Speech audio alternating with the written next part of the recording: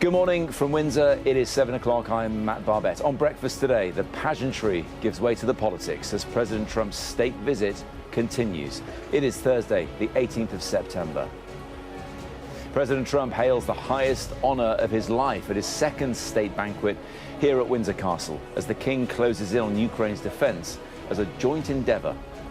Our countries are working together in support of crucial diplomatic efforts, not least of which, Mr. President, is your own personal commitment to finding solutions to some of the world's most intractable conflicts.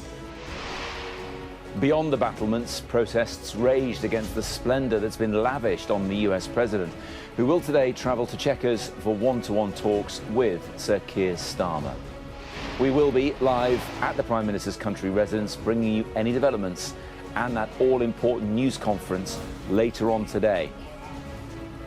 Also ahead, Jimmy Kimmel is seen leaving the studio for the last time after the talk show host was taken off air for his comments on Charlie Kirk's assassination. Plus, we put Meta's new smart glasses to the test, including their promise to pull people away from screens and into real life.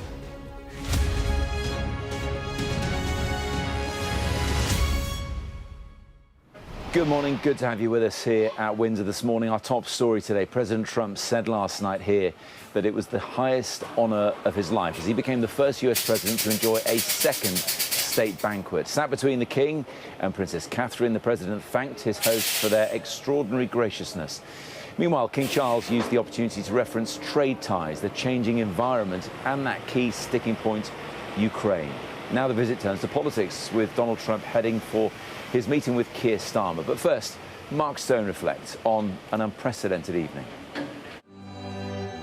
The pinnacle of this state visit, the banquet in Windsor Castle. Into St George's Hall the procession came. This was a who's who, and it was a who's where too. Not just who's been invited, but where they were sitting. The President with the King, of course, flanked by the Princess of Wales and the US Secretary of State. America's Treasury Secretary next to the Queen, the First Lady on the other side. But beyond them, this was a who's who of the business world. Tech CEOs, business leaders. It's what all this is about. It's why it's happening. The speeches, so anticipated, came before dinner, and from a king who, as a prince, spoke his mind, carefully crafted language. Our countries are working together in support of crucial diplomatic efforts, not least of which, Mr. President, is your own personal commitment to finding solutions to some of the world's most intractable conflicts in order to secure peace. Then the President. It's a lot of presidents, and this was the second state visit, and that's the first, and maybe that's going to be the last time. I hope it is, actually. Winston Churchill, to coin the phrase special relationship, but seen from American eyes, the word special does not begin to do it justice. We're joined by history and fate, and by love and language, and by transcendent ties of culture, tradition, ancestry, and destiny. And at the end, historic ties threaded with just a hint of today's politics. Together we must defend the exceptional heritage that makes us who we are, and we must continue to stand for the values and the people of the English-speaking world, and we do indeed stand for that. It began mid-morning. From the window of Windsor's Victoria House, a glimpse of a host awaiting his guest. A presidential arrival by air from the ambassador's mansion to the King's castle. This was to be everything the president wanted, everything Britain could offer. Greeted first off Marine One by the Prince and Princess of Wales. Every step of this mapped, planned, choreographed. And watched too. The President and the First Lady, a relationship scrutinised by some, hand in hand. This then the beginning of an unprecedented second state visit, hosted by the King at the request of the government to dazzle a president precisely because he has proved to be a man of such huge, unpredictable consequence. The transport to the castle, the Irish state coach. All of this, pomp and pageantry with a purpose.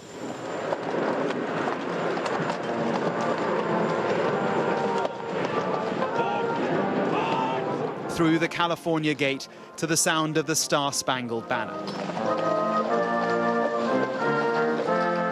All the stops pulled out, all the King's horses, all the King's men, along Frogmore Drive to the castle. And in the quadrangle, with the music, the brigade of guards, a guard of honour.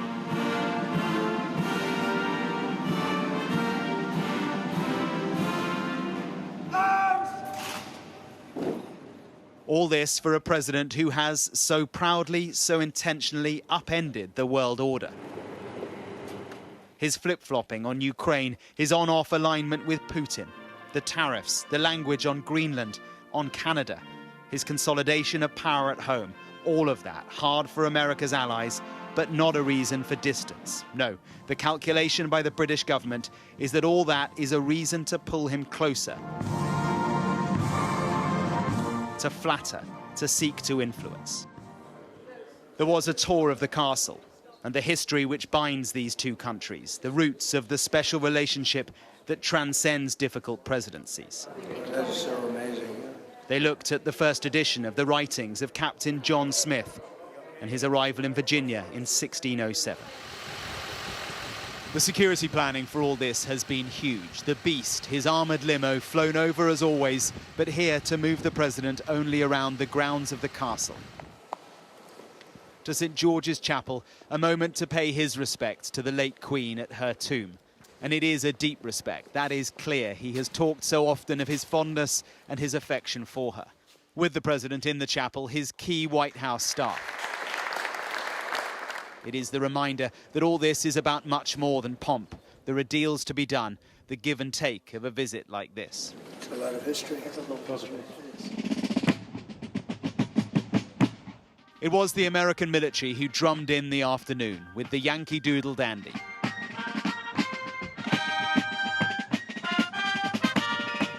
And then a beating retreat, symbolising the end of the day. But, you know, for all that we've seen here over the course of the day, something has been missing. People. It's all felt just a bit flat. Yes, there are some supporters here of Donald Trump, some here too who loathe him, but he has been kept well away from all of them. It's all felt a bit sterile. There was a rapport here, a personal interaction for sure. And from those who saw the day up close with the president, we're told he appeared genuinely moved by an institution he does respect. This day was about honouring the presidency, flattering the president. That's the easy bit. But the day ahead, the politics, the diplomacy, the deals, and the news conference, much harder. Mark Stone, Sky News at Windsor Castle. Well, Mark mentioned there the pivot to politics today. So here's what's to come later on. The president will bid farewell to the King at Windsor and travel on to Chequers, the Prime Minister's country residence, maybe 20 miles as the crow flies, or a helicopter. There he will be welcomed by a guard of honour before a bilateral meeting with the Prime Minister Keir Starmer. Later on, the two leaders will attend a business reception being hosted by Chancellor Rachel Reeves. The President and Prime Minister are then set to hold a joint press conference. And then this evening, the Prime Minister will say goodbye to the President as the state visit draws to a close. Rob Powell is at Chequers for us this morning.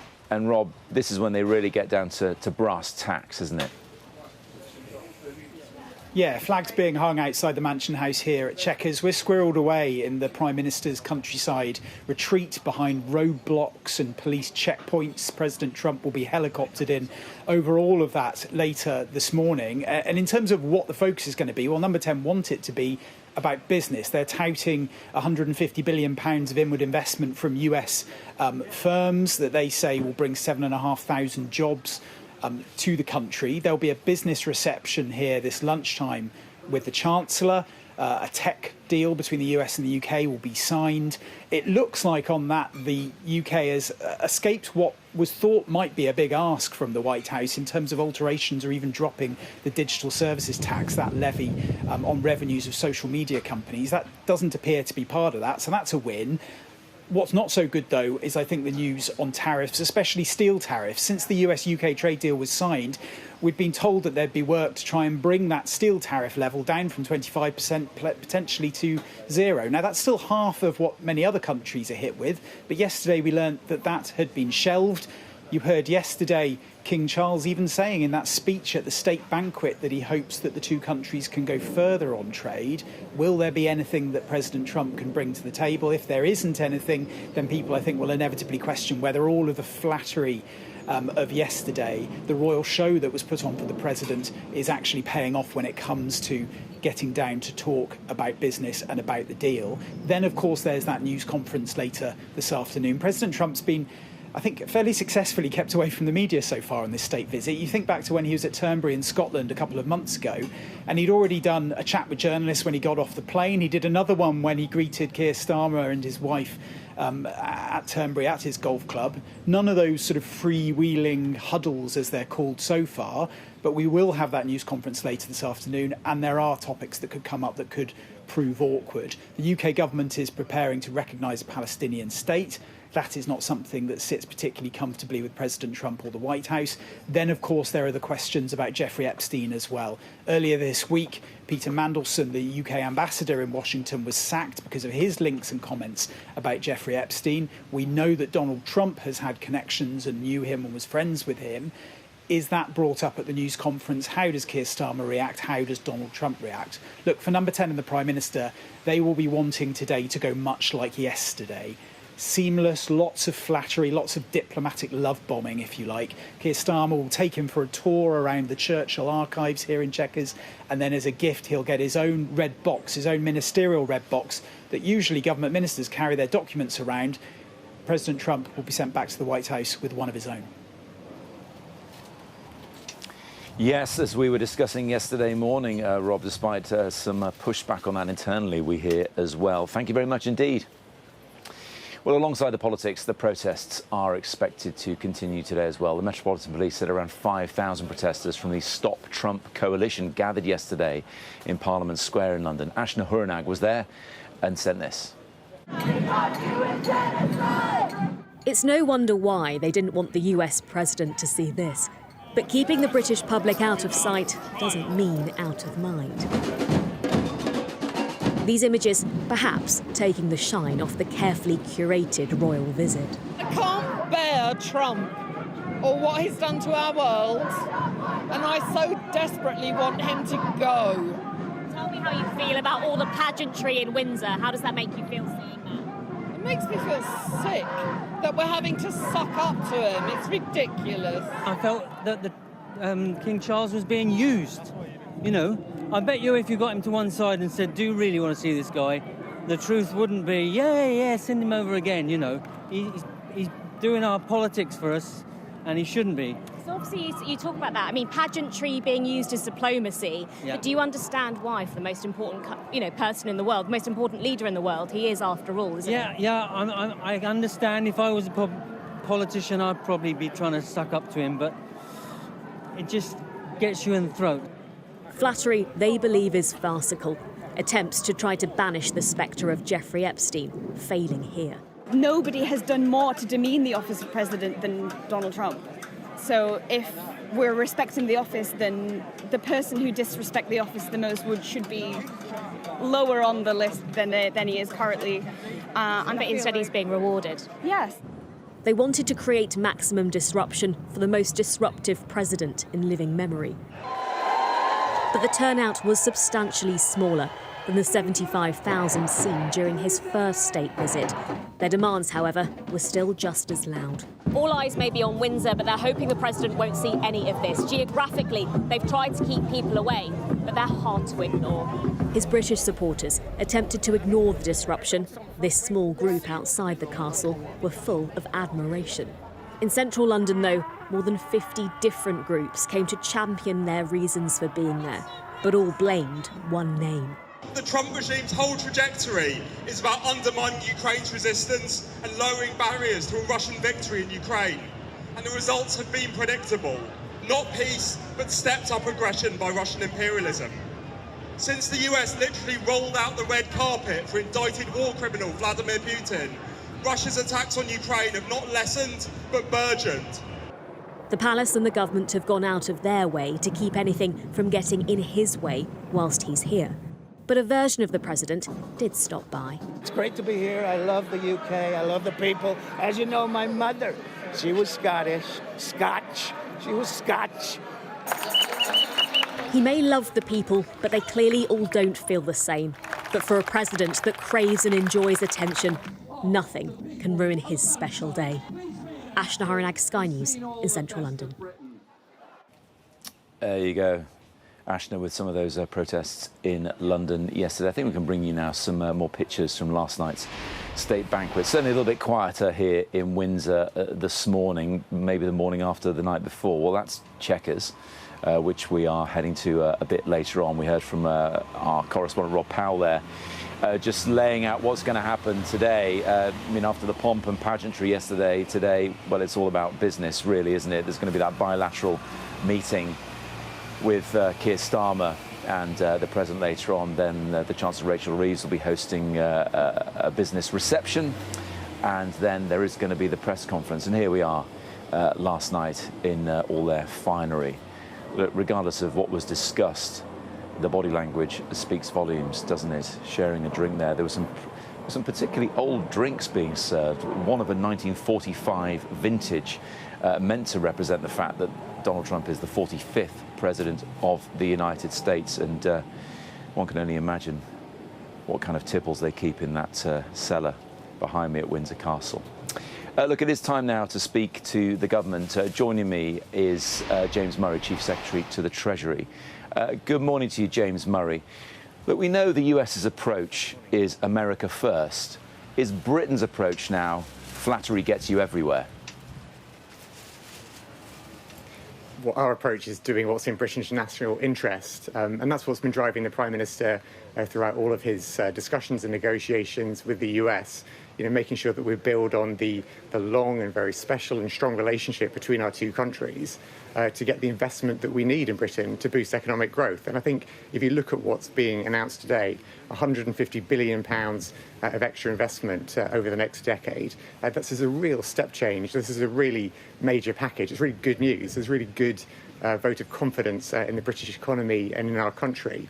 And what it will mean is better jobs. It'll mean more investment. It'll mean better futures for people in Britain. So this is good news for Britain. And as I say, the Prime Minister has been driven by our national interest in everything that he's been doing on this. Yeah. Well, let's just dig into the investment and dig into the jobs. That £150 million is going to represent something like 7,500 jobs, when tens of thousands of jobs have been lost from the economy in recent months. I put it to your colleague Liz Kendall yesterday, and I'll put it to you again. A lot of British businesses will be looking at this and saying, what are you doing for us? You've increased costs. The national insurance rise that they have to pay, they say, is a tax on jobs.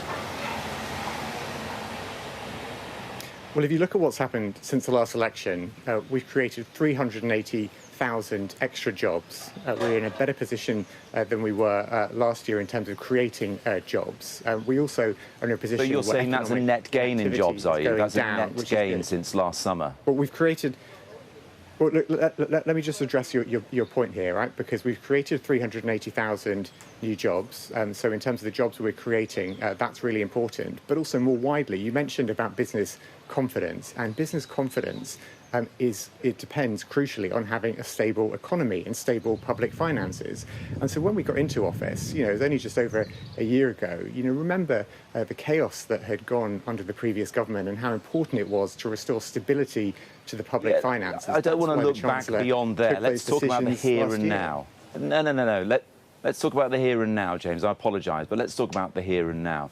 OK, let's move on. £150 billion pounds of investment. It's not for now. It's spread over the next few years. Blackstone represents some 90 billion of that investment, but that's over the next decade. Are you sure they'll stick to that? So you're right that Blackstone have announced this over the next decade because these are really major capital investments. So Blackstone invests in things like social housing, student housing. They own Legoland. They own part of Glasgow Airport. These are real assets. These are real assets, infrastructure in the UK. And so what they've set out is their plans to invest another £90 billion over the coming decade. That will be invested in real assets in Britain, which means real jobs. It means real benefits for people in the UK. It's a major vote of confidence in our country, and that sits alongside all of the other investments as well. If I can give you just one example, Matt, which I think really brings this to life, there's a US company called X Energy. They're going to be working with Centrica, who own British Gas, to build up to 12 advanced modular reactors. That's the smaller variety of nuclear power station. Now, that's a really important new part of our energy mix in the UK to make sure we've got that nuclear energy coming in. This investment will build up to 12 new advanced modular reactors. That's enough energy from those reactors to power 1.5 million new homes, create 2,500 new jobs, boost our economy by billions. It will make a real difference to people's lives. That's the kind of investment we're talking about.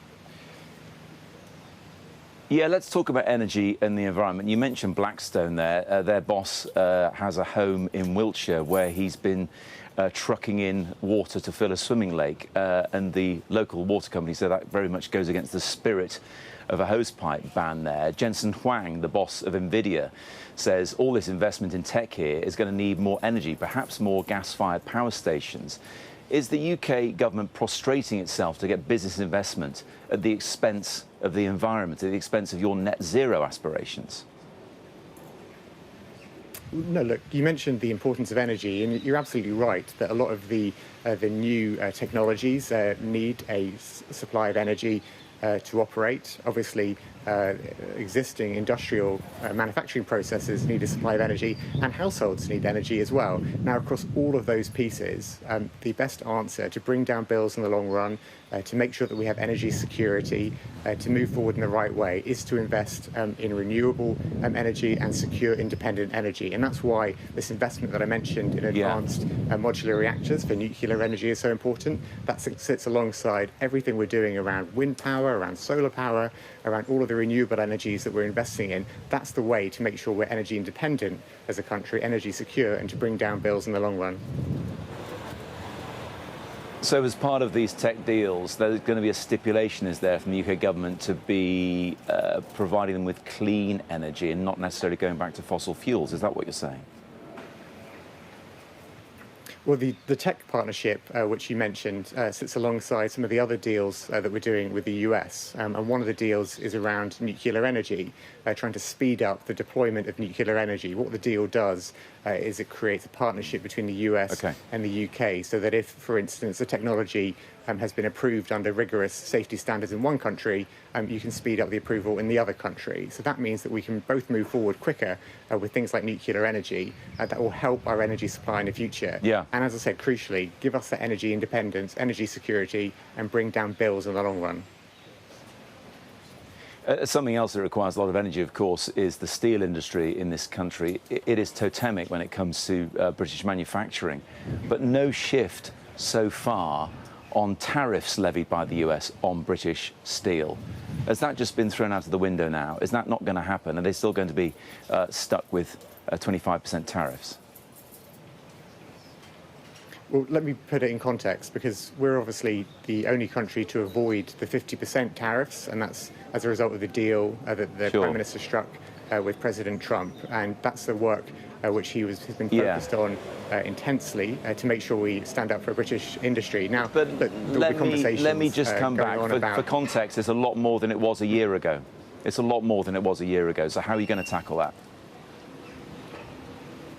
Well, we're standing up for British industry, and the context is the 50% tariffs, and we're the only country to avoid them. Now, look, we will carry on having conversations with the US, and I know that what will drive the Prime Minister at every turn and every conversation he has is the British national interest, standing up for British industry and people in the UK, and that's what will drive him whether it's steel, whether it's getting investment in Britain, whether it's a tech partnership that you mentioned, whether it's a nuclear energy partnership. All of the work that we're doing is about investing in our country, boosting jobs and making people better off by putting more money in their pockets. Now, listen, just to finish off, you don't need me to tell you there's a little bit of unrest in the Parliamentary Labour Party because of what we've seen over the past 3 weeks. This morning, we're hearing about what Shabana Mahmood, the new Home Secretary, said in terms of how the High Courts have handled this bid by an Eritrean man not to be put on a flight from the UK to France, citing anti-slavery laws as an issue. In tackling this, in reform driving the agenda on migration, is Labour at risk of forgetting its values, forgetting how the rights of law protect people's rights as well? No, not at all. What's driving this is what's important to the British people. And as the government, we're responding to what's important to people in the UK. And people have said, and people are right to feel angry about the level of illegal migration. People are right to feel they want hotels to close. People are right to feel they want the government to do more on this. And that's exactly why we're doing more on this. That's exactly why we're closing hotels. We're going to close all the hotels by the end of the Parliament. That's exactly why Shabana Mahmood, the Home Secretary, said overnight how intensely frustrating it is to have the deportations under the new deal with France delayed. We've got people detained, ready to go. Yeah. She's made very clear she'll do whatever it takes to make sure these deportations can go ahead imminently. We're responding to the priorities of the British people, and that's what drives us every day in government. But James Murray, let me just finish off. The language you're using there to describe deporting people, putting them on planes, is very similar to what the Conservatives said about the Rwanda scheme. Well, look, we know that when the Rwanda scheme was set up, that was about moving people to another country with which they may well have no connection at all. This is not comparable because this is returning people to Europe to get their asylum applications processed there. And this deal is a landmark deal. It's a deal which is important to take forward. It's intensely frustrating, what's happened over the last few days. We will fight to make sure it can go ahead, and we will get people deported imminently. And if you listen to what the Home Secretary said, that's very clear, and we know how determined Shabana is to make sure this happens, because we're not going to let these last-minute vexatious attempts to frustrate our policy get in the way. We're going to take this forward and stand up for the British people. James Murray, appreciate your time this morning at Chequers. Thank you very much indeed. Just on the financial news, of course, we're expecting an interest rate decision at midday from the Bank of England. For now, Leah, back to you. OK, thanks so much, Matt. Let's get more there on what Matt had been discussing with James Murray, because the Home Secretary, of course, vowing to appeal a ruling by the High Court that's temporarily blocking the deportation of an Eritrean man who came to the UK by a small boat. Murray's here. This is one of the biggest issues, migration, numbers over the channel. Yeah. And what James Murray was hinting there is that it's all under control, there's no split, and they're pushing forward with this High Court battle. Yeah, James Murray basically saying, we're not the same as the Conservatives, it's a different type of policy, ours is going to be much better. Government sources continue to insist to us that these deportations will happen this week, despite some of these legal challenges that have clearly frustrated the process thus far. I think it's really interesting on a couple of levels. I mean, Matt was asking James Murray there about some of the rhetoric, some of the language that the new Home Secretary, Shabana Mahmood, has been using when it comes to these legal challenges. So just to remind viewers, she said yesterday, last-minute attempts to frustrate a removal are intolerable, and I will fight them at every step. Migrants suddenly deciding that they are a modern slave on the eve of their removal, having never made such a claim before, make a mockery of our laws and this country's generosity. So that's some of the rhetoric that has made some people uncomfortable. And this is the difficulty, is Shabana Mahmood is clearly wanting to an extent, take a stand and almost show everyone that she has arrived, that she is going to be more robust, more hardcore than, let's say, her predecessor, Yvette Cooper. And already the language is reflecting that. Now, it's always important to say we hear these things all the time. We've heard this from the Conservatives before, we hear this from Labour now, we hear the same language from Reform. It is all utterly irrelevant until they actually deliver. So it's just important to point that out. But nonetheless, they are trying to show that there's been a shift in thinking in government on this, which is why the rhetoric has been quite stark. Home Office is appealing the decision from the High Court and is also urgently reviewing the Modern Slavery Act as well, because there's concerns, obviously, that has been used to kind of frustrate the process. The difficulty is, despite what James Murray might say around the fact that this is obviously nothing like the Rwanda policy, and in many ways it's not, of course it's not, there are similarities or familiarities that we can see in terms of some of the legal challenges stopping people being able to be flown somewhere. We've seen that before with the Rwanda scheme. Tories are essentially saying, we told you so, we told you this was going to happen, we told you that these lefty lawyers were going to make your lives a misery in the Home Office, and what they're arguing is this is them being vindicated that it's harder than it looks. The real question is this just a kind of bump in the road before this pilot scheme really does get going in earnest and potentially becomes a success? Or is this a sign of more difficulties to come? And we don't know that yet. OK, Mari, thank you so much. Really appreciate that. Also today, US talk show host Jimmy Kimmel has had his programme suspended. This is after he was accused of making offensive comments about right-wing influencer Charlie Kirk. Kimmel was seen leaving his studio in Hollywood just as the show was due to begin. Earlier this week, he suggested on air that Donald Trump's allies were using Kirk's death for political gain.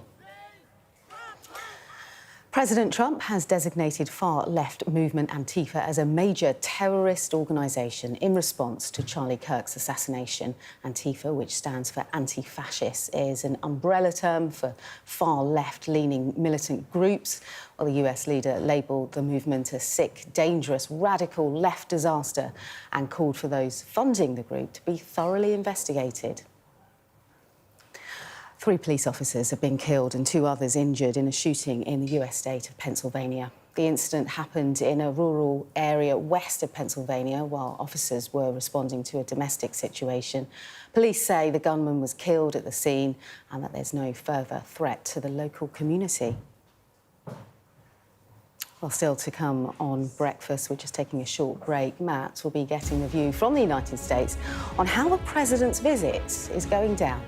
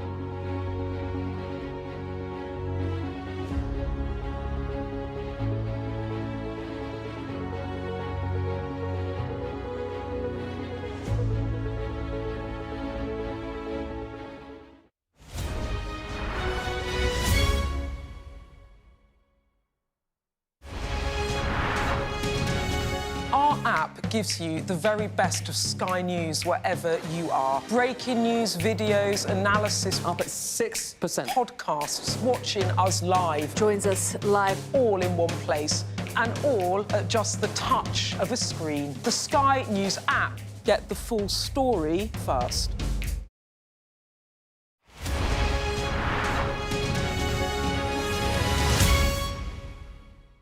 I'm David Blevins, and I'm Sky's senior Ireland correspondent. I've spent 30 years reporting the journey from conflict to peace. The end of the political stalemate, the start of a new chapter for Northern Ireland. Catholics and Protestants now facing the same threat. If we both contract COVID-19, religion's nothing. Sky News, the full story first.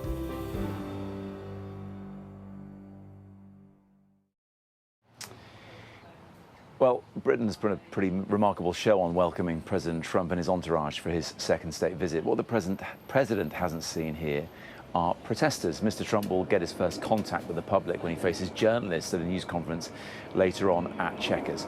Let's bring in US political commentator and journalist Scotty Nell Hughes now to discuss all this. Good morning to you.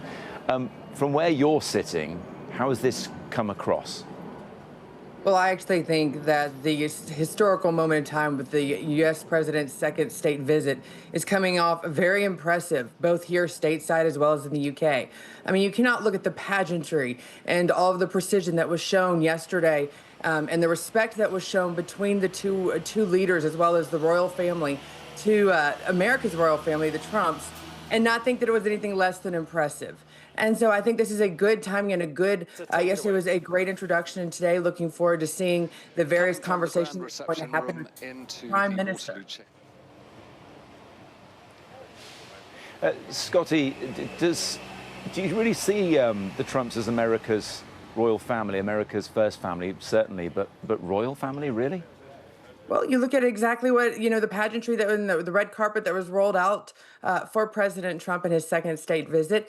And at this point, obviously, I mean, we used to think the Kennedys were, but President Trump and his family continues to be not only successful in politics here in the U.S., but also business as well as pop culture. So as of this point, I don't think anybody can debate that the Trumps are considered to be the royal family of the United States and deservingly treated so by the U.K. and the royal family.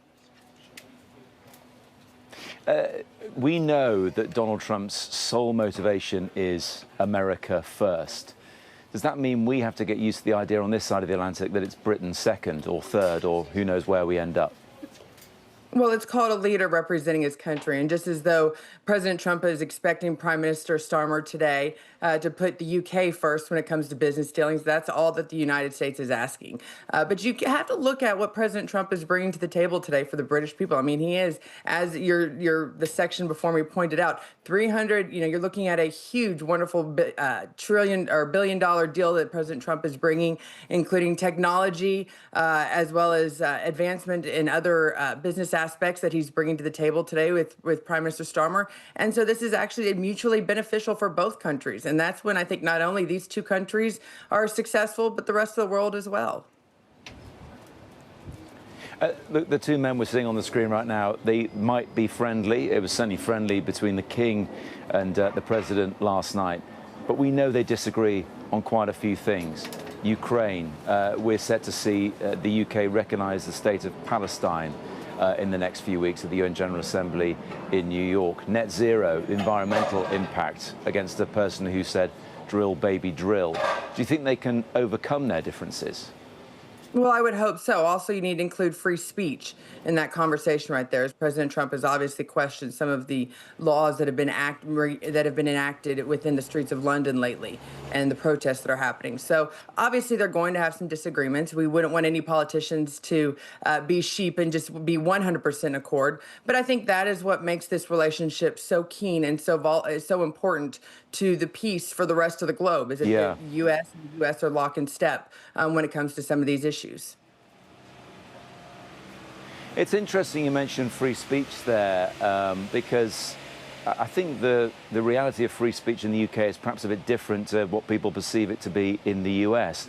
And I say this the morning after ABC cancelled Jimmy Kimmel's show because of something he said. So is free speech really alive and well in the US? Oh, but there's a big difference. See, ABC is a company. It wasn't like the government stepped in and said, you must cancel Jimmy Kimmel. This was decisions made by private business owners, unlike in the UK sometimes where you do see censorship being brought down by the government for posts that people are putting on their social media or even conversations in the street. Big difference between private companies making the decision that they feel like is best, considering what is going on in America today and the conversations that we are having to have due to breaking news headlines that unfortunately have happened in the U.S. Versus what we've seen happening over the past few years and continuing to escalate within the U.K. But you're right, it's not government action in the US that prompted Jimmy Kimmel's show to be cancelled, but certainly fear of what the government might think is playing a part, isn't it? There's a difference between thinking and a law. So if the U.S. made a law, and I think that's why you're having a lot of conversations about how we make sure that we have respectful and what really is hate speech in the U.S. going forward. There is a big difference. Even if we don't agree with it here in the United States, we still want us to be able to have those conversations and people to be able to have that freedom to be able to talk. But the difference is we don't want to obviously motivate violence, something that unfortunately has been happening in the streets of political discord lately in the U.S. That's quite different from what's happening in the UK right now. And I think that is why you have people like Elon Musk and others taking up and saying we need to stop this before it gets out of control within the streets of the UK. And I think that's why President Trump will have that conversation today with Prime Minister Starmer, saying that you probably need to address this situation before it continues to grow. Yes, Elon Musk speaking out here in the UK is certainly some people like it and others really can't. But he has the freedom to say what he likes, of course. Scotty Nell Hughes, really appreciate your time this morning. Thank you very much indeed. Thank you. Royal correspondent Rhiannon Mills is here with me now at Windsor Castle. A little bit like the morning after the night before, isn't it? It is, and our heads are obviously all starting to get into the politics of it all, but I suspect that for Donald Trump, as he's waking up this morning, it's still very much in the pageantry of everything that we saw yesterday. Well, he might be a bit jet-lagged, to be fair. Yeah, he might be, but I just think he was really energised by yesterday. Some said that at times he looked a little bit nervous. He was kind of being guided by members of the royal family as to what to do. Nobody wanted to put a foot wrong. Obviously, those pictures were going right around the world. And in his speech last night, look, he made it abundantly clear this is one of the highest honours that he's received in his life, and he couldn't have been happier to be hosted by the King. Didn't want to put a foot wrong, and when they were out walking about in the grounds of Windsor Castle, didn't want the hair to be out of place. It was pretty windy, and I noticed the President and the King constantly patting down their hair, so it wasn't, I need their hairspray. Wasn't flying away. Rhiannon, I was massively envious that you got inside the walls for a bit. Yeah, just describe what it felt like being there. Describe the atmosphere, because it did look impressive on screen. Whatever you think of whether we should have given him this honour or not, being in the grounds of Windsor Castle, in that quadrangle, it was just the perfect amphitheatre for the most amazing display of what UK PLC is all about. Only we can do military pageantry on this scale, and this was the largest that we'd given for any world leader in a really long time.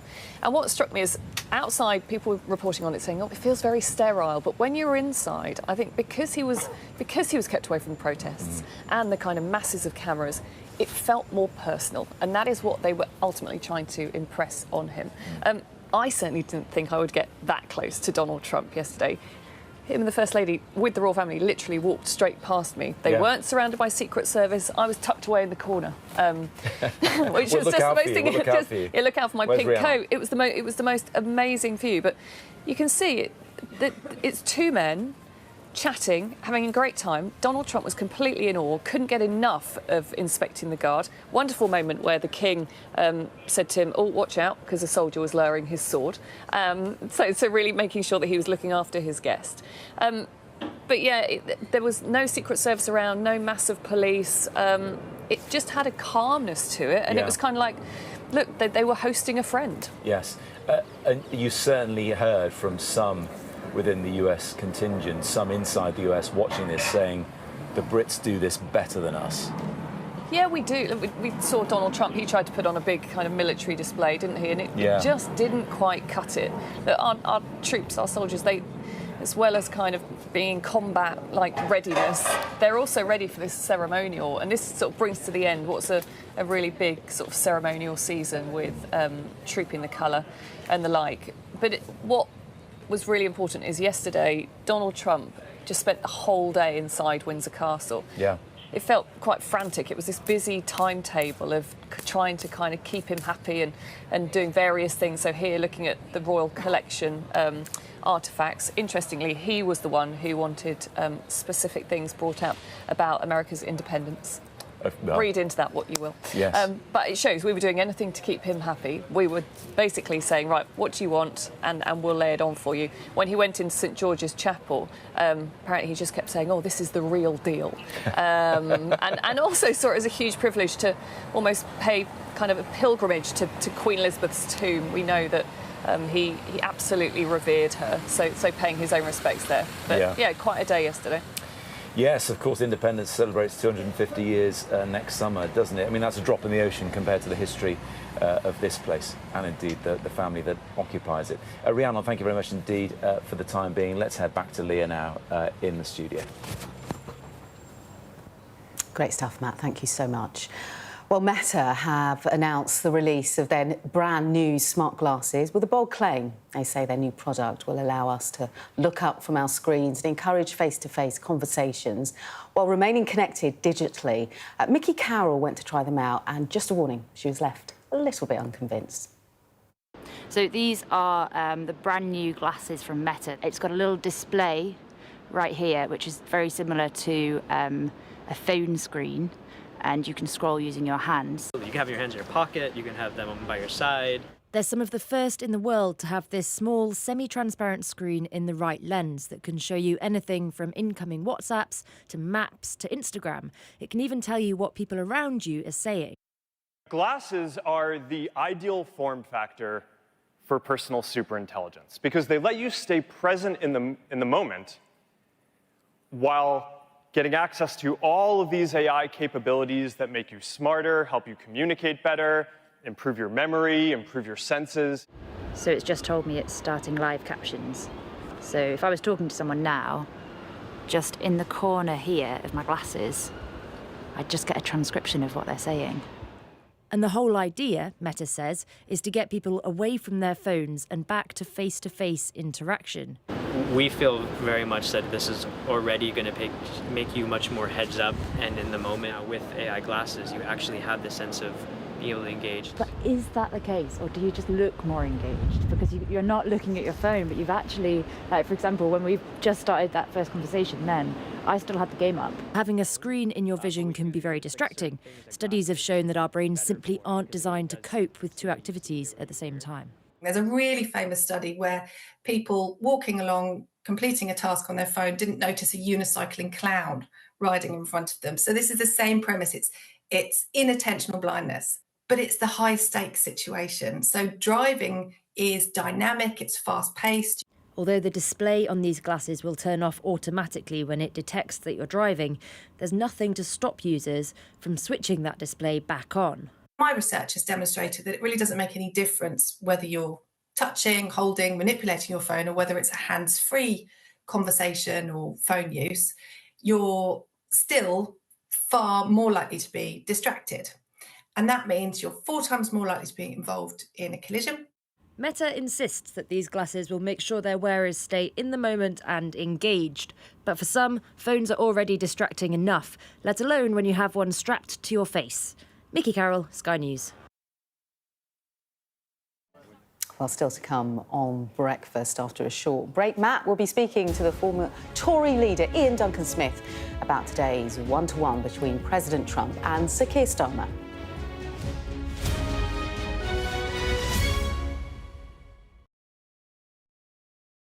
I'm Dominic Waghorn, Sky's International Affairs Editor, covering a world that seems to be unravelling. War, unrest, revolutions. It's not his country, it's ours. They have succeeded for the first time in their country's history in removing a leader from power. No freedom! Sky News, the full story first. There was fighting here, but there's clearly now a lull, and they're using it to bring up more ammunition. This is a mass exodus in which Russia is hemorrhaging some of its brightest and its best. According to the local weather channel, there have been more than 2,500 lightning strikes and flash flooding, all on top of this week's lethal tornado. What stays with you most in this job is some of the people you meet. What is your worst fear about what the Russians want to do to the children? They're just boosting demographics by stealing young people. Would you like to take the opportunity, Mr. President, on Sky News to invite Barack Obama to come here? Mr. Trump, are you running for president? Can you confirm it? We're going to take a look, a very serious look. On that day, we saw your fighters killing women, killing children. Was that a mistake? Did you go too far? You couldn't control your fighters? The full force of the state is being used to crush any protest. Free wherever you get your news. It's half an hour now past the deadline that Hamas issued, and we've now seen a third barrage of rockets coming in. Another alarm. The mood here is jittery and nervous.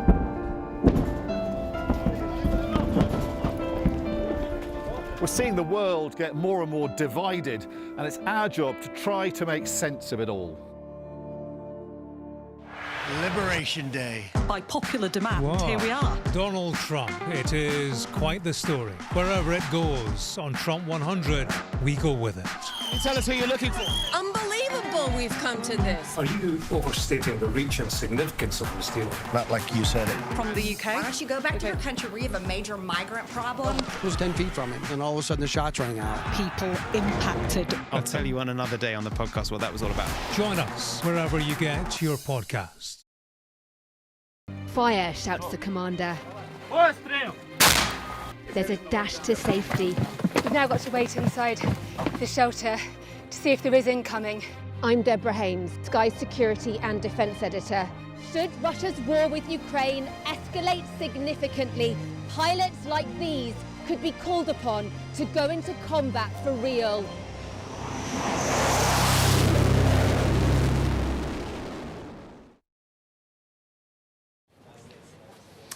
Welcome back to Windsor Castle. It was the conclusion to a day of great spectacle as King Charles and President Trump addressed royals, politicians and business leaders at the state banquet in Windsor Castle behind me. The King was keen to stress what he called Britain's enduring bond with the United States and commended President Trump's commitment to ending wars, in his own words. For his part, the President appeared to stick mostly to script, heaping praise on the King and hailing the so-called special relationship between the two countries. That word special crops up many times. Let's hear what was said. Mr. President, Mrs. Trump, it is with great pleasure that my wife and I welcome you to Windsor Castle on this, your second state visit to the United Kingdom. This unique and important occasion reflects the enduring bond between our two great nations, anchored by the deep friendship between our people. This relationship, which, with good reason, we and our predecessors have long called special, has made us safer and stronger through the generations. Our people have fought and died together for the values we hold dear. We have innovated, traded, and created together, fueling our economies and cultures through myriad forms of exchange. We have celebrated together, mourned together, and stood together in the best and worst of times. Mr. President, you have spoken of your pride in your British roots. In fact, not only have you set foot on British soil twice in the last 2 months alone, but I understand that British soil makes for rather splendid golf courses. Mr. President, from York to New York, from Birmingham, England to Birmingham, Alabama, we are united by a common language and shared heritage. The many thousands of people from each of our countries who have made the other their home have enriched our societies immeasurably. a fact that gives me the greatest pride. Together, our scientists and engineers are shaping the world of tomorrow, not least with new partnership agreements on technology and the prosperity that stands to bring. Our countries have the closest defence, security and intelligence relationship ever known. In 2 world wars, we fought together to defeat the forces of tyranny. Today, as tyranny once again threatens Europe, we and our allies stand together in support of Ukraine to deter aggression and secure peace. And our AUKUS submarine partnership with Australia sets the benchmark for innovative and vital collaboration. Our countries are working together in support of crucial diplomatic efforts, not least of which, Mr. President, is your own personal commitment to finding solutions to some of the world's most intractable conflicts in order to secure peace. So, in renewing our bond tonight, we do so with unshakable trust in our friendship and in our shared commitment to independence and liberty. Therefore, as we celebrate this unparalleled partnership, allow me to propose a toast to President Trump and the First Lady, and to the health, prosperity and happiness of the people of the United States of America. King Charles there, flanked by President Donald Trump and Marco Rubio, his Secretary of State. As you could see there, the absolute pomp and grandeur, some 1,500 pieces of cutlery at that dinner. So just pause for a moment and consider the washing up that happens after it. And here you go, some more pictures from last night as they toasted proceedings. That's the pomp. Today, they're down to business. We'll be hearing more from Chequers in the 8 o'clock hour. Don't go away.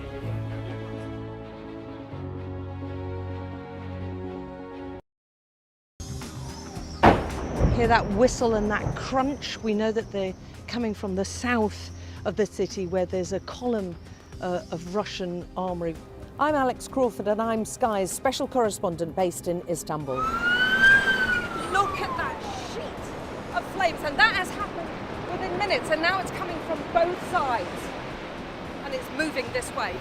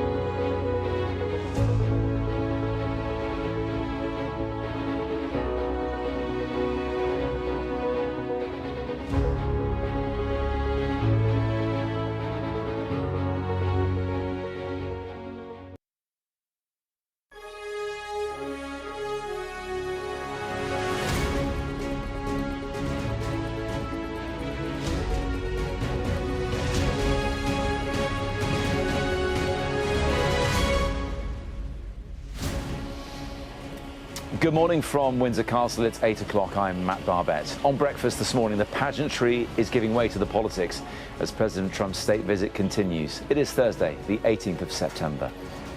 President Trump hails the highest honour of his life at his second state banquet here at Windsor Castle, as the King closes in on Ukraine's defence as a joint endeavour. Our countries are working together in support of crucial diplomatic efforts, not least of which, Mr. President, is your own personal commitment to finding solutions to some of the world's most intractable conflicts. Beyond the battlements, protests raged against the splendour that's been lavished on the US President and his party, who will travel to Chequers today for one-on-one talks with Keir Starmer. We'll be live at the Prime Minister's country residence, bringing you any developments and that all-important news conference later on today. Also ahead, Jimmy Kimmel is seen leaving the studio for the last time after the talk show host was taken off air for his comments on Charlie Kirk's assassination. Plus, we put Meta's new smart glasses to the test, including their promise to pull people away from screens and into real life.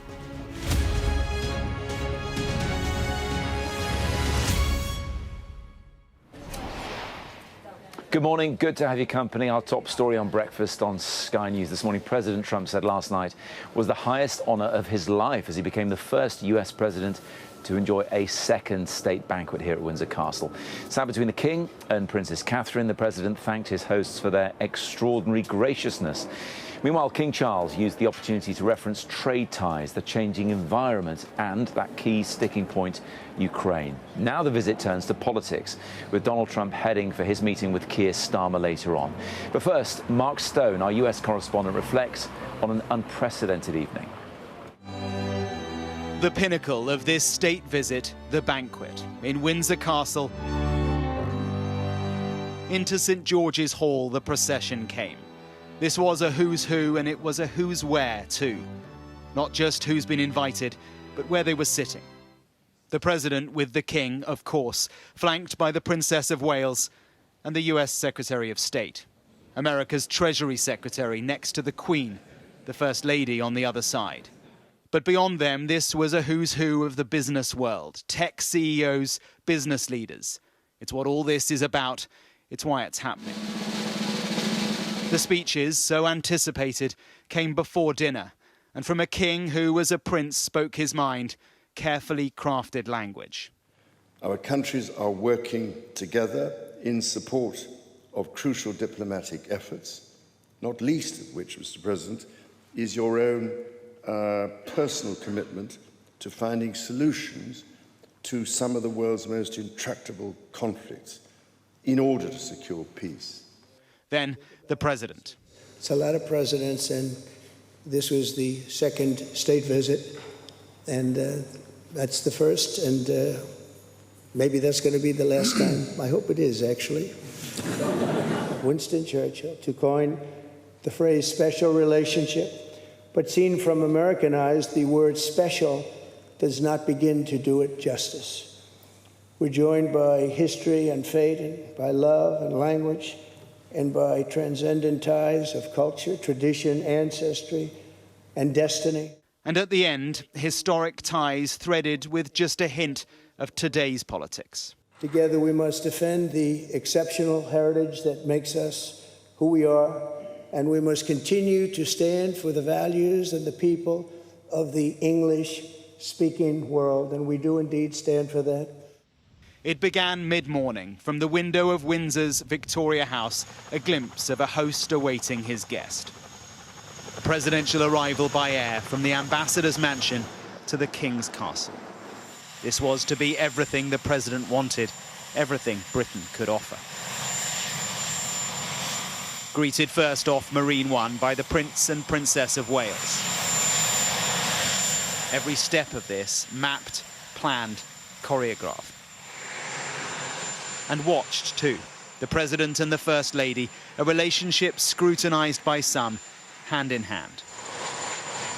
This then the beginning of an unprecedented second state visit, hosted by the King at the request of the government to dazzle a president precisely because he has proved to be a man of such huge, unpredictable consequence. The transport to the castle, the Irish state coach.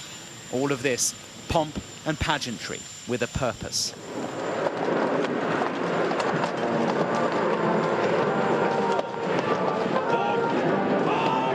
Through the California Gate to the sound of the Star-Spangled Banner. All the stops pulled out, all the King's horses, all the King's men, along Frogmore Drive to the castle. And in the quadrangle, with the music, the brigade of guards, a guard of honour.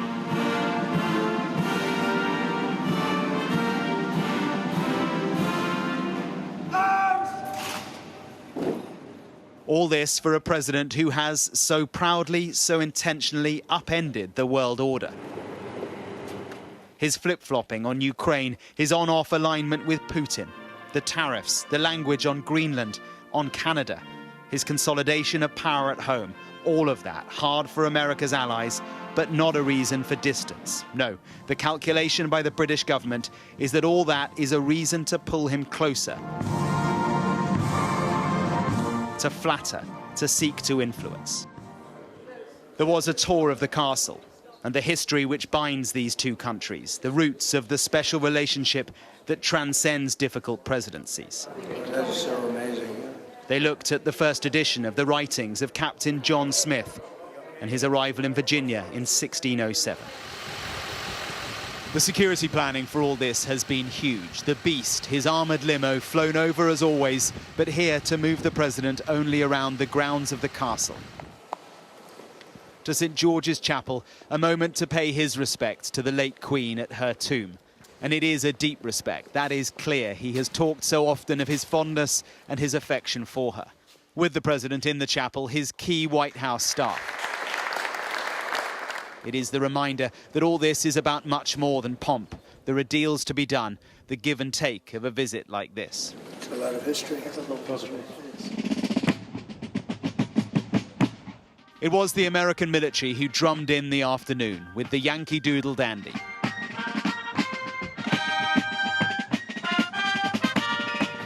And then a beating retreat, symbolising the end of the day.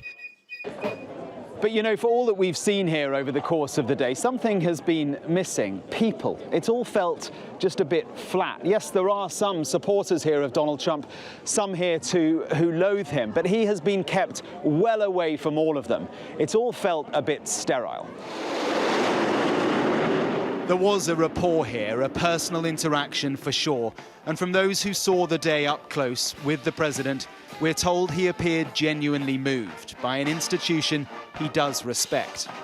This day was about honouring the presidency, flattering the president. That's the easy bit. But the day ahead, the politics, the diplomacy, the deals, and the news conference, much harder. Mark Stone, Sky News at Windsor Castle.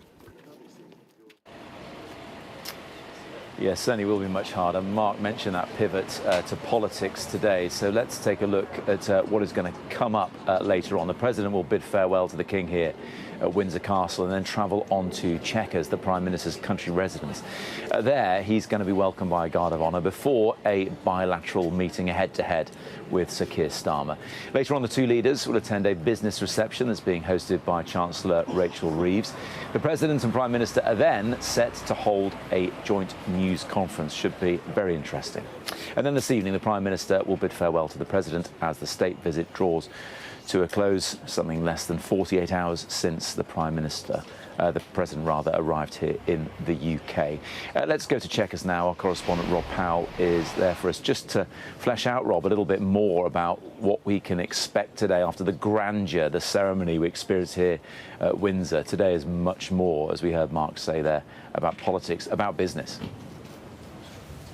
Yeah, we're squirreled away in the Buckinghamshire countryside, but behind police checkpoints and roadblocks. President Trump will be helicoptered directly in here later this morning.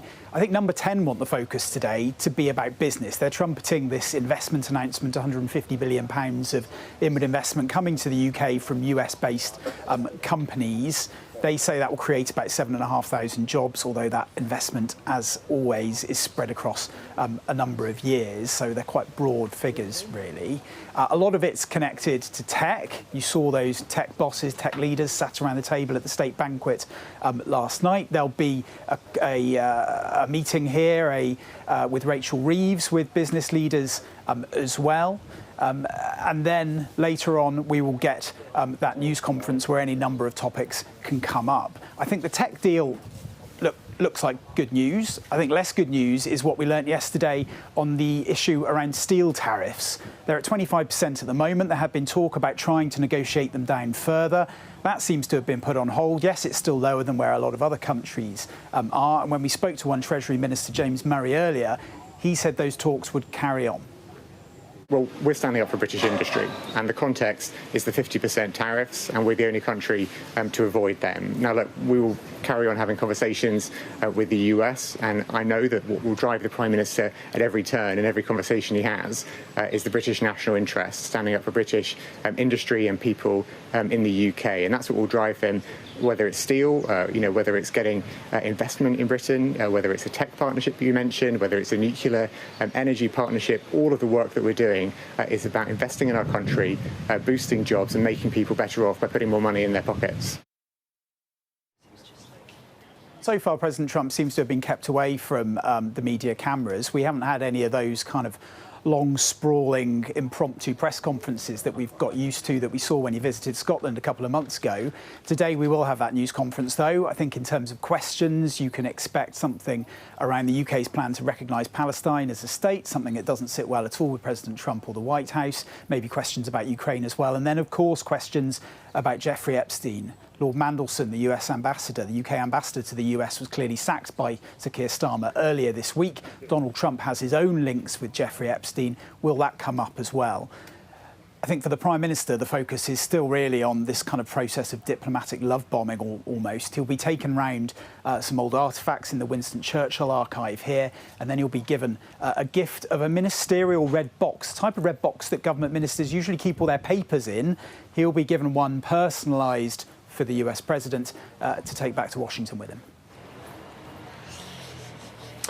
Rob at Chequers, thank you very much indeed for the time being. We'll hear much more from you later on, of course. Alongside the politics that Rob was talking to us about there, the protests are expected to continue today as well. The Metropolitan Police said around 5,000 protesters from the Stop Trump coalition gathered in Parliament Square in London yesterday.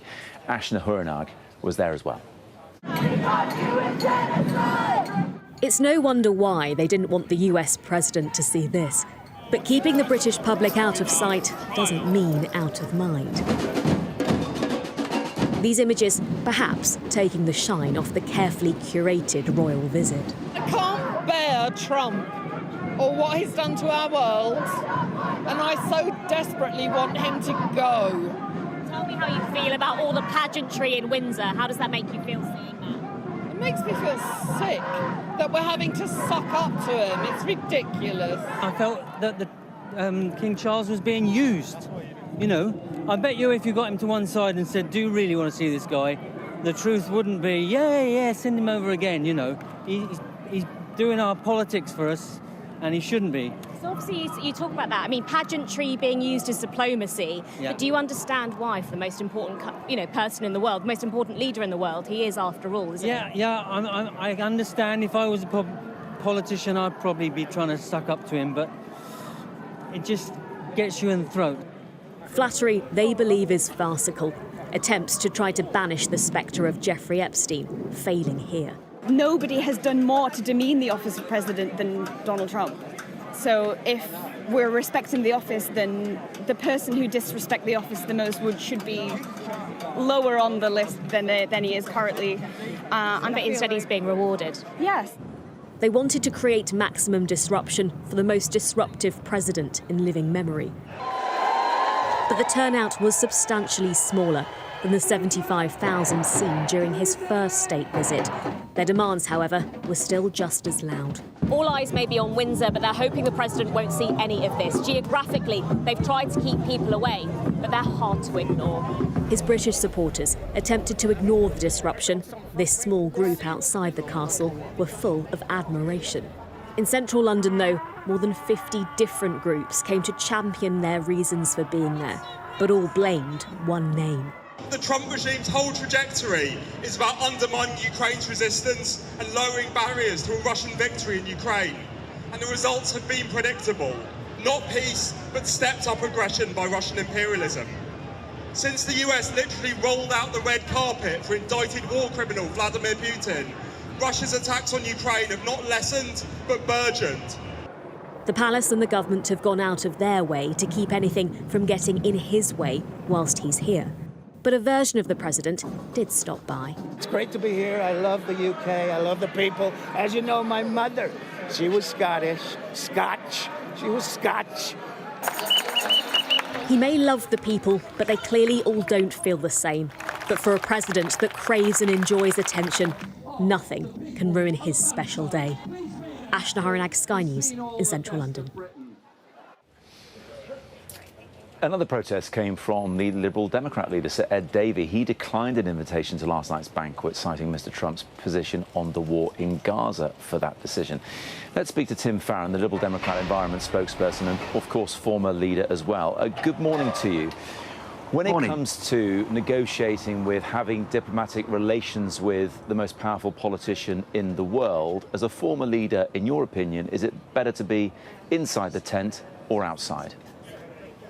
Inside, however, having been party leader, as you say, I've been invited, and it's an honour to be so, to the palace when Her Majesty, Her late Majesty the Queen, was on the throne for visits, for example, from the King of Spain. I know that it's a great honour, and you don't turn it down lightly. I also know you get about 3.5 seconds with a handshake when you're the leader of the third or fourth party, as I was at the time, with the visiting dignitary. And so what Ed Davey has done, I think, after deep thought, prayer and much consideration, was to use his voice, such as it is, on behalf of the millions who agree with us on this, to be able to make some kind of a statement, which his declining of the invitation has done, that the one man in the world who could actually end the Gaza outrage is indeed President Trump, with a phone call to Prime Minister Netanyahu. And the very fact we're talking about this now kind of proves the point that it was effective. And I know, I mean, Ed himself has, in his, lovely self-deprecating way, said that he doesn't think Donald Trump's probably ever heard of him. But you can absolutely be certain that Keir Starmer's heard of Ed Davey. And in the days and indeed the hours that follow this, putting pressure on Keir Starmer to make sure that he emphasises that message, that the starvation and the shooting of the innocents in Gaza must stop. That's a powerful thing for Ed to have done. Yeah. If Ed Davey was in there, President Trump would put a name to a face. 3 seconds, whatever it was, he could have said something to him. I'm not convinced. I see the point. I mean, and it's not a black and white issue.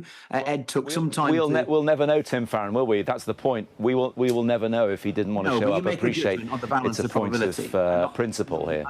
Yeah, but on balance, Ed weighed, I think, up the options. I think he made the right decision. When all said and done, there are millions of people watching this programme who, perhaps like me, you may on the one hand think Israel's got the right to defend itself and to be a state which has got the right to exist, that Hamas should release the hostages and they are guilty of appalling outrages from the 7th of October and other time as well. And also think that Netanyahu is waging an outrageous assault on innocent people at the same time, and it must stop. And they, like me, perhaps feel powerless.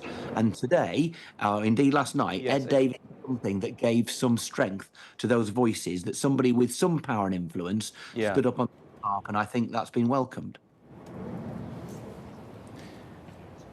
Yeah, listen, I'm afraid we're going to have to leave that issue there, but I certainly get your strength of feeling there.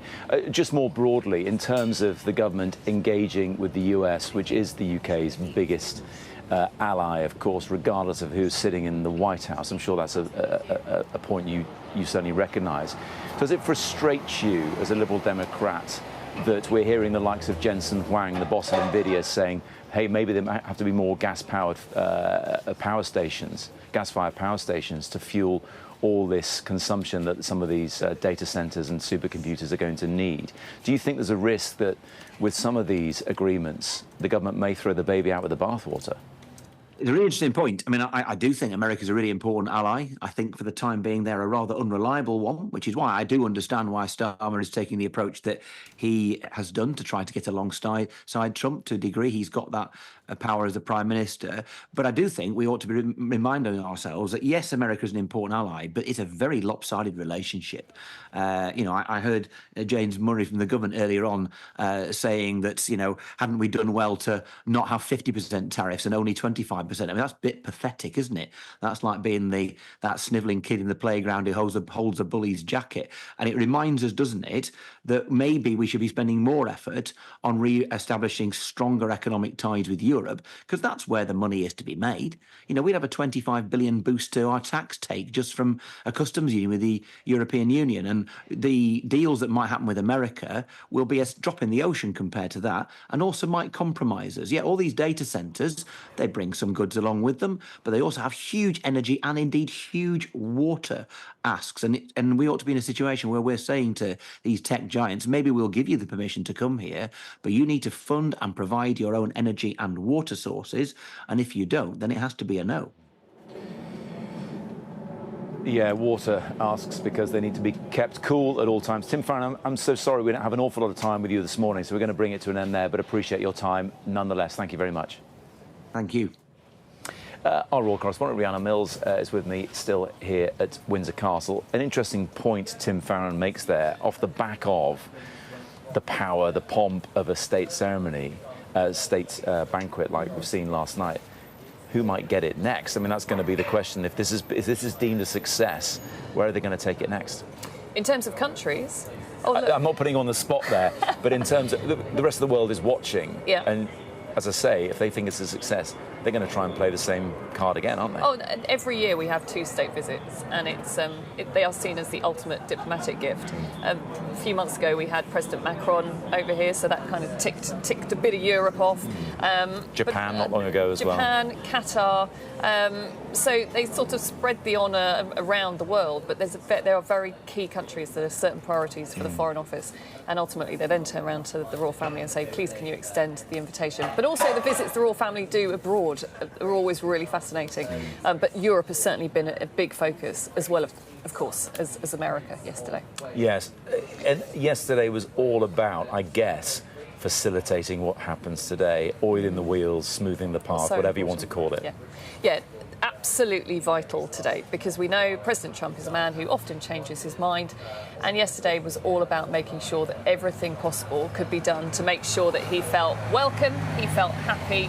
This was about family to family as well as state to state. And Donald Trump himself made a lot of the fact that I'm friends with King Charles. Maybe that was overstating it, but definitely, and I was up close, you saw that friendliness between the two men. Genuine warmth, not rictus grins? No, not at all. I think it really was. And also I think King Charles, he's so interested in kind of informing people about what's going on around him. He's a very cultured man. He wants to explain to people the history and everything that it means and symbolises. Yeah. And with President Trump, he had an audience who could not get enough of that.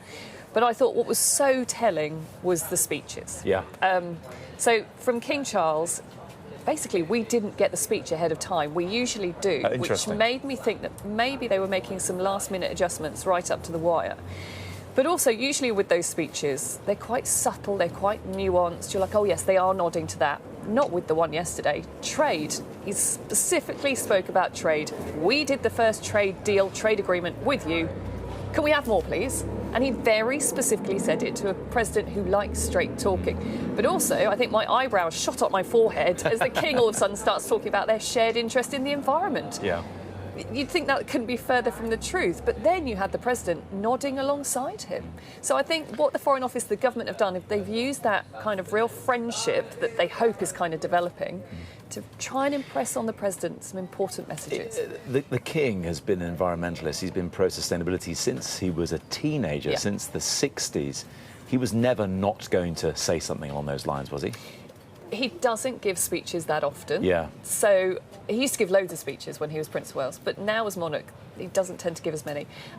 So yeah, I think any time he is taking to his feet to address what he knows will be a huge global audience, he will take that opportunity. And obviously we've got COP coming up at the end of the year as well. So for him, kind of pushing that environmental agenda to one of our most important bilateral partner, who we know Donald Trump does not have a great track record on the environment. Yeah, I think kind of pushing that message, not necessarily one from the government, possibly, but also a very personal message there, I think. Yes, COP being that climate conference in Brazil this time round, isn't it, in late November, December. It should be interesting to see how that pans out. Rhiannon, thank you very much indeed for the time being. Our US correspondent Mark Stone joins us now from Chequers, has flown over, I think separately, Mark, from the president himself to be here and help us understand how this is all playing out from a US perspective. We were hearing Rhiannon say there how it was managed, perhaps right up to the last moment, by the King and his team. Do we think the same was done by Donald Trump and the White House team? Yeah, I think so. Look, this has gone down very, very well on the other side of the Atlantic. It is front page news. It was the cable news channels were wall to wall Windsor yesterday, all about the optics, just what the president would have wanted. And from Windsor, everything moves here to Chequers later on today. First time I've been here. It's quite the place. And I think, you know, clearly very different from Windsor, but it feels very British countryside. And I think that's what Donald Trump will enjoy here. They're going to pull out all the stops here. But it's where the rubber hits the road. It's where things get really very tricky, I think, for the politics and that news conference later on today. But, you know, there is another story that is dominant in the United States today, which has taken some of the headlines. And it is what Donald Trump, in fact, was posting on social media, perhaps from his four-poster bed in Windsor Castle, who knows. But he was on social media late last night. And that is the cancelling of Jimmy Kimmel, a comedian, late-night talk show host, a very, very prominent figure in popular culture in the United States. Well, ABC and its owners, Disney, last night said that his show was being pulled off air indefinitely for his offensive and insensitive comments. This after the comedian said that the MAGA gang are desperately trying to characterise the kid who murdered Charlie Kirk as anything other than one of them, doing everything they can to score political points from it. Now, why am I talking about this now? Why is it relevant? Well, A, because the president has been commenting about it overnight from Windsor Castle, but also because critics of the president will say this is another breathtaking taking of power by the president. His ability to be able to mould even popular culture and prevent what critics of the presidency would say is prevents free speech. Donald Trump is all about free speech, but only, they say, if it is positive about him, and anything that is negative, and clearly these comments from Jimmy Kimmel were negative about Trump and the presidency. He called him a 4-year-old and not a president. The result is that Disney, critics would say, has felt compelled, pressured to cancel one of their biggest late-night stars. So a fascinating dynamic here. And free speech, Matt, you can be sure, will be one of the questions that comes up at the news conference later on today, because, of course, Trump said nothing critical of Britain yesterday. Of course he didn't. His team didn't either.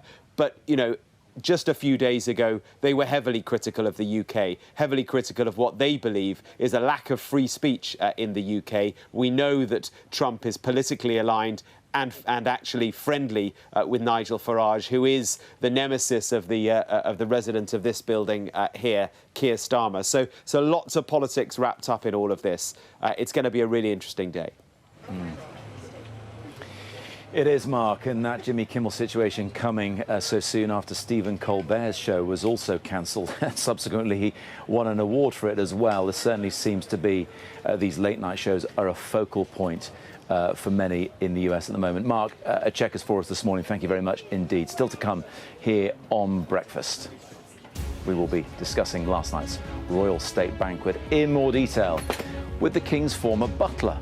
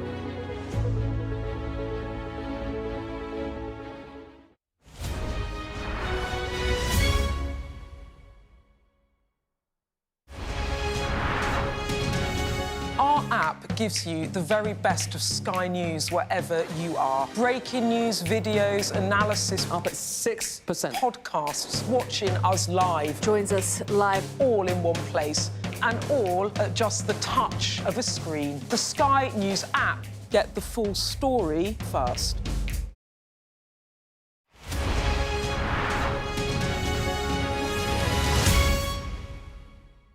I'm David Blevins, and I'm Sky's senior Ireland correspondent. I've spent 30 years reporting the journey from conflict to peace. The end of the political stalemate, the start of a new chapter for Northern Ireland. Catholics and Protestants now facing the same threat. If we both contract COVID-19, religion's nothing. Sky News, the full story first.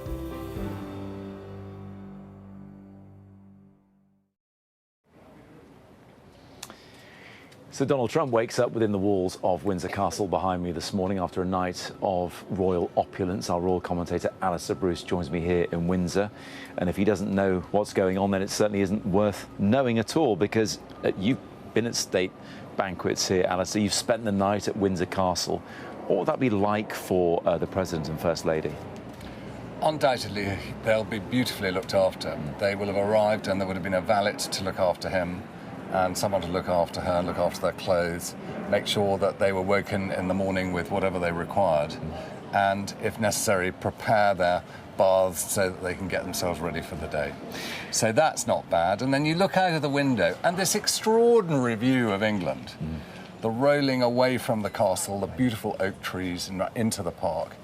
And memories, undoubtedly, for the President and First Lady of the day they had yesterday, arriving and having all that splendour. And then that dinner, you couldn't fail to succeed in that wonderful place to give a visitor a sense of real welcome and history. Having witnessed this yourself, experienced it, commentated on it, of course, did this one stand out from previous state banquets, and if so, why? Well, in a way, it looked very like all those other state banquets that happen in Windsor Castle. I think what was different is that there was such a degree of interest in what the President was going to say and what the King was going to say. And in a way, sometimes state visits come and go, and people perhaps go about their day and don't concentrate quite so much as maybe we did yesterday on what was said, because perhaps for the first time in a long period, the impact of this element of diplomatic contribution and welcome may well help the position of the United Kingdom, or certainly that's how the Kingdom's government sees it. We will find out today, I think, especially as we get to that press conference at Chequers later on this afternoon. From the royal perspective alone, Alistair, do you think they'll be patting themselves on the back, thinking we've done our bit, job well done? I think for the King and Queen and for the Prince and Princess of Wales and other members of the royal family who came, it is just part of what they are there to do, and that is to provide the backdrop, the continuity. They are the continuing thread that keeps all this history alive and present. And for the government of the day, as is consistently done between each sovereign and each government that comes and goes, if this has been what they wanted to achieve, then yes, they will have achieved what they were there to do. But you know, I think for the King and Queen, just seeing the look on the President's face was enough, and hearing the way in which he spoke, not least about the country, but also about him and her. And I think that, you know, you can't help but feel that that's good. But I think the King, this is the 10th president of his life that he's known, of the 14 that have existed while he's been alive. You know, he's well used to interacting with the heads of state of the United States. And that's part of the special relationship that the King referred to, and that the President said was not a sufficient way of describing the nature of relations between the two countries. Alistair, a pleasure as always. Thank you very much indeed. We are joined now down the line by the King's former butler, Grant Harold. Grant, it's great to see you. As an observer this time and not a participant, or certainly not someone working on the state banquet, what's your take on what you've seen so far? I mean, it's all gone really well. I mean, I think the eyes of the world kind of watch these events to see if there's any, dare I say, mishaps or any kind of mistakes, especially during the state dinner. But as we saw, it all went beautifully. The only comment yesterday, I noticed people were kind of worried about at one point when the president was inspecting the troops, and they were worried that the king was in the wrong place, obviously behind him, which I'm sure has already been kind of said, but that was correct, and that is the right royal etiquette. So as far as I could see, there's not been any kind of disasters so far, but we've still got another day to go, but it's all going quite well.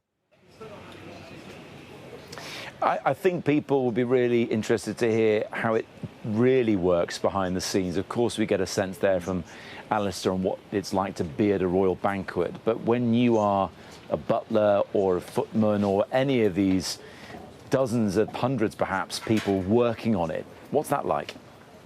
It's a real team effort. I mean, it's a team that makes this work. And I'm sure you're aware it's several months of planning and, again, several days of getting everything ready. And there is pressure. There's a lot of pressure, especially during a kind of dinner like this. Timing is everything, and there's no kind of room for kind of mistakes or errors. So everybody has to work as a team. And, yes, I can't say it's not a stressful thing to be involved in, but it's also fun, and it also makes you feel very proud. I remember doing similar events, and you always had a sense of pride at the end of them. And also from a butler's point of view, or a footman or a valet or anyone, getting to kind of look after and meet these people, it's truly an amazing experience, and you feel very proud to be part of it.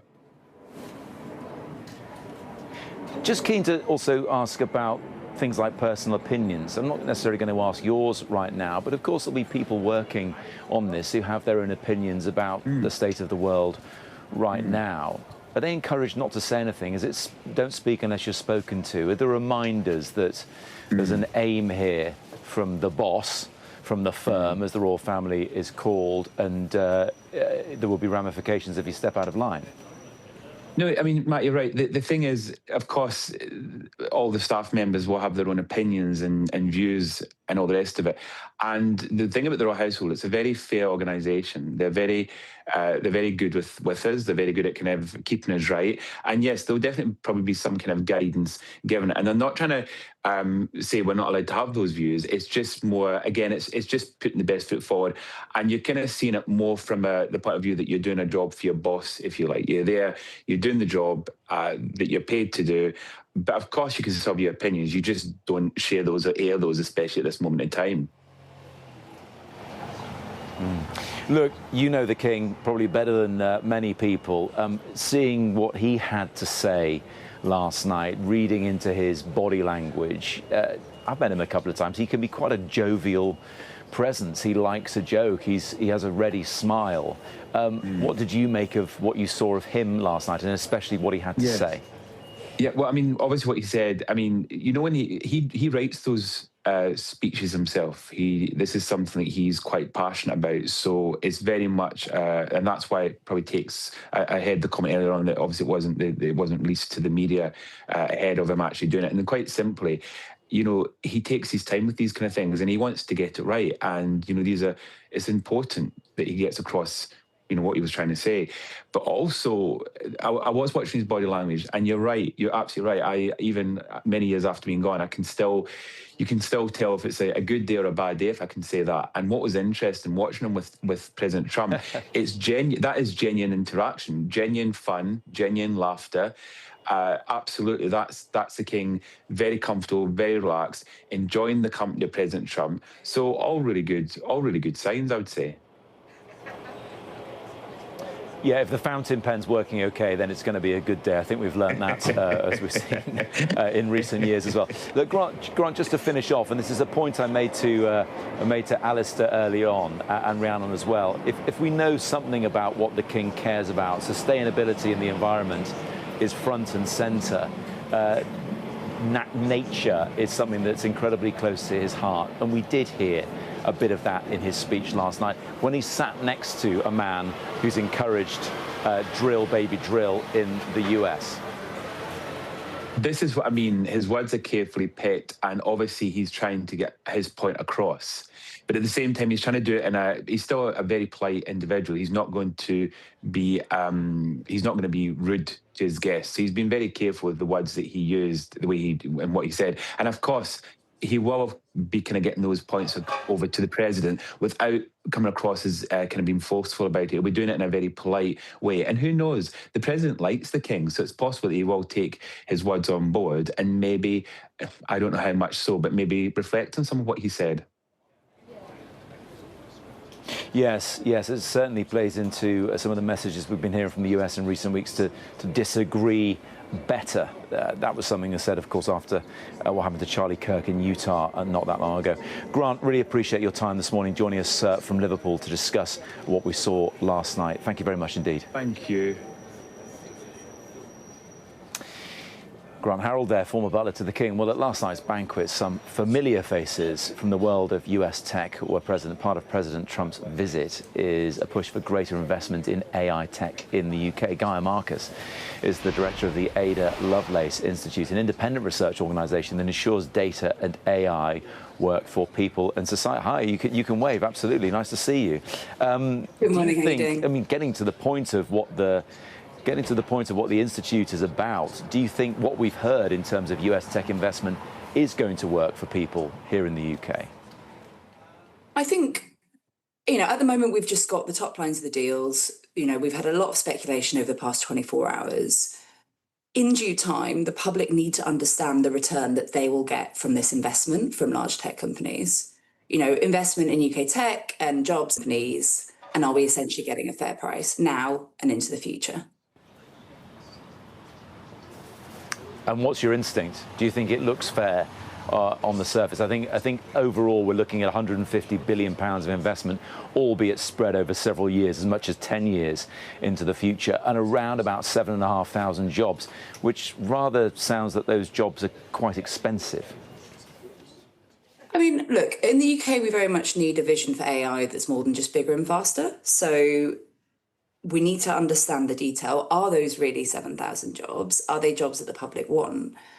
And will these be jobs that make a difference on the ground to people's, end up take home?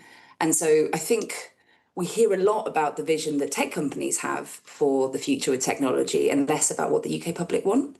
And I think we need to be really clear that in any partnership, we know that we still maintain choice and control over the way that technology gets integrated in societies and economies, and that these are deals that lead to the kind of future the public have been promised, where there is investment in national champions and where the UK actually has influence in the future AI values, safety and governance, because these are the things that are really important to the UK public.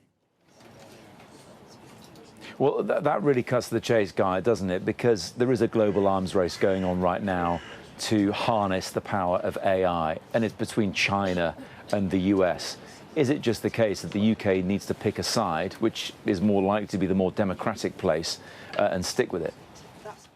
It's an interesting question. I think we hear a lot about a global arms race, but AI means a lot of things. So it really depends. Are we talking about the frontier AI models that really, come out in the news at the moment? Are we talking about generative AI, so these kind of next best word predictors that people would have been playing with in, say, ChatGPT? Are we thinking about kind of UK strengths in deep tech, where you have really specific models that are aimed at really specific problems? It's easy to get caught up in an arms race rhetoric, but I think we really need to be asking what's hype and what's fear, and what will actually make a difference to people on the ground. And that tends to be the deployment of technologies, not the models that, as you say, are mainly being developed in the US.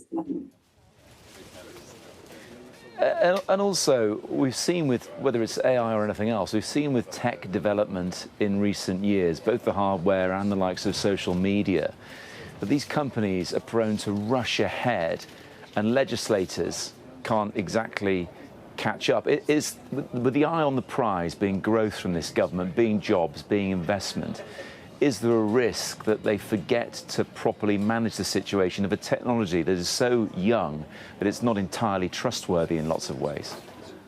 It's such a good question. I think we are really seeing almost a double step of removal. On the one hand, legislation is really struggling to keep up with technological change. And then on the other hand, I sometimes worry that our politicians are out of step with what the public expects.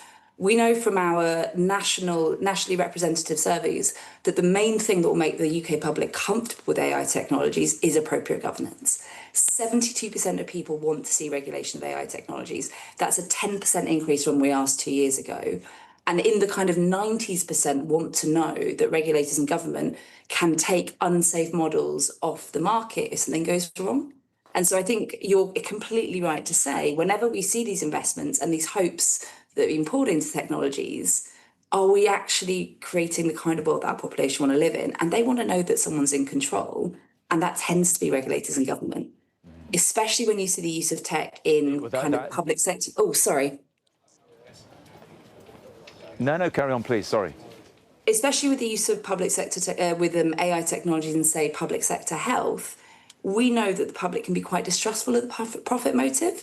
They really want to know that these things are done in the public interest. And it is to the...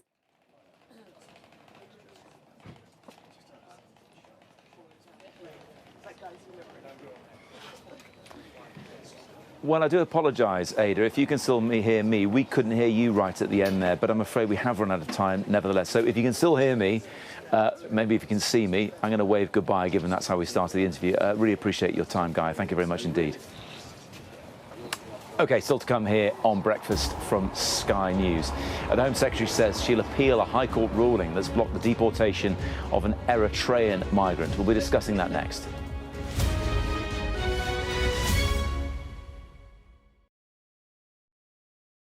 I'm Dominic Waghorn, Sky's International Affairs Editor, covering a world that seems to be unravelling. War, unrest, revolutions. It's not his country, it's ours. They have succeeded for the first time in their country's history in removing a leader from power. No freedom! Sky News, the full story first. There was fighting here, but there's clearly now a lull, and they're using it to bring up more ammunition. This is a mass exodus in which Russia is hemorrhaging some of its brightest and its best. According to the local weather channel, there have been more than 2,500 lightning strikes and flash flooding, all on top of this week's lethal tornado. What stays with you most in this job is some of the people you meet. What is your worst fear about what the Russians want to do to the children? They're just boosting demographics by stealing young people. Would you like to take the opportunity, Mr. President, on Sky News to invite Barack Obama to come here? Mr. Trump, are you running for president? Can you confirm it? We're going to take a look, a very serious look. On that day, we saw your fighters killing women, killing children. Was that a mistake? Did you go too far? You couldn't control your fighters? The full force of the state is being used to crush any protest. Free wherever you get your news. It's half an hour now past the deadline that Hamas issued, and we've now seen a third barrage of rockets coming in. Another alarm. The mood here is jittery and nervous.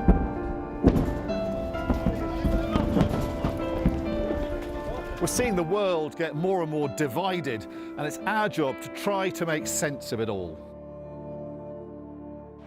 Liberation Day. By popular demand, Wow. here we are. Donald Trump. It is quite the story. Wherever it goes, on Trump 100, we go with it. Tell us who you're looking for. Unbelievable we've come to this. Are you overstating the reach and significance of this deal? Not like you said it. From the UK. Why don't you go back to your country where you have a major migrant problem? It was 10 feet from him, and all of a sudden the shots rang out. People impacted. I'll tell you on another day on the podcast what that was all about. Join us wherever you get your podcast. Fire, shouts the commander. There's a dash to safety. We've now got to wait inside the shelter to see if there is incoming. I'm Deborah Hames, Sky's security and defence editor. Should Russia's war with Ukraine escalate significantly, pilots like these could be called upon to go into combat for real.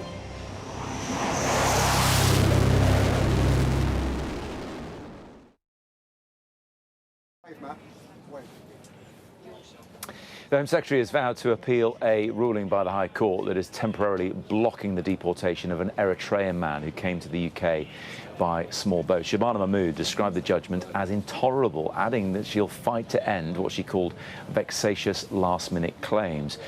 Joining me now to discuss this is the independent anti-slavery commissioner Eleanor Lyons. Good morning to you. And the reason we're talking to you about this is because the Home Secretary cited anti-slavery legislation as something that she might look at to help move forward with her agenda. So what's your reaction to that? To me, it seems like quite a knee-jerk policy decision.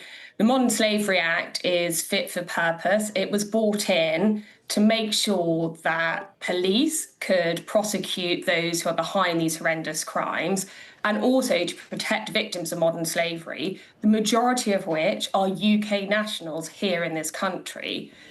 So therefore, I think it's really important that we're really cautious in terms of how we speak about misuse of the system when there's absolutely no substantial evidence to suggest that that is the case.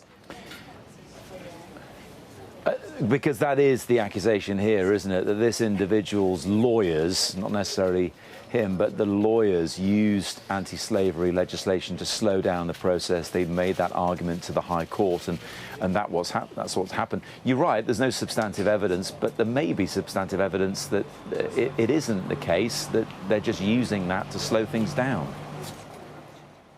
So I think it's really important to understand the process here. You can't self-declare to be a victim of modern slavery in this country. You need to be identified by a first responder, such as a local police force, who may be worried that you're showing signs of exploitation.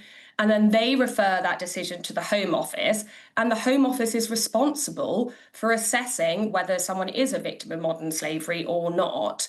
That process at the moment, on average, takes over 500 days for potential victims. I think the Home Office should speed up that process so they don't leave victims in limbo. But it's not necessarily in any way the fault of victims that that process is incredibly slow and bureaucratic. In fact, I think the Home Office needs to take more responsibility on that side. Yeah, and how does being a victim of slavery, if that is genuinely the case, then relate to an asylum application, for example?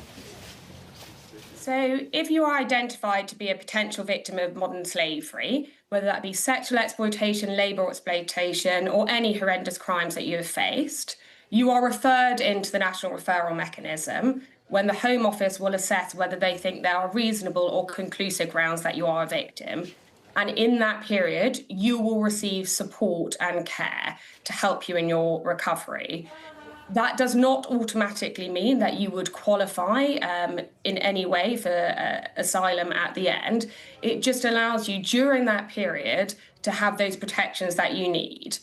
I do also think, though, there needs to be more focus from the Home Office on punishing the perpetrators of this crime. Just to finish off, there's, of course, a lot of discussion around what the law is at the moment, not just this by the Home Secretary, the European Convention on Human Rights. It's discussed by Reform, it's been discussed by the Tories. I think Labour themselves has said looking at everything is not off the table. Do they make a fair point that these laws should be looked at, that the relationship with that legislation, especially the ECHR, should be observed? Or, in your opinion, is the legislation watertight and doesn't need altering at the moment? Modern slavery legislation should not be viewed in the same light. That is domestic legislation that was world leading at the time, showing the UK's commitment to protecting vulnerable people. That is legislation that the UK Parliament put in place to make sure that victims, which are the majority of them UK nationals, receive support, but also that law enforcement can lock up those ruthless criminals behind this crime. It's not something that should be lumped with wider immigration legislation. Trafficking is fundamentally different. That is people being brought to this country against their will and being exploited. Ellen Lyons, final question. Are you surprised to hear a Labour Home Secretary saying this kind of stuff? Yes, I am. This was something that was put on the table under the previous administration. And when they were in opposition, Labour MPs were really pushing back on this, saying there was no evidence, there was no clear facts that there was any misuse of the system, and saying that it would put victims' lives at risk. Okay. I'm now surprised to see those ministers in the Home Office supporting ideas like this when they've already pushed back in opposition against these fundamental principles. Ellen Lyons, the Independent Anti-Slavery Commissioner, appreciate your time this morning here on Sky News. Thank you very much indeed. Thank you. We're still at Windsor Castle. We're expecting a bit more movement, certainly the other side of those walls in the next couple of hours. Donald Trump is due to say goodbye here around about 10 o'clock and then head to Chequers. Much more coming up after 9 o'clock.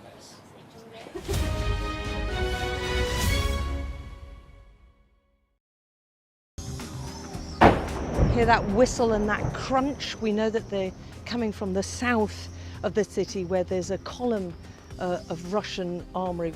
I'm Alex Crawford and I'm Sky's special correspondent based in Istanbul. Look at that sheet of flames, and that has happened within minutes, and now it's coming from both sides and it's moving this way.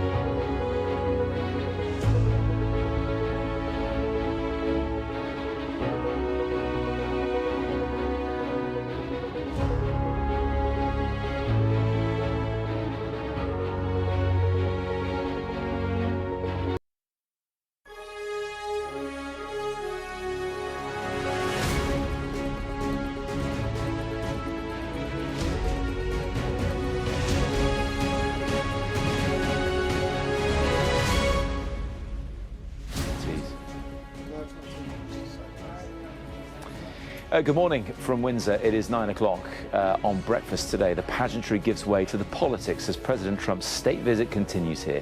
It is Thursday, the 18th of September.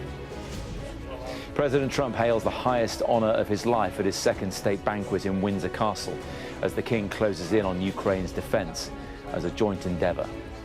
Our countries are working together in support of crucial diplomatic efforts, not least of which, Mr. President, is your own personal commitment to finding solutions to some of the world's most intractable conflicts. Beyond the battlements, protests raged against the splendor lavished on the US president, who will today travel to Chequers for one-to-one talks with Keir Starmer. We will be live outside the Prime Minister's country residence, bringing you any developments and that all-important news conference at Chequers later on. Jimmy Kimmel is seen leaving the studio for the last time after the talk show host was taken off the air for his comments on Charlie Kirk's assassination.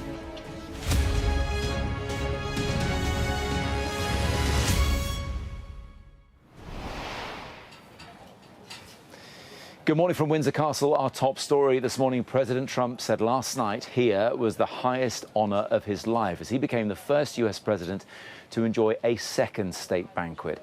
Sat between the King and Princess Catherine, the president thanked his hosts for their extraordinary graciousness. Meanwhile, the King used the opportunity to reference trade ties, the changing environment, and that key sticking point, Ukraine. Now the visit turns to politics, with Donald Trump heading for his meeting with Keir Starmer at Chequers. First, though, Mark Stone reflects on an unprecedented evening. The pinnacle of this state visit, the banquet in Windsor Castle. Into St George's Hall the procession came. This was a who's who, and it was a who's where too. Not just who's been invited, but where they were sitting. The President with the King, of course, flanked by the Princess of Wales and the US Secretary of State. America's Treasury Secretary next to the Queen, the First Lady on the other side. But beyond them, this was a who's who of the business world. Tech CEOs, business leaders. It's what all this is about. It's why it's happening. The speeches, so anticipated, came before dinner. And from a king who, as a prince, spoke his mind, carefully crafted language. Our countries are working together in support of crucial diplomatic efforts, not least of which, Mr. President, is your own personal commitment to finding solutions to some of the world's most intractable conflicts in order to secure peace. Then the President. It's a lot of presidents, and this was the second state visit, and that's the first, and maybe that's going to be the last time. I hope it is, actually. Winston Churchill, to coin the phrase special relationship, but seen from American eyes, the word special does not begin to do it justice. We're joined by history and fate, and by love and language, and by transcendent ties of culture, tradition, ancestry, and destiny. And at the end, historic ties threaded with just a hint of today's politics. Together we must defend the exceptional heritage that makes us who we are, and we must continue to stand for the values and the people of the English-speaking world, and we do indeed stand for that. It began mid-morning. From the window of Windsor's Victoria House, a glimpse of a host awaiting his guest. A presidential arrival by air from the ambassador's mansion to the King's castle. This was to be everything the president wanted, everything Britain could offer. Greeted first off Marine One by the Prince and Princess of Wales. Every step of this mapped, planned, choreographed. And watched too, the President and the First Lady, a relationship scrutinised by some, hand in hand. This then the beginning of an unprecedented second state visit, hosted by the King at the request of the government to dazzle a president precisely because he has proved to be a man of such huge, unpredictable consequence. The transport to the castle, the Irish state coach. All of this, pomp and pageantry with a purpose.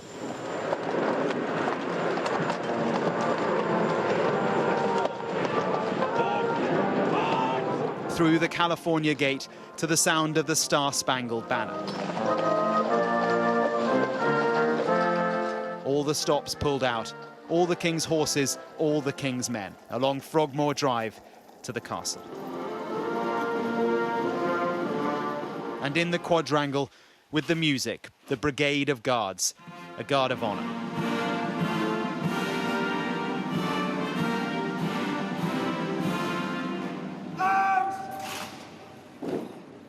All this for a president who has so proudly, so intentionally upended the world order.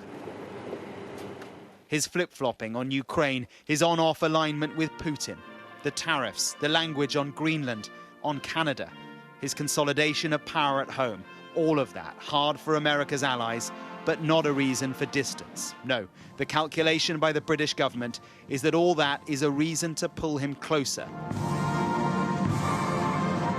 to flatter, to seek to influence. There was a tour of the castle and the history which binds these two countries, the roots of the special relationship that transcends difficult presidencies. That is so amazing. They looked at the first edition of the writings of Captain John Smith and his arrival in Virginia in 1607. The security planning for all this has been huge. The Beast, his armoured limo, flown over as always, but here to move the president only around the grounds of the castle. To St George's Chapel, a moment to pay his respects to the late Queen at her tomb. And it is a deep respect, that is clear. He has talked so often of his fondness and his affection for her. With the president in the chapel, his key White House staff. It is the reminder that all this is about much more than pomp. There are deals to be done, the give and take of a visit like this. It's a lot of history.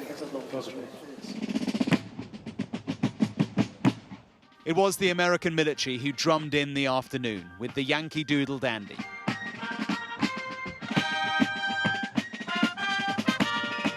And then a beating retreat, symbolising the end of the day. But, you know, for all that we've seen here over the course of the day, something has been missing. People. It's all felt just a bit flat. Yes, there are some supporters here of Donald Trump, some here too who loathe him, but he has been kept well away from all of them.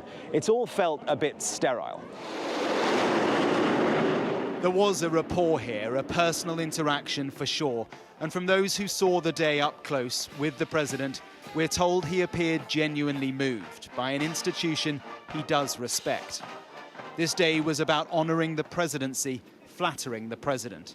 That's the easy bit. But the day ahead, the politics, the diplomacy, the deals, and the news conference, much harder. Mark Stone, Sky News at Windsor Castle. Well, we heard Mark there mention the pivot to the politics today. So here's what is to come later on. The president will bid farewell here to the King at Windsor and travel on to Chequers, the Prime Minister's country residence, of course. It's only about 20 miles as the crow flies, at least. There he will be welcomed by a guard of honour before a bilateral meeting, a head-to-head with Keir Starmer.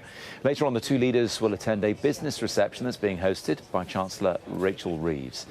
The President and the PM are then set to hold a joint news conference, which should be fascinating. Then, this evening, the Prime Minister will bid farewell again to the President as this unprecedented second state visit draws to a close. Rob Powell is already at Chequers for us bright and early. Rob, I know you've been there quite a while, and it's a glorious setting, by the way. We've had the pageantry of Windsor Castle, but Chequers itself is impressive too. It is, yes, but far away from any prying eyes. The president being kept away from people today as well. Roads, countryside roads around the estate in this rural part of Buckinghamshire closed off.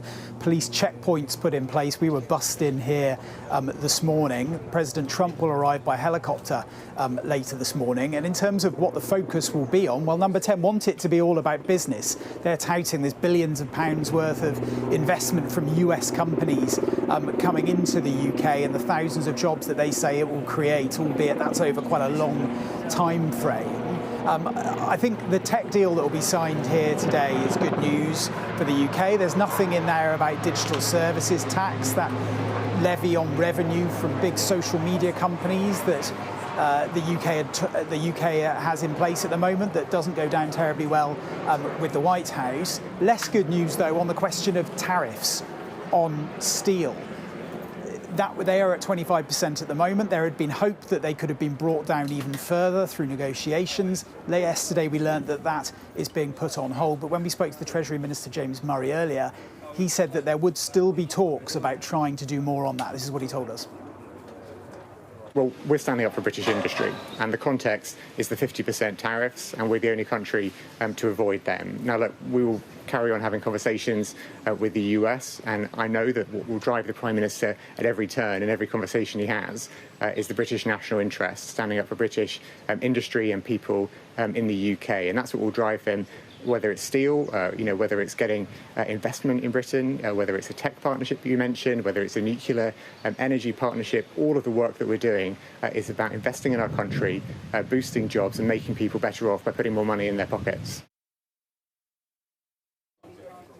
What we will get today, though, is President Trump and Prime Minister Starmer's first encounter with the press, a news conference this afternoon. We haven't had any of those sort of freewheeling, impromptu press conferences that we've got used to from President Trump so far. Even this one, you imagine Downing Street will want to kind of keep a leash on and limit the number of questions that can be asked. We will wait to see whether that works. Plenty of scope for embarrassing or awkward moments, though. I think a focus on that from some journalists may well be this question of the UK recognising Palestine as a state, something that doesn't sit well with the US or the White House. Is there questions as well about Jeffrey Epstein? You saw Lord Mandelson, the UK ambassador in the US, being given his marching orders earlier this week over his links and comments about Jeffrey Epstein. We know that President Trump has links and was an associate of him as well. Will there be questions about that? So plenty of scope for awkward moments. The intention, the aim from number 10, I think, will still be to carry on this kind of diplomatic love bombing and flattery. President Trump will have a tour around some of the artefacts here in Chequers, the Winston Churchill archive, and then he'll be given a ministerial red box, the type of red box that government ministers here in the UK keep all of their papers and their sensitive documents in. He'll be given a personalised version of that to take back to the White House as a souvenir. Yes, a fascinating detail we picked up on yesterday at breakfast, Rob. Thank you very much indeed for the time being. We'll head back to Chequers shortly, but before we do, just a reminder of some of the images of last night after the state banquet, which certainly, from the point of view of the royal family and the government, is widely being seen as a success. There you go, grandeur in absolute evidence there as they carried out their toasting duties, as is the case here. You can see Marco Rubio just applauding there. He was sat next to the King, President Trump the other side of him, and Princess Catherine sat on the right of Donald Trump as well. Speeches from both the King and Donald Trump. Again, people observing those same, they largely stuck to the script. Nothing wildly outrageous said there, which there's always scope for, of course. But nevertheless, the King keen to point out closer ties, certainly in terms of business there, and mentioning his passion, if you like, for the environment as well. A few more stills as they walked in there. A lot of response to Melania's dress there. Correct me if I'm wrong, but I believe it's Caroline Herrera with a lavender belt, as she ditched the hat that she was wearing for most of yesterday. You can really see her eyes there, and of course the King and Donald Trump in their finery as well. Let's go back to Mark Stone. Chequers, our US correspondent, who's travelled over for this as well to certainly give us the American perspective. And Mark, you see that kind of dinner, and mere mortals would enjoy that food, that amazing drink, if indeed they drink, go to bed and feel satisfied. It turns out that Donald Trump goes to bed and gets straight back on social media because of a freedom of speech argument that's developed in the US overnight. Yeah, really interesting. From his four-post to bed, perhaps, he was on his own social media site, Truth Social. Great news for America, he wrote. The ratings challenge Jimmy Kimmel show is cancelled, capital letters. Congratulations to ABC for finally having the courage to do what has been done. Kimmel had zero talent, the worst ratings, even Colbert, if that's possible. What is all this about? Well, critics would say it is about an erosion of free speech, an erosion of speech that Donald Trump doesn't like. Jimmy Kimmel is a late-night talk show host, a comedian, one of the best-known stars in American popular culture. And last night, ABC and its owners, Disney, made a decision to pull his show off air. This is big news. And it is, for critics of Donald Trump, as I say, it's chilling. the Democrat California governor, Gavin Newsom, said the GOP, that is the Republican Party, does not believe in free speech. They are censoring you in real time. Now, what did Jimmy Kimmel say? Well, it was all about the death of Charlie Kirk, the murder, the assassination of Charlie Kirk. Kimmel was basically saying that the MAGA crowd, as he put it, the MAGA gang, are desperately trying to characterise this kid who murdered Charlie Kirk as anything other than one of them, and doing everything they can to score political points from it. This, at the beginning of his show last night, the sort of monologue, the traditional monologue that he would give. Now many will argue that, you know, in America, the freedom of speech to say what you want, it was uncomfortable, it was unpalatable for some, it was insulting for some, but it is his right to say it. And yet the chairman of the Federal Communications Commission, kind of like their version of Ofcom, if you like, he was very angry, threatened legal action. Disney then decided, presumably, it was just the best thing to do to remove him from air. But guess what? Brendan Carr, the chairman of the Federal Communications Commission, he's a Trump appointee, so this is really interesting stuff. It's relevant today because I imagine free speech will come up. Don't forget, the Americans have been very critical of Britain's free speech, the lack of free speech, as they would see it in the Starmer government. So if yesterday was about Pomp, Matt, today's where the rubber hits the road. It gets tricky on so many different issues. That press conference, Mark, is going to be fascinating later on, and we'll bring you it live here on Sky News. Of course, Mark at Chequers for us for the time being. Thank you very much indeed. Back here at Windsor Castle, really pleased to say our royal commentator Alistair Bruce is with me now, who talks us through a lot of yesterday's proceedings. Alistair, now the dust has settled on a lot of the pomp, not all of it, because we're going to see a bit more formality in the next hour or so. What are your memories of it? What's your takeaway on what we've experienced here? Well, we had the President of the United States who came into this ancient fortress, the largest inhabited castle in the world, and I think he was bowled over by it. And the effort put in by those who planned the effect must be delighted, because the effect was delivered. And seeing that state banquet in St. George's Hall with all the incredible elements of history drawn in together, and watching him give his speech in response to the King's welcome was just a feeling, I think, that it had worked. Quite how that now plays into all the elements of geopolitical hope for the United Kingdom, I don't know. That's not my business. But as a commentator of an event, I think that it was clearly able to deliver exactly what they were intending. Not least with the joint musicians of the British Armed Forces, and with that wonderful demonstration of the traditions of the United States Armed Forces all together, and then at the end, whoosh, overcome the red arrows, and it was perfect with the music. It was beautifully done. Let's talk about the negotiation, the choreography that goes on behind the scenes to make it all work smoothly. Not least because of what they have to wear. It's white tie and tails for the men as well. There's going to be discussion about that for weeks in advance, isn't there? So nobody feels they're getting it wrong. Well, the president was beautifully tailored this time. He came for the state banquet when Queen Elizabeth II was alive, and his white tie tail coat was quite short on him, and there was a large strap of white waistcoat, and that's been adjusted. He looked extremely well turned out, and I think that he wanted to be as immaculate as he could. He's certainly in a position to do that, and he looked very smart. The Prince of Wales was wearing Windsor coat for the first time. That's where they have the red cuffs and the red collar lapel. And I think that, you know, with him and the Princess bringing with the King this element for both the President and the First Lady of something totally different. Yeah. It is a legitimate castle with a great history. This isn't Disneyland in any way, so it hasn't been made up, any of this. It's all part of a story which he then became, as the guest of the King and Queen, part of it himself. You know, people watching this on TV may think it seems old-fashioned. Well, it is. But I was going to say, there's a timelessness to it as well, isn't there? This could have been taken at any time in the past 100 years. Yes, and I think that the way we have consistently welcomed each state visitor, you know, around that amazing centrepiece of St George slaying the dragon.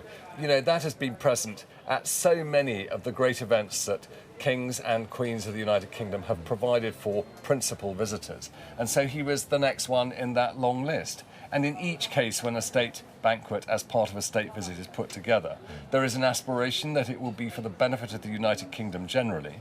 And I'm sure that today, for the Prime Minister who advised the King to invite the President, that will be uppermost in his mind. Alistair, always fascinating to get your views on this and your absolute fount of knowledge on it as well. Thank you very much indeed. Still to come here on Breakfast, I'll be talking a bit later on to the former Tory leader Ian Duncan Smith about today's one-to-one between President and Prime Minister.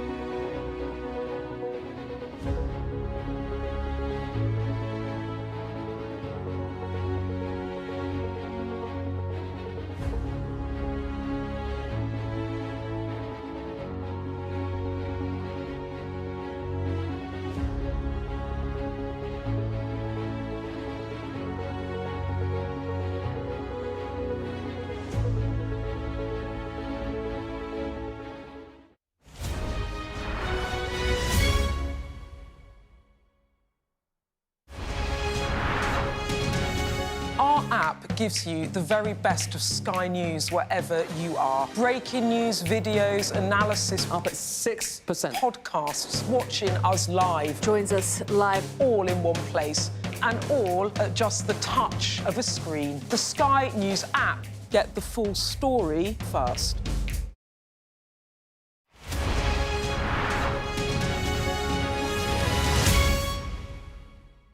I'm David Blevins, and I'm Sky's senior Ireland correspondent.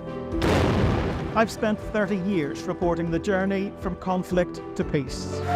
The end of the political stalemate, the start of a new chapter for Northern Ireland. Catholics and Protestants now facing the same threat. If we both contract COVID-19, religion's nothing. Sky News, the full story first.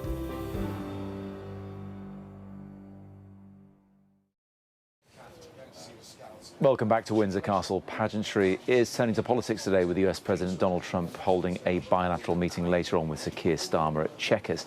And there's plenty to discuss. Top of the agenda, peace in Ukraine and the Middle East and other business too. The former leader of the Conservative Party, Ian Duncan Smith, joins me now. Good morning to you. I know you've been to a state banquet before. Was there a frisson of FOMO last night that you weren't at this one? No. I have to tell you that it was at Windsor Castle. It was for the King of Jordan. I remember the one at Windsor Castle. And what was interesting about it all, I'm afraid, is that because they serve gold plate, which is, astonishing, really.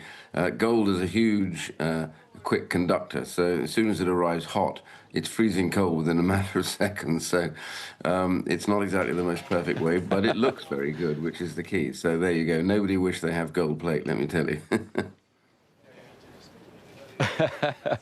It's always the food, isn't it? Always the food that can be the letdown. Listen, let's get back to the serious business of this. And having experienced the grandeur yourself at state banquets and state events before, this one seemed to be, whatever people's perspective, more consequential a state event than we've ever had, primarily because it was the second one for the same sitting president.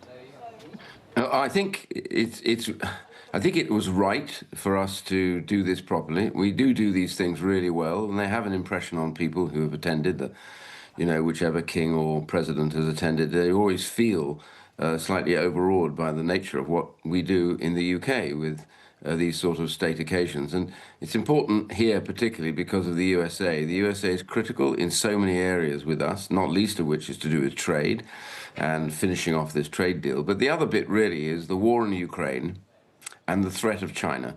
And these are the two biggest issues right now, with Russia, Iran, North Korea and China linked together in a kind of alliance, as you saw about 2 weeks ago in Beijing.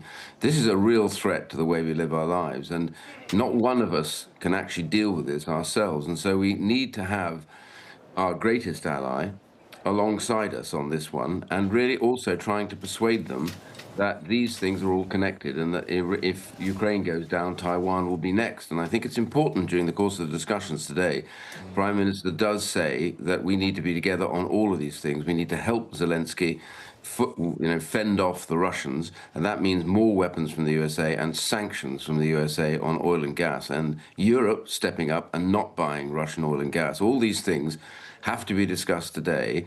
And it's a way of bringing all of NATO together and keeping America locked into Europe, which is absolutely vital.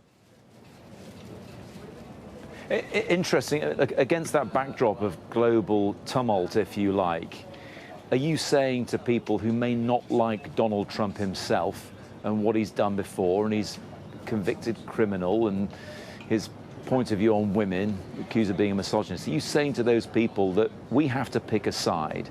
And the US is our closest ally, and there is a battle in the world right now for, well, ultimately the West, for democracy against what we're seeing to the east of us. Is that what you're saying? Well, state relations are not and should never be about individuals. They are about the position the individual holds and the importance of those relations between the states. I mean, we've had Biden and Obama, we've had Donald Trump twice. They're all leaning in different directions, but the key component for the UK, no matter whether you have a Labour government, a Conservative government or whatever, is that we have to keep that alliance very strong, because it is the leadership of the developed Western world, and all our freedoms rest on that link.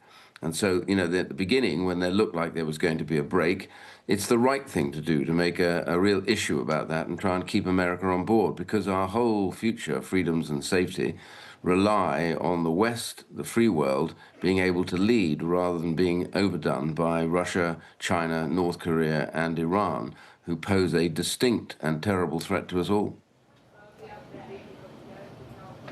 Just stepping back a little bit, Ian Duncan-Smith, if we can, from the sort of party politics.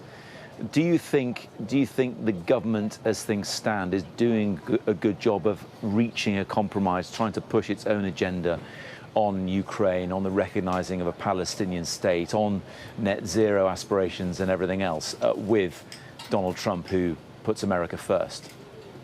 Yeah, I think it's important for a UK government to recognise that we have really two roles in all of this. First of all, our own security and safety, and secondly, trying to make sure that Europe and the USA do not decouple, which is really critical. It's very important, and we have a role to play in that, and always have done, and I believe always will do. So we don't have to agree with somebody on everything. I don't agree with the Prime Minister on a number of different issues, but the one thing I do agree is that this important relationship is not just critical for us, but it is critical for where we go over the next 10 years. And Democrats and Republicans will come and go in the White House, as Labour and Conservatives, etc., will come and go in Parliament.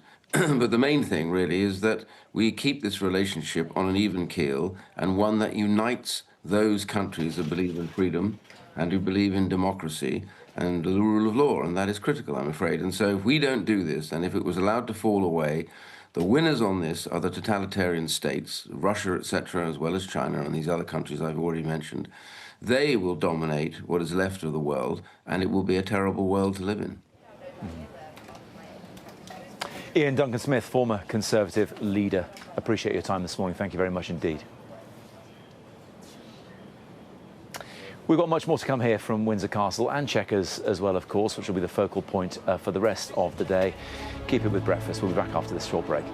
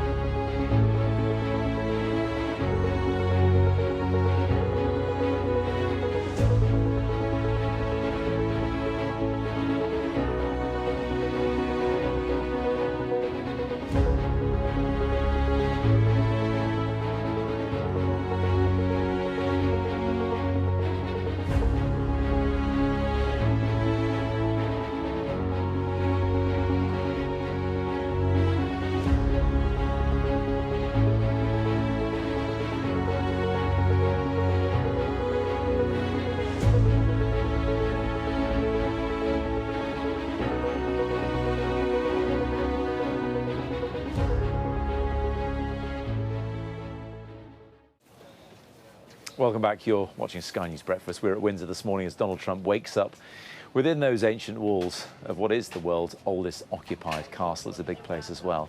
After what was a night of royal opulence, our royal correspondent Rhiannon Mills is with me now. And I know you were watching very keenly, Rhiannon. I know you got inside the castle during the day as well, of course, not there for the state banquet. But we've seen a few of these. I think you were saying to me last time we chatted, there are 2 a year, but this one in particular has been a huge focal point, not least because it was unprecedented.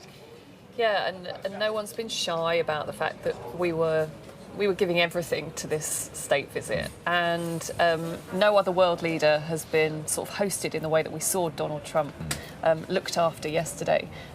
It felt like a really busy timetable for him. We were constantly getting updates of, he's done this now, he's looked at the Royal Collection artefacts. Right now he's going to St George's Chapel, he's paying respects to the Queen.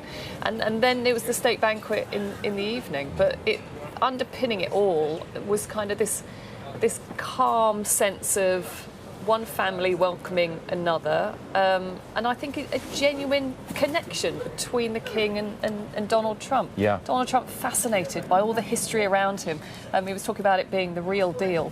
that's a real Trump description, isn't it? The attention to detail is unbelievable. I think I saw that one of the drinks they had was a 1945 vintage to represent his being the 45th president. The other one was a vintage from the year that Donald Trump's mother was born. I'm going to say 1912, around about there. That kind of focus on symbolism, on meaning, on rolling out the red carpet and then some, has not been lost on him, has it? No, and it's something that we do so well. You can only imagine the conversations that have gone on between Number 10, the Foreign Office, the royal household, to try and pick these very specific touch points for Donald Trump. We know that he cannot get enough of the royal family, his Scottish roots, the fact that his mother really brought him up on this diet of learning about the royal family and respecting them.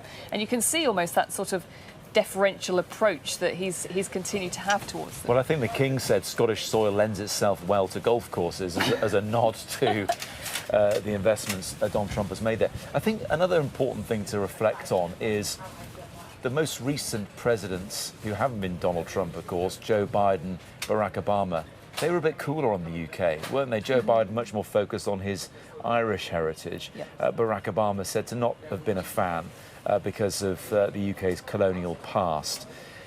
Whether it's Donald Trump or anybody else, the fact that he's an Anglophile, and actually, well, I mean that, a UK file, really, because of his love of Scotland too. That's why they've lead into this. I think with past presidents, there's no doubt that their respect for Queen Elizabeth was enormous, but they didn't have that very personal connection or talk as heavily about that personal connection that Donald Trump has done. And so in some ways, that's been great for our politicians, for our diplomats, because they can really play so heavily on that. Today, though, I know we will very quickly shift to the politics, kind of the difficult backdrop that we've had running up to this trip. What everyone will be hoping, though, is that Donald Trump's head, in a way, stays in all of this. Because while, yes, we're going to see President Trump meeting up with Keir Starmer, it's all the other meetings that have been going on the periphery of this that have been, in some ways, just as significant. And later on at the press conference, when no doubt he is asked some difficult questions from, yes, journalists, but ultimately the closest he's getting to members of the public, they'll be hoping that he will still be on best behaviour in a way. And he has consistently talked about the fact that this is about meeting the King, this is about being at Windsor Castle. And so, as happened in 2019, he was on best behaviour, and they'll be hoping that that kind of extends again into the press conference later on. He will not want to overshadow his own big moment and his own big trip over here. There we go, a few more pictures from last night. Keir Starmer deep in conversation. I think I saw Ed Balls in the background, former Strictly Come Dancing contender. Amongst other jobs he does. he is of course the husband of the Foreign Secretary, and I'm just being a bit cheeky there. Leah is back in the studio, and do you know what, Leah, again, a little bit like this time yesterday, actually, we're just waiting for something to happen. We know it's going to happen. I think in about 20 or so minutes' time, the Trumps are going to emerge into the grounds of Windsor Castle. No one's going to come out here and see the great unwashed, as it were, in public, but they're going to emerge. They're going to be greeted again by the royals, and then, as we were discussing with Rhiannon there, jumping in a helicopter, and that entourage of other helicopters flying sort of due north from here to Chequers, where the business really gets underway. Slightly less pomp and ceremony today, certainly down to the business, and that press conference later on is going to be fascinating, isn't it? Yeah, well, of course, we'll be covering that on Sky News today, but just reflecting, Matt, on what might actually be happening behind you now in that castle, the clean-up operation after the banquet, and poring over pictures as we have here in Westminster over the menu, the quail's egg starter, the chicken and the sorbet, a huge display of soft power, and the influence of that may come to fruition later today. We'll have to see, but yeah, a huge, unprecedented moment for the royal family and for Keir Starmer and the administration a bit later on. But let's take the reins then of the big story here in Westminster, and the Home Secretary vowing to appeal a ruling by the High Court that is temporarily blocking the deportation of an Eritrean man who came to the UK by a small boat. Murray's here to discuss all of this. A huge headache for the new Home Secretary. Where does she go next? Well, as you say, the Home Office is appealing the decision, and they are very frustrated about the High Court ruling. It's temporary, it's important to say. So essentially, the lawyers representing that man have got 2 weeks to prove their case when it comes to the kind of element of modern slavery and trafficking.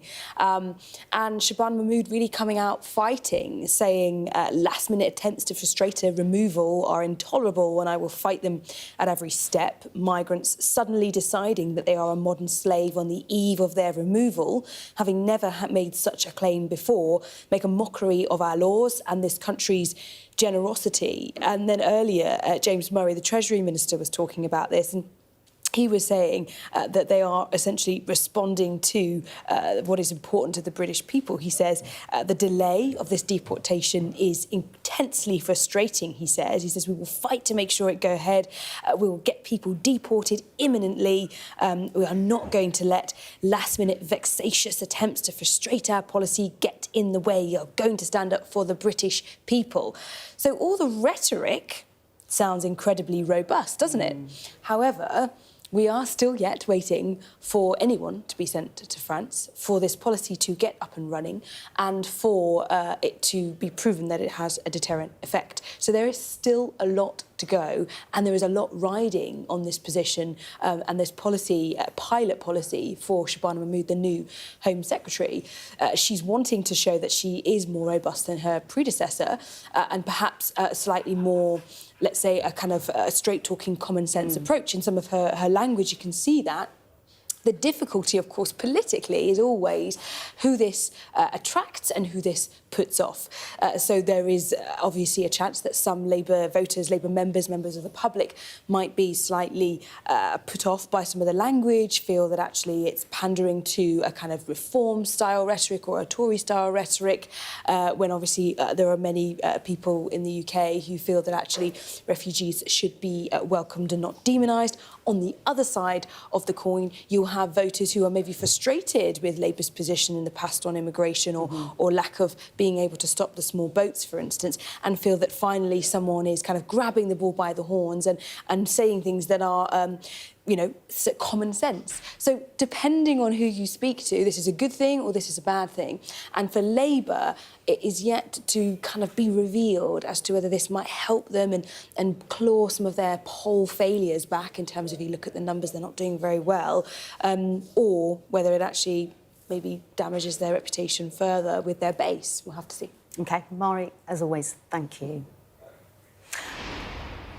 We have some breaking news for you, but this is from the world of sport. Jose Mourinho has agreed a 2-year deal to become Benfica's new head coach. The 62-year-old was sacked last month by Fenerbahce after just over a year in charge, but he secured a return to the dugout at the club where he was briefly in charge at the start of his career. The former Chelsea boss is set to take charge of his first training session later today. Well, still to come on Breakfast, Matt will be discussing US press freedom after the talk show host Jimmy Kimmel was taken off air. This was over the comments he made about the killing of Charlie Kirk.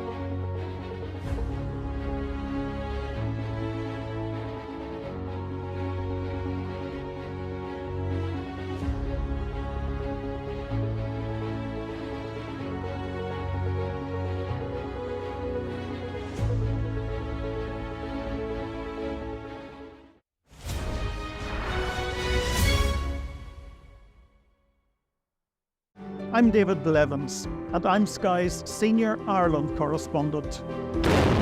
I've spent 30 years reporting the journey from conflict to peace. The end of the political stalemate, the start of a new chapter for Northern Ireland. Catholics and Protestants now facing the same threat. If we both contract COVID-19, religion's nothing. Sky News, the full story first.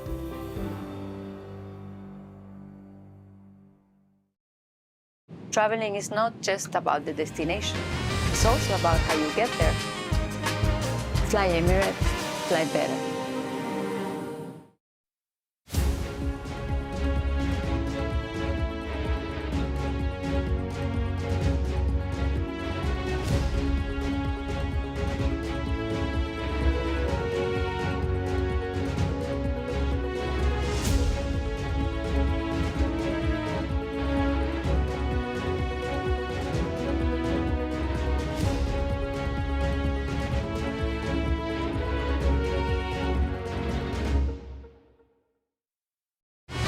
Fly Emirates, fly better.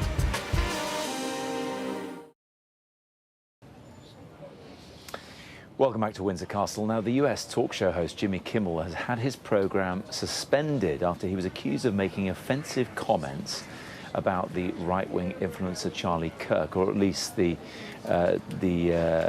situation surrounding his assassination. He suggested on air that Donald Trump's allies, MAGA, were using Kirk's death for political gain.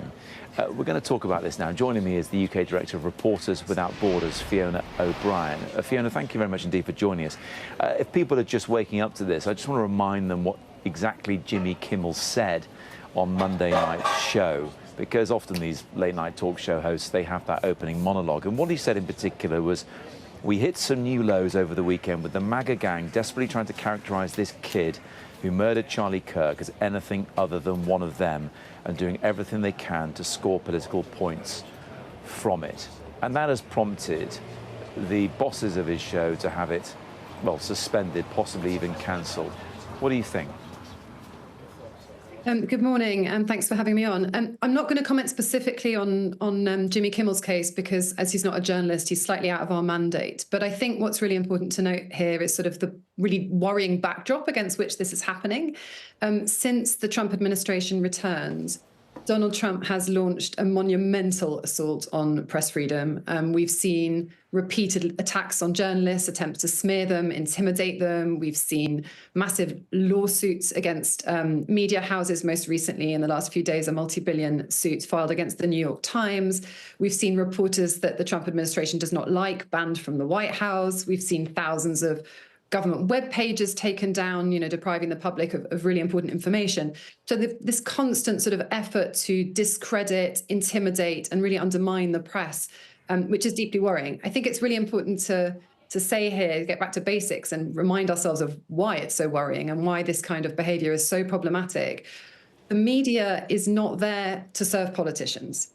The media is there to hold politics, to hold those in power to account, to scrutinize them. The general public, which is who the media serve, have a right to know what those in power are doing. And so all of these attempts which we're seeing by the Trump administration to undermine the media represent a really dangerous moment for democracy, I think, a real attack on sort of the fundamental values of democratic societies. There's governments and elected officials doing one thing, there's private companies doing another. If you speak to, as I have this morning, Republicans in the US, they say, well, look, ABC is a private company, Disney that owns it is a private company, they can do what they like. But is the issue here that those private corporate entities feel under pressure from the White House to toe their political line? I think undoubtedly there's enormous pressure. We saw a little while back a huge lawsuit that was settled by Paramount with the Trump administration, which represented a really dark moment for media freedom. What happens is this kind of what we would call a chill effect. So if you know that you're likely to be pursued because you say certain things, you're less likely to say them. And that puts a real sort of blockade on the type of free press which we need to see in order to properly hold power to account. And I would also say that we're talking about this in the US context, but it's really something that we're seeing increasingly across the world, this kind of spread of a Trump effect. A lot of the tactics that Donald Trump uses are things that we're very familiar with, that we see in other authoritarian contexts around the world. But also, even if we talk about the UK context here, we had in August a local council in Nottinghamshire which decided to ban the Nottingham Post and Nottinghamshire Live from covering what it was doing because it didn't agree with the type of coverage that it was receiving. So we're not just seeing this happening in the US, we're seeing these kind of broader efforts to undermine press freedom happening in democracies around the world, including here in the UK. Can I talk about the wider discussion around freedom of speech? It's a subjective thing. People have different views on what freedom of speech is, but it's treated like an objective truth, isn't it? Isn't that where the problem lies? People think it's an absolute when actually it's a very big grey area. Look, we could talk for hours about objectivity, especially in the context of journalism. These are really difficult and complex concepts. But again, just to stress, journalism, the media is there to report for the service of the public. The public have a right, a fundamental right to information. And all these types of interference, whether it's legal interference, cutting back funds, taking people to court, condoning attacks on journalists, all of those things represent an assault on the right of the public to have information. It's a way to try and control the narrative and to, make sure you silence your critics and, have only one side of the story told. So any of these kinds of attacks represent a move away from objectivity, however you look at it. And like I say, I think this represents a really dangerous moment in our democracies. Yeah, just on that final point, Fiona, do you think, in your opinion, things have got worse, continue to get worse, or do you think things are shifting back to? And by the way, in terms of some of the rhetoric after Charlie Kirk's killing, we did hear the Republican governor of Utah saying we need to disagree better. I mean, people on all sides are calling for improvements in public discourse, argument and disagreement. Do you think there is, from that perspective, reason for optimism for some? I mean, it's good to hear those calls. I'm not sure that we really see it happening in practice yet. Particularly the internet, but the world generally is a very divided place, and opinions are very entrenched, and disagreement is extremely difficult, especially in public places. I think, we put out every year a World Press Freedom Index, which looks at, takes a step back and looks at press freedom all around the world. And that shows year after year that things are declining. Freedoms are slipping. There is a backslide on freedoms, including press freedom. The data suggests that, shows it again year after year. We're seeing it in the States. I think in the United States in particular, no one expected President Trump to have a warm relationship with the media, given what happened in his first term. But I think all of us, including at Reporters Without Borders, have been really taken aback by the kind of ferocity and speed of his assault this time around. Fiona O'Brien, appreciate hearing your opinions this morning, which I suppose is kind of the point, isn't it? Thank you very much indeed. Joining me now, our royal correspondent Rhiannon Mills is still here at Windsor Castle. We're expecting a bit more movement, Rhiannon, aren't we, in the next, well, perhaps 5 or 10 minutes. I think it's going to be time for the Trumps to check out and to head off to Chequers. Yeah, it's the politics now that lies ahead. But everyone will still be hoping that Donald Trump's head remains firmly in the pageantry and the welcome that he received yesterday from the King. I was lucky enough to be in the quadrangle. I was up close. I saw the two men kind of interacting. Nothing but smiles and very jovial kind of conversations. And everyone in the Foreign Office, in diplomatic circles, especially Keir Starmer and Number 10, will be hoping that basically this state visit has done what it was designed to do, which is make sure that Donald Trump kind of regards the UK in only positive terms, a president who we know often changes his mind, and that is why he was given this honour of the second state visit. A huge honour. He described that in his speech at the state banquet last night, but also reminded us of how special he is for being given this second state visit. Yes, in terms of Donald Trump changing his mind, there is an acronym that came out around the tariffs called TACO, which is Trump always chickens out. And that, without being flippant like that, but the tariffs issue is going to be on the table at Chequers today, not least the remaining 25% tariffs meted out onto British steel exports as well.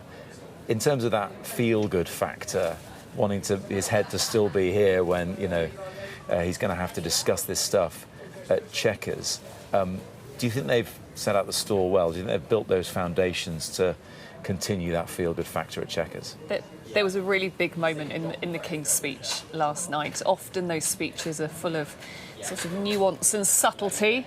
Nothing in that speech was necessarily that subtle, because you had the King specifically saying, we did the first trade agreement with you. We need to go further now. Yeah. And to hear that from the King, a man that we know President Trump respects so much, you cannot underestimate how powerful that is.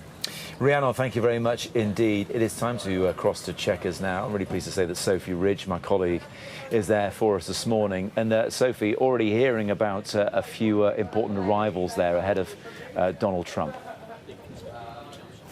Yeah, Matt, it's really interesting, isn't it, to see the action shifting from where you are, where they're doing the pomp, the pageantry, to here, where those difficult political conversations are going to be taking place. So we're here at Chequers, the Prime Minister's kind of country residence, if you like, and the world's media are gathered and waiting, because we have already seen some arrivals, as you said. We've seen Yvette Cooper, who is the new Foreign Secretary, and it's going to be very interesting to see the role that she plays with Donald Trump. Her predecessor, David Lammy, of course, forged quite a close relationship with Team Trump and Team MAGA over in the United States, and it will be interesting to see how she kind of navigates that relationship. She did formerly work for Bill Clinton. I'm not sure that's going to be a tick in her favour, I have to say, when she meets the president later on. But just one of the real mix of people who are going to be gathering here today, from the world of business to the world of politics, and of course the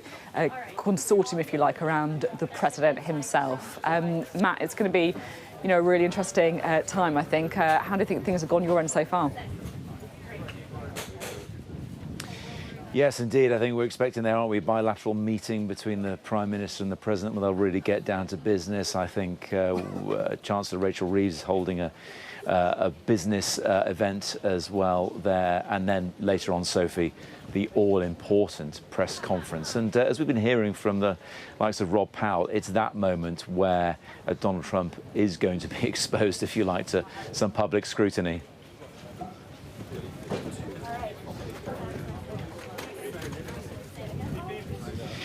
We will head back to Chequers shortly. As you can see, we're just expecting some more movement here at Windsor Castle this morning. The camera operator there as well, injecting quite a bit of movement themselves as it happens. But Donald Trump is due to leave Windsor Castle after last night's, it has to be said, fairly incredible-looking state banquet.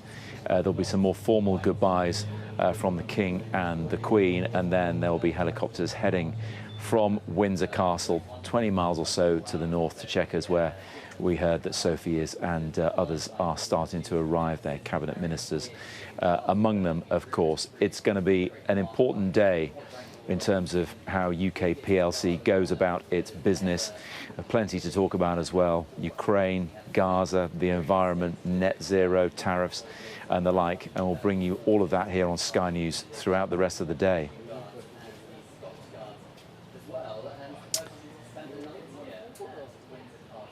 Well, good morning. It is 10 o'clock. You're watching Sky News. We're live from Windsor Castle this morning, where Donald Trump is preparing to leave very shortly following his overnight stay at this ancient castle. And I'm here live at the Prime Minister's country residence, which is Chequers. And that's set to take centre stage shortly, because the US President's historic second state visit pivots from pageantry to politics. So let's start here in Windsor and take you straight to the live pictures, where we are awaiting the departure of Donald Trump. He is expected to bid farewell to his host, King Charles, very shortly. Just shots there from the vestibule inside Windsor Castle. I think they're just getting those shots ready. They want to make sure that things are pretty steady when the all-important principals do emerge through that ancient doorway and say their goodbyes. Our royal correspondent Rhiannon Mills is here with me as well. And Rhiannon, I think the wide reaction to this is they will be saying goodbye after, from certainly a royal perspective and a government one, a hugely successful state occasion here at Windsor Castle. It's probably worth touching on what's happening with this shot that you're seeing at the moment.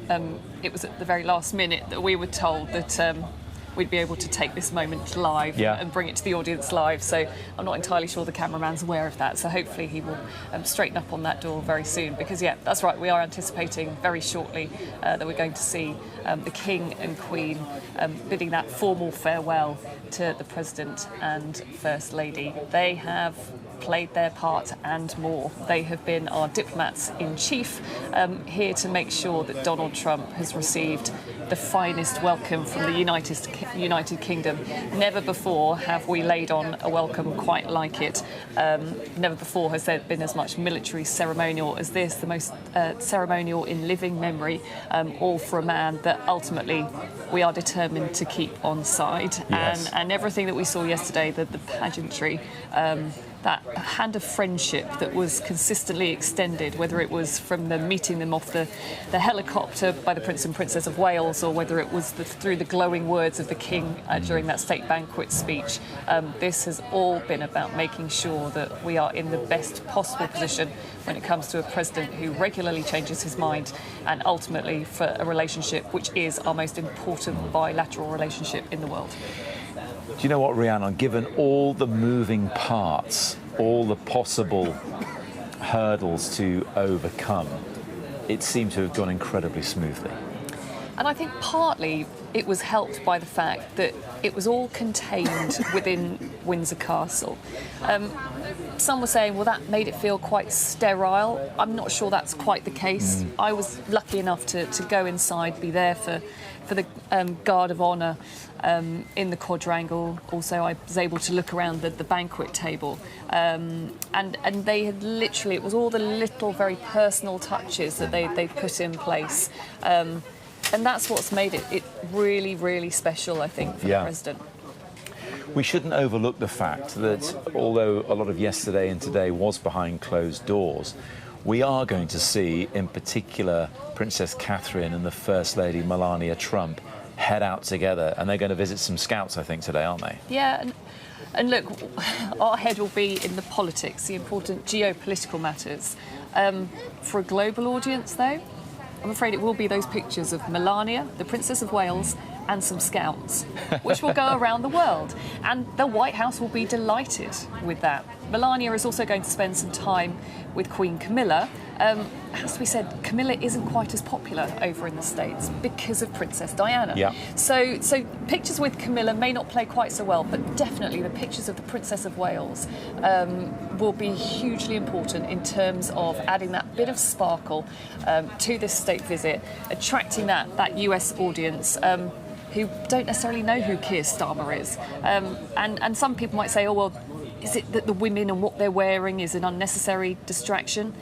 Actually, no, it's part of kind of the superpower of this state visit, that soft power, and emphasising the importance of relationships. Oh, one of the first things I zoomed in on this morning was in the US press analysing what the women last night in particular were wearing, and especially Melania.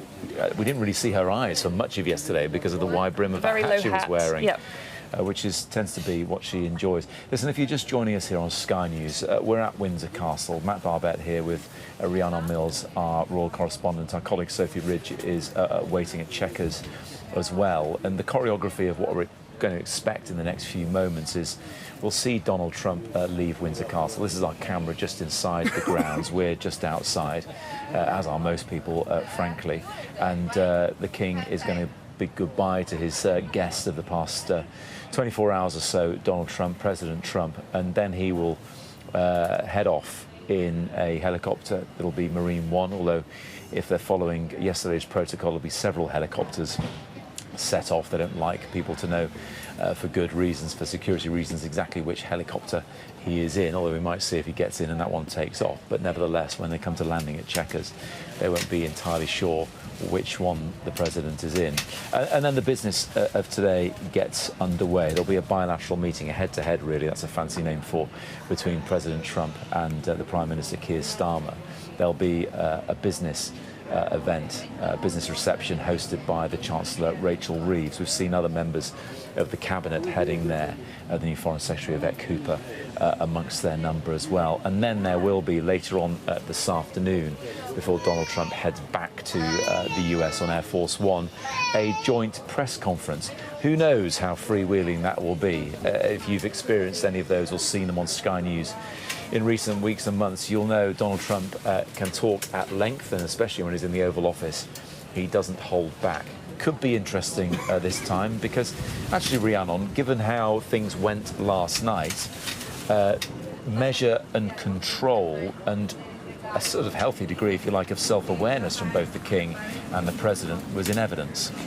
I think what was interesting, you've got to compare the two speeches from the two men, and I think when President Trump stood up, there was a kind of informality to what he was saying. He did stick to his script, but he couldn't kind of help freewheeling a little bit. I don't know, talking about the Princess of Wales. Oh, it's lovely to see you. It's lovely to have met you, and lovely to see you so healthy and you're beautiful and all that sort of stuff. And heaping praise on members of the royal family. His speech was so interesting because actually those speeches are meant to be emphasising the importance of the bilateral relationships. Yeah. It felt like he seemed more comfortable heaping praise on the King, and eventually he got round to talking about UK-US relations. But alluding to someone we know he holds also in high regard, Winston Churchill, saying that he was the man who coined this phrase, the special relationship. Yes. But saying that word special doesn't go far enough anymore. But it has been questioned in recent years, in recent decades. We touched on earlier, didn't we, just how cool certain presidents have been on the relationship with the UK, not least Joe Biden and Barack Obama. Yes, Democrat presidents of the US, but perhaps for their own reasons. They weren't Anglophiles. They weren't fans of the UK, Scotland in Donald Trump's case in particular, in a way that he is. He's still arguably one of the most, if not the most consequential politician in the entire world, still, in many people's eyes, the leader of the free world, or at least the position he holds is. And that's why they've lent into this. They've pulled out all the stops to appeal to that side of his personality. You say that, but I think consistently that head of state to head of state relationship, president to monarch relationship, has always remained so strong. With Queen Elizabeth II, the likes of Barack Obama and Donald Trump absolutely revered her. But you can't forget the decades of diplomatic experience that King Charles also has. Yeah. As heir in his own right, but often deployed by the Queen towards the end of her life on some really important, significant state visits. And I think there are other world leaders who look at him as a man who they can spend time with, they can have quiet conversations with, that they know won't go anywhere else. And that's quite rare when it comes to that kind of bilateral conversation. Yeah. It's a very different conversation that they have. There is no doubt that they are two men who politically will be poles apart on certain things. The King, over the last 6 months, has been taken very close to the line when it comes to tense diplomatic matters. The likes of Canada, for example. Yeah. Wouldn't it be fascinating to know what the King actually said to President Trump about the idea of a 51st state? Ukraine as well. We saw King Charles host President Zelensky just days after he was given that dressing down in the Oval Office. So the King, no doubt, will have his own views. It'd be interesting to know. We will probably never know, unless Donald Trump tells us, what exactly they spoke about in those private conversations. But definitely, number 10, the Foreign Office, have utilised as much as possible that sense of a president who has the utmost respect for the King and using the King to deliver those messages, which are so important. We'd just love to know what was said. What we do know is what Donald Trump said about the relationship. He talked about the shared language, of course. I mean, the fact that the United Kingdom was pretty fundamental to the founding of the modern-day United States, of course, almost 250 years ago. And they'll be celebrating that with interest July the 4th next year, of course, that quarter of a millennium landmark for the founding of the modern-day United States, of course. He talked about the shared culture. You know, American culture is consumed by so many Brits, whether it be via streaming services or, watching shows from the 90s that are still consistently popular, there's an awful lot of overlap, whatever people think about the man who's sitting in the White House. And that's what state visits are all about. Some people might be sniffy about them and say, well, does it really matter? But I've spoken regularly to people in diplomatic circles within the royal household who will say they are our diplomats in chief, and ultimately their role is to lay down those foundations of friendship, which is why you consistently get reminders in the likes of the speeches about our shared culture, our shared defence ties, business, people-to-people relationships. And that is integral to what we're going to see unfold today at Chequers. Yes. Is if you've got those foundations of friendship, you can weather quite a lot, and the monarchy are essential to that. Yes, an investment today, the investment announcements we've been hearing today are central to that as well from the point of view of the UK government. £150 billion worth of investment they are keen to point to.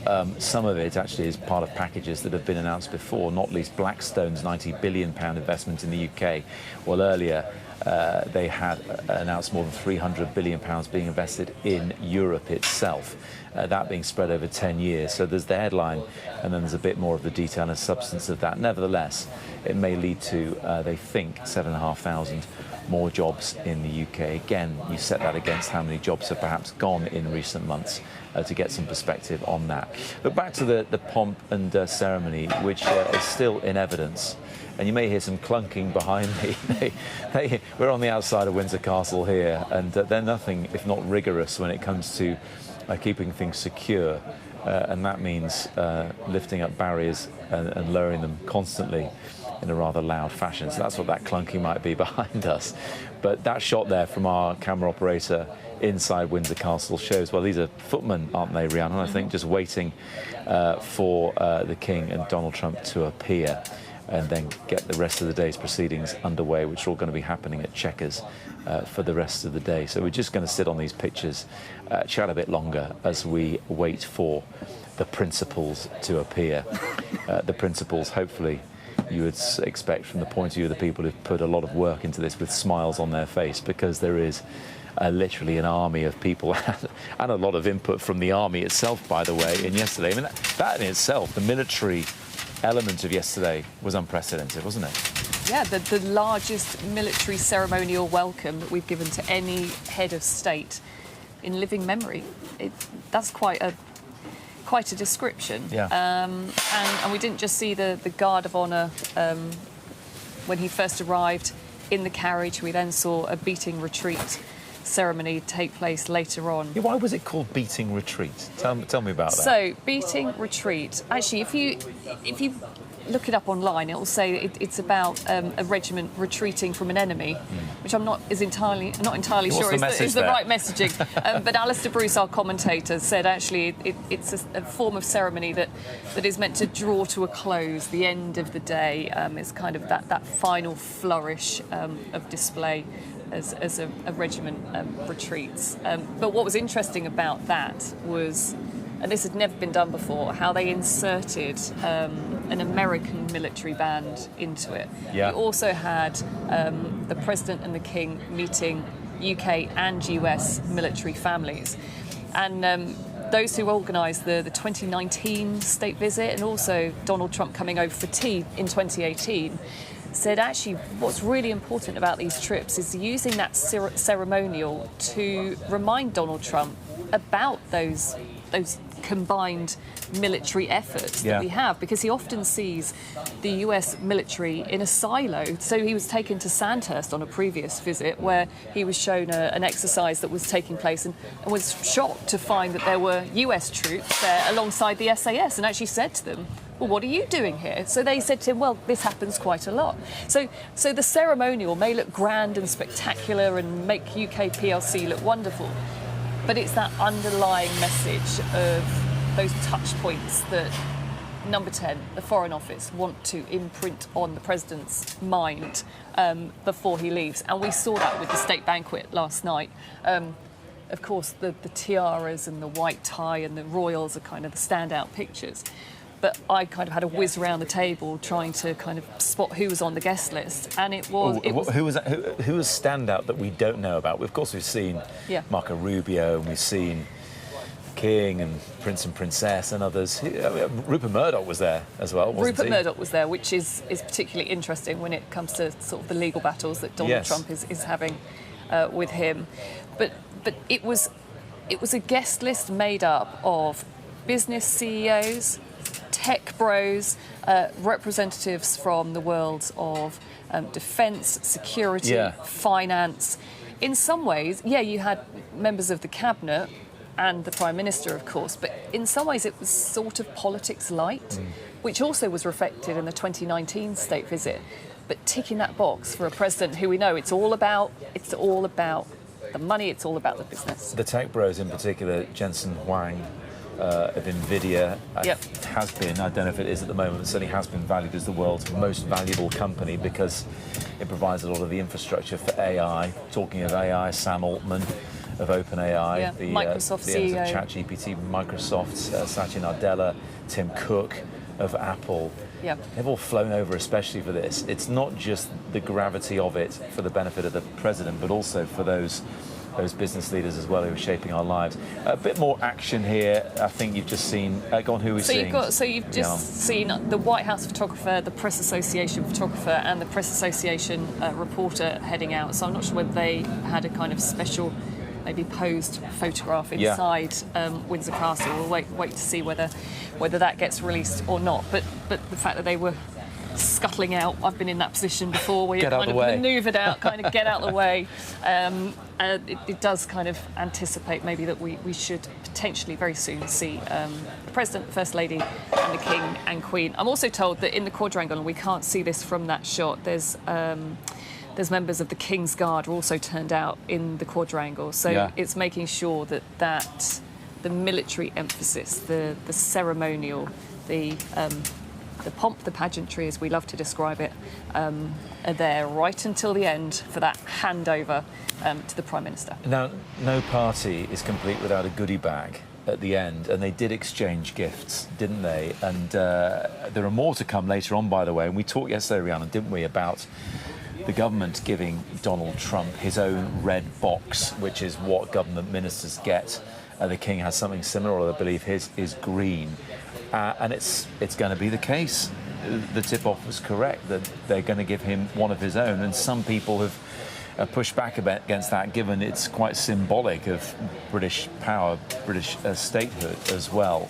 But they're going to give him one of those. But let's just focus on some of the gifts that were given between their Majesties to President Trump. A bespoke hand-bound leather volume specially crafted by the Royal Bindery in Windsor Castle to celebrate the 250th anniversary of the Declaration of Independence was being given to the President. The Union flag that flew above Buckingham Palace on the day of the President's inauguration on the 20th of January earlier in the year as well. One of my Royal Correspondent colleagues yesterday was saying that she thought that was just a genius gift because it really is one of those money can't buy kind of items.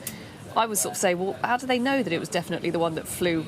So this is a bigger question for me. I need to go and ask if they've got lots of drawers of flags from different days. But also it was interesting when we got the gift list.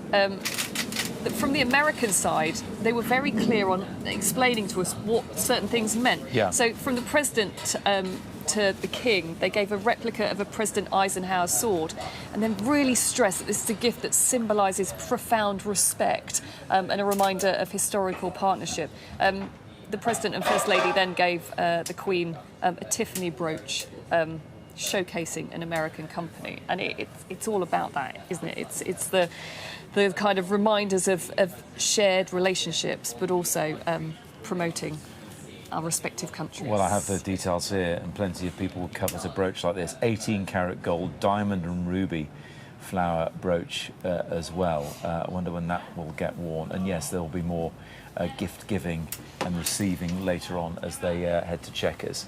You're watching Sky News. It's just gone 10:20.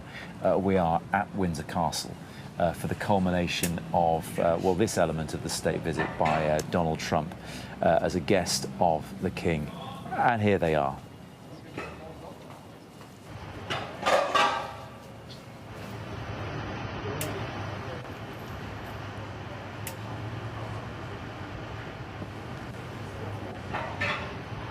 Well, they're not on mic, but you get a sense that they're chatting to each other. We've seen positive body language in the past 24 hours between the two men, King Charles III, President Donald Trump, the 45th President of the United States. Perhaps a pose for photos right now.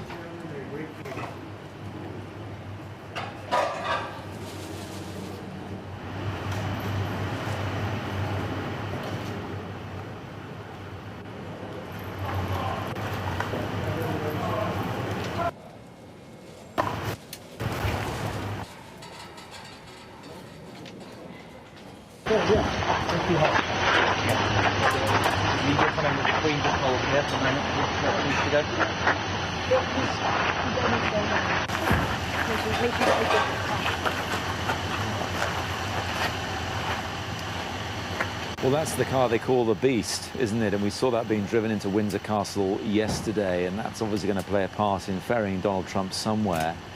I thought he was going to be heading to Chequers via helicopter. I mean, this may just be taking him to the helicopter, Rhiannon, of course, but maybe it's hitting the road. So yesterday they actually used the Beast to transport him the very short distance from the castle down to St George's Chapel. So when it comes to security and transporting him even around the grounds of Windsor Castle, where we know they erected this enormous ring of steel fences, they've been taking no chances. But I think what was wonderful about that moment, and you can hear members of the King's Guard there saying that final official farewell, Donald Trump couldn't help himself, could he? In front of the cameras there saying, he's a great man, he's a great man. And we were watching out for those moments yesterday. The cameras weren't quite close enough. But we know he has been effusive with praise towards the King. And now, the official handover is done. He's on his way to the Prime Minister. The Prime Minister there was there yesterday on the King's coattails, hanging back, allowing His Majesty to do his best when it comes to being diplomat-in-chief. And now they'll be hoping that they have done whatever possible to make sure he now heads to Chequers. He heads for those important political discussions in the best frame of mind and with only positive thoughts towards the United Kingdom. Like any good party, I'm sure there'll be a debrief for the royals after this one. Once the guests have left, you can go in and just relax. Let's just show you those pictures again. Here was the King, King Charles III, with President Donald Trump of the US, of course, on the steps in the doorway of Windsor Castle. A few final goodbyes after that state banquet and all that ceremony that we saw here yesterday. Cast of thousands. All the King's horses and all the King's men, as Mark Stone put it earlier on, turning out to really throw everything at welcoming Donald Trump for his unprecedented second state visit to the UK. We'll head back to pictures in a second. We just saw Donald Trump get into the Beast, his reinforced vehicle that is used to ferry him around. I think he's heading off through the grounds, Rhiannon Mills, our royal correspondent, with me now, through the grounds to jump onto Marine One, which is a helicopter which will take him to Chequers, which is where our Sophie Ridge is as well, and we'll be heading to Sophie in a moment. But that's what's happening next, Rhiannon. And a wave there from in the Beast from President Trump. There has been so much build-up and anticipation ahead of this state visit, not just from us reporting about it, but from the President himself. Back in April, he said, they're going to put on a fest. They're going to put on a fest for me, a second fest, and it's really special because it's happening here at Windsor Castle. And look, he's just beaming from ear to ear. Leaves the King. He's a great guy. He feels like they are friends, and that is very powerful for the United Kingdom. Two men, I'm told, who write to each other. No doubt Keir Starmer will be hoping that that friendly communication continues as the day goes on. Rhiannon, thank you very much indeed. Well, as Donald Trump departs Windsor and heads for Chequers, we're going to do the same thing. And Sophie Ridge is there for us this morning. Matt, thank you very much indeed.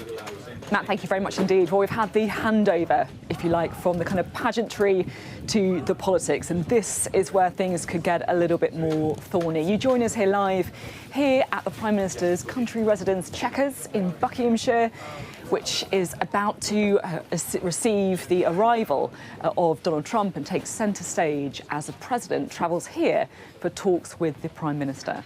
Now, if yesterday was all about kind of the pomp and ceremony, today it is all about the politics as the two leaders prepare to take part in a live joint news conference here later. You can see there members of RAF Halton marching in for the official greeting. They've got some bagpipes there as well, perhaps a little nod to Donald Trump's Scottish heritage there, because they will be very, very keen to make sure everything goes smoothly as possible. And we've got an all-star cast here to guide you through the day's events. We can bring in our political editor, Beth Rigby, who's here with us. Our US correspondent, Mark Stone, is here as well. And our international affairs editor, Dominic Waghorn, here too. Beth, to you first. I think they've been pretty pleased with how things have gone so far, right? But there are, I guess, a few points that could be a bit more contentious later. Yeah, I'd like to say it's like the Avengers assembling, isn't it? I mean, this is a big deal. I mean, the big guns are here. Yeah. I mean, look, for a Prime Minister who's on the ropes at the moment, the way in which King Charles and Queen Camilla welcomed the President and the First Lady yesterday, it could not, I think everyone can agree here, it could not have gone better. It was like a dream. I mean, President Trump clearly had a wonderful time. The speech last night at the state banquet could not have been warmer. And clearly this has pitch rolled into a trickier day with the best opening act you could have hoped for. But you're right, there are tricky issues now on the agenda. Now, what we've had in recent days has been the government talking up the trade, the tech, the artificial intelligence, nuclear power. You know, the government have put out a statement today touting £150 billion of inward investment into the UK over the next decade as a result of deals that they're doing, the big chunk of that coming from a company called Blackstock, who are investing in computer technology and really getting the UK ready for this AI revolution. So that's what Keir Starmer wants to talk about, but behind closed doors, much thornier issues. And you heard the King kind of lean into it last night, where he talked about President Trump and the way he talked about President Trump's personal commitment to finding solutions to some of the world's most intractable conflicts, a nod there to both Ukraine and Gaza, and an attempt really with King Charles kind of publicly saying it, of the UK with other allies trying to bind Trump in more to Ukraine, trying to make him potentially move more on Gaza, trying to get him to use his influence potentially to talk to Prime Minister Netanyahu. So that's some of the politics of the foreign policy, and then of course hanging all over it and being beamed onto Westminster Castle ahead of the visit, of course, the issue of Lord Mandelson, his sacking as the UK ambassador to the US, Jeffrey Epstein, and the links between both the UK government and the White House over that. So there's a lot to talk about. And that's before we even get to you at the press conference, Beth, as well. I won't ask you to say what you're going to, I won't ask you to give her any secrets, but yeah, an awful lot to go on, I think we could say. Mark, I'm so interested to get your perspective from kind of like a Trump watcher, if you like. I mean, yesterday was kind of the easy bit, but how do you think today's going to be? Do you know what the most interesting thing for me was? Is this the first time I've ever seen Donald Trump kind of almost realising himself that he isn't the most important person in the room here. He has such a deference for the office, for the institution that is the royal family. He loves it so much that you could see that he realised that. He was like, you're more important than me. Perhaps, maybe he didn't think that, but I certainly got that sense when he was looking at the King, when he was with the King. He loved every minute of it. You know, it was so clear from the way he was reacting as he walked around the castle, saw ancient artifacts. You know, he lives in his own little palace down in Mar-a-Lago in Florida. It's decked in gold. The Oval Office has been redecorated since Biden vacated and he came in. There is so much gold and gaudy there. But yesterday he got the real deal, and I think, you know, he's He's a real estate guy. He loves buildings, and here he was in a building that is so very old. So I think, look, I've spoken to diplomatic sources, I've spoken to people in the military, and I've spoken to people on the US side. Everyone is really very, very happy with how yesterday go. I guess the question for me is, at what point does the British government bank what they've got yesterday and try and spend it? At what point do they start to put pressure on? Because this is not all for nothing. This is transactional. They've done this because they want to draw in this consequential, unpredictable president. They want to draw him in as close as they can. At some point, it's got to become a transaction. They've got to ask for stuff as well, whether it be on Ukraine, whether it be on Gaza, whether it be on the economy. Because as Beth and I were talking about earlier on, for Keir Starmer, honestly, that's all that matters at the moment, isn't it? This is it. When you're Keir Starmer meeting Donald Trump, you can't go in on everything. You've got to choose what you're going to prioritise. It's going to be interesting to see what that happens. Dominic, there's so much we could talk about, whether it's kind of international trade or the economy or whatever.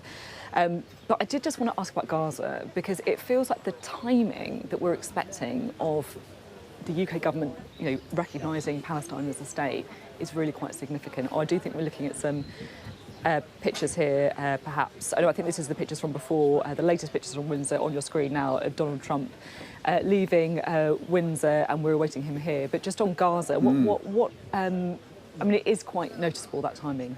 Yeah, he's heading off in Cadillac 1 here, and I think the question is he going to come here by Marine 1, or is he going to be driving here? I think through the morning we've not been entirely clear whether the weather's going to be kind enough for the helicopters to bring him here. But, as you say, this is... Yesterday, as we were saying, was a perfect day, except for one thing. What was missing, as we were saying all day, Mark, was that it had a weird feeling because there were no people, there were no public. We didn't have a stagecoach ride through London with lots of protesters around it. And, to pick up on Beth's cinema reference and give you another film name, it felt like The Truman Show. It felt like this was a massive, lavish production and spectacle involving hundreds of people at huge expense, all for the benefit of one man who felt like he was at the centre of the world, like Truman. And even here we can see these massive security barriers around Chequers, like Glastonbury has. The whole place is hermetically sealed, so the world can't sort of get involved in this. Messy We're not things paid like actors, protesters. just to be very clear, by the way. We're not part of the... We're very real. I don't know. We're very real people, and the thing is, the kind of illusion, that whole world kind of collapses and breaks down, and the real world breaks back into the Truman Show this afternoon, in the form of people like Beth Rigby, real people who will be presenting real questions from the real world. And I think one of those key questions will be Gaza, as you say. And the timing is awkward, but this is always going to be an issue where there has been, and there I think will continue to be, a widening gulf between Britain and America, because you have an American president prepared to give the Israelis a carte blanche to do whatever they want effectively in Gaza. And I think they're not saying it publicly, but many members of the Labour Party and the government do believe this is a genocide. And Yvette Cooper, the new Foreign Secretary, says it's appalling and reckless. It's going to lead to the bloodshed and the deaths of hundreds and thousands of more innocent civilians. And so that's, I think, probably an issue they'll agree to disagree on. But I think what's really interesting is what happens next. If Donald Trump goes off piece, if he goes off script, and if he makes headlines for all the wrong reasons this afternoon in response to Beth's questions and other questions, does the government feel it needs to kind of seize the agenda back and bring forward that recognition of Palestine and do so a bit earlier and make headlines of its own and try and eclipse what happens here? I wondered a bit about the soft power of King Charles, though, in all of this. That, the fact that he referenced conflicts, the fact that he referenced Trump's personal commitment to trying to resolve some of the world's most intractable conflicts, it seemed to me that it was a king appealing to President Trump on the matter of Ukraine or on the matter of Palestine in a way that perhaps European leaders have struggled to unlock him. And it just really interested me that the king gently was pressing on that. And I wonder whether that might have an effect. But he also, he was pressuring the president gently in his own way to kind of remind him, you said you could do this. You said you could solve Ukraine. You said you could sort out Gaza.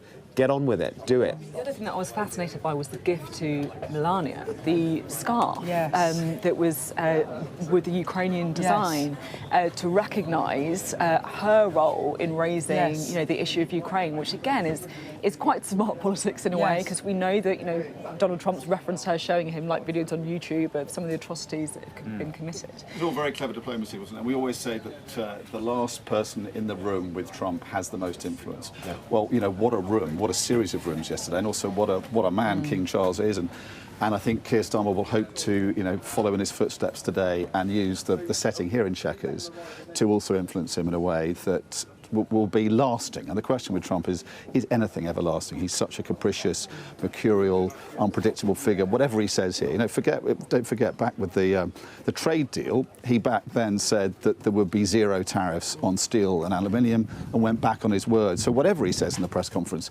how much is it actually worth in the end? I just want to pick that up with you, Beth, because, you know, we were talking about earlier, Mark was mentioning about how, you know, it'd be interesting to see what the government tries to leverage to really punch through on.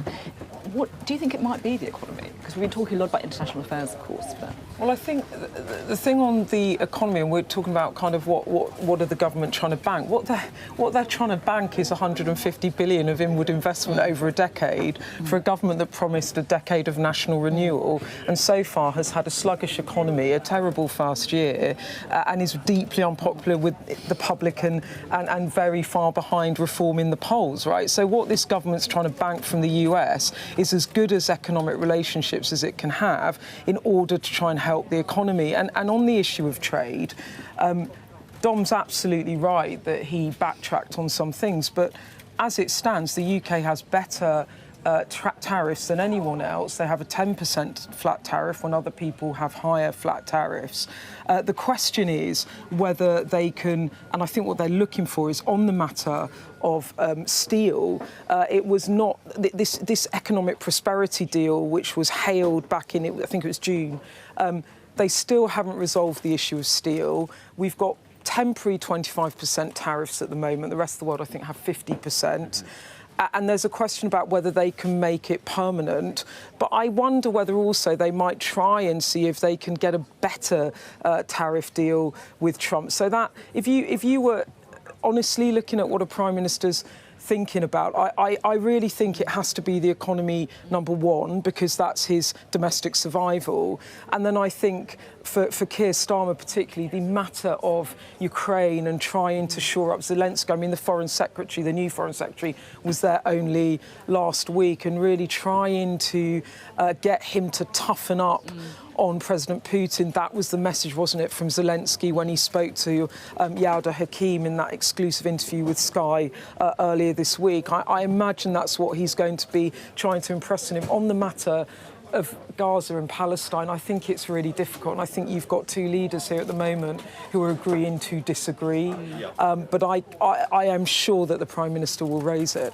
It's quite interesting that there is one key ingredient missing today, and that's Britain doesn't have an ambassador to Washington. I mean, the person who would be at the very heart and who has been at the very heart of all of this. And I can tell you that the planning for this state visit, forget the pomp, the diplomatic planning has been going on for weeks and weeks and weeks in Washington, at the embassy there, and obviously in Downing Street. And Peter Mandelson is now gone, right? He was the sort of figurehead, and he's gone. It was only like 4 days before he was fired, he was at Ditchley Park here in the UK giving a speech, which was kind of the setup for this moment. And now he's not there. Clearly underneath him, all the officials are still the same and are still doing their job. But it is quite remarkable that Britain is holding this massive, massive moment without an ambassador. And there's plenty of speculation about who might get that job as well. There's Richard Moore is the current chief of MI6,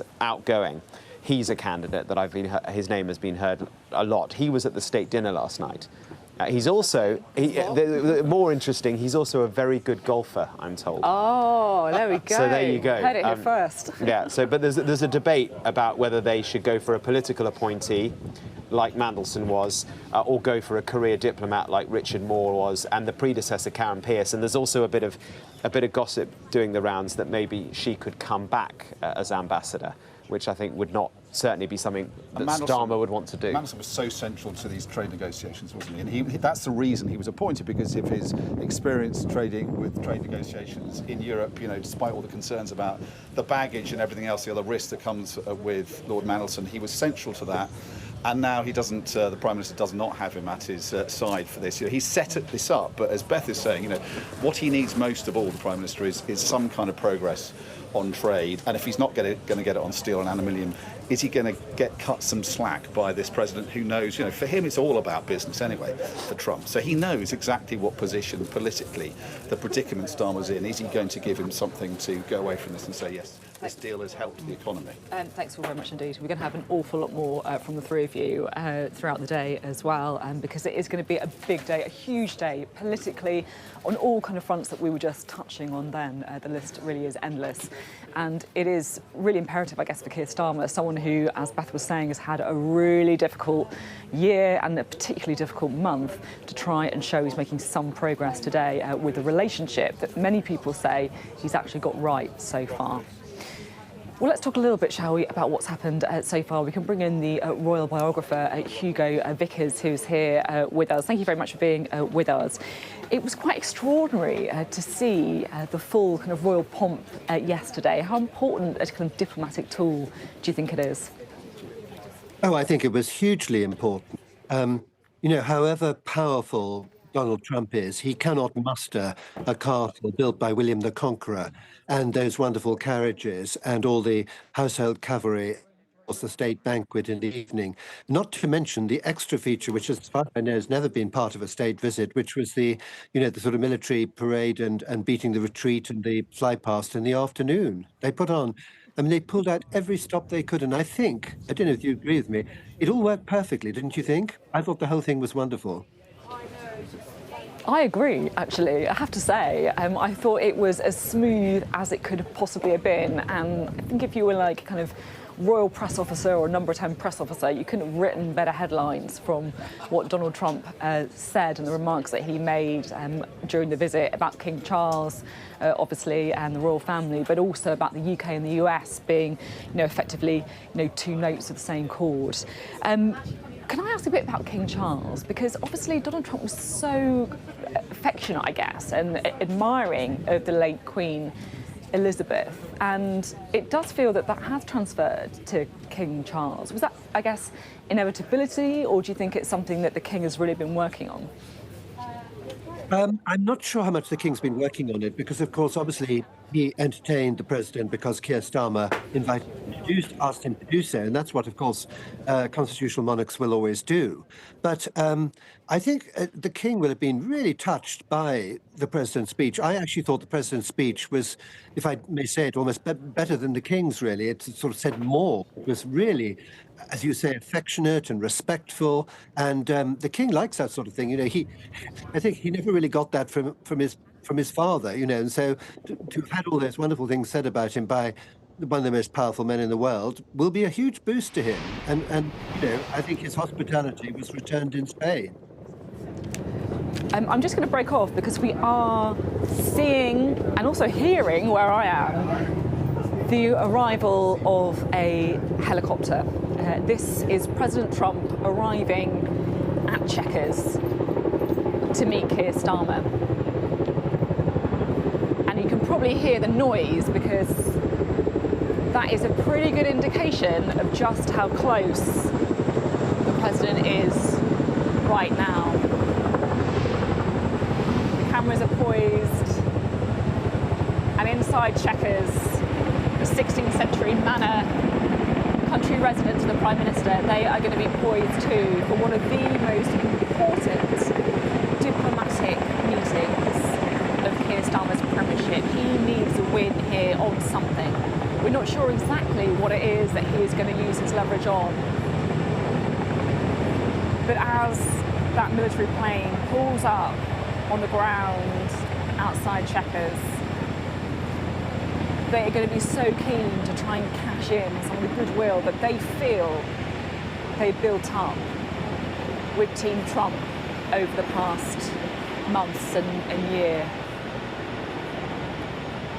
Well, the grass is rippling as that military plane lands. And very soon we are about to see the arrival of the most powerful man in the world, the most famous man in the world, here to meet with Keir Starmer. He's left Windsor Castle, of course, where he had that affectionate, I think it should be said, meeting with King Charles, where he spoke about the special relationship with the UK and the US being two notes of the same chord, both beautiful but best played together. Here we go. You can see that helicopter there.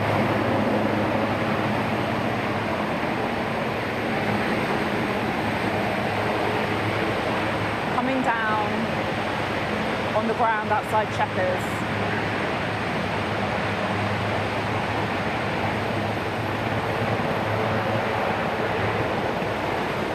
It's travelled a short distance from Windsor. It's travelled a short distance from Windsor Castle in order to come here where the world media awaits and where inside Keir Starmer is getting ready for one of the most important meetings of his premiership. You can see some of the entourage there rushing across the grass. The wind's blowing a few flapping lapels and skirts there. You can see the kind of photographers kind of scurrying up first, people travelling with the president from Windsor Castle to Chequers. And there is going to be an awful lot on the agenda here because I'll be honest, yesterday that was the easy bit. I mean, they're going to be relieved, don't get me wrong, that things went so well, but there were those words of affection between the president and between the king, the headlines really that nobody could have dreamed of, with the president talking about the special relationship. But now, this is where things get difficult. I hope you can hear me because things are getting pretty loud here as well, I have to say, with the arrival of these helicopters with the military planes and of course the arrival of the president as well. Because from here, this is when things do start getting potentially more difficult. There is a lot of thorny things on the agenda, whether it is trade, and of course the international situation as well, the war in Gaza, and the war in Ukraine that already the king has tried to leverage with President Trump asking him to use his influence in the region. In a soft way, of course. It's the king. It's not going to be direct, but it was still there. And of course, hanging over as well, the fact that this is a state visit without the US ambassador after Lord Mandelson was sacked, slightly awkwardly, for his relationship with a man also known by President Trump. So there is an awful lot of things that could take this trip off agenda, particularly, of course, in the press conference that we're going to be hearing from later today. But right now, here in Chequers, they are still in the organisational, or shall I say, rather than the transactional part of the visit. The planes are on the ground, the rotorblades slowly starting to slow down. You've got an awful lot of men in suits walking into this historic building here, the 16th century country residence of the Prime Minister. And everyone here, from the media, to the politicians, to the security services and the armed forces, all are waiting for the arrival of one man, Donald Trump. Arguably the most influential man right now in the world, and I have to say there is an awful lot of things on the agenda. The chances for a country like the United Kingdom to use its leverage on the President of the United States are small, but this is one of them, and they have gone all out so far to try and get the President in the best possible frame of mind for his meeting. You can see now the cars very, very slowly making their way up the drive to Chequers.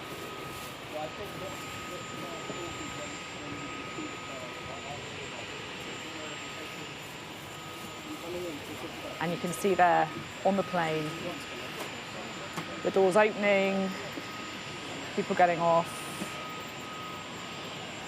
We, like you, are poised to see him. We're waiting. And all the people as well.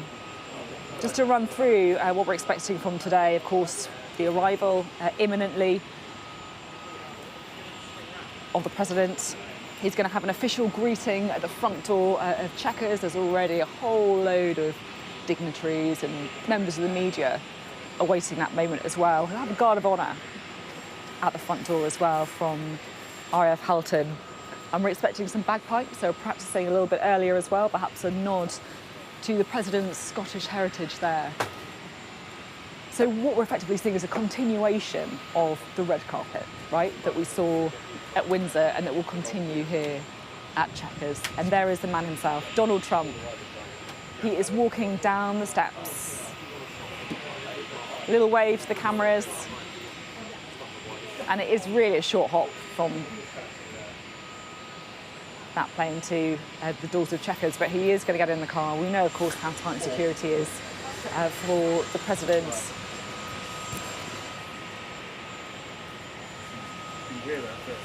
He's sitting there. And in a few moments, he's going to be here. I've got Mark Stone with me, I've got Beth Rigby with me. Mark, you must have seen some of this before, but it is quite something, isn't it? The kind of full entourage of the president. Such an extraordinary sight. Some might say an awesome sight. Some might say a bit bonkers that they ship all these vehicles over. These are the sort of vehicles we see zooming down Massachusetts Avenue in Washington the whole time, down Pennsylvania Avenue. And here they are in the Buckinghamshire countryside, all of them shipped over.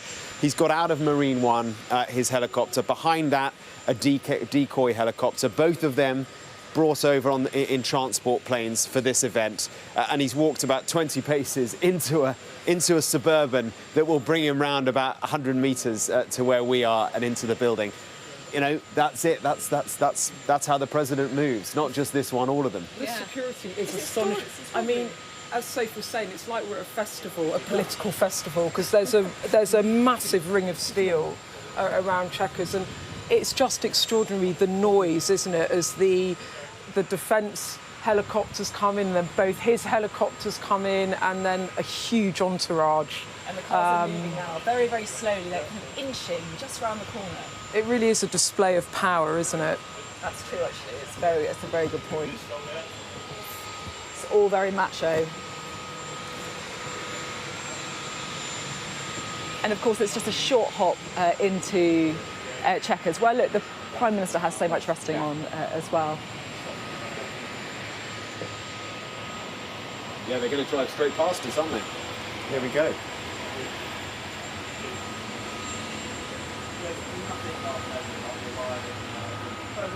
There we go. That's the car. You can see, of course, Mark. There's a wave. Donald Trump, a little wave there to the media. And man, he's always got an eye on the TV, right? He's a very visual president, right? I think it's fair to say. He hates us and he loves us. I think that's a good description. And there are the bagpipes. Hopefully you can hear them. The Scottish nod.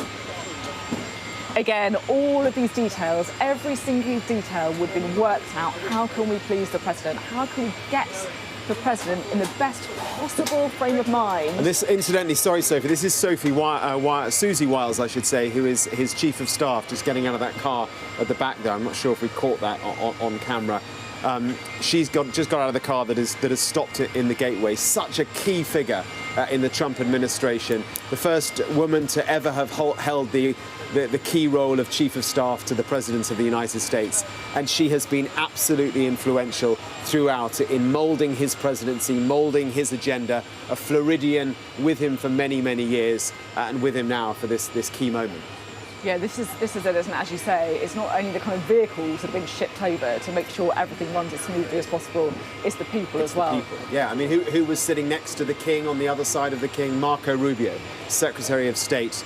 Little Marco, as Trump used to call him when they loathed each other. Now they're very much aligned, and Rubio is moulding Trump's foreign policy. And sitting next to the Queen on the other side of the table, Scott Bessent, the Treasury Secretary, who clearly, given what will be discussed today, given the politics of all of this, you know, a really, really key You see, figure. this is the thing, isn't it? Because we're going to focus, obviously, on the relationship between the Prime Minister and the President, and you can see them both there walking into Chequers along with Keir Starmer's wife. And they do seem like they've got a very genuinely quite friendly relationship, which I'm going to hold my hands up. I didn't necessarily anticipate, but that's a relationship that Keir Starmer has really worked on. But on the sidelines, as you were saying, Mark, all of these bilateral relationships are so important, whether it's on the Treasury side, whether it is, you know, Yvette Cooper trying to get in with people. It's the whole of the teams and the whole of the operations trying to unlock things, trying to get their side of whatever transaction it is they're trying to get through. Yeah, a lot of shape-shifting going on, I think. You know, whether it would be with Keir Starmer, you know, so far politically from Donald Trump, whether it be Yvette Cooper, I mean, she and Marco Rubio, I don't really see that relationship massively, but they've got to make it work. Yeah. And if Starmer's certainly led by example, he has made it work. Yeah. And Trump has said on so many occasions, I remember, I think it was in when they signed the trade agreement to the extent that it was that. You know, Trump was effusive in his praise for Keir Starmer. We're not very aligned politically, so I'm not sure about his politics, but as a guy, I really like him. I mean, that's Yeah. great. They were cock-a-hoop in Downing Street when he said that. So more of that today, I think, is what the British government is going to want. It's interesting as well, because look, we know how much Number 10 prepare for these visits. We know the Oval Office trip that Keir Starmer did, you know, they kind of role-played, they watched back videos of other leaders and the kind of time that they had with Donald Trump, you know, that they kind of mapped these things out very carefully. And as you say, Mark, it's not necessarily a relationship that was a natural one, a natural fit. You can imagine Boris Johnson, for example, just kind of waltzing in with no prep at all. Yeah. But what I think Keir Starmer's team have done is that they've gamed this and they've realised and really thought about how to make this relationship work, which is all about flattery, right, with Donald Trump. And that's what yesterday was for. It was to flatter, to form maybe. It was the moment to show Britain off to a guy who they know loves Britain, loves everything about it. And the pictures certainly seem to suggest that it all went very well. You can see the airmen, the aviators of the RAF regiment just marching now out of Chequers. They're based at the RAF base just down the road from here. So a big moment for them as well. You know, there are so many people involved in all of this.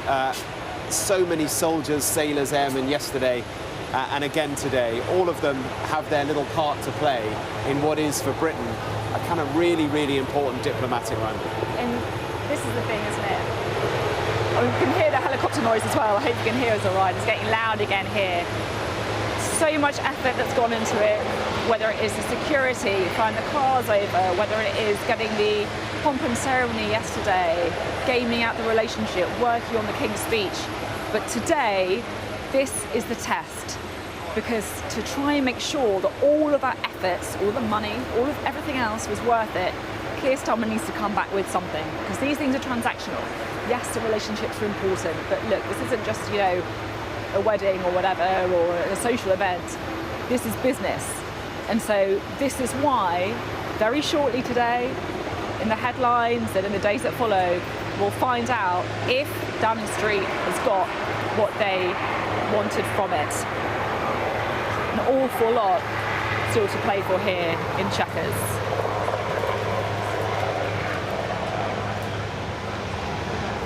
Well, it's 11 o'clock. Good morning, live from Chequers, the Prime Minister's official country residence, because in the last few moments, President Donald Trump has arrived right here on the second day of his state visit to the United Kingdom. You're going to hear the helicopters, and that's what I mean. He really has only just got here. He's walked in those doors behind us. He's been greeted by Keir Starmer. And if yesterday was all about the pomp and pageantry, well, today it is all about the politics. And I have to say, there is an awful lot of politics going on. So with that, it's only right to bring in our political editor, Beth Rigby. We're also joined, I should say, by our US correspondent, Mark Stone, and our international affairs editor, Dominic Waghorn, as well. Beth, well, he's arrived. That was exhausting just watching it, wasn't it? Yeah, it was. Yeah, he's arrived, and in he goes, and as Mark was saying, he lands, he gets driven 100 metres, and he gave us all a wave as he went in. A beaming grin and a wave. beaming grin. Yeah. He's living his best life at the moment. A day with the King, and now a day at Chequers. And as we've been talking about, he's enjoyed this state visit. Everything has been laid on. And he's clearly enjoyed spending time with the King, Prince William, Princess Catherine, Queen Camilla. Now it's down to the politics. What's on the agenda? Trade will be top of the agenda, I imagine. There will be lots of talk, I think, today about deepening the tech relationship between the US, UK. As I was saying earlier, the government talking about up to 150 billion of inward investment from various deals that they've been striking in recent months across nuclear power, artificial intelligence. So there's a lot on that, and I imagine the two gentlemen want to talk about that. But yes, on the issue of trade terms, what more can Keir Starmer get from Trump?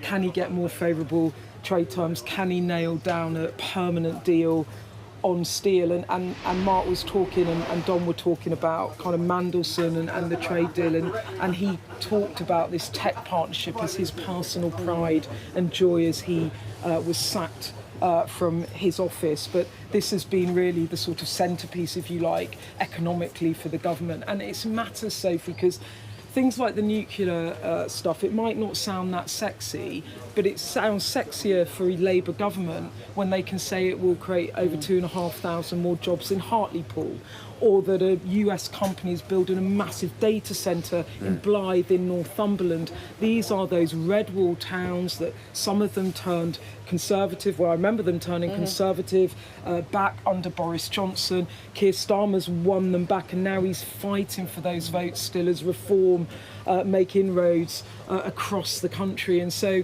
this is, if you like, their attempt to say to the public, we've done the hard yards with the US, and now we're hoping that this will actually give some tangible results, put pounds back in the pockets of you. Now, there might be quite a big gap between the ambition and the reality, but at least it gives him something more positive to talk about after, I think, what we can agree has been a torrid start and a difficult start for him. I mean, I don't know about you, Sophie, but when just over a year ago you and I were standing outside Downing Street and he had won a landslide victory, did you think a year and a bit later we would be talking about kind of challenges to the leadership, or whether or not he will see out the first term? I didn't expect that, did you? No, I didn't. To be honest, it has actually been quite astonishing, really, and they will be very alive to it in number 10. And the other thing, normally in these circumstances, with someone as unpredictable as Donald Trump, you'd be like, this is the risk here. We're really stressed about the Donald Trump visit. I feel like for Keir Starmer, it's almost like, OK, right, let's just take a breathe. We've got the Donald Trump visit. We can kind of relax now. This is familiar territory for us. We're doing all right on this bit, which, again, is not something I would have predicted. And I'm hogging this. I'm hogging it, and I've got these lovely gents here. But another thing, I mean, also, just with the state visit, I mean, it's been quite an acrimonious aggro summer domestically. There's been quite a lot of tensions, and actually there is a moment, isn't there, when the royal family come out and they celebrate British heritage and they put on the greatest show on earth, and maybe that's lifted people's spirits a bit, and I imagine it's lifted spirits a bit in number 10. I mean, subject to how today goes. Yeah, exactly. This is it. But just on that, an observation on that, yes, it's kind of a breather here for Trump as well, maybe, but I was thinking last night, there's this kind of odd, split screen going on between the sort of solemnity of yesterday, the pomp, the sort of respectful politics here. Back in America, it's all kicking off. I mean, it's just nuts. We need to talk about this, Mark. Yeah. No, but whether it's the Jimmy Kimmel being cancelled, but more broadly, I mean, the death of Charlie Kirk, that assassination.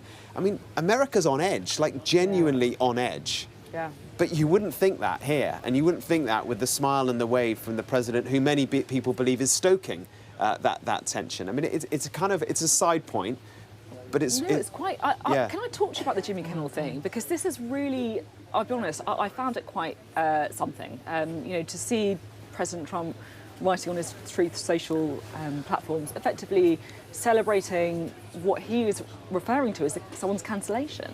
Yeah, and he was doing that, incidentally, last night from Windsor Castle, maybe from his four-poster bed. Who knows? Like 1 in the morning as well, right? It was late, yeah, and we know that he does most of these posts himself. So Jimmy Kimmel, many people will be familiar with him. Many more maybe won't be. Late-night talk show host, comedian, massive star in America on ABC. On his show last night, he, I think it was actually the night before, he does a monologue at the beginning, and at the beginning of that, he said that the MAGA gang, as he called them, were trying to score political points from the assassination of Charlie Kirk.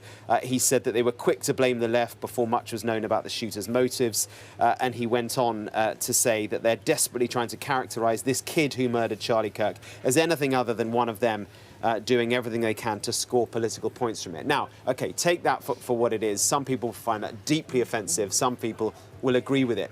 Free speech, right, in America, you'd think it would be OK. Not anymore. It was the American version of Ofcom, effectively, the boss of that, who first questioned this, was very angry about this. That then led ABC and their owner, Disney, to they did take Jimmy Kimmel off air. Trump then on social media. Great news for America. The ratings challenge, Jimmy Kimmel's show cancelled. Congratulations to ABC for finally having the courage to do this.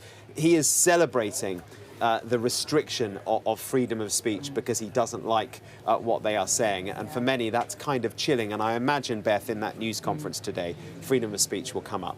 Well, I imagine that the US press corps will be very keen to ask Donald Trump about that. And we've had our own issues around this, haven't we, with Elon Musk wading into a rally over the weekend and inciting violence against the government, suggesting it should be overthrown. Or so again, we've had issues around this, and that was heavily criticised by some Labour politicians and the government. His remarks, and also the fact that the US government have criticised the UK for what they perceive as a lack of freedom of speech. This is what I can't get my head around, right? The FCC, as Mark says, it's like Ofcom, but Ofcom is an independent body here. The head of the FCC is a Trump appointee and slavishly devoted and loyal to Donald Trump. So, this is effectively the Trump administration cancelling a comedian because he made a joke about the murder of someone who championed free speech. I mean, Charlie Kirk was a passionate defender of free speech. So the irony here, but the impression is, as Mark said, layered irony. Posting from Windsor Castle. Now, this is an American president about whom more left-wing or left of centre columnists, not polemicists, not people who are propagandists, but people are making a pretty reasonable case in The Guardian and other papers that this is a president who is trying to build a dictatorship in America. He's taking America down a dark, possibly fascist path. And, we're only 9 months into this presidency. If 3 years or, 3.5 years into this, he does build a dictatorship or he's heading further in that direction, then this is all a bit of a hostage to fortune for Keir Starmer. And just the fact that their kind of principle on free speech, they've been very aggressive. Some would say rightly, criticising what they perceive as breaches of free speech in the UK, whether it is the arrest of the comedian Graham Linehan, whether it is protests in anti-abortion buffer zones. It just feels like a very, very live issue to me, and it'll be interesting to see how they navigate it in there, because of course free speech was something that Keir Starmer had to address at the Oval Office. But also just the choreography of the news conference, which I can't remember what time it is. It's later on today. It is 2:20. Okay, so I don't know what the choreography is going to be like. Whether it ends up being a kind of a freewheeling news conference of the type that we're used to with Donald Trump, when he is the principal, when he's the host. He's clearly not the host here. Keir Starmer is. So maybe they will, and I wouldn't be surprised they'll want to do this. They'll restrict it. 5 questions from the US media, 5 questions from the UK media, and that's it. But is that going to hold him back? I mean, Well, exactly. Donald Trump he hasn't spoken for, 24 hours in public, has he? So he's going to have cameras on him. He's going to find it, I think, hard to resist the temptation to start sort of waxing lyrical. And if he's drawn down or provoked in certain directions, he may kind of take over. Even though the host, as you say, was going to tightly control this, choreograph the press conference, he may take it in a different direction as he has in the past. How worried will Number 10 be about that press conference? Because, look, we've been discussing them this morning, but there are a few, I guess, kind of minefields. Well, I think the issue with the press conference is it's unpredictable because when it was the days of President Biden, it would be 2 questions from the UK press corps, 2 questions from the US press corps, and everyone wanted it to be over as soon as possible. So media was tightly controlled. I imagine what will happen with this one is there will be some more questions than that, and they will have a list of questioners which they will decide. But then the issue is whether Donald Trump turns it into a more free-flow event. I have to say, when we were in the Oval Office in February, when Keir Starmer went over for the state visit, what happened there was Trump ended up doing a ginormous press conference effectively in the Oval Office, but that's a very different atmosphere to a formal press conference. It's much more informal, conversational, discursive. It's less kind of structured questions. And then when it came to the formal press conference, actually it didn't go on for that long. And Keir Starmer will be in the driving seat here. And my instinct, and I might be wrong on this, is just given how well this has gone in terms of the state visit at Windsor Castle and the clear enjoyment that President Trump had from it, I would imagine that he will be deferential to his host at Chequers at this press conference. But let's see. He will be. It might turn into one of those ones where he'll take dozens of questions, and I've been at those, like NATO. He just took absolutely loads of questions, and I've seen him do it at the G7 summits as well. So let's see. And we can just see there's some of the pooled media who've been travelling with the president and are coming out now. There's one guy over there who I know quite well. He's called Brian Glenn. He works for Great America. I can't remember what it's called now. Real America Voice. Friend there, Real America. He's my best friend. All right, you got me there. Real America's Voice is very pro-Trump.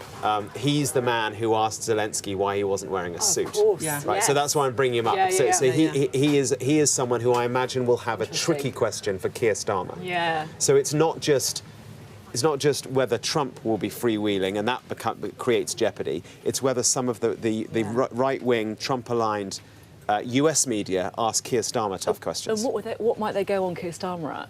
Free speech. Free speech, yeah. It's interesting, isn't it? I think the point is that, Donald Trump has been, he gave a speech, he's spoken in public, but he's been in a kind of straitjacket for the last 24 hours. A straitjacket he's loved being in, but he's a disruptor, he's chaotic. He may, find that this is the moment to start speaking his mind. And there are lots of areas where he could be encouraged to speak. I think you're right. I think that is probably, your instincts are right there, Beth. But, Jeremy Hunt yesterday said, he took us back to 2018. In the garden here, the press conference you're probably at as well. He sat next to Theresa May and he said, neither of us knew what he was going to say next. And he described that as a pretty terrifying prospect. And I think for Keir Starmer, it will be even more terrifying. And I remember given that. the world of pain he's currently in. And you probably remember that. I remember that press conference because it was a time when Theresa May was under a lot of criticism around the Brexit deal. Donald Trump had given interviews ahead of it where he spoke to The Sun, didn't he? He'd been very critical of Theresa May. And so we opened that state visit with this awful situation of a US president kind of publicly criticising the host as he came in, or the Prime Minister as he came in.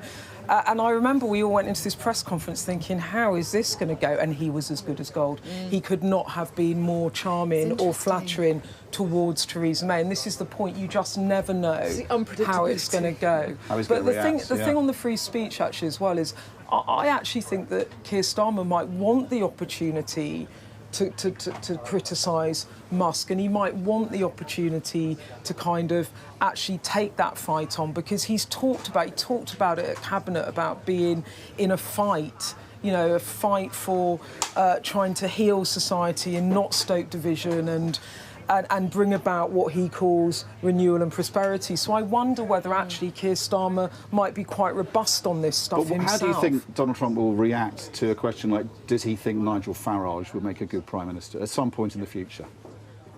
I don't know. I would... I don't know how he would react to that, and I don't know if someone would ask that. I mean, he's got two options, isn't it? He can say Nigel Farage is my friend, but I think Keir Starmer's doing a great job. That would probably be the sensible way to do it. Or he could turn the screw and say, yeah, I think Nigel Farage would be a great president, and there you have all the front pages. And that's the point. You don't know how he's going to answer it. It's a minefield, isn't it? And we've had such Should a I controlled ask that, do you think? I don't know, Beth. I think, We'll you know, crowdsource for your options. If you've got We'll a do good that question for Beth, let us know. We'll there are so pass many it questions, on. aren't there? But, yeah. At Beth Reesby Sky. It could go in so many directions. You've got an awful lot to do. I'm going to let you go and run off you. and do your job and do a bit of journalism. But it's been good to have you, and we'll chat to you a little bit later. Beth Reesby, thank you very much indeed. Well, as we have been saying this morning, President Trump currently inside at Chequers. He's had the lovely pomp and pageantry. He's had the meeting with the King. He's had the dinner last night, and now he's on to the politics, which, let's be honest, could get an awful lot harder very quickly. Currently, he is having, we believe, a bilateral meeting with Keir Starmer, so I guess this is really where things do start to get interesting. We are continue to be with our US correspondent Mark Stone and our diplomatic editor Dominic Waghorn as well. There he is, the man himself. Little pause to make sure they're going to get a picture of him before he goes in at Chequers. And you can see there he's got the full works, you know, the military outside, the handshake with Keir Starmer. There's Victoria Starmer there, who Donald Trump's previously described as a very kind of good-looking woman. Of course he has. But look, they know each other quite well at this point, don't they, Mark? Yeah. Not just Victorian, president, but as a It is a duo. It is a very, very unlikely alliance, isn't it? Obviously, the special relationship transcends all the leaders. They always say that, but these two, they couldn't be more further apart politically. And yet, on so many occasions, Donald Trump has said what a great guy Keir Starmer is, how he likes him. He doesn't need to say that. He offers it. Very, very interesting. Very interesting. I'm also fascinated by the way, and I wonder if you guys could help me with this, the way that Team Trump and MAGA generally view Britain. Because I can't kind of work out if they kind of love it. You know, you see Donald Trump there talking like, you know, two notes to the same chord. He loves the King, he loves the Prime Minister. We've got so much in common. Or if they basically think that we're a complete basket case that is, you know, too woke, that is, you know, ignoring free speech. I can't work it out. You should or is it a bit of Well, both? I'm just trying. Because in one breath, it's all about adoration for this country, and in another, Munich Security Conference, J.D. Vance, where did that come from, where he's suddenly laid into the UK? It's both, I think, if that's possible. But I think underlying all of it is this sort of fascination with all things British. They love it. And there's a kind of, there's a love affair with Britain that most Americans have, and they have a huge envy of our history, but a huge admiration for it as well. As Sir Anthony Selden said yesterday, in Windsor Castle, the setting for the state visit yesterday, it's 4 times the age of America, and that's something Americans do have a kind of inadequacy complex about. This is the time for your wonderful Windsor Castle joke.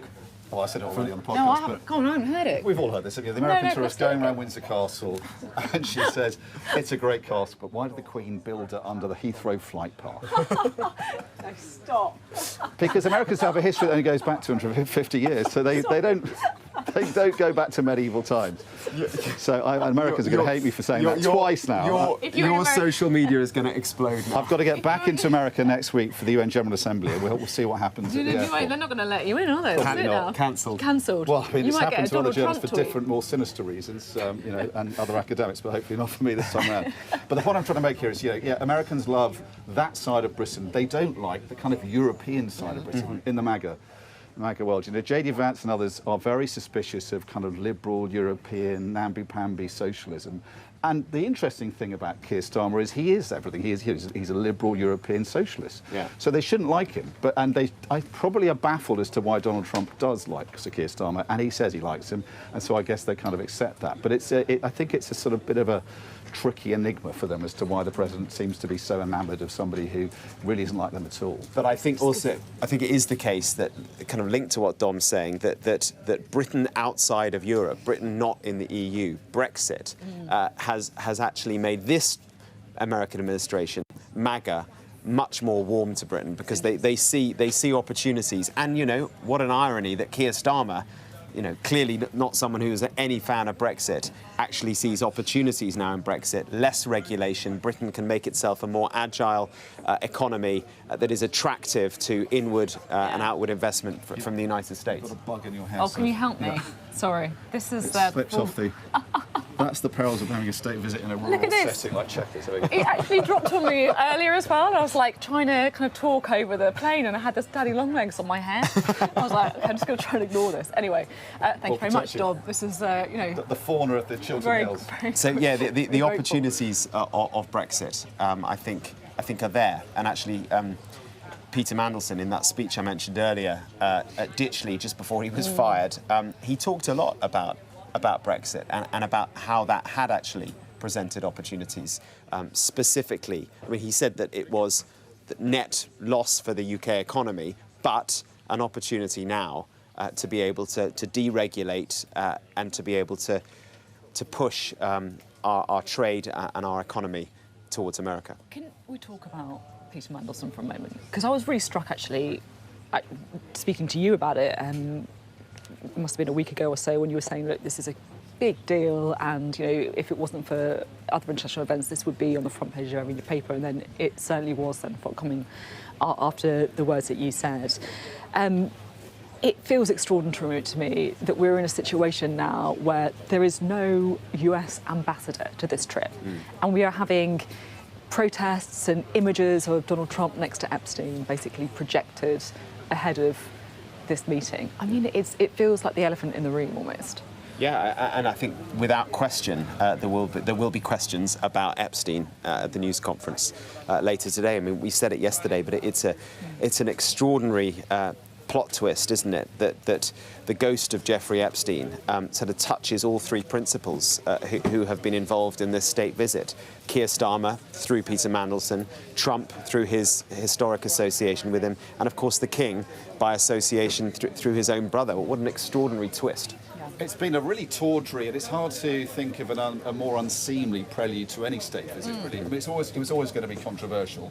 And the royal family is used to controversial state visits, you know, Ceausescu, George Bush at the height of his unpopularity, Putin even, the King of Saudi Arabia. But none of those really had the kind of run-up that we've had to this state visit, because it has been a very unseemly backdrop. We had that allude card being published that Donald Trump said didn't exist, and then when it was published said he had nothing to do with it, but a card that allegedly he sent to Epstein on his 50th birthday that is signed on the sort of body of a woman.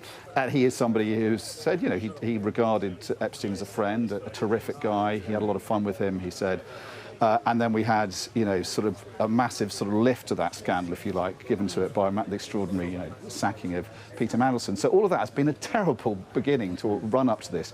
And I guess the question is, do we sort of now go out on a Epstein-related note as well if he comes up in the press conference and if the president gets riled by it and starts talking more about it? You'd imagine neither of them are going to want to go there at all, but he might be drawn in that direction, and that will leave a bit of a smell, I think, after the conference, after the state visit as well. But I do think one awkward thing and one question that could come up is this sort of this issue that clearly the British government has taken a position that a close association with Jeffrey Epstein is a sackable offence, which is why Starmer sacked Peter Mandelson, and yet the guy standing next to Peter Mandelson also had a close association with Epstein.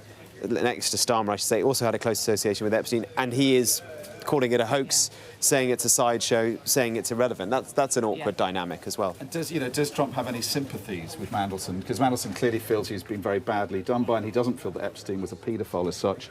Clearly hasn't read any of the testimony of teenage girls and what they've said about what Epstein did to them, or if he has, he's taken a different view on it.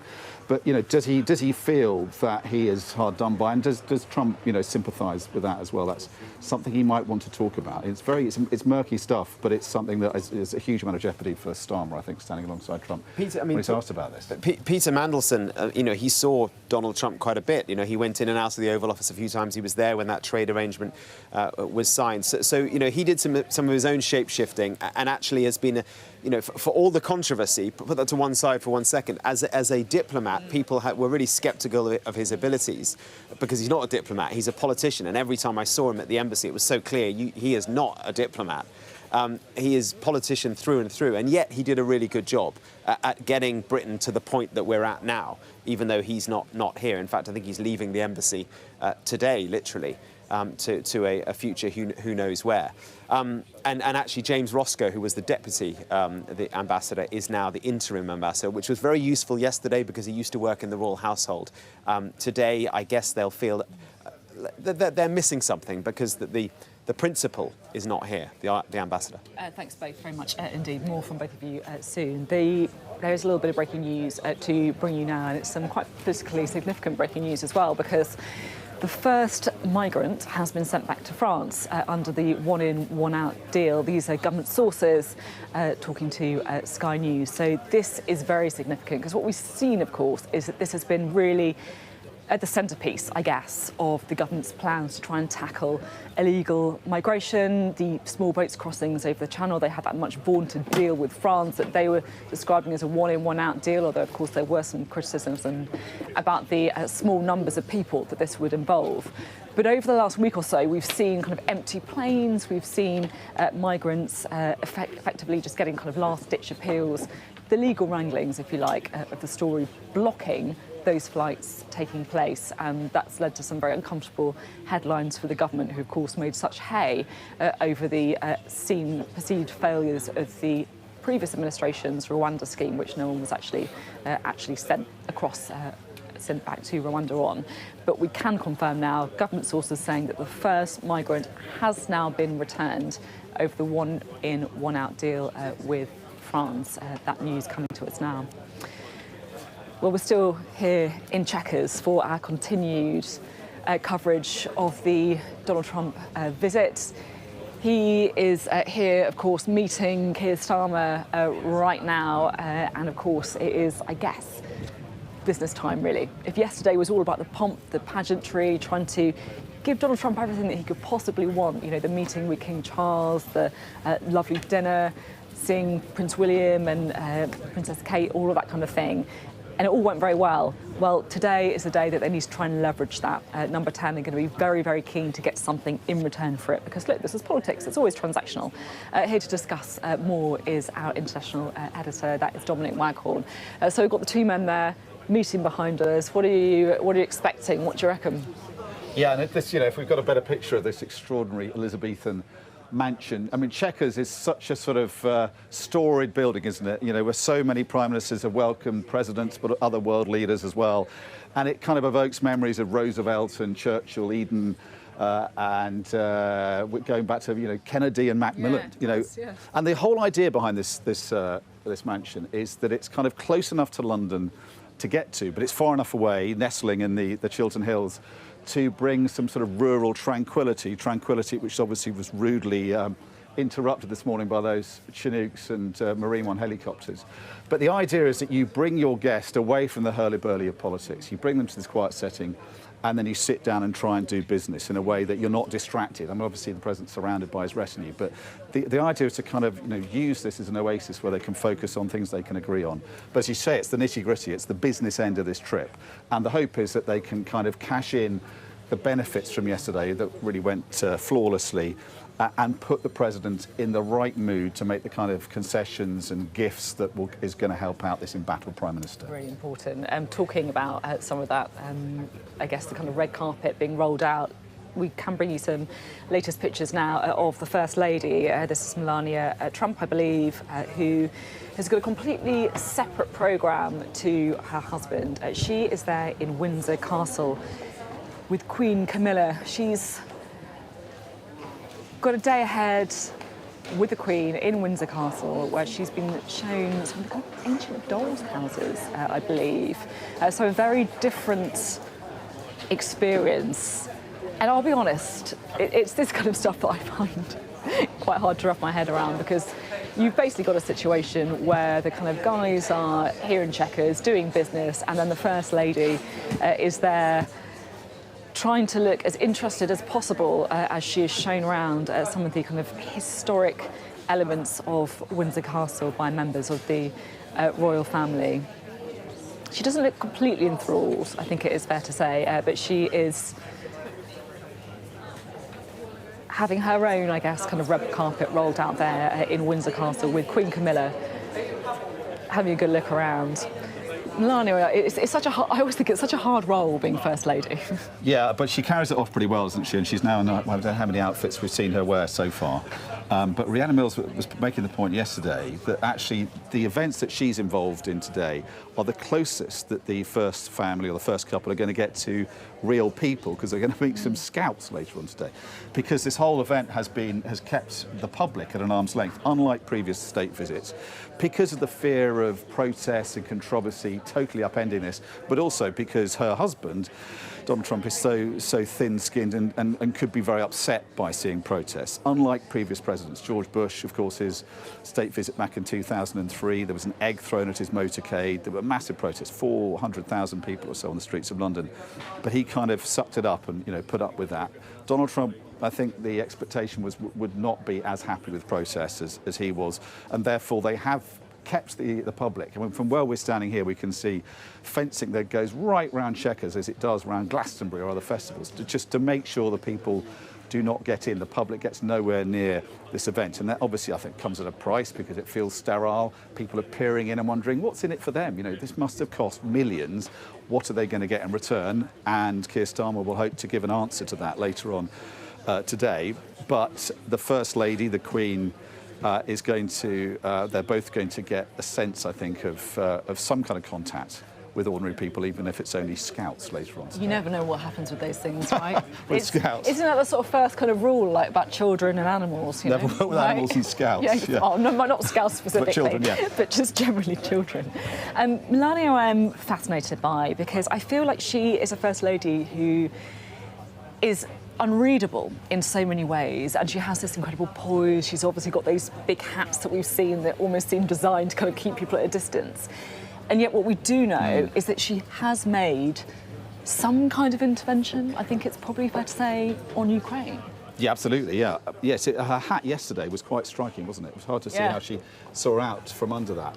And she, I think, Rhiannon was also saying, so actually the pictures today may well be of the Queen and the First Lady, what they're wearing, the kind of style that they cut, the kind of impression they're making. But as you say, she has been influential within that marriage, because Donald Trump has let slip a number of times now that his frustration with Vladimir Putin isn't just that what Putin is doing, but it's the fact that he goes back to the White House residence, having said that things are going better than he had hoped with the Russians. And Melania says to him, well, really? Because they've just bombed another hospital. They've just killed children in Kyiv. And that's happened a number of times. So that's part of this kind of pressure, and it's obviously very close to home for Donald Trump, that's trying to push him towards taking a firm line with Vladimir Putin. Has to be said, so far, it's not made enough of a difference to do what Keir Starmer and his European allies want, which is to see a real change in direction from Donald Trump. What they want to see is Donald Trump going back to saying there has to be an immediate ceasefire, and then using his powers and the powers that the US Congress are going to give him to really hit Putin where it will hurt, which is the oil trade. And waiting in Congress is the kind of legislation needed to really slap on the sanctions on Russia, but also on any country that trades Russian oil, to make a massive difference. Now that could bring Putin to his knees.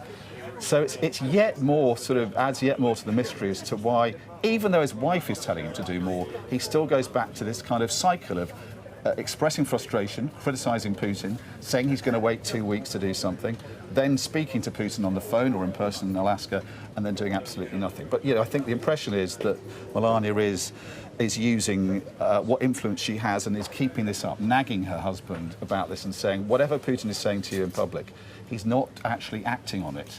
in what he's doing in a military sense in Ukraine. It's so interesting. I do find her role really, really fascinating. She gamely looks with Camilla at some of the kind of miniatures on display at Windsor. And look, it's interesting on the Putin thing, because obviously Donald Trump hasn't gone as far as Keir Starmer wants, but there has been, it feels to me, a shift in his position, like over the last year or so when it comes to Putin. I think it's gone a number of ways, and I think there are two ways of looking at it currently.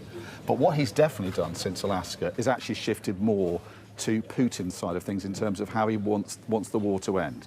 Remember, before Alaska, he said that he was very frustrated with Putin, that Putin made promises and said nice things and then went back to bombing Ukraine. And he did think, and he was caught, he was dragged kicking and screaming to this point really by his European allies, but he did agree an immediate ceasefire was necessary. But also he said he was thinking about these sanctions that would hurt Putin. And following Alaska, actually, people kind of thought that was making progress, but if you looked at the fundamentals, he actually went back to his position, and he actually went further to sort of support Putin's point of view and how the war should come to an end. Now, if you talk to observers now, some of them say that he's in this sort of rinse and repeat cycle, and it's just going back to square one every few weeks. There is a default position that he can't help himself going back to, which is ultimately giving Putin the benefit of the doubt, and his sympathies seem to lie with Russia, which baffles people and obviously infuriates Ukrainians. But the other point of view is one that I think was made by Jeremy Hunt, and is common amongst other observers, which is that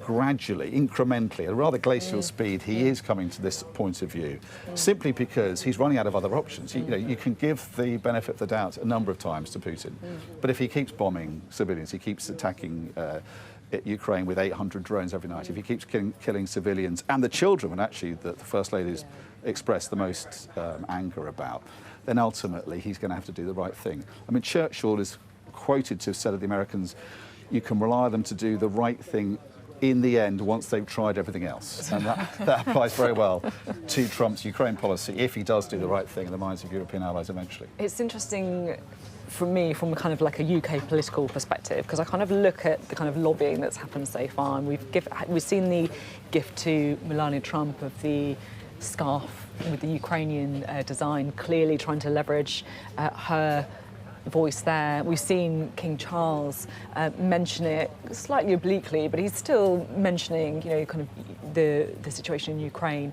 yesterday as well. Is it fair to say that even though it's not safe territory at all, it's safer territory for Keir Starmer to be lobbying on Ukraine than it is on Gaza? Yes, and I think what he has in common with these gifts as well is that it's sort of saying, you say you support Ukraine, you say you love the Ukrainians, so we're going to give you presents that kind of highlight that. And we're sort of encouraging you down that kind of route. And I think, Sir Keir Starmer will say diplomatically in the building behind us, you've said all this about Ukraine, and you say that you like the Ukrainians and they're great people, we'll give them more help. And this is the moment, I think, where he looks him in the eye, as Macron has done, and says, come on, what gives? Why do you keep going back to this default position? You remember when Zelensky sat with Donald Trump on the sidelines of the Pope's funeral in St. Peter's Basilica in Rome, and these quite sort of telling pictures of them looking each other in the eye. And there was a period after that when Trump did seem to switch back to a much more supportive role. And then something pulled him back again. I mean, what happens is he gets on the phone with Putin and he seems to get to fall under that spell again. But this is a moment, it's an opportunity for Starmer to, if there is that momentum in that direction, however kind of incremental it is, to kind of carry on and keep pushing him in that direction. And I think it's an area of foreign policy they can find more common ground on, unlike Gaza. Yeah, Gaza's harder, isn't it? Yeah, and crucially in the press conference, they can say things which will sound much more on the same page when it comes to Ukraine than over Gaza, which is going to be much more problematic. Yeah, particularly, of course, if Donald Trump is aware, as I'm sure he will be, that the UK is preparing to formally recognise the Palestinian state. Yeah, and that's going to go down pretty badly in Washington, even though a lot of expectations have been managed and it's kind of priced in a sense, in the way America is looking at this, and they've seen it coming. They're not happy with France, Britain, other countries recognising Palestine, and the plan was to do that in the UN General Assembly next week on Monday. But there is now talk of that, well, I think not talk, but speculation that the government might bring it forward. If things go badly today, they might want to create more headlines over the weekend. I mean, that's speculating wildly, but I don't think it's out of the question that they bring it forward to try and, get the agenda back. But that's sort of... That's sort of reading the tea leaves here, I guess, sort of trying to predict. That's our jobs. But it's speculating a bit, but it is possible. But it's Yeah. certainly going to be a problem, I think, for British-American relations. Yes. But yeah. it's something the Americans will have to live with, Yeah. because they'll accept it also from their, what they call their oldest ally, France, who wants to go down the same road Oldest ally. diplomatically. Don't tell Keir Starmer that, isn't really happy. Well, we're kind of described as the closest, and I think they're the oldest, 'cause going back to the French support for the Independence War. But yeah. There you go, there you go. Dominic, thank you very much. Always good to get a little history lesson here as well. Thank you very much indeed. We'll have lots more from Dominic throughout the day, of course, because it is all go behind us as Keir Starmer and Donald Trump meet at their bilateral to try and thrash out some of the many things on the agenda. Now, during his speech at last night's state banquet, the King said that Britain and America have what he described as the closest defence, security and intelligence relationship ever known. So, is President Trump's visit going to bring us even closer? That's certainly the hope, I think, in number 10 at least. Well, joining us now is Jasmine El-Gamal, a political analyst, a former Middle East advisor at the US Department of Defence. It's great to have you with us. How do you think the trip's gone so far?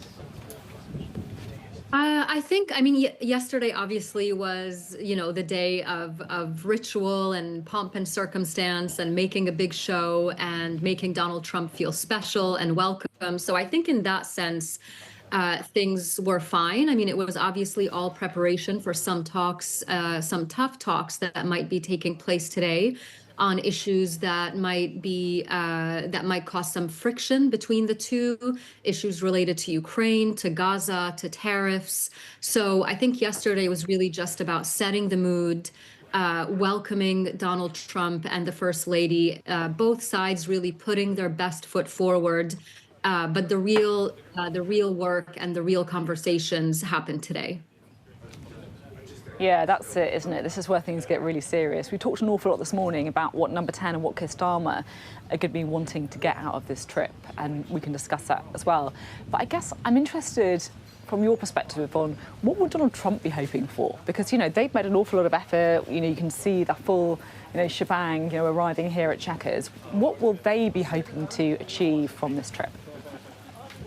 I think two things. I mean, one, avoiding any messy topics, avoiding any messy questions. Obviously, there will likely be questions about Jeffrey Epstein.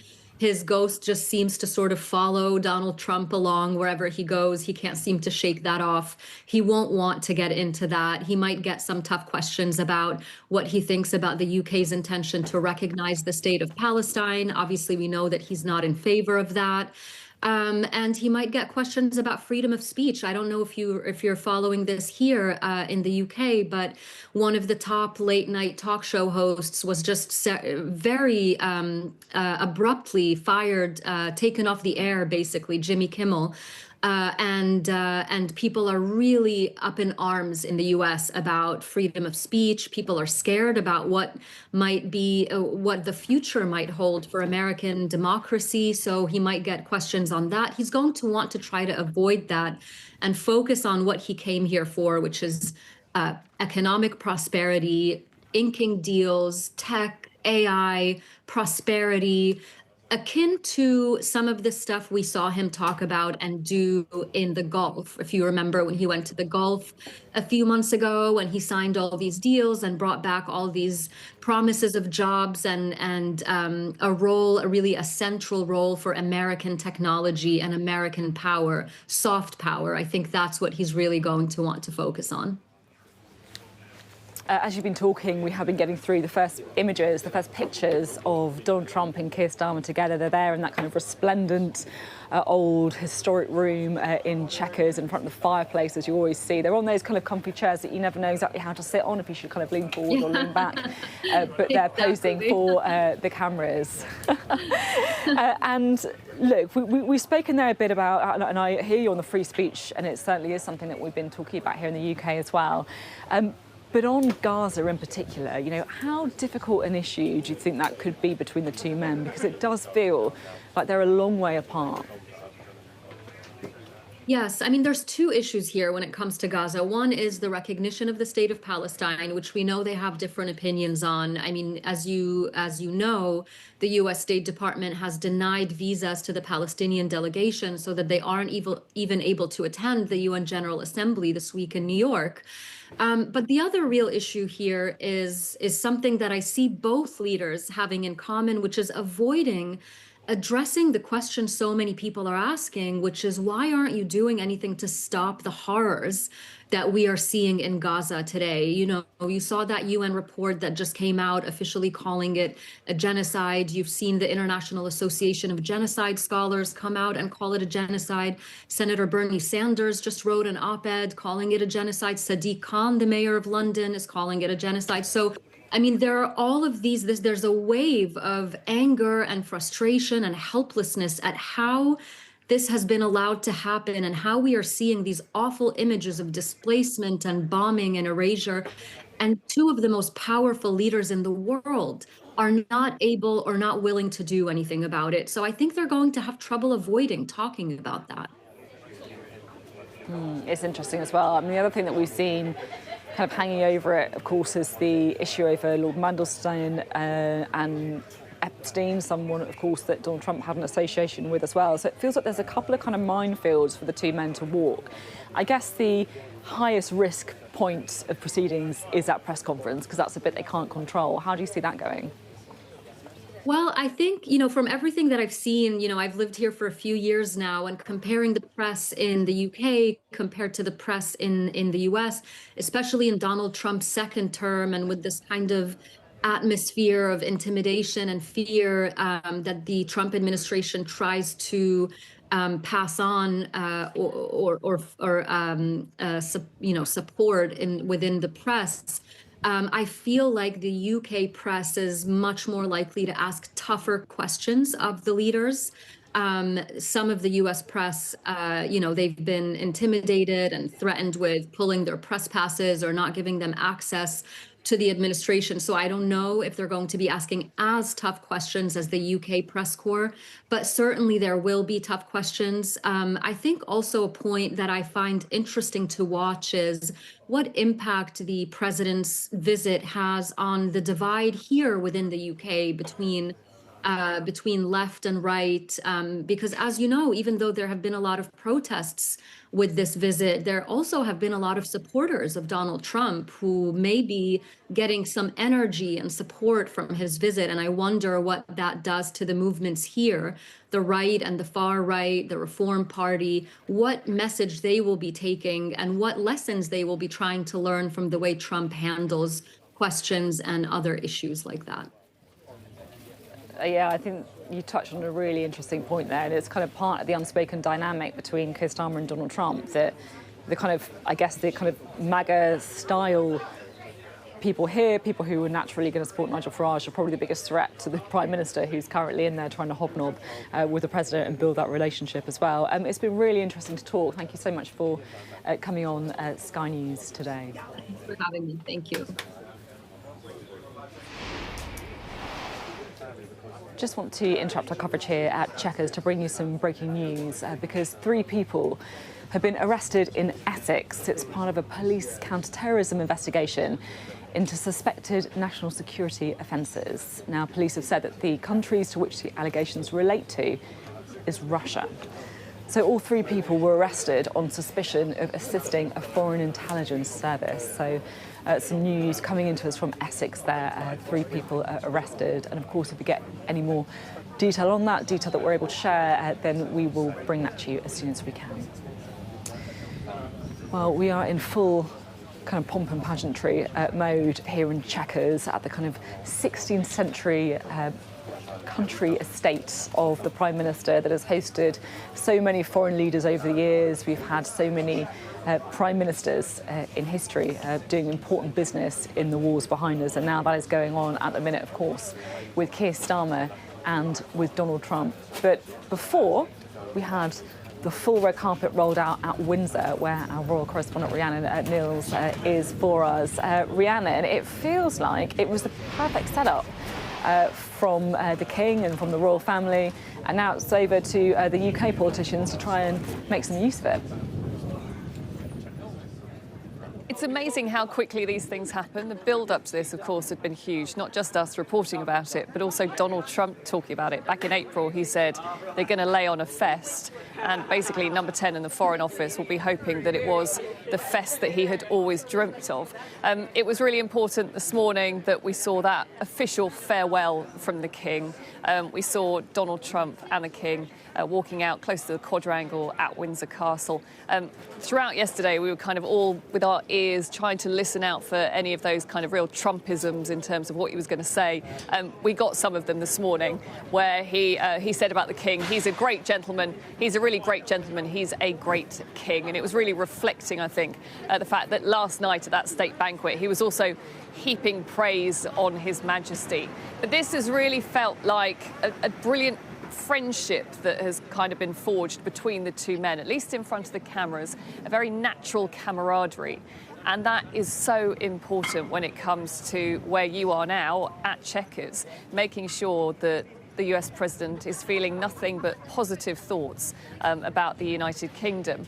Of course, though, while all your eyes are going to be focused on that meeting between the US President and Keir Starmer, there are other pictures that will come out of Windsor, which I suspect the world will go mad about. Later on, we are going to see Melania Trump meeting up with the Princess of Wales and meeting some scouts. But also, today, we've already seen Melania Trump staying here at Windsor Castle as her husband moved on to Chequers. And she was being hosted by the Queen, and actually it had a really nice calmness to it. The two women seemed to really enjoy spending time in each other's company.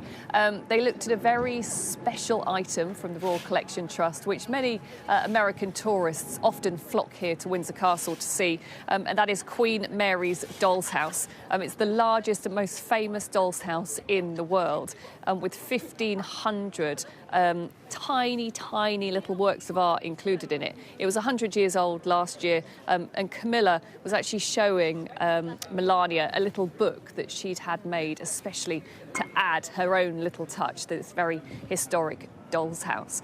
So I think what we've seen today is the importance of the royal family, those flourishes, those personal touches, which no doubt Keir Starmer will be hoping, as we head towards that press conference later on, will be leaving the US president in the best possible frame of mind. They'll be hoping that, just like 2019, he won't want to say anything that could possibly distract from what everyone largely sees as a hugely successful state visit. Yeah, let's see how quickly that potentially comes off the rails later. He's always unpredictable, isn't he? But as you say, Keir Starmer has had a few successful meetings with him before, so we'll see how this one goes. Thank you, Rhiannon. Well, lots to discuss, lots of politics, lots of diplomacy to discuss. We can speak now to Sir David Manning, who is the former British ambassador to the US and Israel and director at the geostrategy consultancy Gatehouse as well, Gatehouse Advisory Partners, that is. Thank you for being here. First of all, I just want to kind of address the elephant in the room. How much of a problem is it that this trip is happening without an ambassador to the United States? Well, it's not ideal, is it? Of course, but James Roscoe is extremely accomplished as the deputy ambassador, and a lot of the work has been in the pipeline for weeks and months. So I don't think that the absence of an ambassador itself is going to undermine the success or otherwise of the visit. And talking about the success of the visit, what do you think success would look like for Number 10?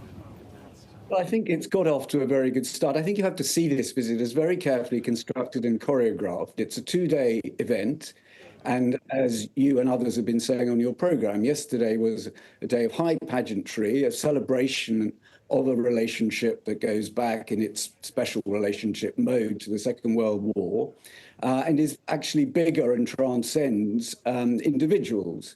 And I think that the role that the King has played and the royal family has been extremely important. It's not just been about pageantry, it's been about preparing for the discussions today, the political discussions, It seems to me the king has, been an absolutely excellent consummate diplomat in doing all this. And as you and others have also said earlier in the programme, the scene is now set for the Prime Minister to talk about the political issues, the economic issues, the international issues that are on the bilateral agenda, but on the best possible backdrop provided by the King yesterday. Yeah, this is it, isn't it? Because it feels to me that they put in so much effort with that relationship with the president, to some success, it should be said, whether it is kind of using the influence of the royal family, whether it is Keir Starmer being so careful in the way that he approaches that relationship with Donald Trump. And now they have to almost decide what issue they want to really leverage. Like, what are they going to try and get the win on? Do you have any sense on what it may be that Keir Starmer does choose to prioritise? It could be the economy, of course, it could be Gaza, Ukraine. What's your sense? Well, I think there will be a difference between what is prioritised in private and intimate discussions and what is probably prioritised in terms of public presentation. I'm sure the Prime Minister will want to talk about Ukraine, about Russia handling, and about the threat from Putin, and encourage the United States to stay, solid in the defence of Ukraine's independence. This has been a preoccupation and one of the major elements in the bilateral relationship ever since Trump took over. So I'm sure that will be very important to him. And there is, as others have said on your programme, of course, an elephant in the room in the shape of what is going on in the Middle East. And it is clear that the British government is about to recognise a Palestinian state, which is not something that the Americans want us to do or anybody else to do.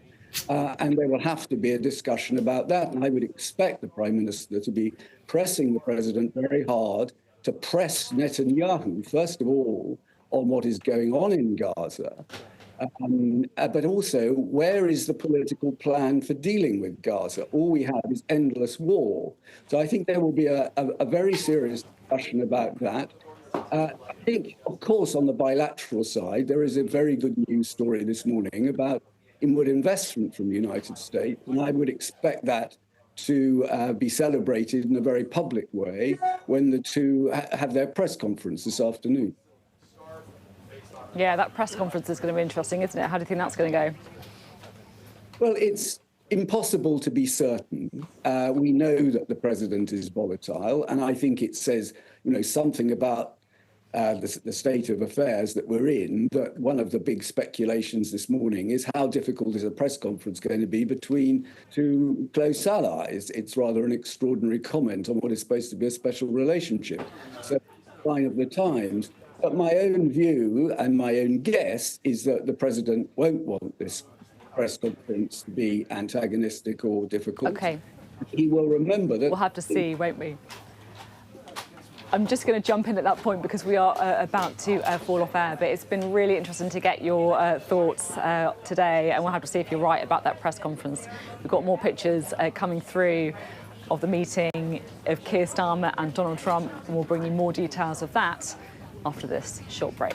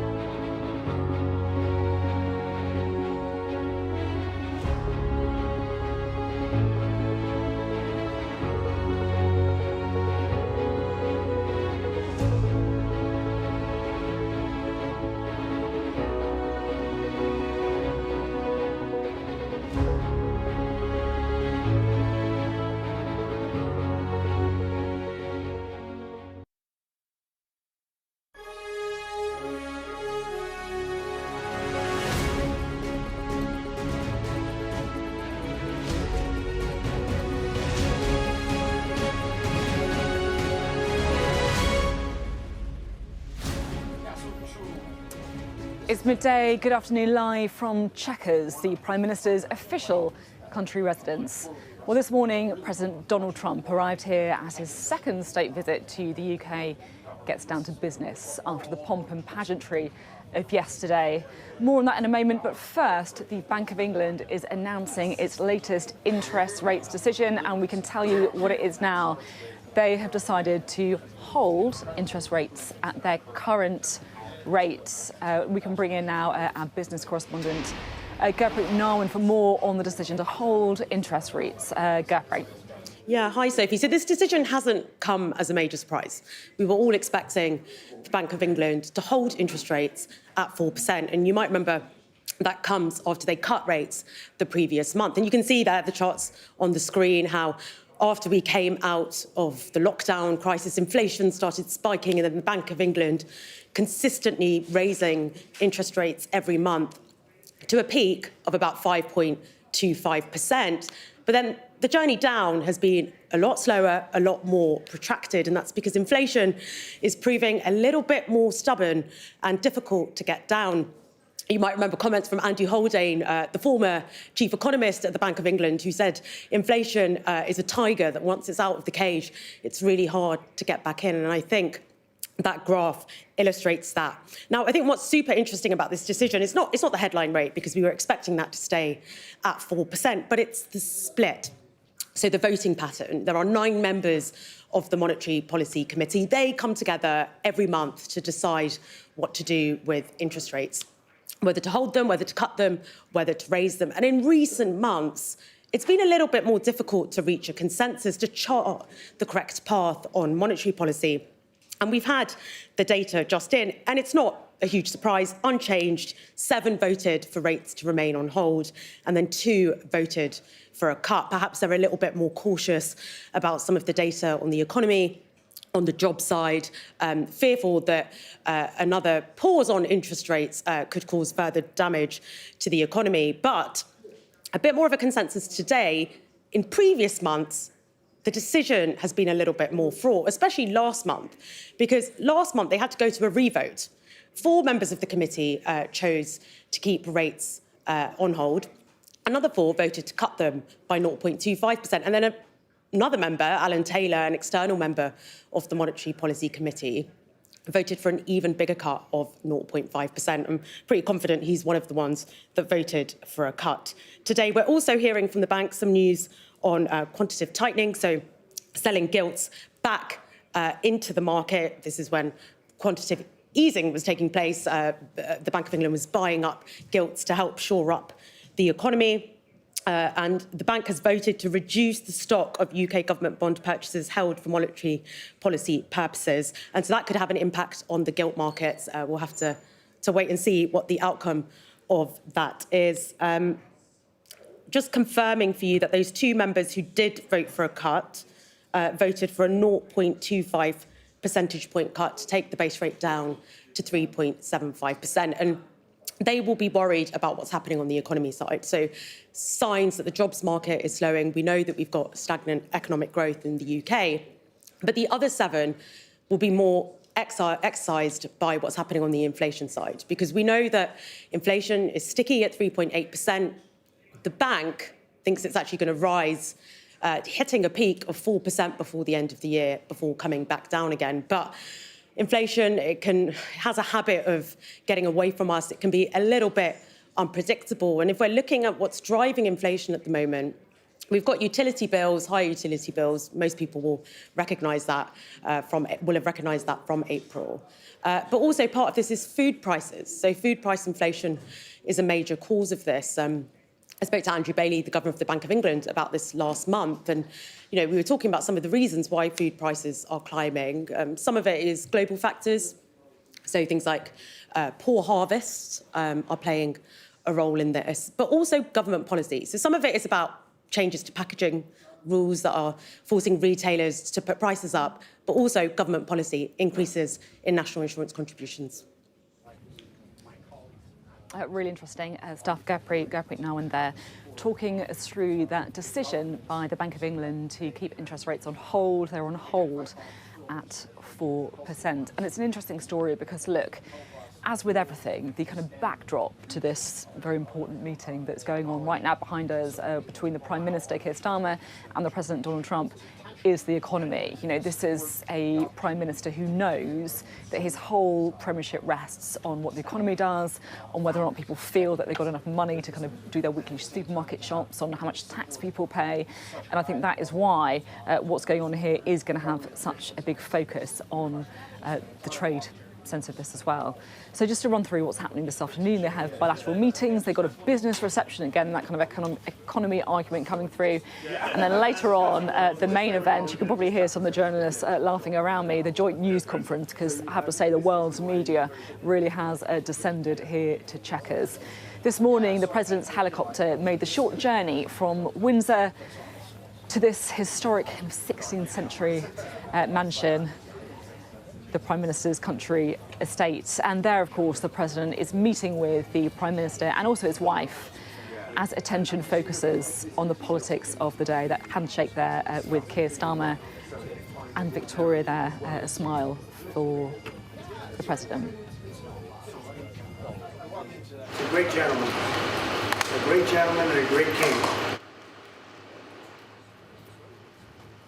Well, it comes after the President said goodbye to the King and Queen as he left Windsor Castle, a part of the trip that, by all accounts, went extremely well. And we can now bring in our royal correspondent, Rhiannon Mills, who is in Windsor for us.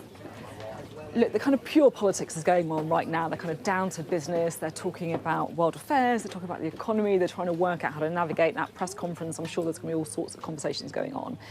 How important do you think the prelude to the discussions today has been? Because we know, of course, the kind of affection and respect that the President holds the royal family in. Oh, I think it has been absolutely essential. And for Donald Trump, really, it's been the pageantry and time with the royal family that's really mattered. You might remember he had his state visit in 2019, and after that he actually made a picture book of his memories, and he was showing that off in a recent interview to one reporter, talking about the close bond that he'd built up with members of the royal family. And consistently we heard it there as the King was saying goodbye. He was heaping praise on him once again, the King looking slightly coy and a bit awkward as Donald Trump was saying he's a great gentleman, he is a really great king. We heard that basically in spades yesterday evening at the state banquet. What's also interesting, though, is for all of the pomp and the pageantry, and those, of course, are the big pictures that will be projected right around the world. A lot of the people that were at the state banquet last night, I think you're also going to see at Chequers. So what was amazing was to look at the guest list for the banquet yesterday. It was, of course, the royal family, but also business CEOs that you've now got at Chequers, and of course Donald Trump's top team as well. So Marco Rubio had a brilliant seat right next to the King. Scott Bessent also had a seat right next to the Queen, and it almost felt like Donald Trump was saying, do you know what, guys, I've been here before, I've had a state banquet, but I want my team to enjoy that as much. And that can only have a really positive impact for number 10 for the Foreign Office, because don't forget, it's not just about the two kind of key principals meeting, so the King and the President, and also the Prime Minister getting to hang on the coattails of the King.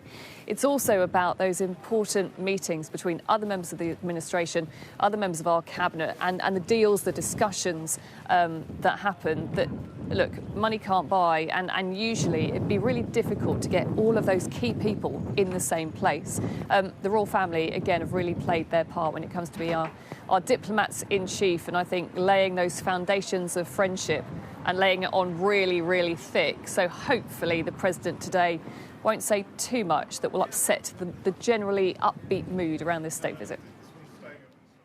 Yeah, we'll have to wait and see for that one, won't we, Rhiannon? But I think you're right, the kind of foundations, if you like, of friendship from the royal family, certainly, well, they've done their bit, right? Now it's over to the politicians. Rhiannon, thank you very much indeed. Well, with us now, we are joined outside Chequers by our political correspondent, Rob Powell, and also our US correspondent, Mark Stode, as well. Mark, Keir Starmer and Donald Trump, I'll be honest, it is the relationship that I did not expect. But they get on quite well, it seems. They really do. It seems genuine, right? You know, Trump has said so many times over the past few months since that moment that he revealed, that Starmer revealed the letter from the King, February in the Oval Office. Since then, he's sort of gone out of his way to say, I like this guy. You know, our politics is very different. He says that, yeah, he acknowledges that. But he's a good guy. I'm paraphrasing, but he said it a lot. It's very, very interesting. I think the British government has made such a conscious decision over many months now that they don't just need to be close to this Trump presidency. It is in Britain's national interests, so Starmer argues, to be as close as possible, precisely because he is such an unpredictable, disruptive president. You know, the critics say, what do we do? What is this all about? Why is all this happening? All the pomp, all the pageantry, it shouldn't be happening. Well, the argument has been that it's absolutely necessary because you have to play the game you're presented with, and this is an American president who loves this sort of stuff. He loves the flattery, and so that is what they have done. But it's a gamble because who knows what he'll do tomorrow, let alone next week, next month, next year. You know, he may say today, I'm willing to sign all these deals, but tomorrow something could happen to change his mind. He may say he is currently backing Ukraine on the Ukrainian side, but then he might have a completely different view. So it's a gamble. All of what we've seen, all the pictures we've seen over the course of the past day could come back to bite the British government. Rob, I'm interested to get your take on this, because it seems to me like we're in this kind of weird bubble here in Chequers, right? You know, you kind of got the huge security around it. I think someone was describing like the kind of fences of Glastonbury Festival. And it's easy to kind of get swept away in the pomp and the ceremony. But Keir Starmer right now is having a pretty torrid time, right? You know, he's fighting on multiple fronts. If this goes well, how important is that? Or does it actually not matter that much?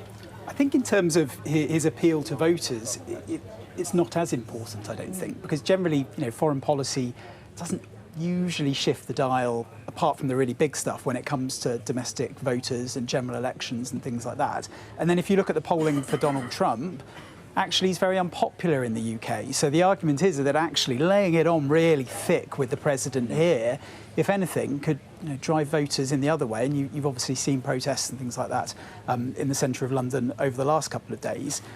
But I mean, that probably tells us something about why he's doing it in spite of all of that. He's doing it because it just really matters economically.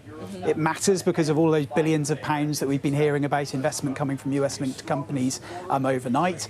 And it really, really matters as well in terms of global affairs and defence, quite frankly. That maybe is the bottom line of all of this. It probably comes back to having the US on side when it comes to the defence of the UK and the defence of Europe as well. It's interesting you mentioned about the big setup here in Chequers, though, because I was trying to compare it to, it's the first time I've been anywhere near the Chequers mansion here. We're quite close, right? Yeah. It does feel we're kind of really close. And usually you're on a public footpath right the way over there at the edge of the estate, in the middle of a field. Chequers is a speck in the background. You've got your satellite truck parked in the farm shop behind you, with the farmer charging you 100 quid for the privilege of doing it. But they're letting us in this time. So they want this to be a spectacle, right? They want this to... It's all part of the lavishing the attention on him, I think. But then that could backfire when he gets to the news conference. I promise I'm going to come back and do both of you. I am hearing, though, we do need to go to Ed Conway. He's keen to get on fair play on the interest rates decision, which is very, very important indeed. We've been talking there about the economic importance of what is going on here. But, of course, we have had that news through from the Bank of England on the decision to keep interest rates on hold. Let's talk now to Ed Conway, shall we, our economics and data editor who's outside the Bank of England for us. Ed, was it a surprise? What does it tell us about the economy? Yeah, well, I mean, I suppose if you can tear yourself away from all the kind of pageantry and everything that's happening today, Windsor and Chequers, this is a really big deal. What's going on here at the bank? But just you're going to have to kind of bear with me, because this is a complex economic story, but it's one that affects all of us.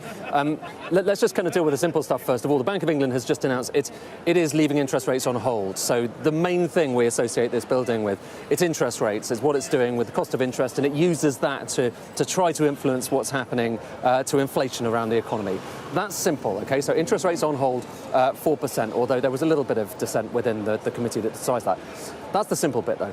The complex bit, but the bit that affects us all, and actually we need to talk about a lot more, is what's happening with what's known as quantitative tightening. I know that's a really complex term, but this is basically where they are reversing all of the asset sales that happened during the financial crisis, during the post-referendum period, during COVID. This bank, because interest rates were so low and it needed to find some way of getting oomph into the economy, bought a lot, kind of getting towards £900 billion worth of assets. And then when I say assets, it's mostly government bonds. And it's now going through the process of selling off those assets into the market. And the reason this is significant is that process of selling the assets into the market. This is a lot of debt. It's a lot of assets that they're selling right now, enormous amounts. Actually, if you're talking about that total amount that it bought during the financial crisis and thereafter, I worked out at one point that it was enough to buy every single home in Scotland. Every single home. So the scale of this is enormous, but because it's been done with these kind of financial instruments not many people spend much time thinking about outside of here, the City of London, people don't focus on that. But because they've been selling off so much of this stuff at the same time, that's had all sorts of implications. First of all, it has contributed to higher government bond yields. Remember people talking about gilt yields being really high right now and why Rachel Reeves should be concerned about that because it's pushing up her interest costs? Well, part of the reason for that is the quantitative tightening programme. And also, at the same time, it has crystallised losses. So it's hard to work these things out, but most people think the Bank of England is likely to lose about 130 or so billion pounds as a result of this programme. It's over a long period, but 130 billion pounds. It's an extraordinary amount of money when you think about Rachel Reeves facing a black hole of £20 billion. The Bank of England is going to lose about £130 billion. All of which is to say, the big story today is they've decided that they're slowing the pace of selling those assets back into the market. And that's quite a big moment because a lot of people were looking at the bank and they're saying, are you really sure about what you're doing right now? Well, they are slowing it and they're selling less of the longer dated securities, which might bring down those longer term interest rates. So as I say, it's incredibly technical, but this has a bearing on all of our lives because it affects the rate of interest out there in the market, and it also critically affects the amount of losses that might be incurred by the Bank of England as it comes to the end of this quantitative easing programme. So that's the news today. Interest rates on hold, but the other issue, which is potentially a far bigger issue, they've changed the way that they're selling those assets into the market. That's absolutely fascinating stuff. Ed, I'll be honest, I'm glad I've got someone like you to explain the significance of these things. So just a kind of idiot's guide, what does the decisions today, what does that tell us about the state of the economy? Because it feels like, that's what they're really worried about in there, let's be honest. It's what it's all about, trying to get the trade deal and with Donald Trump that they need. And that's what, people care about, right, is the economy. Yeah, well, I mean, the fact that the bank is relatively slowly kind of reducing interest rates, that suggests that they're not fretting about the state of the economy right now. They don't think that we're facing necessarily a big downturn, although, if they thought the economy was going gangbusters, they wouldn't be kind of in the process of cutting interest rates. The fact that they're reversing quantitative easing, so that big programme, buying all those assets during the financial crisis and so on, again, it suggests that we're back into a more normal period at the moment. I think the issue, Sophie, is that what you're seeing right now are maybe malfunctions is a big word for it, but definitely impacts on financial markets. And you'll remember, one of the big issues we've been talking about for weeks and weeks, if not months, is the fact that the UK faces higher government bond rates. What are we talking about there? We're talking about the interest rates on long-term debt that the government's issuing, which feeds into the interest costs that the government pays, which feeds into the costs that we will have to bear. When we talk about Rachel Reeves facing a big tax bill, or rather imposing taxes potentially at the next budget, well, this all feeds into that. And so the Bank of England is a part of that story right now, and I guess its part in that story hasn't really been told as much as maybe it might have been. And partly I think that's just because this is incredibly complex. It just took me kind of a few minutes. I'm sorry, I don't know how long I was banging on about that, but it took me a few minutes to explain that. But the sums we're talking about are phenomenal. They're extraordinary. And like I say, because the bank has been kind of doing this unconventional policy, because it's been buying government bonds rather than going up and buying every property in Scotland, which it could have done with the amount of money that it was creating. Because it's doing that, it's gone under the radar, and people aren't kind of quite aware of it. But now, as it starts to reverse it, it's causing these, it's at least contributing to things like higher interest rates out there in the market. So I imagine, if Rachel Reeves is kind of getting her briefing on this, which she will be right now, she'll be probably quite relieved that the bank is kind of addressing this to some extent. But she might be kind of wondering, hang on, other central banks, you know, the European Central Bank, Federal Reserve, they're not doing it quite as aggressively, so selling these bonds off into the market. They're not doing it quite as aggressively as the Bank of England. And by the same token, the amount of losses that we are expected to incur, not just this year, but in the coming years, as a result of reversing quantitative easing, it's greater than in Europe, it's greater than in America. And I think that she might have, at the very least, kind of raised eyebrows about that, even though the relationship between the Bank of England here and obviously the ministers who you're close to, Sophie, in Chequers, it's supposed to be very much a relationship of independence. There are questions that are being asked increasingly, and those questions are kind of getting louder rather than quieter. Really interesting stuff, Ed Conway. Ed Conway there outside the Bank of England explaining the significance of what we have heard from the Bank of England today. Well, we're here in Chequers, of course, for our current coverage of that state visit. But I did just want to bring you an update on some breaking news we got from earlier. Now, this is all about the fact that we have had confirmation from the government that the first migrant has been returned to France. It's part of that one-in, one-out deal that's struck between the UK and France, and that's going to be a huge relief for the government after those images of kind of empty plane seats because of those last-minute legal appeals that were successful. And what we've got through now to bring you as an update on that story is a statement from the Home Secretary who has said removals of small boat migrants under the UK's landmark migration treaty with France have begun just weeks after the historic agreement came into force. A man who arrived in the UK by small boat in August was removed on a commercial flight this morning, marking another major step in the government's action to dismantle the criminal networks profiting from human misery. Further flights are due to take place this week and next week, and the first arrivals through the new legal routes are expected to arrive in the coming days. The statement goes on to say the Prime Minister Keir Starmer and the French President Emmanuel Macron announced the pilot in July, and the treaty came into force last month. The Home Secretary Shabana Mahmood saying that it is an important first step to securing our borders. It sends a message to people crossing in small boats. If you enter the UK illegally, we will seek to remove you. She goes on to say, I'll continue to challenge any last-minute vexatious attempts to frustrate a removal in the courts. The UK will always play its part in helping those genuinely fleeing persecution, but this must be done through safe, legal and managed routes, not dangerous crossings. Now, I think what is really interesting here is that we get a lot of stick at media for kind of continually being in kind of bashing mode, always trying to find the negative in a story. And I do actually think it's worth pausing to say, look, yes, this is one person, and we know the amount of small boat crossings. We've seen the number of people who are making that journey and arriving in the UK, and lots of people might be thinking it's only one person. You know, let's get real. But it is significant, and it is an achievement for the government. And I think what they will be hoping is that this now manages to unlock the legal hurdles that stopped it being able to take place before now. You know, we saw the difficulties that the previous administration had with the Rwanda scheme, with nobody going there, no one actually managing to overcome those legal obstacles, if you like. And I think there will be a huge hope now in the Home Office and with the new incoming Home Secretary, Shabana Mahmood, that this perhaps will now unlock more of those returns being able to take place.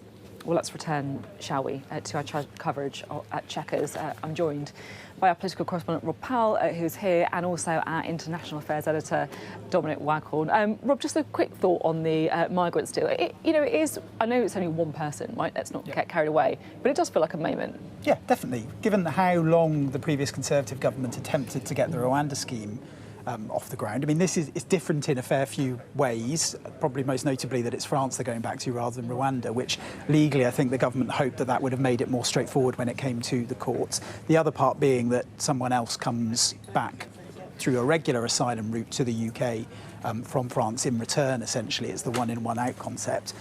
So I think it is a big deal. I guess not to, and you're right, we do sort of, as soon as anything like this is announced, we do sort of then try and pick holes in it. But I guess that's our job, right? Sorry, guys. Yeah. But this sort of only works if you can scale it, because the whole point of it is it's about having a deterrent. And it only works as a deterrent if that message gets through to people paying a lot of money to cross the channel, that actually there is a fair chance that you'll be put back on a plane, turned around and sent back to France. And then that message only gets through if you can start to do it at scale.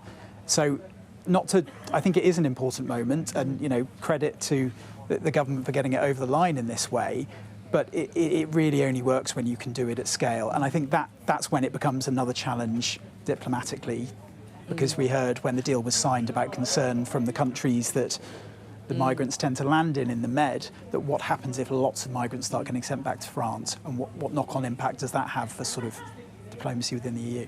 Yeah, it's interesting. And the United States perspective as well, because I feel it's good to kind of bring it back full circle to where we are with that all-important visit taking place behind us, because Donald Trump's been quite critical about immigration in the UK as well. Right? He has, and I think he's warned that Britain will cease to exist if we get a lot more migrants, and he's been pretty critical of the government who are currently hosting him on their migration record. And it's you know, he will point to the fact that in his presidency the number of people crossing the southern border has really dropped down to around zero. So it's a great achievement for him, and I think, you know, he's someone who can't resist sort of taking a pot shot at people who are failing in his mind, are losing when he's succeeding. So I think he'll have the good manners not to bring this up. If he's asked about it, though, he may well, you know, be tempted to make unfavourable comparisons with the Starmer government, I guess, on that front. It's high.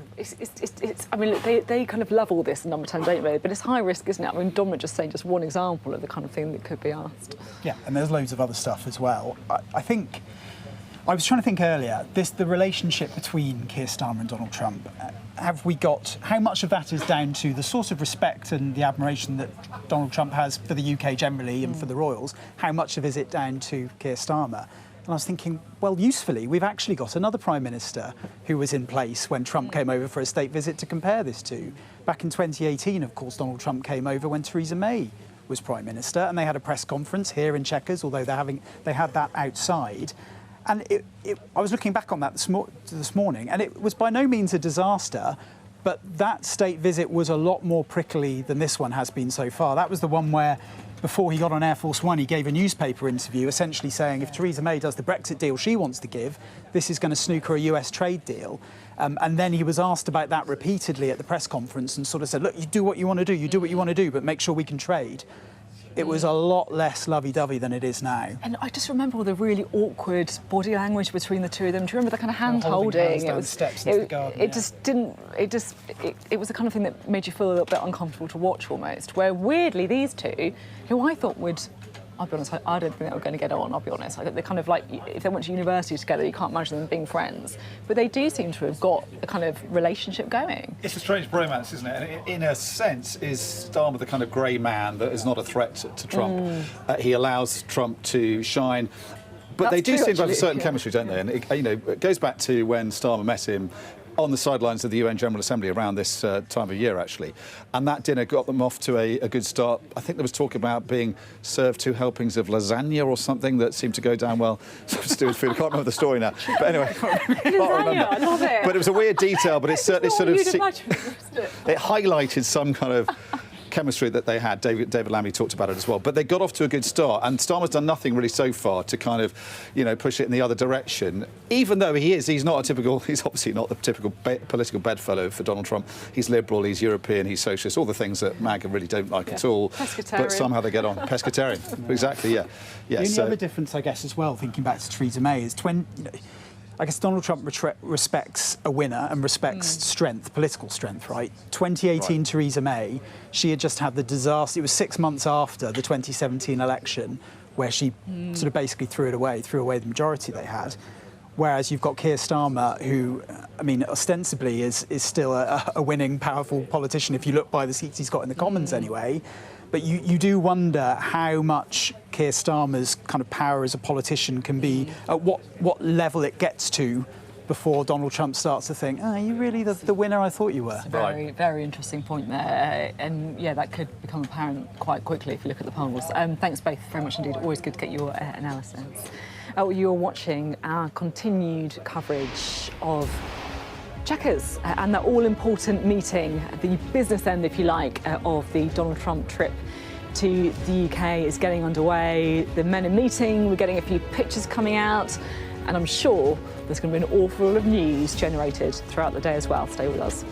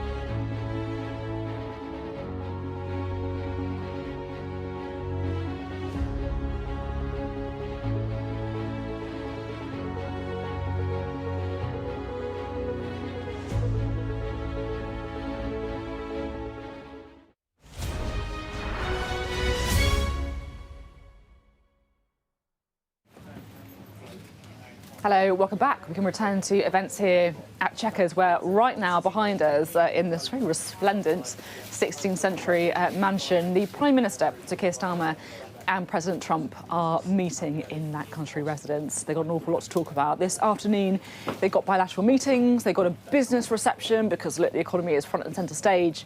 And then later on, the main event, or at least for us guys, their joint news conference as well, which is when we should get a bit of a glimmer about some of those conversations that they've had.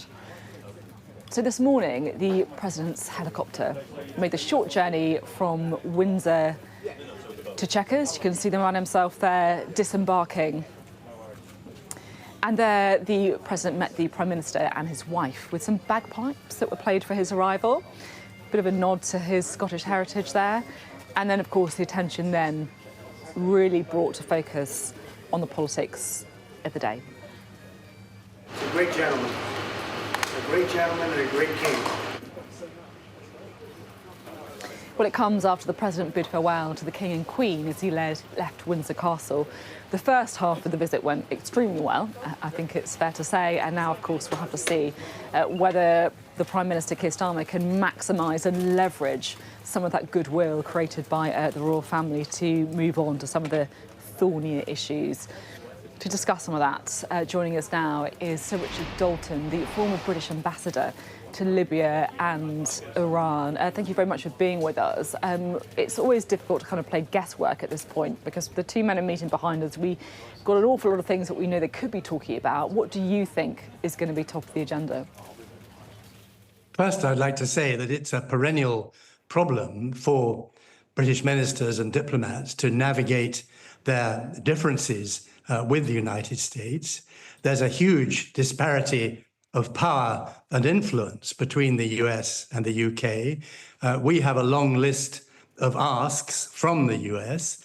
Their list is not only shorter, but crucially, it means less for United States interests than gaining something from our list means for UK interests. So to some degree, Mr. Starmer is the supplicant in these talks. Yeah, that's a really important distinction, isn't it? And I guess a bit of a check on all of us as well for expectation management. You say that the US has got a shorter list. What do you think is on the US list then? To limit the degree to which the United Kingdom adopts independent policies to the United States on key issues and to defend the positions which the United States has taken so far ineffectually in seeking peace in Ukraine. Clearly, up till now, the focus has been on growth and in investment, and the announcements that have been made are beneficial to both sides and extremely welcome. Something of the agenda was indicated in the King's speech, where he mentioned Ukraine, trade relations, and the environment. I hope that Mr. Starmer will press hard on the environment because the United States is acting against the interests of current and future generations of the British people, not to leave out, of course, the interests of the rest of the world. So what will Mr. Starmer gain on the world's conflicts? How much will it feature in the press conference? For one thing, I hope that he will underline and not shirk away from difficult conversations in the way that he did not with President Herzog of Israel. And he'll make it absolutely clear that Israeli colonization of the West Bank and of Jerusalem is not in joint US-UK interests, that the two-state solution, which the United States is backing away from, is clearly the best outcome, and that in the short term, the US should use its economic and military power to call a halt to the atrocities being perpetrated in Gaza. Now, how far he will be prepared to go on these vital points, we don't know, but that will very much influence the opinions of the very anxious British public who see the splendor of the state visit and wonder what is really in it for the UK, and we're hoping to see no undue subservience to US policy by the British Prime Minister. On Gaza, and look, I totally accept it's a hugely important issue to many, many members of the public who will be hoping that Keir Starmer takes a very tough position here today.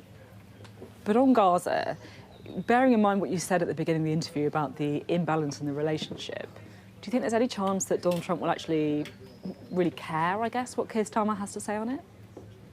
Well, that is an accusation against President Trump that he doesn't really care, and that pleasing his domestic base or a slice of it by subservience to what Israel wants to do is in the United States' best interest. Just to be clear, I was saying whether he cares about whether he cares about what Keir Starmer has to say rather than about the issue in Gaza. That's right. That's what I was answering. You've got to try, if you wish to stand by your ideals, for example, to make it absolutely clear that the United Kingdom and its European partners cannot and will not agree to live in a lawless world in which, with or without US endorsement, and in the case of Israel, it is with US endorsement, certain countries feel free to attack wherever they wish. And, you know, the British public is hoping to see a clear call that what applies to Russia by way of strictures on their aggression also applies to Israel. Now, this requires a difficult conversation, but President Trump doesn't shy away himself from raising difficult issues for his hosts, as you reminded us in respect of his press conference in advance of his 2018 visit. So it behoves UK prime ministers to be equally forthright in defense of British interests and international law and morality. There's a lot of conversations about the international situation, and I think there's perhaps a general acceptance that Keir Starmer has performed pretty well on international issues, taking a lead on Ukraine, amongst other things as well, forging a working relationship with Donald Trump. But it's the domestic that they're going to be increasingly worried about in number 10, particularly looking at those poll ratings as well, and the economy with that difficult budget coming up. How important do you think trade talks are going to be here? And I guess, would you kind of forgive Keir Starmer if he thinks, you know what, this is the bread and butter issue that matters right now to my voters and will determine whether or not I win the election? That's what I'm going to focus on today. Well, the deals have been pre-cooked and they have been pre-announced, and they are very worthwhile. And number 10 has endorsed them as contributing to substantially to the aim of faster UK growth, which was a central promise of their platform for the last election. I doubt very much whether frank conversations on international affairs, whether it's the environment, Ukraine, or the Middle East, are going to derail those deals at the last minute. The presence of so many senior US visitors shows the degree to which American economic and technological interests are also involved in these agreements. And just finally, what do you think kind of success would look like for Keir Starmer today? A statement of agreement on those conflicts which we've already referred to, and that environmental matter mentioned by the King. If necessary, a statement of agreement to disagree, and a press conference in which President Trump doesn't pull any of his fast ones or seek to interfere further than other senior Americans, including his vice president, in our domestic politics.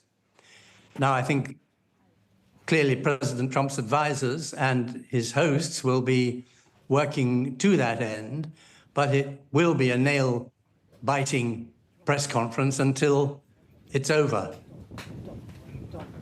OK, thank you very much indeed. Good to have you on the programme today. Thank you. Thank you.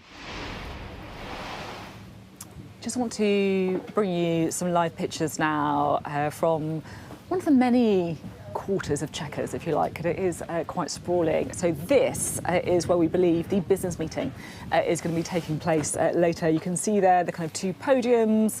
They've got the comfy chairs, they've got the flowers, they're kind of rolling out the full shebang, if you like, for those all-important business leaders who are gathering today. Because, look, we've been talking a lot about the international situation, quite understandably, but there is also a very, very strong business, economic, trade focus to what is happening here today as well. We've got our international editor, international affairs editor, Dominic Maghorn, here too.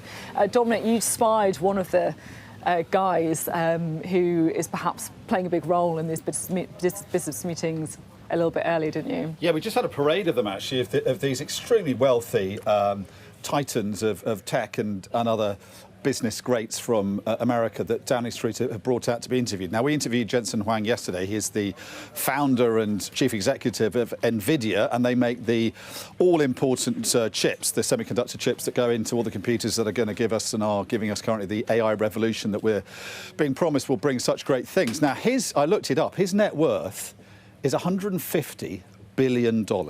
Now, that is, to give you an idea, that's the GDP of a country like Morocco. It's about $13 billion less than a country like Kuwait, an oil-producing country like Kuwait. So that's just one man worth $150 billion. What do you do with $150 billion? Well, hopefully you spend it all here if you're Keir Starmer. So it's not just where he'll be staying here, how longer he is here, he will hopefully be spending some of that cash. But it's the money he brings, the investment he brings to the UK through any deals that are done. Next to him was Michael Intrater, who is the chief executive of CoreWeave, I think it's called. He's worth $7 billion, and I've just interviewed Alex Kendall, who is a New Zealand guy who went to University at Cambridge in 2017. He got a PhD in computing there. He's now turned that into a fortune of $400 million, and he drove here in an autonomous vehicle.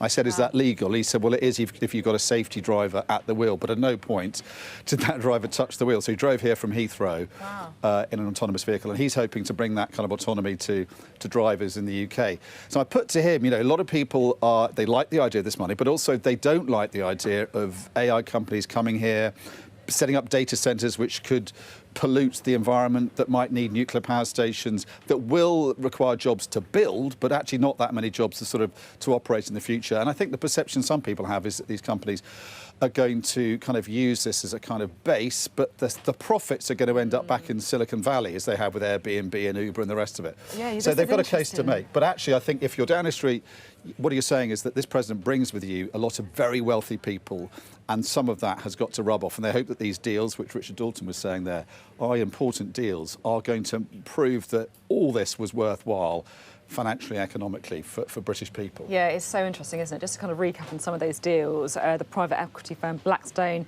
£90 billion of investment in Britain over the next decade. Microsoft and Google announcing £22 billion and £5 billion respectively. I mean, these are big, big numbers. I am quite interested, though, what you say about how, so often, maybe it's the old cynic in me, but, we get these kind of catchy numbers and this amazing investment, and don't get me wrong, these are big sums, and it's important for the UK to position itself at the forefront of the kind of tech sector. It's something that we've seen many administrations try and prioritise.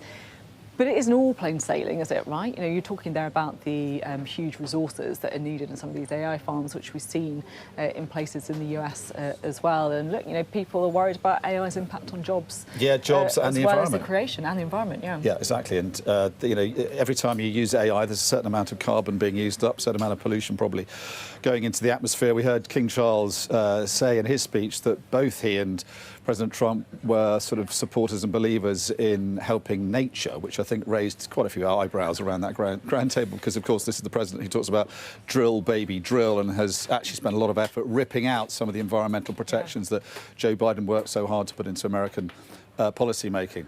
But, it's a contentious subject, isn't it? But I think, Downing Street will say we have to have these guys here with Donald Trump. He's a businessman, he's a deal maker, and if he's offering to bring with him all these very rich people, then they're going to bring a lot of money and investments. And it's that the reality, isn't it, right? It's the way the world's going as well. And I think they also hope it sort of makes up for some of the disappointments we've had on tariffs that have come before the state visit. The hope that you could get steel tariffs and aluminium tariffs down to 0%, which was promised by Donald Trump back in the time when he unveiled this trade deal. He's gone back on that, and that's not going to be sort of reversed during the state visit, which is hugely disappointing for the Prime Minister. And the economy, I just feel it's just one of those things where it sounds obvious, doesn't it? But you just can't overstate its importance as an issue, despite all of the noise around other issues. I feel like that's what number 10 are going to see as the biggest result long-term for their premiership as well. Thanks very much, Dominic, back on there. Well, joining us now is Angie Wong, who is the Miami Republican committeewoman. Thank you very much for being with us. What do you make of the state visit so far? It's been great, especially the optics. The optics has been incredible to watch, especially here in America.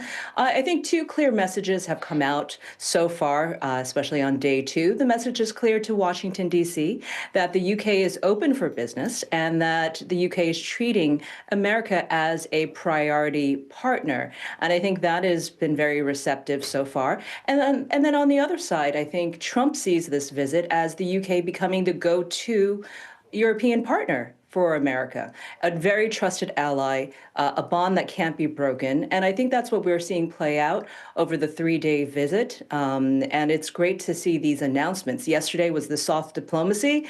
Today, we're going to see some deals already. The markets, before it opens here in the U.S., are very excited about these deals, including the £31 billion tech and AI possible trade deal that might be announced today. I don't want to jump ahead, but the £150 billion investment from U.S. firms to the UK shows a great sign of strength, and I think it shows a pathway for other countries to deal with Trump. This offsets a lot of the U.S.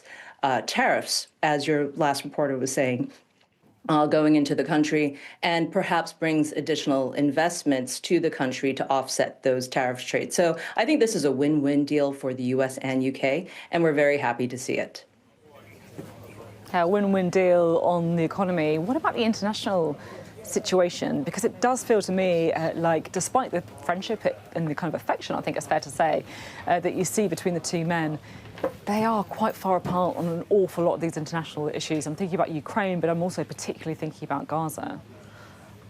I don't know how far apart they are. I mean, I think that's why they're meeting, right? Because they want to talk it out. They want to hash it out. Certainly, Brussels is watching this meeting very, very closely because they don't want to get cut out of the deal. But you better believe that Ukraine and Gaza will be discussed in these meetings and how to move forward. So far, the American approach has been to get NATO to pay for it, and the U.S. produces the weaponry and military support for it without putting any American boots on the ground. I think that's something that President Trump probably will not go towards. He does want this to be a European solution versus an American solution. We're happy to be there to support. We're happy to sell weaponry. We're happy to help guide any sort of peace talks, but to actually put American troops on the ground, that's probably not going to happen. That's going to be very unfavorable here in the United States. But yes, I think so far, President Trump has come to the conclusion that Putin is not going to play well, but he does want a overall sense from what NATO wants, the EU wants, and also how we can help facilitate versus being the only partner in dealing with Putin, dealing with Netanyahu, and dealing with other world players to get them to the table to negotiate a real peace deal. Really interesting to talk. Thank you very much indeed. Good to have you on the programme today. Thank you. So we're here in Chequers. Donald Trump and Keir Starmer currently meeting. Awful lot on the agenda, and I'm sure things that both sides hope will firstly be thrashed out and will become centre stage, and things that they prefer to perhaps not be mentioned. But whether or not they're going to get what they want is a different question indeed. We're looking there at the latest pictures of the two of them. I had a little tour around Chequers. There was a tour of the kind of Windsor Churchill archives, someone of course we know that Donald Trump is very fond of, and it is this is where Chequers really comes into play. It's that kind of historic 16th century country retreat, close to London but far enough away, so it's got a very different feel, and it's where so many prime ministers over the years have tried to get some thorny business done. So on that note, let's bring in our political editor, Beth Rigby. Good to see you, Beth. What do you think's going on? Well, you just talking about that reminds me actually when Keir Starmer brought President Macron here when they were trying to talk about this coalition of the willing, and Macron came, and I think the Prime Minister showed him Winston's chair that he sat, Winston Churchill's chair, and do you remember he took him through the secret? There's a secret door in the study. So I love it. It's like proper, it's proper. Lion the Witch and the Wardrobe. It's proper sort of old school fairy tale England, isn't it, in a way? And as you said, this is a place Starmer, the Prime Minister, likes to come with his family. It's also somewhere where, because when you're Prime Minister, you can't actually go for a walk anywhere. And we saw President Trump can't even, isn't allowed to walk. So it's actually somewhere he can come and walk, and because it's a giant, country estate, he can actually have some peace and quiet in these busy times. That much peace and quiet today, though, is it? There's a lot on the agenda.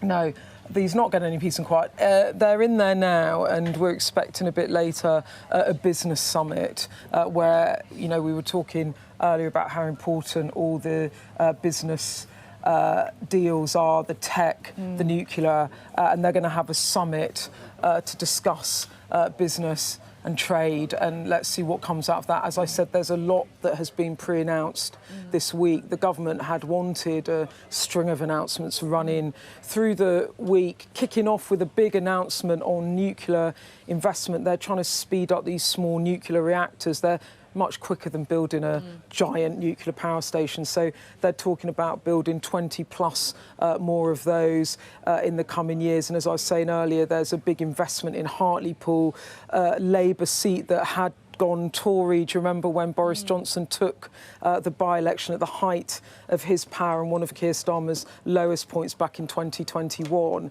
It went Labour again, Jonathan Brash, the MP up there, and there's 2,000 plus jobs, I think, heading to Hartlepool. They're decommissioning a nuclear power plant there. So I think there's sort of they wanted to kind of pitch roll all of these announcements, but of course Monday got completely swallowed up by the fallout of Peter Mandelson and the Prime Minister's first public remarks about that. So I imagine that when we have the press conference later, there will be lots of discussion from the two leaders about what they talked about in that business summit. The president has brought a load of leaders over with him, not least Sam Altman, of course, who does all of the AI and other big tech leaders coming over here to discuss business, both with the politicians and with each other. It's huge, and we're going to be keeping a firm eye on that business meeting. We've been discussing Beth this morning, and I've been kind of thinking about it. It's a torrid situation for the Prime Minister, difficult year, difficult few weeks in particular. He's going to be really hoping that this goes well and that he gets the headlines he wants out of it. How much do you think this trip matters? How much do you think it does have the ability or not to kind of change the narrative around Keir Starmer? I don't think narrative changes by one event. A narrative is normally a story told in lots of stories that builds up a sense of momentum one way or the other. And what you're seeing at the moment in British politics is momentum towards reform because of a series of stories, be it small defections, big defections, polling. And then what you see with the Labour Party is a narrative going in the wrong direction because of a number of missteps, staff changes, resignations, and basically sometimes cock-ups. So I don't think it's a moment that will change the fortunes of Keir Starmer, but I think what this is an attempt to do is try and shift the narrative a bit, give some good publicity. And you have to see all of this in the bigger picture as well of that November budget on the 26th of November. That's going to be a massive moment for the government. And what they need to do in the run-up to that is try and talk to the British public about how they are trying to improve the economy. And you'll hear a lot, I think, from Rachel Reeves, the Chancellor, saying, Britain's not broken, the economy's not broken, but it's not working well enough for people. I think we're going to hear a lot of that. And I think what you'll get from this is a Prime Minister saying, I'm working hard on the world stage to try and improve your communities, your jobs prospects. So that's the attempt, but you can see how things of carefully laid plans don't work. No, sometimes. They never do. And particularly when they've got a news conference with Donald Trump to contend with and a whole load of pesky journalists in the room as well. I'm not going to be pesky. You're going to be... Beth, come on. Pesky. Best behaviour. I'd expect nothing less from you than a bit of pesky behaviour. Beth, thank you very much indeed. An awful lot coming up on Sky News, not least, of course, that business meeting that we've just been discussing there with Beth. We're getting continued coverage from here at Chequers as the Prime Minister and the President, Donald Trump, prepare to attend that business event. And both of them are going to be hoping from the right headlines out of that. More investment in the UK. Could that be enough to try and change the economic narrative that Keir Starmer is grappling with at the minute? We're going to get getting more from inside those meetings in just a few moments' time.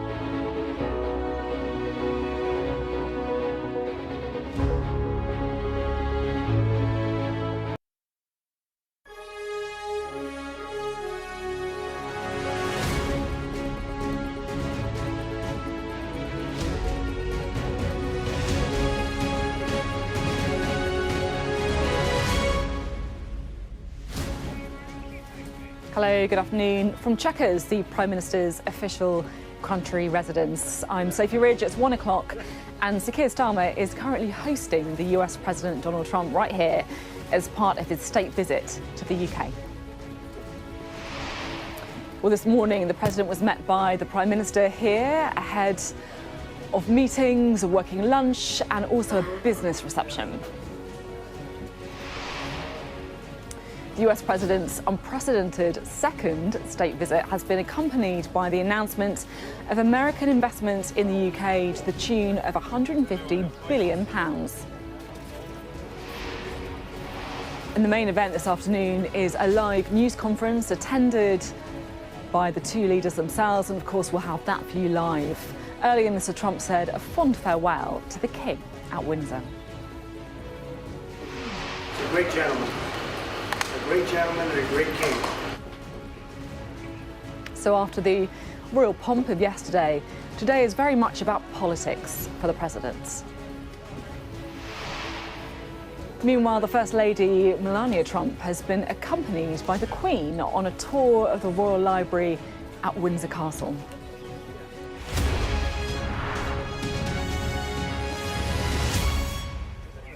Hello, it is 1 o'clock. Good afternoon. We're live from Chequers for you. That, of course, is the Prime Minister's country retreat. So the PM, Sir Keir Starmer, is hosting the President, Donald Trump, here as part of his state visit to the United Kingdom. Now, the two men have been holding meetings already. They're also going to be attending a business reception very shortly, all-important business reception, because, of course, from the UK perspective, it's all about the economy. And the visit has been accompanied by the announcement of some American investment in the UK, totalling £150 billion. So an awful lot at stake. Let's take a look, shall we, at how the events have unfolded so far today. So it all kicked off this morning when President Trump's helicopter made the short journey from Windsor, where he'd had the kind of pomp and pageantry with the King, to Chequers. Mr. Trump was welcomed by the Prime Minister and also his wife, Victoria. There were some bagpipes playing on his arrival, a little nod to his Scottish heritage, and then attention switching, of course, from the royal pomp of yesterday to the politics today. The two leaders were then pictured inside the Prime Minister's country residence, where their talks between them have also been taking place. Those slightly awkward shots you always get posing for the cameras as they do the very, very serious business of political, economic and international affairs. And of course, next we're expecting to hear from the two men at a business reception as well. Well, with us now is our political editor, Beth Rigby, our international affairs editor, Dominic Waghorn, and our US correspondent, Mark Stone. Good to have you all with us. I'm fascinated by these slightly awkward pose pictures that they always had, kind of staring at pictures or all that kind of thing. It's Churchill, I think, that they always wheel out here, isn't it? And they've done it again today. Do you think that Donald Trump enjoys it all? I think he does, and don't forget, he returned the bust of Churchill to the Oval Office, removed for reasons unknown under the previous presidency. It's back. He certainly has a huge respect for Winston Churchill, and so I think he'll have liked that. There's a buzz here today. I've sensed that. Some of the business leaders you were talking about have actually been milling around here, talking to us, telling us how excited they are. Clearly, they've got their own buzz from the state banquet that they were all at last night. It was kind of a business dinner as well as it was a state banquet. It was a who's who, but it was a who's where as well. Who's sitting where? You know, the fact that the Treasury Secretary, the US Treasury Secretary, Scott Bessent, was sitting next to the Queen, to Queen Camilla. That tells you something, right? And next to the King was clearly the President on one side, on the other side, the Secretary of State, Marco Rubio. Very, very interesting. And then beyond that, Tim Cook, many other big, important business leaders. So this is a big moment, I think. And now, as we said before, the rubber hits the road. I spoke to one mole that I've got inside the. Where is it that I've got inside the building?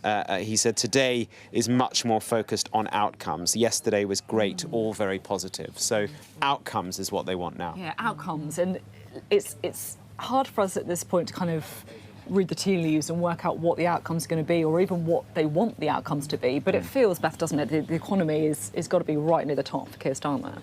Oh, absolutely. And it's been quite interesting how Number 10 have sought to frame this, because they've talked about a new era of the special relationship, and a special relationship built on economic interdependence and tech. And if you think about when the special relationship language really began to blossom, it was kind of post-Second World War, and the rebuilding of Europe and the way in which we fused our security and defence and intelligence with the US, and that has been the kind of enduring relationship for decades. And now they're talking up this idea of a special relationship around technology. And actually, when you think about what's going on in the world with artificial intelligence, the race really for supremacy between China and the US, where does the EU sit in all of that? It's in the interests of the US to bind the UK close to them as well. And also, the UK has great research facilities in a way that it's genuinely a global leader when you think of Cambridge and Oxford and the corridor and the research and development that goes on in the UK. It's a genuinely kind of bright spot for the British economy and for big US business to want to tap into that. That, of course, is something that Keir Starmer wants and needs to talk up. I'm fascinated by AI, actually. And, you know, Dominic, I kind of feel like you spend your whole life looking at the kind of tectonic international plates.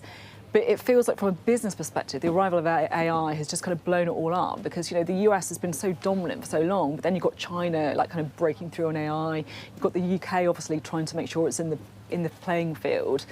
This is all going on at the minute. It's a massive revolution and we don't really know how it's going to play out, but it's going to be hugely disruptive on all our lives, and that's just really beginning now, isn't it? But it's something that the government believes it's kind of got the edge on and it's leading the way in Europe, and you know, Rishi Sunak will claim he sort of started that, but Keir Starmer believes he's following on with that, and so for them, they're welcoming the fact that Donald Trump has brought so many tech titans with him. You talk about Cambridge University. I just interviewed Alex Kendall, who is the CEO of Wave Computing. Now, he did a PhD on computer probabilities, something very wonky, but he's now turned that in less than 10 years into a fortune of £400 million. That company's based in California, so critics will say, great, he kind of learned his skills here, but, you know, where are the profits going? And that's some of the criticism about AI is like Uber, like Airbnb, a lot of the profits end up actually in a different country. So they've got to prove that they can bring a lot of money here. But if you just look at what these guys are worth, we were saying before, you know, Jensen Huang, who is the founder of NVIDIA, and that company makes all the chips, the very important chips that go into all this AI computing. Now, he's worth $150 billion. Not bad. Billion dollars. Which is saying that's basically the GDP of Morocco. It's $13 billion less than the GDP of an oil-producing country like Kuwait. Wow. You just look at walking around, you think, I want to know, what does that feel like? But also, you know, that's a huge amount of money and investment. So what is the net worth of all the people who came here with Donald Trump? And for the Starmer government, the hope is that that can be brought here and can help his prosperity drive and can help build a better economy, while, you know, skeptics will say, well, where will the money go? And after these AI data centres are built and the nuclear power stations to build them, you know, are there going to be lasting jobs, lasting profits staying in the economy? That's something that the Prime Minister will need to answer as well at some point. I mean, just to pick up on that, if I may, because what's also interesting about this is we've been talking about the budget in November and the sticky situation the Chancellor's in with this black hole in the public finances, and it will be, once this state visit's out of the way, I'm sure that the political class's attention will go back to the budget and Rachel Reeve's very difficult decisions to take. But one thing that the government want the Office of Budget Responsibility, the fiscal watchdog that basically sets the parameters for the government's tax and spending, or it decides how big the black hole, etc., is and what they expect the economy to grow by or contract by. One thing they're looking at is supply-side reform. And when I talk about supply-side reform, I mean planning deregulation, inward investment, what else is it? Like infrastructure building, and all of these things, and what they're looking for, and trade deals. How does that help grow the economy? And what they're trying to get the Office of Budget Responsibility to do is score that into their forecasts in order to try and make the economy look better, or just get it factored in so that basically they have a more benign outlook when it comes to economic growth. So even though they talk about big numbers in a 10-year time horizon, if the government can get this begin to be factored in to how the financial planning or expectations are for the economy, it might actually help them when it comes to the budget, because the forecasts might not be as bad as they are currently looking. The US government and these tech companies, they want, for example, the British government to scrap its digital services tax. So that's going to be something that the US government is already asking for it to happen. Hasn't happened yet. Will it happen? That brings in, I think it's £900 million to the UK coffers. So if they scrap it, how do they fill that hole? Is the revenue that's scrapping it, the revenue generated by scrapping it has got to be more than the impact. So these are the difficult decisions that will be discussed over the days and weeks ahead. That's so interesting to see how it all plays out. Because what I was actually going to ask you, Mark, which you kind of semi-answered there, I think it's interesting because it's easy, in a way, for me to work out what Keir Starmer wants from this, right? You know, he wants more money from the US. He wants Donald Trump to take a tougher role on Ukraine. But of course, Donald Trump's coming here with his own asks, right? And obviously he's the guy with the bigger stick in this relationship. He's got more power. You talked there about the digital services tax. What are the other things that the US president is going to be hoping for, do you think, from this trip? That's a good question. I mean, and deregulation, you know, he wants to be able to, the UK to be an economy that he can do business with easily without all the fuss of Brussels. So I think that's partly why we've got all these people, Labour-type people, Mandelson, as was Starmer now, who were so against Brexit, who are now saying, well, actually, yes, it wasn't a great idea, like net loss for our economy up till now, but actually there are advantages, and there are advantages now dealing with the United States that Brussels, the EU, is having trouble with. So America's always regarded Britain as a bridge between Europe, which they've never really understood. I mean, even Europeans often don't understand how the EU works, and they've seen Britain's, it's a crucial connection to connect them with the EU, but also to explain it. And Brexit was a massive loss to America because they felt that bridge had gone forever. But I think since Brexit and since, you know, the diplomacy that we've seen with previous governments, particularly this government, I think Americans do see that bridge being rebuilt, and they find that, you know, vitally important. But, you know, the special relationship has always been a very transactional relationship. It's always been something the Americans have done, not for charity, not out of altruism. They want to know what they're getting in return. And, you know, someone we know well, Sir Peter Westmacott, former ambassador in America, has written a piece recently saying that we've not actually been explicit enough in saying to the Americans what they get out of this relationship. But to give an idea of how transactional it is, the Americans were lecturing Britain just before this state visit began on the issue of pharmaceuticals. They believe that the Europeans and the British are undercutting the price of drugs and shouldn't be. The price of drugs here should not be subsidised, they feel. And that's a kind of a rip-off situation that Donald Trump talks about in a number of arenas. But they were pretty clear, you know, before this state visit, you know, it's going to be a wonderful state visit, but there are some fundamental issues we want to get sorted out. There are economic issues as well as others. And they're going to want to see something in return for that as well. We are waiting. The next thing on the agenda, I should say, is this business meeting. And in the room, we haven't got the pictures to bring you. Oh, can take you. I've just been told. We can see in the room Yvette Cooper, the Foreign Secretary, the new Foreign Secretary, I should say, and also Marco Rubio as well, the First Secretary. So hugely. Oh, there we go. Keir Starmer walking into the room alongside Donald Trump, standing ovation. And this room is full of all of the movers and shakers that we've been talking about, all of those players, the people that both of those two men, frankly, want on side. Let's listen in. Thank you very much, and very nice to see you all. And, Mr. President, let me welcome you again for this unprecedented second state visit. And it's a great pleasure for me personally to welcome you to my home from home here at Chequers. And thank you very much for taking the time to say hello to the staff, who are absolutely, they've done a brilliant job, and they've been preparing for weeks. And it's really so good to have you here. So thank you so much. You are among friends. And I think we all agree there's so much to celebrate in the special relationship between our two countries. By standing together in war and in peace, this bond is the very foundation of our security, our freedom, and our prosperity. But what is the relationship all about when it comes down to brass tacks? It comes down to leaders, of course, leaders who respect each other, leaders who genuinely like each other. And it comes down to our unique relationship on defence, the closest the world has ever seen. It comes down to the connections between our people, ties of family and friendship. The President himself is a shining example of that. But it also comes down to business, to all of you here, and thank you so much for coming here this afternoon. It's fantastic to have you with us as the best evidence of that people-to-people, business-to-business relationship that thrives in the special relationship. In so many ways, this story is a story about enterprise. The US is our single biggest, largest trading partner. Companies like BP, GSK, Rolls-Royce, and AstraZeneca employ thousands of people in the United States.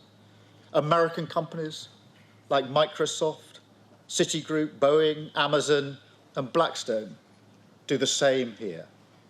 Together, we support over 2.5 million jobs across both economies.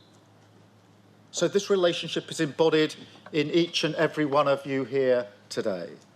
We have, if you like, the great and the good of British and American business sitting with us. Leading lights in tech like Jensen, Ruth, Demis and Satya. Finance, Jane, Larry and Steve. And of course in pharma, in defence, energy and manufacturing. It is really great to see you all again, I should say, because of course we were together yesterday and we know each other very, very well, which is exactly as it should be. And just look at what we're achieving today together. The deals and investment that you're announcing today break all records.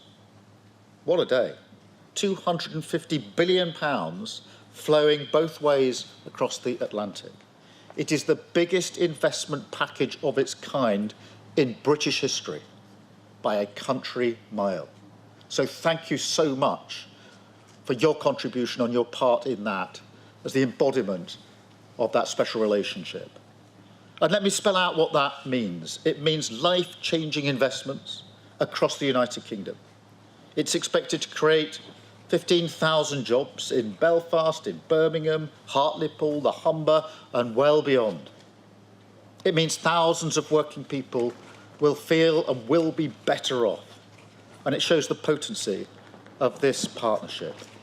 US capital and entrepreneurial spirit combined with British ideas and ingenuity. The UK is one of the world's largest economies. Maybe not quite on the scale of the United States, I concede, but my word, we punch above our weight. And we lead the world in expertise on quantum, on AI, life sciences, financial services and more. We have the only trillion-dollar tech sector in the West, outside of the US, again, I caveat. We have the best investment, the best universities, the most Nobel Prizes, and we have Demis here, outside the US. That's what we bring to the table, and we are proud of it. That's why we both benefit from this incredible relationship. Look at the economic prosperity deal that we struck back in May. It was the first trade deal that the President made. And yes, it was the best deal as well. We have the lowest tariffs in the world in vital sectors, and that is some achievement. It was a tough negotiation, but we did it for a reason, because it's a win for both sides, and because we knew that by working together, we could deliver more for working people. We could help the businesses here today to thrive, and help you create good, well-paid jobs in communities up and down our country. And ultimately, that is the test of the special relationship. How much it delivers for honest, hard-working people to make them safer and better off. We've already taken a big steps forward, and we're going further today, much further. In a moment, the President and I will sign our groundbreaking new technology partnership, the Tech Prosperity Deal. It's a blueprint to win this new era together, shape it according to our shared values, and seize the incredible opportunities that are on offer. I want to thank all of you for supporting this vision. We have huge new investments from NVIDIA, Nscale, OpenAI, Google, Salesforce, and many more, backing cutting-edge British jobs for years to come. And of course, tech needs energy. So to fuel this revolution, we've struck a new deal on civil nuclear power. We discussed this, Mr. President, last time we were together, and the opportunities we had. Generating energy for millions of homes and businesses, driving down bills on both sides of the Atlantic, and driving up energy security. So I want to thank everybody here for supporting this too, with brilliant job-creating investments from Momentum and others, including building up to 12 advanced nuclear reactors in the northeast. So this is a great day for the special relationship, a celebration of what has gone before, of course, but more than that, a moment to deliver investments, jobs, and deals which will improve people's lives now and light up the special relationship for years to come. So thank you all. And now it is my pleasure to hand the floor to my friend, our friend, President Trump. Thank you very much. Thank you. And great job.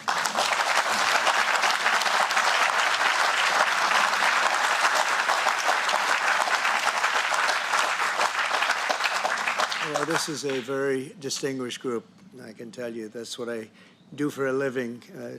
It was before politics. I would have to deal with you, and you are the best. You're the best in the world, and you're here. And it's an honor to have all of these great leaders. Really an honor. But I'm sincerely grateful to Prime Minister Starmer and Lady Starmer for welcoming us to this very special home, this beautiful place. And I was here a number of years ago, but somehow today it looks even better, even more beautiful, and even more historic. Melania and I are forever thankful to His Majesty King Charles III and Her Majesty Queen Camilla. We had a fantastic evening last night. But the exquisite honor of a second official state visit, the first ever, it's the first time it's ever been done, was, really was an honor. Such great history, and to think it's a first. It's always nice to have a first. But the ties between our countries are priceless, and it's really an inheritance. It's a beautiful inheritance. Today we're making those ties closer than ever before. We've done some things that financially are great for both countries, and we work together, and it keeps us together, and I think it's an unbreakable bond we have, regardless of what we're doing today. I think it's unbreakable. But this is very big, and I want to thank all of the incredibly talented business leaders, the best in the world, biggest in the world, here this afternoon for investing in the Anglo-American alliance, and you personify an important part of the unique national bond and really a world bond. What you've done is incredible. Our two countries do a great deal of business together. $340 billion last year was the number. In May, the United Kingdom became the first country to make a trade deal with the United States during my second term, and we sort of wanted to make it the first because the bond is so strong and the relationship so long. That agreement will create billions of dollars in opportunities for American farmers to sell their products into the UK, reduce barriers to trade, and give the U.S. manufacturers better access to the UK's world-class aerospace supply chain, which is really is world-class. A lot of people don't understand it, the importance of that particular asset that you have. It's a beautiful job you've done. There's no more natural partnership in the world. Together, we're building up the industrial capacity of both of our countries, which is crucial to our defense. And we work so well together in defense. I met so many of the leaders of your defending group, and many of them I've known by name, but now I know them pretty well. We had some very good meetings today and yesterday. So we're taking the next logical step with a historic agreement on science and technology partnerships, and this will create new government, academic, and private sector cooperation in areas such as AI, which is taking over the world. I'm looking at you guys. You're taking over the world, Jensen. I don't know what you're doing here. I hope you're right. All I can say is we both hope you're right. But it's pretty amazing. Quantum computing, fusion, 6G, and civil nuclear energy, and align our nations through the approach of centered deregulation and innovation. And we're going to have a lot of deregulation and a tremendous amount of innovation. It's just happening. But this new accord is already helping spur a massive wave of private sector deals worth over $350 billion alone, headlined by a $136 billion from Blackstone. That's very nice. Steve, thank you. That's why you have that location, I think. It's considered the best seat all the year. Yours is pretty good, too, Jensen. That's good. That's great, Steve. You know what you're doing better than anybody. American company, X Energy, and British company Centrica has been announcing, and really for a long while they've been talking about this deal, the deployment of modular nuclear reactors across the UK, all across the UK. It's been in the wind for a couple of years, and now we're getting it done, generating more than $50 billion in economic value, creating up to 2,500 jobs, and powering 1.5 million homes. That's a lot of homes. 7 decades after British genius Alan Turing pioneered the field, this agreement will also help America and our British allies dominate the future of artificial intelligence. You need the energy. You have to have the energy. That's one thing I learned very quickly. They need a lot of electricity. In the United States, you need double what we have right now just to maintain that fight. We're right now, and I want to say, leading China and the world by a lot in AI, a lot. And we're creating tremendous amounts of energy and letting you create your own electricity in many, many cases. And we're giving you very rapid approvals. We're getting them approvals like they've never seen before. They used to wait 15 and 20 years to be rejected. Now they wait 2 weeks or 3 weeks to be accepted. That's a pretty big difference. And at the same time, we always have the environment in mind, but we move them along. But we're committed to ensuring that you have secure and reliable sources of American AI and quantum technology. We intend to always be the UK's strongest, closest, and most trusted business partner. Very important to us. The relationship is very important. 1 year ago, our country was in serious trouble. The King of Saudi Arabia, great gentleman, you all know him. He said, "Sir, your country was dead 1 year ago, and now you have the hottest country anywhere in the world," and it's true. We'll have more than $17 trillion invested in our country this year. 17 trillion, which is many, many times what we had last year, and we're only in our just about almost 9th month. It's moving along quickly. It's amazing. I was saying we're in our 3rd month, our 4th month, our 5th month, but we're at, it's going to be over $17 trillion. No country has ever had anything like that, even close. GDP last quarter was 3.3%. Despite all of the things we're doing, one of the things we're doing, which I'm very proud of, is the border. We now have a totally closed border, totally secure. For 3 months, 0 people came into our country, bad people. And they come in, but they have to come in legally. We have a great process going. And inflation is virtually non-existent. As you know, we're taking in trillions of dollars from tariffs, and they've been so incredible for our country, so incredible. We're keeping our companies happy. We're keeping them solid and sane, and they're very, very thrilled at what's happened. They can't even believe it. And we've never seen investment like this. Without the tariffs, we would have just a fraction of that. And we're really the only one that can do tariffs. Nobody else is able to do them. With us, it works because people have to be there. But we've slashed 30-year-old regulations. And as you know, in my first term, we had a very successful first term. We had the greatest economy in the history of our country. And we had the biggest regulation cut in the history of our country. And now we're doing it again. We're slashing them at a level that is even beyond what we did in the first term. The first term, we did more regulation cutting by 4 times at any other time that any other country has done or that we've done. And we think we're going to exceed that this time. And we'll have regulation, but it'll be sane regulation. It'll be regulation that allows you to compete and do your thing, or regulations that you're able to get around and do things, and you no longer have that regulation.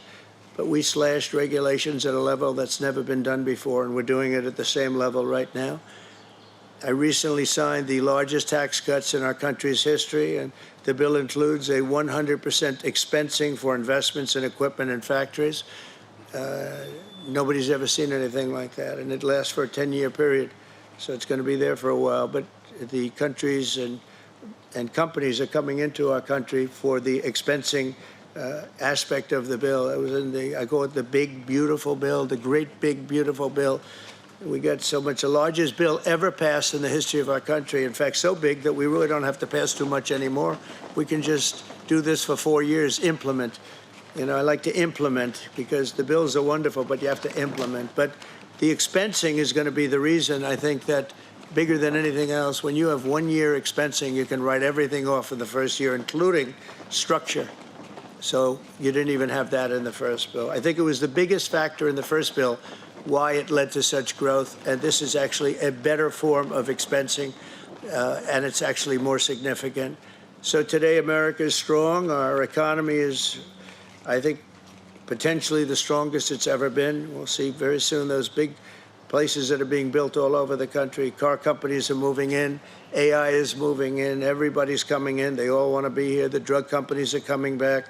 They all want to be there. They sort of have to be there, but they want to be there. But with this agreement, our cherished friendship with the United Kingdom is getting stronger and stronger. And again, I want to thank the Prime Minister. He worked very hard on this and getting this deal done. This is long in the making. They've been talking about it for a long time, and we got it done. And it's a real honor to be with you. And thank you very much. Thank you.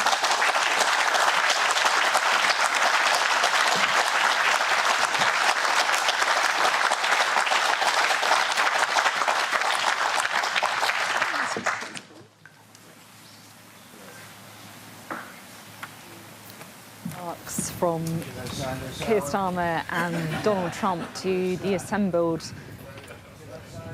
players. If the deal's no good, I'm blaming you, Scott. It's a great honor. A little joke there, a little laugh from the man who Keir Starmer referred to as his friend, and it does feel like an unlikely kind of warm working relationship, at least, has been formed between the two leaders. And of course, this really one of the key moments of the state visit. We've already seen the kind of multi-billion pounds worth of announcements from those tech companies in Britain, in the UK. And I think there'll be some relief in Number 10 about that too. Well, we're joined by Mark Stone, again, our US correspondent, and our international affairs editor, Dominic Waghorn, as well. It's interesting hearing the language there. You know, Keir Starmer so keen to welcome Donald Trump, and Donald Trump so keen to welcome the business leaders, it felt to me. Yeah, it's so true. He feels at home amongst these uber wealthy and very successful businessmen, because of course that's what he is as well. He is a very wealthy businessman before he is president. It feels, I mean, I'm just watching that now, like the state visit side of this feels long ago now, doesn't it? This feels like a summit. It doesn't feel like a state visit. And of course, that's why yesterday happened, to help massage this moment and make it feel as smooth as possible.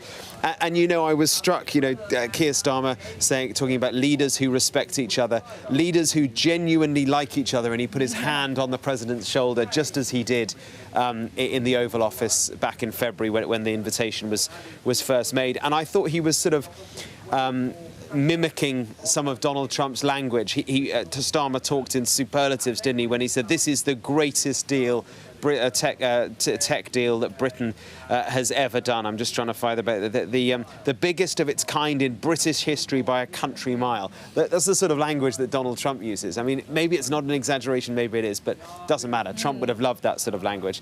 At 15,000 jobs, I mean, that's a lot of jobs. I mean, I guess the question is how much of this was already planned, and how much of this, you know, how much was already in the pipeline, and how much is genuinely new. We were talking about how long do those jobs last for? I mean, a lot of those jobs will be used to build the data centres, but then data centres don't need many people running them.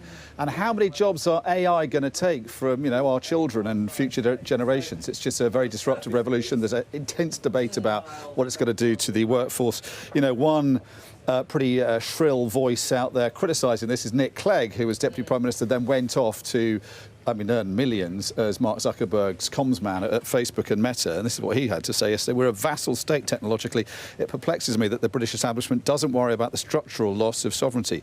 The US-UK tech deal is holding on to Uncle Sam's coattails. And there is this, I think, criticism that Donald Trump is like a kind of Trojan horse. He's sort of taking this sort of tech invasion, AI invasion into Britain, and then a lot of the profits that they will make will be then sucked out and taken to Silicon Valley. Nick Clegg's described this deal, which Keir Starmer is so proud of, as sloppy seconds from Silicon Valley. That's going to be really helpful, isn't it? A very savoury term, but that gives a sense of what and he's a very well-placed man. He knows exactly what Silicon Valley is about. He's got an axe to grind, but, this is not a deal that is without criticism and controversy. And the big problem for Keir Starmer is, so far, he's got no breakthrough at all to point to in terms of tariffs, which is what the hope had been, that this second state visit would encourage some kind of more preferential treatment. The deal he has got, the tariffs are better than anyone else has got. It is the best trade deal, they can claim, than anyone else has got so far. But they're still higher than they were before Donald Trump got into office. And a lot of people forget that, I think, because there's all this talk about, Britain frames it as a trade deal. It's absolutely not a trade deal. It's a trading arrangement that gets the tariffs down to a base level of 10%, except for steel, which is such a big issue here. Not steel, because of complications with Chinese ownership of some of our steel manufacturing centres. But still 10% is, as Dom says, way more than it was under Biden. And what they want to do, what they hope to do, what they thought at one point they might be able to do today, but they haven't, is get that 10% down lower. Just quickly on steel, the promise made when that trade deal was done back in May, wasn't it, Trump said the promise was that tariffs on steel and aluminium would go down, and he's gone back on his word. And that's the problem with Trump, is he goes back on his word. He rips the American signature out of international deals, which is something that shouldn't really be possible because of the damage it does to your credibility as a negotiator. And the fear is, whatever he says in the press conference today, he could go back on at some point in the future. It's so interesting, and as you say, you both say, it looks so great when you unveil these £1 billion worth of investments, and you've got Donald Trump saying nice things about you. But he's a transactional president, and every single person in that room is transactional men and women as well, right? They're not going to be entering deals unless it's good for them as well. Let's get real. Thanks both very much indeed. Well, an awful lot to dissect and read into today. We can get the thoughts now of Smart Lyle Grant, who served as a national security advisor to Prime Ministers David Cameron and also to Theresa May. Good to see you here today. What are your reflections, first of all, on the state visit and how it's gone so far? Good afternoon, Sophie. Well, I think so far the first sort of day and a half, as it were, has gone exceptionally well. And I think that Keir Starmer and the government will be very pleased. First, that the sort of pomp and ceremony of yesterday at Windsor Castle passed off absolutely without a hitch. And secondly, today, so far at least, the focus has been on this tech prosperity agreement, which does have some, huge numbers in it. 150 billion, 250 billion pounds has been mentioned in terms of reciprocal investment. So all the good news has come out so far. I think the question now is, with the sort of remaining few hours of this visit, what is going to be said, particularly at the press conference, in terms of some of the other issues, like the details of the trade deal. We didn't hear just now with the tech leaders much about the trade. Does that mean that no compromises were made by President Trump in terms of steel or whiskey or salmon or pharmaceutical products? We'll have to wait for the press conference to find that out. And then, of course, there would have been discussions about both Ukraine and also about the Middle East. And on those, we know there are policy differences between the two countries. Yeah, there certainly are. That's one way of putting it. What do you think is the thorniest issue? What is the one thing that these men are going to be most nervous about, you think, going into those talks? Well, I think what the journalists, frankly, are going to be focusing on is they will be wanting to explore whether there's any controversy. And that means there's going to be questions about Epstein, there's going to be questions about Mandelson, there may be questions about Farage, there may be questions about freedom of expression. Now, all those four issues probably haven't been much discussed between the two leaders, but is likely to come up during the press conference. I hope that some of the other serious policy issues like Ukraine and Middle East will be the feature of it, but you never quite know with these press conferences. Yeah, those pesky journalists who have a habit of saying the thing no one wants us to. It's true. On Gaza, because it feels to me like, as you reflect completely correctly, is such a huge issue, and lots of people will be really hoping that Keir Starmer takes this opportunity to really lobby Donald Trump about it, because it does feel like those two men are a long way apart, particularly if those reports are true, that the UK is preparing to recognise Palestinian statehood basically as soon as this visit is over. Do you think that there is a serious chance of a discussion about that, or do you think that actually it's more likely that they'll just put it in the too difficult pile and hope not to have to address it? No, I'm sure it will have been discussed in private. And you're right that this is probably for domestic politics, particularly for the Labour Party, an even bigger issue than Ukraine. So Keir Starmer is under severe pressure to be able to say publicly afterwards that he raised the whole issue of Gaza and Israel's military campaign in Gaza with President Trump. So I'm sure he will do that in private. I think having forewarned the Americans that Britain was likely to be recognizing the sovereignty of a state of Palestine next week, I think Donald Trump will have accepted that. But nonetheless, I'm sure he will have been pushing back in private, saying that from his point of view, it's a reward for terrorism, a reward for Hamas. And Keir Starmer will be arguing that, look, what Israel is doing is going right against international law. And we have to take a stance, and you, Donald, should be reining them in to prevent sort of worse conditions happening in Gaza in the coming days. We also, of course, had the issue of Ukraine and the situation there. And it's interesting, I think, to have seen some of the, I guess, soft power deployed to try and shift Donald Trump's stance on Ukraine, whether it's the remarks by King Charles that we saw yesterday or the gift to Melania Trump, someone who we know has raised the plight of Ukrainian children with her husband before, with a kind of headscarf made, the design by Ukrainians. Do you think that is an area where Number 10 are really going to be trying to make some progress? You're absolutely right. Those are two nuanced and quite sort of subtle messages to the Trumps. But I think in private, Keir Starmer will be more direct and say, look, you have threatened to take tougher action against President Putin for several weeks, if not months now. And Putin has not shifted one iota. He still believes that he can win on the battlefield. And until that calculus in Putin's mind is changed, that he has something to lose, and that means economic prosperity for his country, then he is going to continue to be killing all these Ukrainians on the battlefield. So now is the time to ramp up the pressure by economic, direct and secondary sanctions to put enough pressure on Putin that he might come to the negotiating table and achieve the sort of peace deal that you have been working for. I think that's the message that Keir Starmer will have been trying to get across. Whether it will make any difference, it's very difficult to say. As we know, over the last 9 months, President Trump has gone back and forth on Ukraine, 1 minute blaming Zelensky, next minute seems to take a tougher position on Putin. So we'll see how it comes out today. But even if he takes a tougher line today with Putin, will that survive another 24 hours once he returns to Washington? Yeah, it's true. It's always hard to tell with these things, isn't it? We spent a long time talking about the things that Keir Starmer was hoping to achieve, whether it's on Gaza, on Ukraine, and obviously the economy as well. My question, I guess, to you now is, what is Donald Trump hoping to achieve from this visit? Because, of course, there is an imbalance of power here. He's the one with, all the cards in some ways. What is he hoping to achieve at the end of today? Well, I think he's already achieved probably his main goal from a sort of personal point of view, which is to underline the unprecedented nature of having a second state visit, which I think he described, last night as one of the high points of his life. So really that sort of pomp and circumstances to be welcomed in the United Kingdom by a royal family that obviously predates the United States and has all that sort of history and tradition, I think for him is a very important thing and gives him the sort of status that he craves.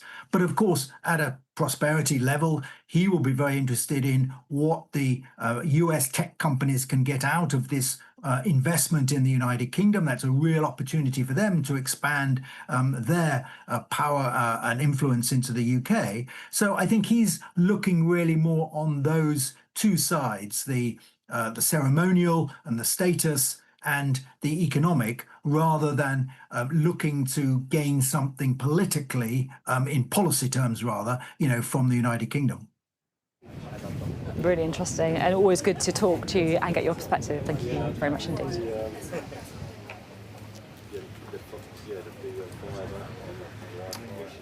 Well, let's all go here at Chequers. Donald Trump and Keir Starmer, they've had their bilateral meeting. They have also, of course, met those business leaders that is such a key part of today's agenda. And we're now expecting, of course, that joint news conference between Donald Trump and the Prime Minister, Sir Keir Starmer, very shortly indeed. It's been well choreographed so far. That's the point where things might go off track. Stay with us. I'm Dominic Waghorn, Sky's International Affairs Editor, covering a world that seems to be unravelling. War, unrest, revolutions. It's not his country, it's ours.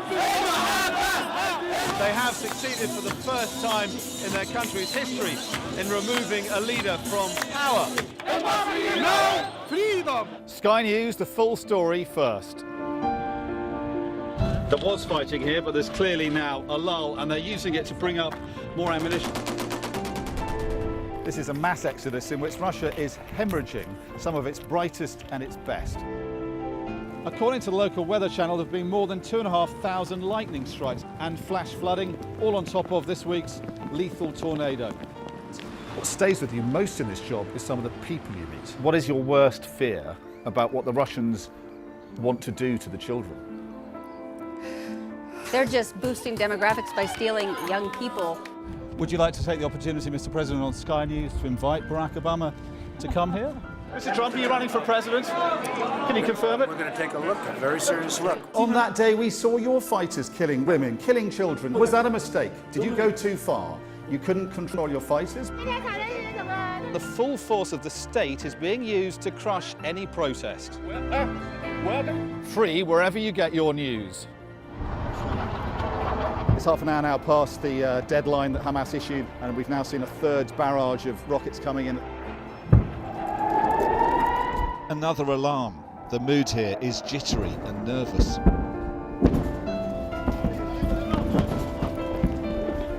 We're seeing the world get more and more divided, and it's our job to try to make sense of it all. Liberation Day. By popular demand, here we are. Donald Trump. It is quite the story. Wherever it goes, on Trump 100, we go with it.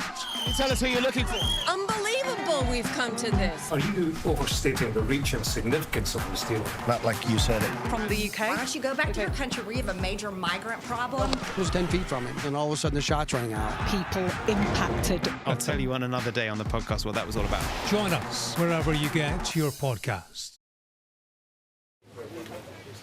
Hello, welcome back to the Prime Minister's country residence, Chequers, where, I'll be honest, it is all go. Within the last half hour, the Prime Minister and President Trump have been speaking at a business reception with some of the wealthiest people in the world. The US President praised what he described as the unbreakable bond between their two countries, the US and the UK.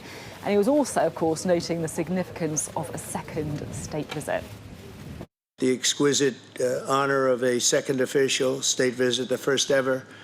It's the first time it's ever been done. Was really was an honor. Such great history, and to think it's a first. It's always nice to have a first. But the ties between our countries are priceless, and it's really an inheritance. It's a beautiful inheritance. Today we're making those ties closer than ever before. We've done some things that financially are great for both countries. And we work together, and it keeps us together. And I think it's an unbreakable bond we have, regardless of what we're doing today. I think it's unbreakable. But this is very big, and I want to thank all of the incredibly talented business leaders, the best in the world, biggest in the world, here this afternoon for investing in the Anglo-American alliance. And you personify an important part of the unique national bond and really a world bond. What you've done is incredible. Our two countries do a great deal of business together. $340 billion last year was the number. In May, the United Kingdom became the first country to make a trade deal with the United States during my second term, and we sort of wanted to make it the first because the bond is so strong and the relationship so long. That agreement will create billions of dollars in opportunities for American farmers to sell their products into the UK, reduce barriers to trade, and give the U.S. manufacturers better access to the UK's world-class aerospace supply chain, which is really is world-class. A lot of people don't understand it, the importance of that particular asset that you have. It's a beautiful job you've done. There's no more natural partnership in the world. Together, we're building up the industrial capacity of both of our countries, which is crucial to our defense. And we work so well together in defense. I met so many of the leaders of your defending group, and many of them I've known by name, but now I know them pretty well. We had some very good meetings today and yesterday. So we're taking the next logical step with a historic agreement on science and technology partnerships, and this will create new government, academic, and private sector cooperation in areas such as AI, which is taking over the world. Very warm words there from Donald Trump, it should be said. And of course, his visit has also been accompanied by a whole host of business announcements and those American investments in the UK worth £150 billion. Well, Brian Lanza was a senior advisor to Donald Trump's 2016 and 2024 election campaigns. Great to have you here. It's pretty clear to me what Keir Starmer wants from this visit, right? I'm interested in your perspective on what is Donald Trump hoping to achieve? Yeah, listen, I think the first thing he achieved it, he said it himself, it's historic that you have two state visits. I mean, Donald Trump likes to do things that are big and likes to do things that are historic. So I think from his standpoint, he put his mark in history there by having the second state dinner. I think ultimately what he wants to do is highlight the unbreakable bond because of shared values, and those shared values are something that that lead into our strong economic ties. And I think what Trump wants to do is tell everybody, Europe, tell the UK that the United States is open for business. We come bearing business opportunities as well, and that the rest of the world rises when the business opportunities exist between our two nations and our two continents. Over here in the UK, we all spend an awful lot of time analysing, will the soft power of the royal family make any difference? Will the pageantry mean that Keir Starmer is able to shift Donald Trump on things like trade deals, on things like tariffs, on things like taking a different stance on Gaza or Ukraine? Do you think any of that has any impact at all? Or do you think that Donald Trump just does what he wants to do and, that's it? No, listen, he certainly appreciates it. The pomp and circumstances, they play a role. But I think in Trump too, his second term, he knows exactly what he wants to do, and he's not letting anybody slow him down or anybody distract or anybody get in the way. And so from his standpoint, is he certainly appreciates and understands the historic relationship between our two nations, but also the priorities of the United States. They may not always align with UK, and that's okay. But the friendship and the bond is far supersedes whatever small differences we have. You talked there about the friendship between the US and the UK. Do you think there's a friendship between Donald Trump and Keir Starmer? I think it's a budding one. He's somebody who I know President feels comfortable calling. He loves the fact that Starmer is very eager to create business opportunities because that's speaking Trump language. He's not somebody who's calling him and lecturing him on how the world operates. He's somebody who's calling and saying, how can I offer, my unique perspective on things here in the UK and Europe, and how they can align with you. So I think that it's a budding friendship, and you see it on display today. I'm interested to talk to you just finally about free speech, because we know, of course, that there's been some criticism from Team Trump about what they perceive to be free speech issues in the United Kingdom. But of course, overnight we've seen Donald Trump welcoming what he describes as the kind of cancellation of Jimmy Kimmel. And I guess, what would you say to those that would say there's a bit of a charge of hypocrisy here, that, Donald Trump is the big defender of free speech, but only free speech if you agree with him? Listen, I think in the marketplace of consumers decided that Jimmy Kimmel needed to be canceled. They found his humor at this particular time divisive. They found it offensive, and they found it disgusting. I think that's what you heard from those programmers. I mean, free speech exists in the United States. People criticize Donald Trump every day in every major newspaper. It's not that it doesn't exist, but at this particular moment, the consumers of that network, which was ABC, said they were sick and tired of the divisiveness that Jimmy Kimmel brought, especially knowing that he was, pushing forward lies. And I think that became his problem, and he couldn't come back from them when he doubled down. I thought the whole point, though, is that, people, there's the right to be offended. That is the whole point of free speech, isn't it? That you can say things that are divisive and offensive, and we can disagree with them, but the whole point is that I thought that Donald Trump was defending people's right to do that.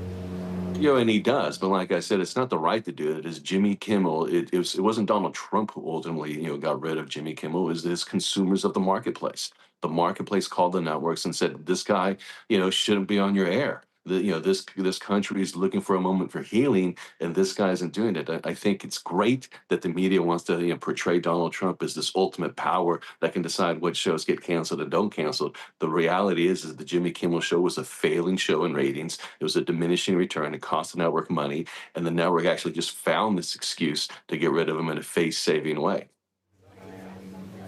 It's been really interesting to talk to you, as always. Thank you so much for being on Sky News today. Thank you. Thank you.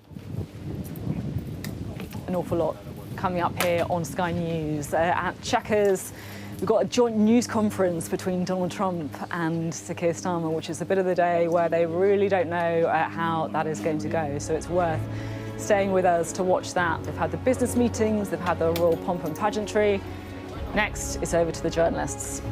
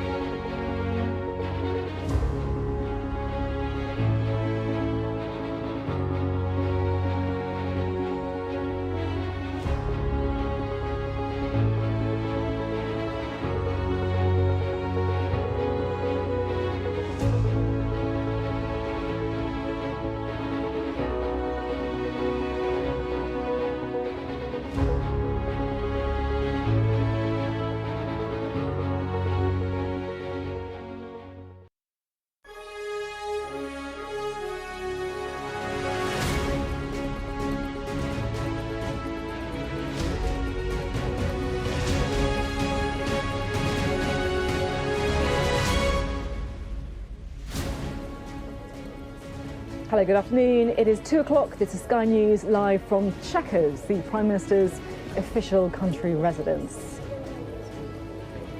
Sir Keir Starmer and President Trump have just been speaking at a business reception here at Chequers, hailing £250 billion worth of investments between the US and the UK. The ties between our countries are priceless, and it's really an inheritance. It's a beautiful inheritance. Today we're making those ties closer than ever before. It comes down to leaders, of course, leaders who respect each other, leaders who genuinely like each other. Well, the main event this afternoon is a joint news conference, which is going to be held by the two leaders. We'll bring that to you live. Earlier, Mr. Trump said a fond farewell to the King at Windsor. He's a great gentleman and a great king. So after the pomp of yesterday, today for the President is very much about the politics. But for the First Lady, the royal events continued with a special engagement alongside the Princess of Wales and a group of young scouts.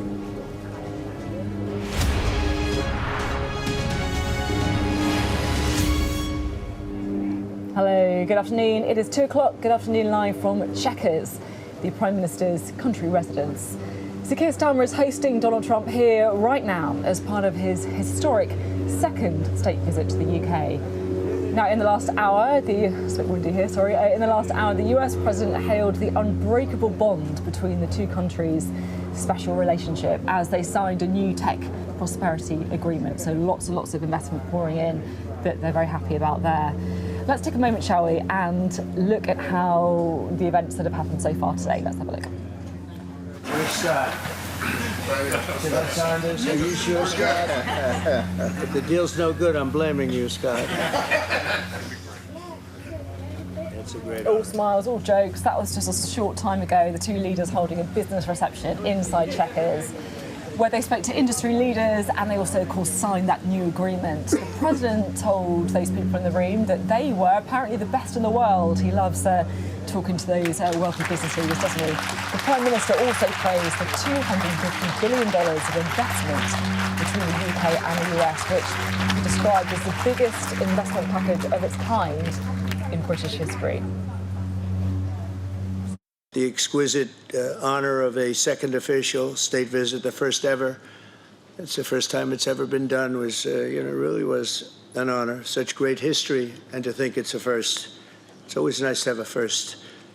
But the ties between our countries are priceless, and it's really an inheritance. It's a beautiful inheritance. Today we're making those ties closer than ever before. We've done some things that financially are great for both countries. And we work together, and it keeps us together. And I think it's an unbreakable bond we have, regardless of what we're doing today. I think it's unbreakable.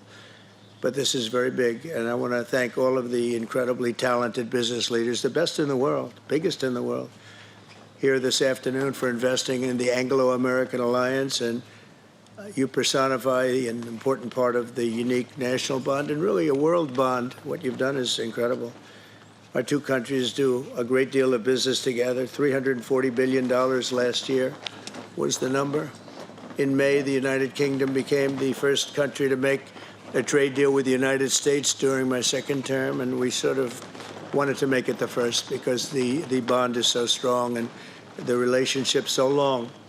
That agreement will create billions of dollars in opportunities for American farmers to sell their products into the UK, reduce barriers to trade, and give the U.S. manufacturers better access to the UK's world-class aerospace supply chain, which is really is world-class. A lot of people don't understand it, the importance of that particular asset that you have. It's a beautiful job you've done. There's no more natural partnership in the world. Together, we're building up the industrial capacity of both of our countries, which is crucial to our defense. And we work so well together in defense. I met so many of the leaders of your defending group, and many of them I've known by name, but now I know them pretty well. We had some very good meetings today and yesterday.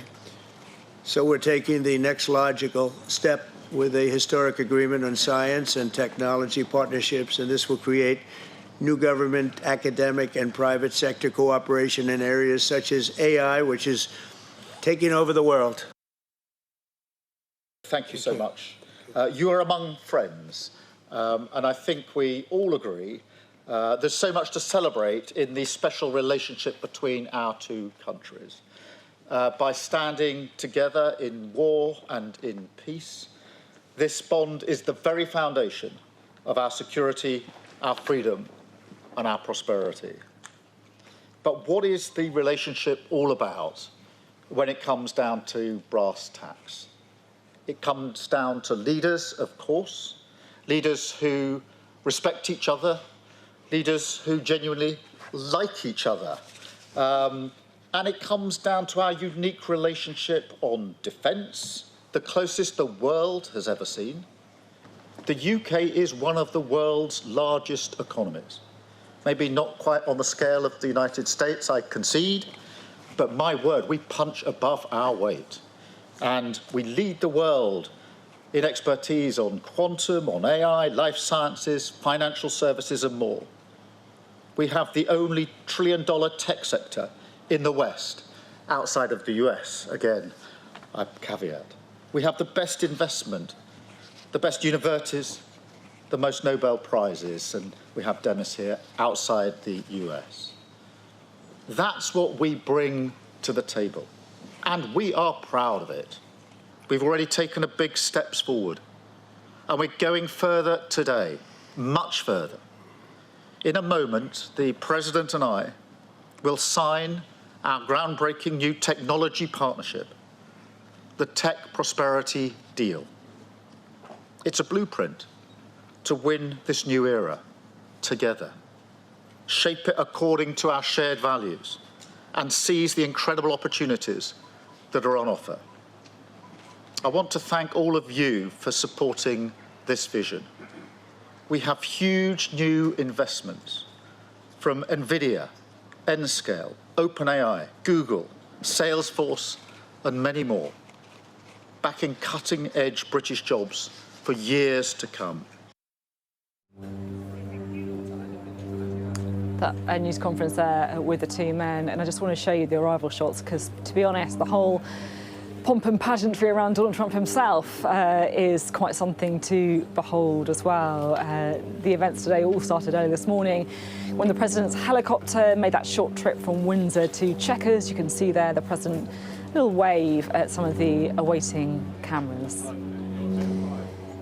And then it was an even shorter hop in that car from the helicopter to Chequers itself, where he was greeted by the Prime Minister and his wife, Victoria, a little handshake, very friendly, the bagpipes playing, and really, I guess, the kind of diplomatic red carpet being rolled out as much as possible to welcome the President, to get him in the most malleable frame of mind possible before the bilateral events of the day.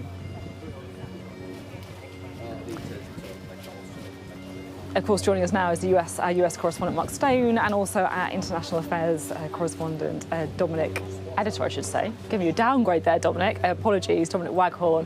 Wow, I mean, it's all seemed to have been remarkably smooth so far, but I guess that could all be derailed by the press conference that we're awaiting. Yeah, we can see they've gone actually now. They've just gone in on the lawn there behind us. The media who were going to be in the room for this news conference, due to get underway in, I think, around 15, 20 minutes' time.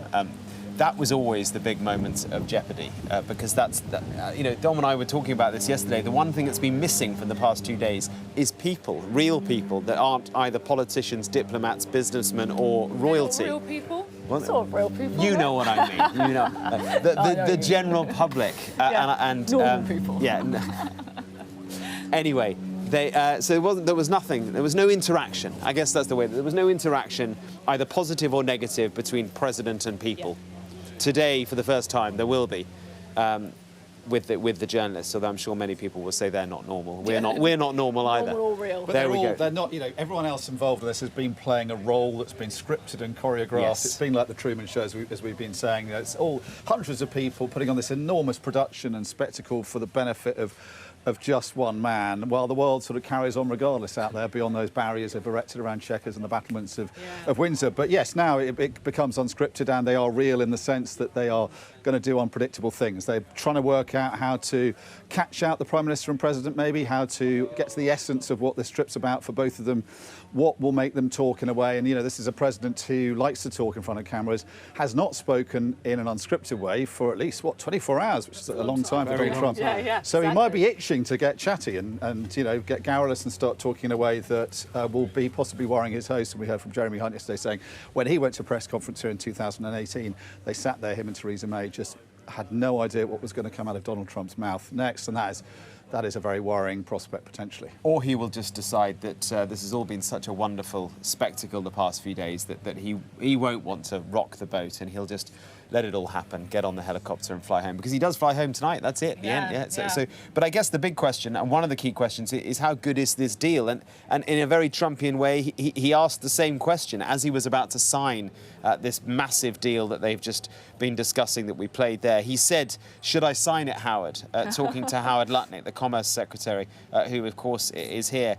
If the deal's no good, I'm blaming you, Scott, he said to Scott Bessent, also here as well. So a hint there of Trump's character, and also of how he can flip-flop quite quickly. And as you were saying, Dom, he's ripped up plenty of things he's put his signature to in the past. And that's the jeopardy here. The government has laid on all of this in order to draw Donald Trump in order to flatter him. It's worked for now, but how long will it last?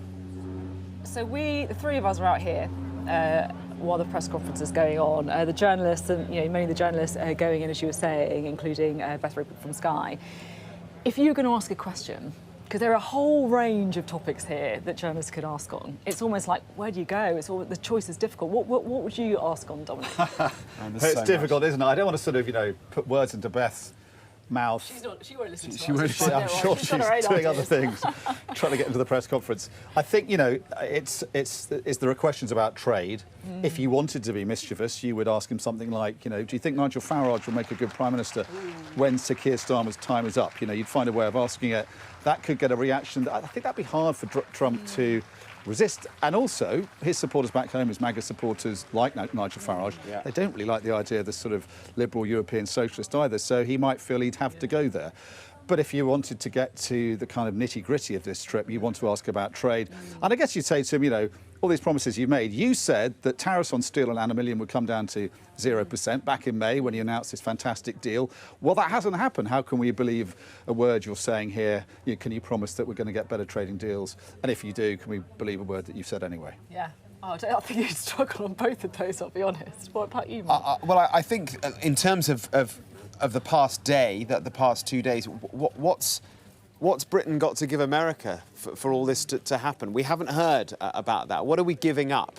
What will people be anxious or uneasy about as a consequence of what appears at the moment to all sound very rosy? What's the catch, right? But I think beyond that, I think foreign affairs as well, which is clearly not front and centre at the moment, but Gaza and Ukraine. Where is Donald Trump on Ukraine? I just don't know where he is with it at the moment. This war that he was able to solve so quickly. And remember, alongside the principals, the Prime Minister and the President, Marco Rubio, Secretary of State, is here. The new Foreign Secretary, Yvette Cooper, she is here as well. So there are lots of sideline meetings going on. And it's UNGA next week, the UN General Assembly.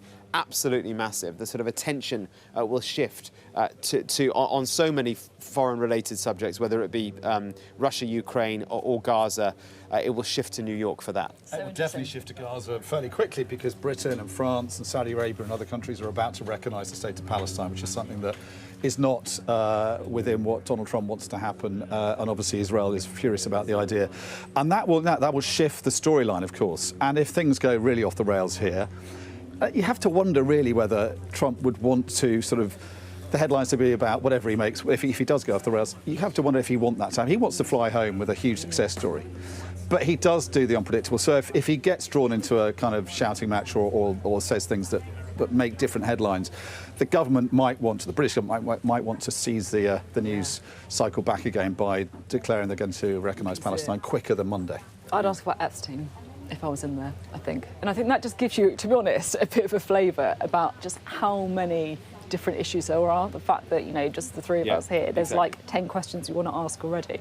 I do think that the Epstein issue is clearly, there's massive pressure on Trump in America, in the American news cycle over the Epstein thing, and clearly through Mandelson, it's pressuring Starmer a huge amount as well. So, yeah. Really interesting. I'm going to come back to you, so don't go anywhere. But we do want to talk some of the pageantry and the royal aspect, because before the politics came the pomp, with Donald Trump waking up this morning within the walls of Windsor Castle after a night of royal opulence, something I'm sure he would have great gentleman. enjoyed. A great gentleman and a great king.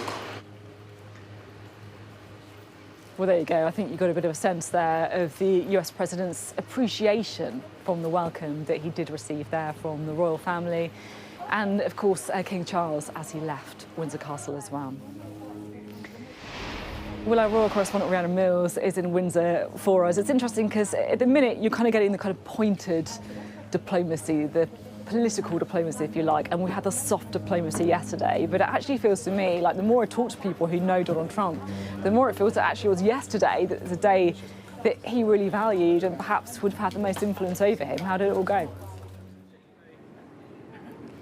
I think it went really well. I think everybody here at Buckingham Palace and also within Number 10, the Foreign Office, will have been absolutely delighted with kind of the opulence that we saw with the state banquet, that amazing display when it came to the huge military ceremonial that we laid on. I've been listening with interest kind of to the comments that Donald Trump was making, because I think what everyone was hoping is that everything that happened yesterday would really put him in the best possible mood as he was sent off to Chequers.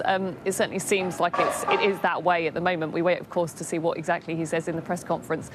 Diplomats, though, have said in the past that 2019, being around the Queen put him on his best behaviour. He was incredibly gracious. I suspect they're hoping the same thing will happen this time round when we see that press conference. But also what's been interesting is kind of the kind of link up between the First Lady and other members of the royal family has continued after the King sent the President on his way to Chequers.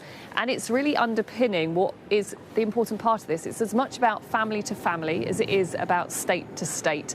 And ultimately, this is not just about how we feel about this here in the UK and the important political matters that are going on, but sending big pictures around the world. So first of all, we saw Melania spending time with Queen Camilla, having a look at Queen Mary's doll's house, which, American tourists flock to Windsor Castle to see it. It's one of the most famous doll's houses in the world. But also, I think, for two women who were so used to, I don't know, how they look being the centre of attention, this is also ultimately trying to sort of pin things down to that shared interest they have in children, young people, and also education.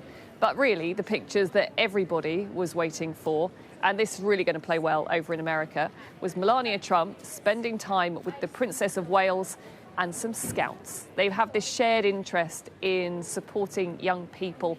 Today was about looking at nature, well-being, how important spending time outside is for your mental health.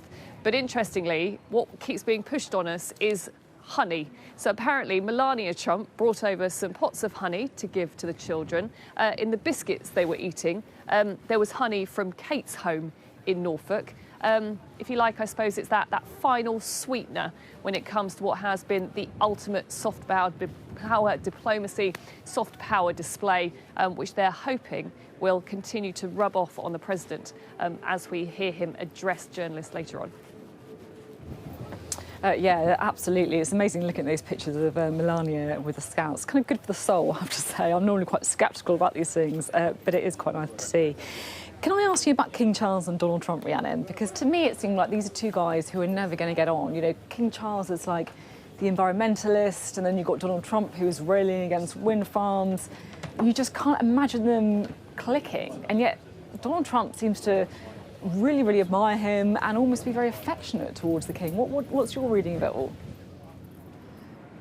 OK, there's a few things going on there. Yes, these are two men who no doubt are poles apart on so many issues. And over the last 6 months, we've seen the King taken really close to the line when it comes to some tough diplomatic issues. So around Ukraine, Canada, but he's managed to negotiate that. Whether or not the two men discussed any of those things, we're not entirely sure.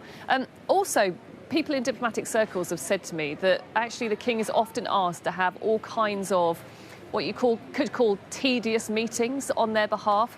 At least Donald Trump would have been entertaining and interesting to spend time with. Donald Trump also keeps talking about King Charles as a friend.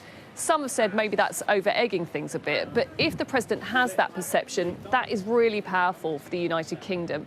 And definitely, like, I saw the two men up close inside the quadrangle. It felt like a very natural conversation. And I think what was good for the King is that in his guest, in Donald Trump, he had a man who was genuinely interested in the military display around him, in all of the history. And so I think that really helped to fire up King Charles in playing host. But ultimately, yeah, again, they are just hoping that the two men have had those kind of very personal conversations that will help to ease the way for better relationships. It's all about laying down those foundations of friendship. And King Charles, in the end, is our diplomat-in-chief. And I'm thinking that probably number 10 they did have a lot to do with his speech last night, where there was nothing subtle about it, which you normally have with royal speeches. King Charles stood there and said, "You did your first trade agreement with us.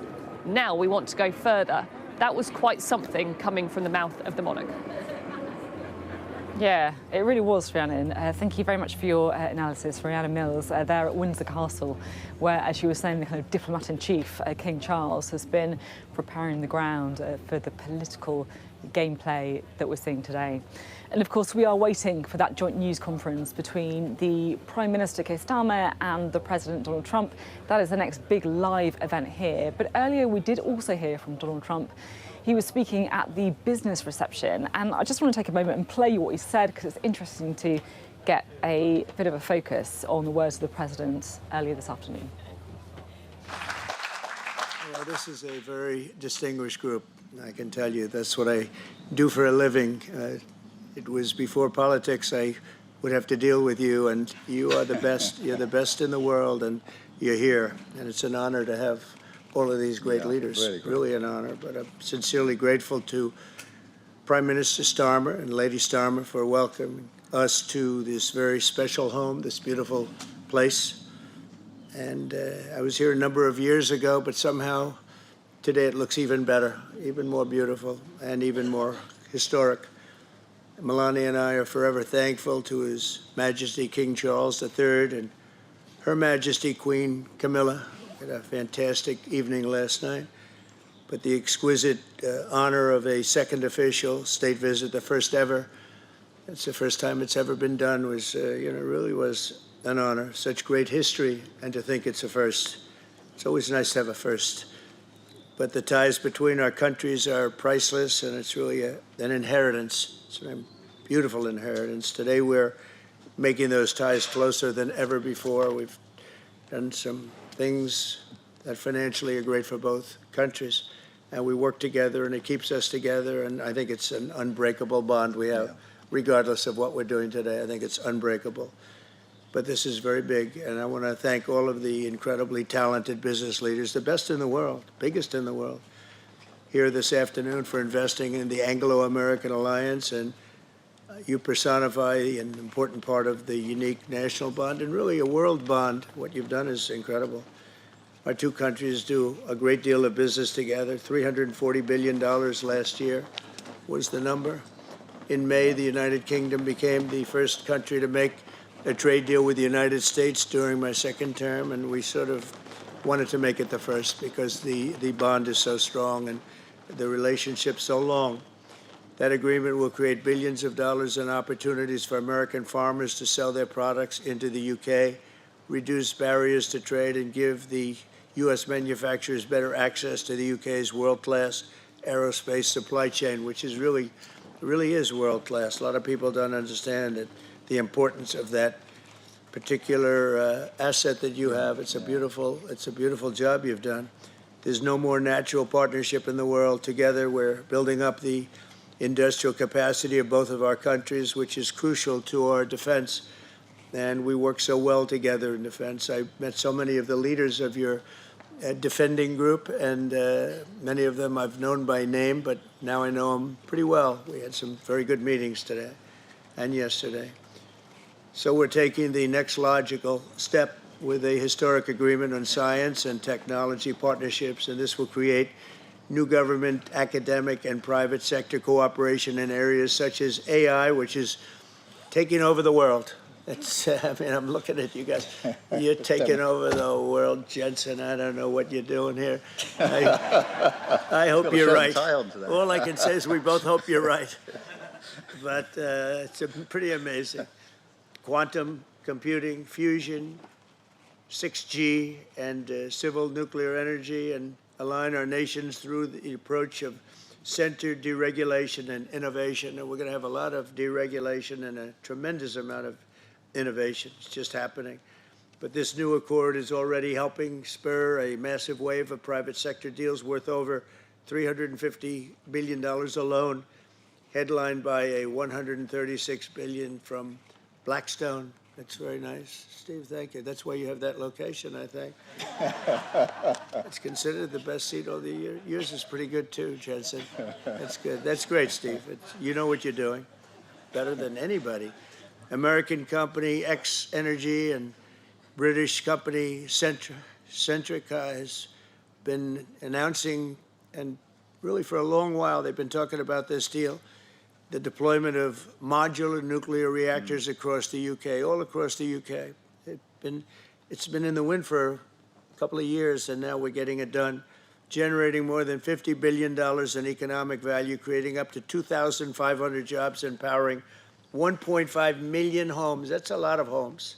7 decades after British genius Alan Turing pioneered the field, this agreement will also help America and our British allies dominate the future of artificial intelligence. You need the energy. You have to have the energy. That's one thing I learned very quickly. They need a lot of electricity.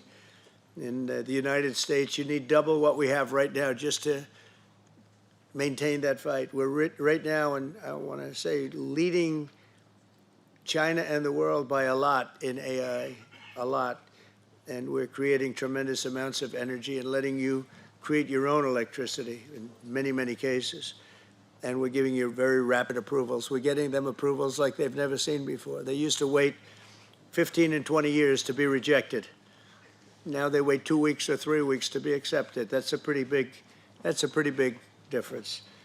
And at the same time, we always have the environment in mind, but we move them along. But we're committed to ensuring that you have secure and reliable sources of American AI and quantum technology. We intend to always be the UK's strongest, closest, and most trusted business partner. Very important to us. The relationship is very important. 1 year ago, our country was in serious trouble.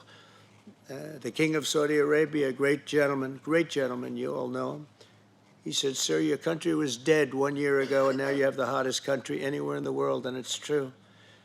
We'll have more than $17 trillion invested in our country this year, 17 trillion, which is many, many times what we had last year, and we're only in our just about almost 9th month, it's moving along quickly. It's amazing. I was saying we're in our 3rd month, our 4th month, our 5th month, but we're at, it's going to be over $17 trillion. No country has ever had anything like that, even close. GDP last quarter was 3.3%. Despite all of the things we're doing, one of the things we're doing, which I'm very proud of, is the border. We now have a totally closed border, totally secure for 3 months. 0 people came into our country, bad people. And they come in, but they have to come in legally. We have a great process going. And inflation is virtually non-existent. As you know, we're taking in trillions of dollars from tariffs, and they've been so incredible for our country, so incredible. We're keeping our companies happy. We're keeping them solid and sane, and they're very, very thrilled at what's happened. They can't even believe it. And we've never seen investment like this. Without the tariffs, we would have just a fraction of that. And we're really the only one that can do tariffs. Nobody else is able to do them. With us. Just going to break away from that news conference earlier to show the latest live pictures from Chequers. You can see there, of course, Keir Starmer and his wife Victoria alongside Donald Trump. These are live pictures from Chequers. The four of them there posing for a few pictures outside the 16th century mansion there. I can't quite see that image, but that looks like Melania Trump as well, who must have hot-footed it from meeting the Scouts in Windsor, which is pretty fast work indeed. And of course, that was quite a nice moment there, with Keir Starmer just resting his hand there on Donald Trump's shoulder. And I think perhaps a sign that for both of them, maybe a little bit of relief that it's all gone well so far, and a bit of affection too. Dominic Waghorn's with me as well. Dominic, what do you make of it? And a bit more natural. You know, there was that moment, wasn't there, in February when he extended this invitation and he put his hand on Donald Trump's sort of shoulder, and everyone said, oh, it looked a bit awkward. But I think they seem to have now more of a rapport. They say that they're close to each other, and it looks a bit more relaxed, doesn't it? This physical interaction, as you say, flanked by the First Lady and the Prime Minister's wife, and they came up by motorcade. We saw them slip through the gates to the side of the building behind us, which is kind of to the right of the picture as you're looking at these pictures. And what they're doing, they're standing on the terrace, and below that is a rose garden, and then beyond that is the huge sort of grassy area. I think it's too big to be called a lawn, but it's so big that you could land 2 Chinook helicopters and 2 Marine One helicopters with plenty of room, and that's where Donald Trump landed earlier. But as he was saying, he got picked up by his motorcade and driven a very short distance. I was here when President Zelensky came here. He landed in a Chinook, got off the helicopter in his fatigues, and strode across that stretch of grass, and was greeted by Rishi Sunak, the Prime Minister at the time, and then they strode through the Rose Garden together.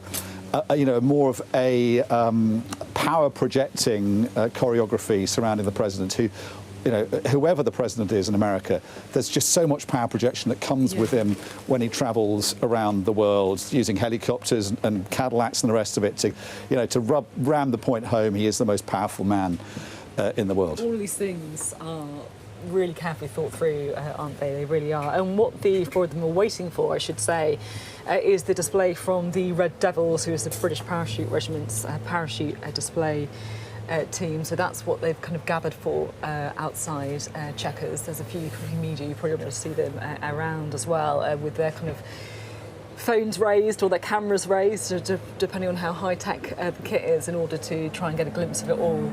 And then, of course, we're going to have that news conference after this display. But yeah, it all seems extremely amicable. And look, we shouldn't be surprised by this, because this is a relationship that these two men and the two women in that shot have been working on for an awful long time now. And they are pragmatic. It's transactional, these kind of working relationships. They have managed to find a way of getting along. You can kind of hear some planes overhead, and so we're kind of waiting to see if this display is starting. We assume that's the plane flying above us. It sounds like clearly a plane. There's a lot of smoke now drifting. Don't know if this other camera can pick it up. Oh, there we go. You can see it more than we can. I think you've got a better view at home than we have, me and Dominic here. But this is the display. This is the Red Devils, the parachute display that Donald Trump and Keir Starmer and their wives are being treated to. This is the kind of pomp and pageantry still, isn't it? It's, I guess, a continuation of what we saw at Windsor, right here at Chequers as well, because Number 10 know that this kind of thing appeals to Donald Trump. Yeah, and it's another very calculated use of the British military. This is the British Army's parachute display team. We've got the Red Devils, we've got the Red Arrows, the planes we saw yesterday. These are the guys you see parachuting above you if you go to air shows, but they're also used for this event. And what it does, it's rather like all the 3 regiments, unprecedented 3 regiments that we saw welcoming the president to Windsor Castle yesterday. It's also making this point that the British military is central to the British state here, and that is obviously fundamental to the alliance, this alliance that has been so strong between Britain and America back to the Second World War and before, and in a sort of, I guess, in a more subliminal, subconscious way, it's ramming that point home to the president. You can really smell the smoke where we are, and from where we are as well, you can see the guys actually landing on the lawn. On your screens now, of course, you've got the full descent. There they are, landing there on the lawn outside Chequers, where, of course, we saw Donald Trump land not long ago as well. They've got the flags of the country. And as you say, Dominic, this is a kind of military alliance in full flight, literally. Absolutely, and this is the Union Jack flag coming down, and I think we just saw the stars and stripes on the ground before, and this is the Red Devils parachute display team doing what they do very well and flying the flag, and we've seen the Union Jack flag flown from bridges and lampposts across the country, haven't we, over recent weeks and months over the summer. You know, some people have been queasy about that. Some people think the flag's being hijacked by extreme members of society. Other people just think, you know, they're just doing what they have a right to do, be proud about the flag. You know, it's caused some debate, but, you know, it's now being deployed for an official reason, and that is to, you know, to give the impression that Britain and America are just melded as one. This alliance is very important. And it's a reminder, again, I think this visit is about more than just the people at the heart of the relationship. It transcends that, and it's all about the office as well, about the countries they represent. The two leaders now going inside for leaving that display behind them and I guess going inside now, waiting for the press conference and waiting to face the music, as it were, the moment of reckoning where it could all go wrong or it may just carry on going well for both of these leaders. Yeah, it's been perfectly choreographed so far. It really does feel that way. And there is a reason for all this. You know, whenever you talk to Americans, it's quite interesting, you know, saying, what does Donald Trump want out of this visit? Because what Keir Starmer wants is very obvious, but what does Donald Trump want? And they say, well, what he wants is the historic moment of the second state visit. You know, this is what he wants. He wants to have the pomp and the pageantry and have dinner with the king and to be spoiled, effectively. Yeah, and he's a man who understands the power of television, the power of image, of pictures, more than anyone else really in politics. You know, and we forget, because his political career has been so dazzling and distracting. You know, he goes back, his roots are in television, obviously, you know, from The Apprentice. That's one reason why so many people felt that he was sort of a part of the family. For 20 years, he was in their front room. He understands the power of television images. He knows these images are going to just be fantastically helpful to his image back home. You know, amongst Americans who do have a love affair with British royalty, with British history, with the pomp and circumstance that comes with this trip, and it's all going to be very helpful, I think, for him.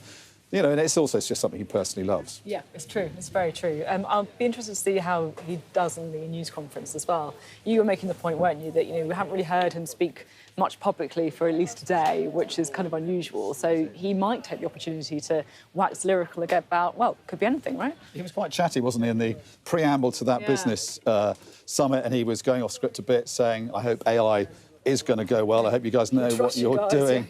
But he's in a good mood. You know, he's clearly in a good mood, as you'd expect, and that's really the diplomacy working. Diplomacy and all this is what the Foreign Office, it's what the Palace, it's what Number 10 are very good at, deploying the full power of this constitutional monarchy with all its military and ceremonial assets to put their guests in a good place mentally. And obviously Keir Starmer will hope to have then to have engaged with this controversial president. And, you know, is he going to want to go home with the headlines all about these images, about this unprecedented second state visit? Is he going to jeopardise that, making the wrong kind of headlines for the wrong reasons? You suspect. The logic is he won't. But, you know, often with Donald Trump, it's not the logical thing that happens. Yeah, exactly. Dominic, thank you very much indeed. Well, there you go. We had the rather remarkable display from the Red Devils. Wasn't that incredible? And we are, of course, waiting for the joint news conference between the Prime Minister and the President. And that is the bit of the day that is always going to be slightly unchoreographed, because we never know where it's going to go, and we're going to have full coverage of that when it happens. A little earlier, though, both men did speak at a business briefing here at Chequers. We just played you a bit from Donald Trump. Let's hear a little bit more from that event. Thank you very much, and very nice to see you all. And, Mr. President, let me welcome you again for this unprecedented second state visit. And it's a great pleasure for me personally to welcome you to my home from home here at Chequers. And thank you very much for taking the time to say hello to the staff, who are absolutely, they've done a brilliant job, and they've been preparing for weeks, and it's really so good to have you here. So thank you so much. You are among friends, and I think we all agree there's so much to celebrate in the special relationship between our two countries. By standing together in war and in peace, this bond is the very foundation of our security, our freedom, and our prosperity. But what is the relationship all about when it comes down to brass tacks? It comes down to leaders, of course, leaders who respect each other, leaders who genuinely like each other. And it comes down to our unique relationship on defence, the closest the world has ever seen. It comes down to the connections between our people, ties of family and friendship. The President himself is a shining example of that. But it also comes down to business, to all of you here, and thank you so much for coming here this afternoon. It's fantastic to have you with us as the best evidence of that people-to-people, business-to-business relationship that thrives in the special relationship. In so many ways, this story is a story about enterprise. The US is our single biggest, largest trading partner. Companies like BP, GSK, Rolls-Royce, and AstraZeneca employ thousands of people in the United States. American companies like Microsoft, Citigroup, Boeing, Amazon, and Blackstone do the same here. Together, we support over 2.5 million jobs across both economies. So this relationship is embodied in each and every one of you here today. We have, if you like, the great and the good of British and American business sitting with us. Leading lights in tech like Jensen, Ruth, Demis and Satya. Finance, Jane, Larry and Steve.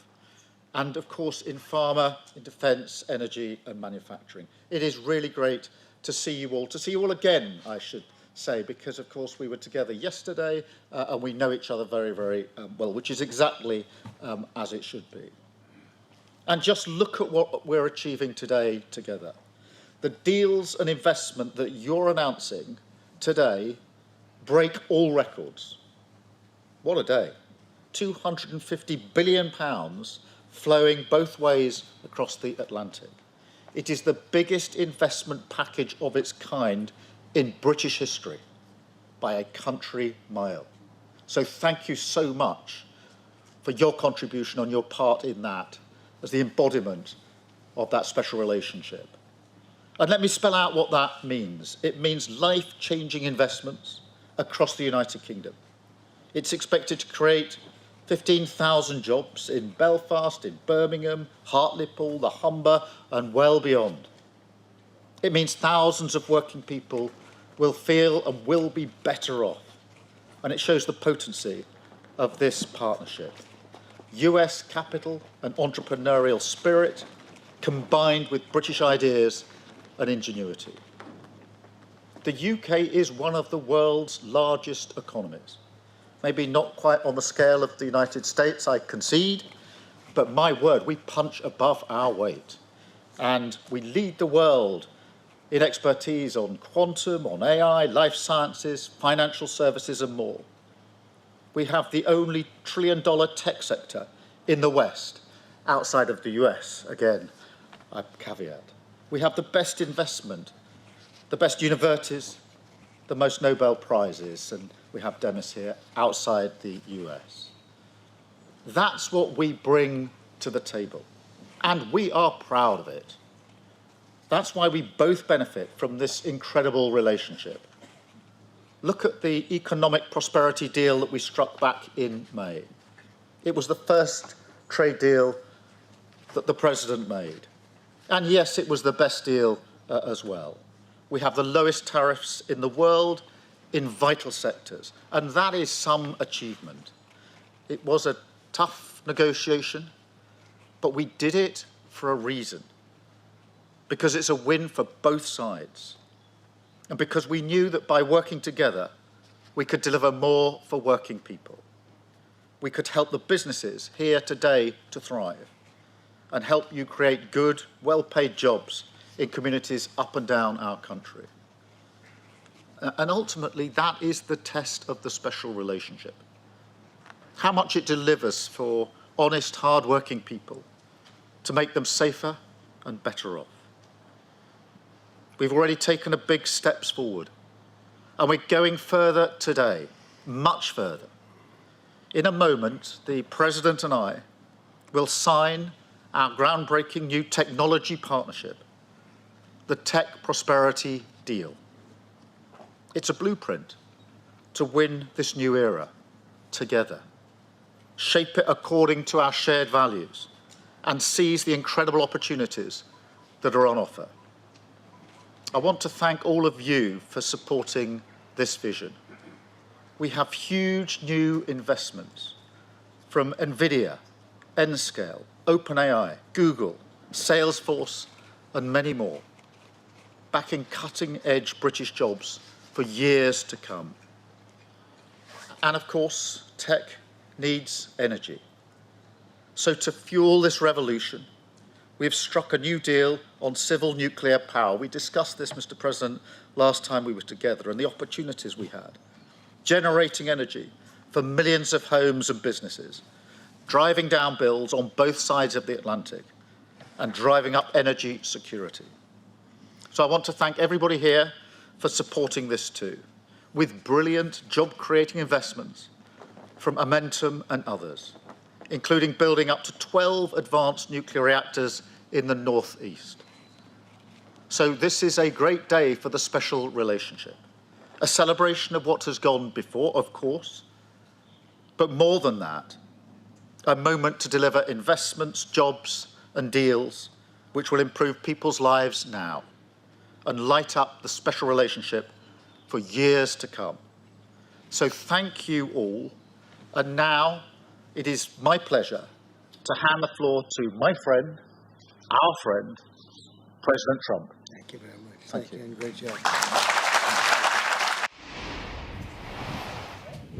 Keir Starmer there speaking to a business reception, an audience of business leaders that he and Donald Trump were facing, and now it's on to a very different audience, indeed one of journalists from both the US and the United Kingdom, because Donald Trump and Keir Starmer are about to take part in a joint news conference, and these are the current live shots from the rather resplendent room, I've got to say, in Chequers, where that's going to be taking place. You can see the Union Jack and the Stars and Stripes both proudly on display there, and an awful lot of the world's media jostling for position, getting the cameras ready, finalising the questions that they want to ask in their heads, and awaiting the arrival of Donald Trump and Keir Starmer. As we build up to this, because of course we're going to be taking it live, I'm joined by our International Affairs Editor, Dominic Waghorn, as well. And we've been saying, Dominic, haven't we, that we've had such a carefully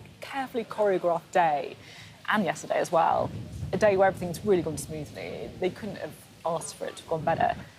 And this is the bit where they just don't have that same control. Yeah, it's the moment where things could come unstuck. As you say, that really not a foot has been put wrong, you know, from all the soldiers, from all the bandsmen and women and all the silver service that we saw in the Grand St George's Hall yesterday and the speeches.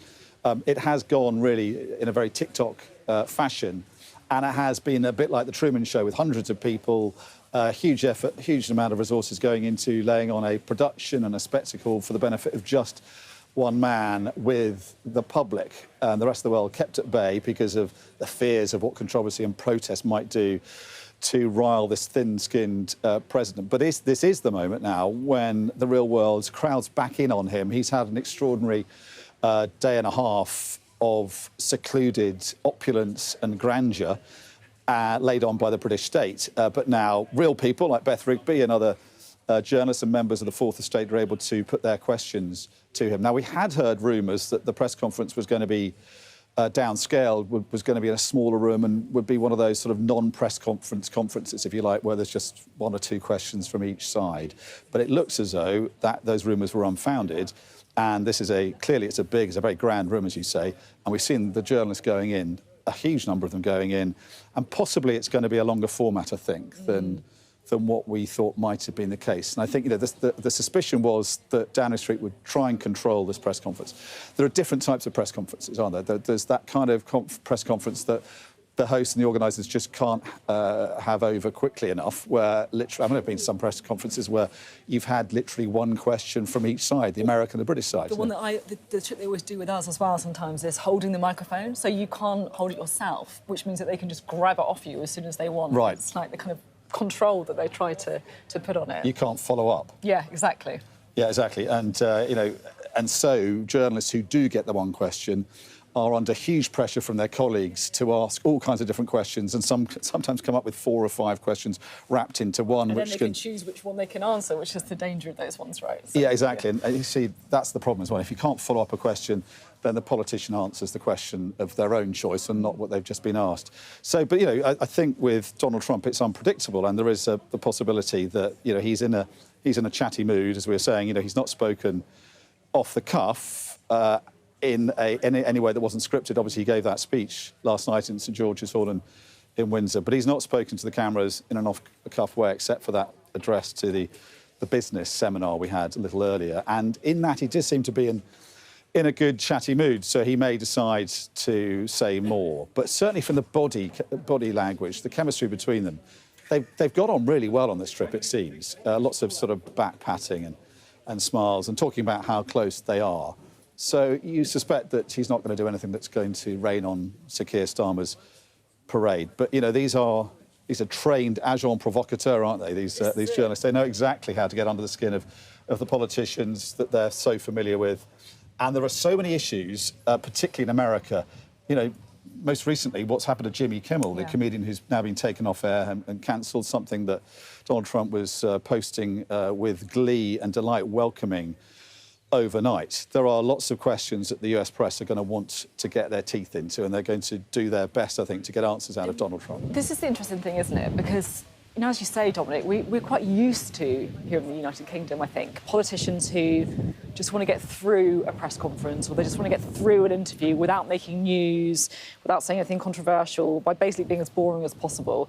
And that is not Donald Trump, right? You know, he might decide to wade into some of these issues and to say his piece, and that is why he does appeal to quite a lot of people, right? Because he speaks his mind, and you just wonder with the free speech thing in particular, that, as you say, you know, we talk a lot here in the UK about the firestorm that Keir Starmer has extracted himself from for a couple of days. Well, the same is true for Donald Trump, with the row over Jimmy Kimmel, the free speech row that is going on there, and of course the aftermath of the horrific killing of Charlie Kirk as well. But it may be that he gets up there and he wants to say stuff on this. He wants to take it on head on. Yeah, totally. It's in a pretty flammable state, isn't it? The British, the American political discourse at the moment, and it's just getting more and more acrimonious. And as you say, he's someone who loves the sound of his own voice.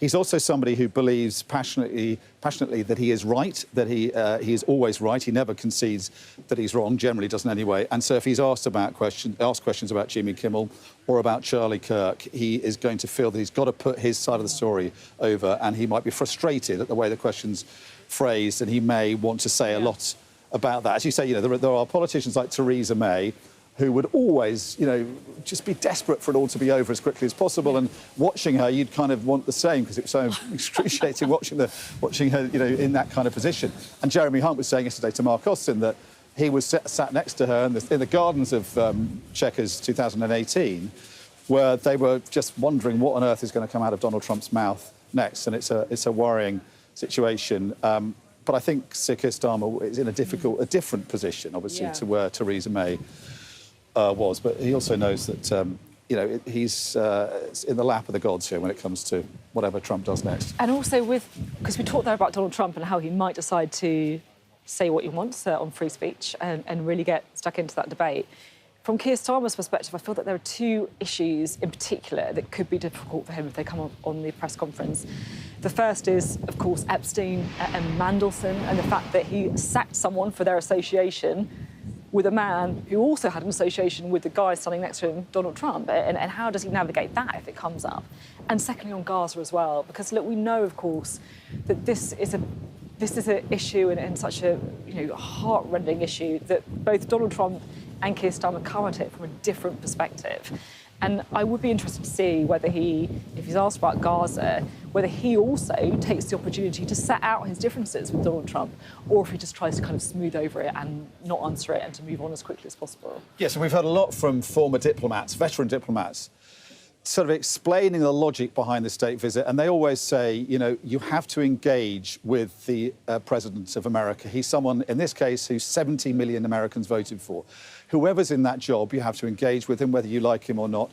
And there's that kind of, it is what it is, school of thought, you know. Just get over the fact you don't like him. He's just too important to ignore and too important not to use everything you can to get him over to your side of the debate, or certainly to get him into a position. It's about engagement, and then it's about persuasion. But also, as Richard Dalton was saying to you earlier, it's vital that you express your side of the argument. Yeah. You've got to stick to your guns. You've got to explain how you feel in that side of the debate, and you imagine that's what Keir Starmer has done in the sort of the chats he's been having with diplomatically with the president in the background here, or behind closed doors. But in a sense, he has to do that as well in public, not least because his party is listening and voters are listening, and many British people want to know why this man who has such a problematic track record with women, you know, more than 20 women have accused this president of sexual misconduct. His association with Epstein, his friendship, someone he's called a creep for a while now, but he did also call a terrific guy, who is clearly his relationship with Epstein has tainted his record to some extent. And then differences, as you say, over Gaza, over Ukraine. All those are issues that people watching or want to see Keir Starmer, you know, lay out his side of the argument. But he's got to do that in a way that doesn't provoke the president. It's a difficult tightrope to walk, but it's something he clearly has to make it clear what side of the argument he's coming down on. You can see the kind of tests going on in the room. The fact that people are still kind of standing up and chatting suggests to me that they're not imminent, because normally they try to kind of get people in their seats as soon as possible if it was going to happen anytime soon. Dominic, we're talking there about Keir Starmer and the diplomatic tightrope, if you like, he has to try and walk with Donald Trump, because we have seen different ways for leaders handling him. I mean, I'm thinking in particular of the French President, Emmanuel Macron, where, you know, they have those kind of weird power handshakes where you don't know who's going to let go first. It's all very, very alpha. And then you have Keir Starmer, who takes, I think, a bit of a different approach. He's happy to slightly take the kind of number 2 seat, but it has appeared to work quite well. But then you do also have to stand up for yourself at the right moments, I guess. Yeah, or you've got Alexander Stubb, the Finnish president, who has used his proficiency on the golf course to find a connection with the president. And do you remember when he went there with all the other European leaders in the wake of the Alaska summit, and he was sitting in the White House, and Donald Trump referred to him as young and powerful. And he said, I'm not sure you need to tell my wife that, you know. And Trump uses these adjectives, which are slightly surprising, but they definitely give a sense of what he thinks. There's always a note of either approval or disapproval. And as you say, the different leaders are using different techniques. And I think with, as you say, with Starmer, it's a slightly more deferential role, or it's a non-threatening role, I think Starmer is playing there. But there's a kind of, they are at ease with each other, aren't they? So there's a kind of natural, it seems to be an increasingly natural rapport between them. Yeah. Theresa May went there. Of course, she was the first Prime Minister to go to the White House after his inauguration, and famously had to hold his hand as they walked down the steps. But there was just never that chemistry, was there, between the two? Very, very awkward, I felt, whenever you saw those. Yeah, she struggled to find a way of connecting with him. But Starmer's got a different way of doing it.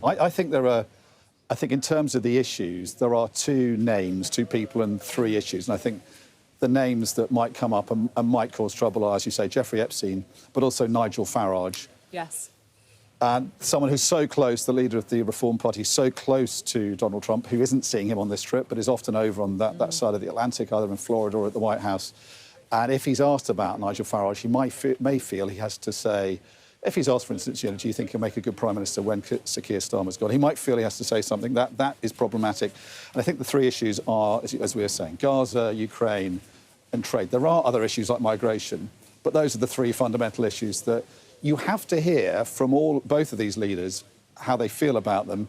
And it's acceptable to disagree, but you've got to do so in a way that doesn't sort of one side provoke the other.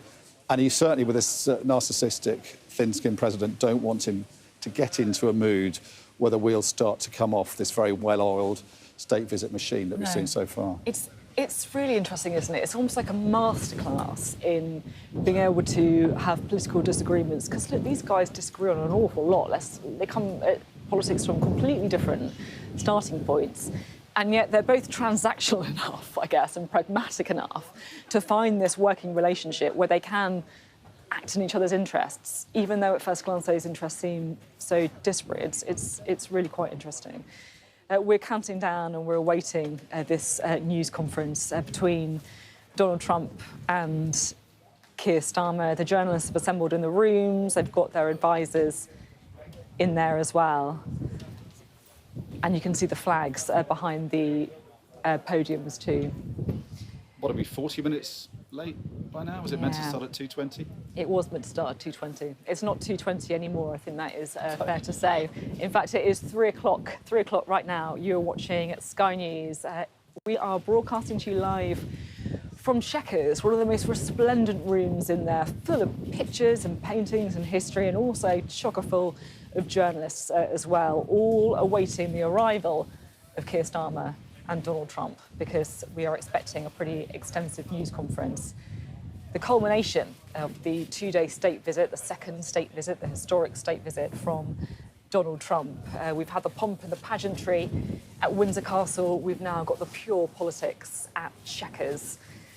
They've had the business meeting, and now we've got the press conference as well. We've got our international affairs editor, Dominic Waghorn, with us. It feels like we are entering kind of poised territory, does it feel? It feels like something shifted in the room? It's certainly a precarious territory, isn't it? Potentially perilous territory for Sir Keir Starmer. I don't think Donald Trump will care too much about the way things go. He knows that the pictures will really say the story when he goes back, and that's what's been playing back at home, and it makes him look good. It makes him look like he's fated as a distinguished guest on probably the grandest stage in the world that he could be striding on. I spoke to one of the travelling press pool from an American journalist who I know from my time out there, and I said, "How's it gone?" And he said, "Well, this is the kind of welcome he not only wants wherever he goes, he kind of expects it, but he can only really get it in Britain. It's exactly what he feels he's entitled to as the President of America, and for who he is as well, and he'll have been delighted with. So you have to assume that he doesn't want the headlines to be about anything else, but he's facing a pack of American and British journalists who will want to get more out of him than just appreciation for what he's gone through. And I think the issues that are going to potentially be difficult are issues that have been, points of fault lines, really, between Britain and America, that since February, when this invitation was given to the President, have opened up more. And in a sense, what we've seen over the last day or two is an attempt to kind of paper over the cracks, using lots of red carpet, lots of gold brocade, lots of brass bands and military pomp and circumstance. But those cracks have been opening up. Over Gaza, they've opened up, most of all because you have an American president who is prepared to give the Israelis carte blanche to do what they want to do, which is a campaign in Gaza, which has now been described by Britain's new Foreign Secretary as appalling and reckless and likely to lead to a lot more bloodshed and innocent civilians dying. And although her government won't go so far as to call it a genocide, I'm sure many of them privately do, or certainly members of the ruling Labour Party do as well. So that's a massive gulf between the two sides. But it's possibly one they can agree to disagree on. Over Ukraine, though, I think his hosts feel there's more sort of margin in trying to persuade them to come over to their side. They feel that the debate, in his mind, is shifting in their favour. And Sir Keir Starmer, his job is really to kind of keep pushing it, nudging it in that direction. And then on a trade, of course, there's a lot of work there that the British want to see. More detail on that trade deal that was announced in May with great fanfare, but so far hasn't really quite fulfilled the promise. It's interesting, isn't it? Because from a UK perspective, they have done everything they can this visit. They've wheeled out the royal family, they've done the parachute display, they've done everything possible to try and make Donald Trump feel welcome, to feel respected. And this is when they've got to work out what they can leverage. Because, look, we don't need to spell out the disparity in power and strength between the US and the UK. So he can't leverage everything. He's almost got to choose what he wants to try and get something back on, whether it is the economy, whether it is Ukraine, as you say. And I think it'll be interesting to see how that falls later. We might get a bit of a hint on that in the press conference, I think. And what do you think, as someone who's interviewing, constantly and on a daily basis members of his government and his party, what do you think they're going to want to hear from Sir Keir Starmer in terms of, on these issues like Gaza and Ukraine? They're going to be watching closely, I guess, aren't they, and trying to work out. They will. I think from the purely political perspective of the Labour Party, what they need is good news in the economy, because the international stuff matters hugely, particularly, of course, in Gaza. And I know lots of voters feel incredibly strongly about that. But the economy and the pound in people's pockets and the budget and tax and all of that stuff is from a purely political perspective, what is going to decide the next election. And I think if they can't get a grip on that, then really they haven't got much hope. And I think that's why they want to get the trade stuff over the line. I think from a public perspective, there is going to be a massive expectation that Keir Starmer does talk tough on Gaza, and that even if he can't get the president to shift his position, which, let's be honest, does feel pretty hopeless or, optimistic at best, right? Just the theatre and the spectacle and the message it sends to have Keir Starmer talking about it, standing side by side with Donald Trump at a news conference, I think is something that many people would feel quite strongly about. I guess in the minds of voters, there's even more sort of need psychologically to get answers to those questions, of course, because they've not been allowed anywhere near this, have they? They've been kept, from where we can see, the cameras can't show it, but there's this massive fence that goes all the way around Chequers, and it's like those big steel fences that keep people out of Glastonbury and other music festivals. And the public has been kept away from it, and there's been a kind of contract which is that you're not allowed in, you're not allowed to get close to the president this time round. You can't throw eggs at the state coach or the motorcade as they did against George W. Bush back in 2003. We've got this, we'll deal with this, and we are doing this on our own terms, but ultimately it's going to be worth it for you. There are going to be trade deals that are going to make Britain more prosperous, bring more jobs here, and yes, there is that expectation, as you say, to say to this president, this controversial president, what I guess many voters want to hear about Gaza, as you say, and what they want to hear about Ukraine, because many people are very queasy, I'm sure, about this controversial president being here, and they're going to want to know whether it was worth it, I guess. I think that's right. It's interesting you talk there about the controversial president, which is right. And if you look at the opinion polls, an awful lot of people in the UK, it is a fact, have a negative opinion of Donald Trump, but there's a fascination around it as well, right? And you feel it here being in Chequers. I haven't seen it up close. You probably have more times than me. But the theatre that comes around him, the kind of star power, the sort of TV pull almost of this guy, even from a distance, raising the hand, is kind of magnetic almost. Yeah, he has an amazing presence. He has an understanding and a sort of grasp of the power of the image, as we were saying.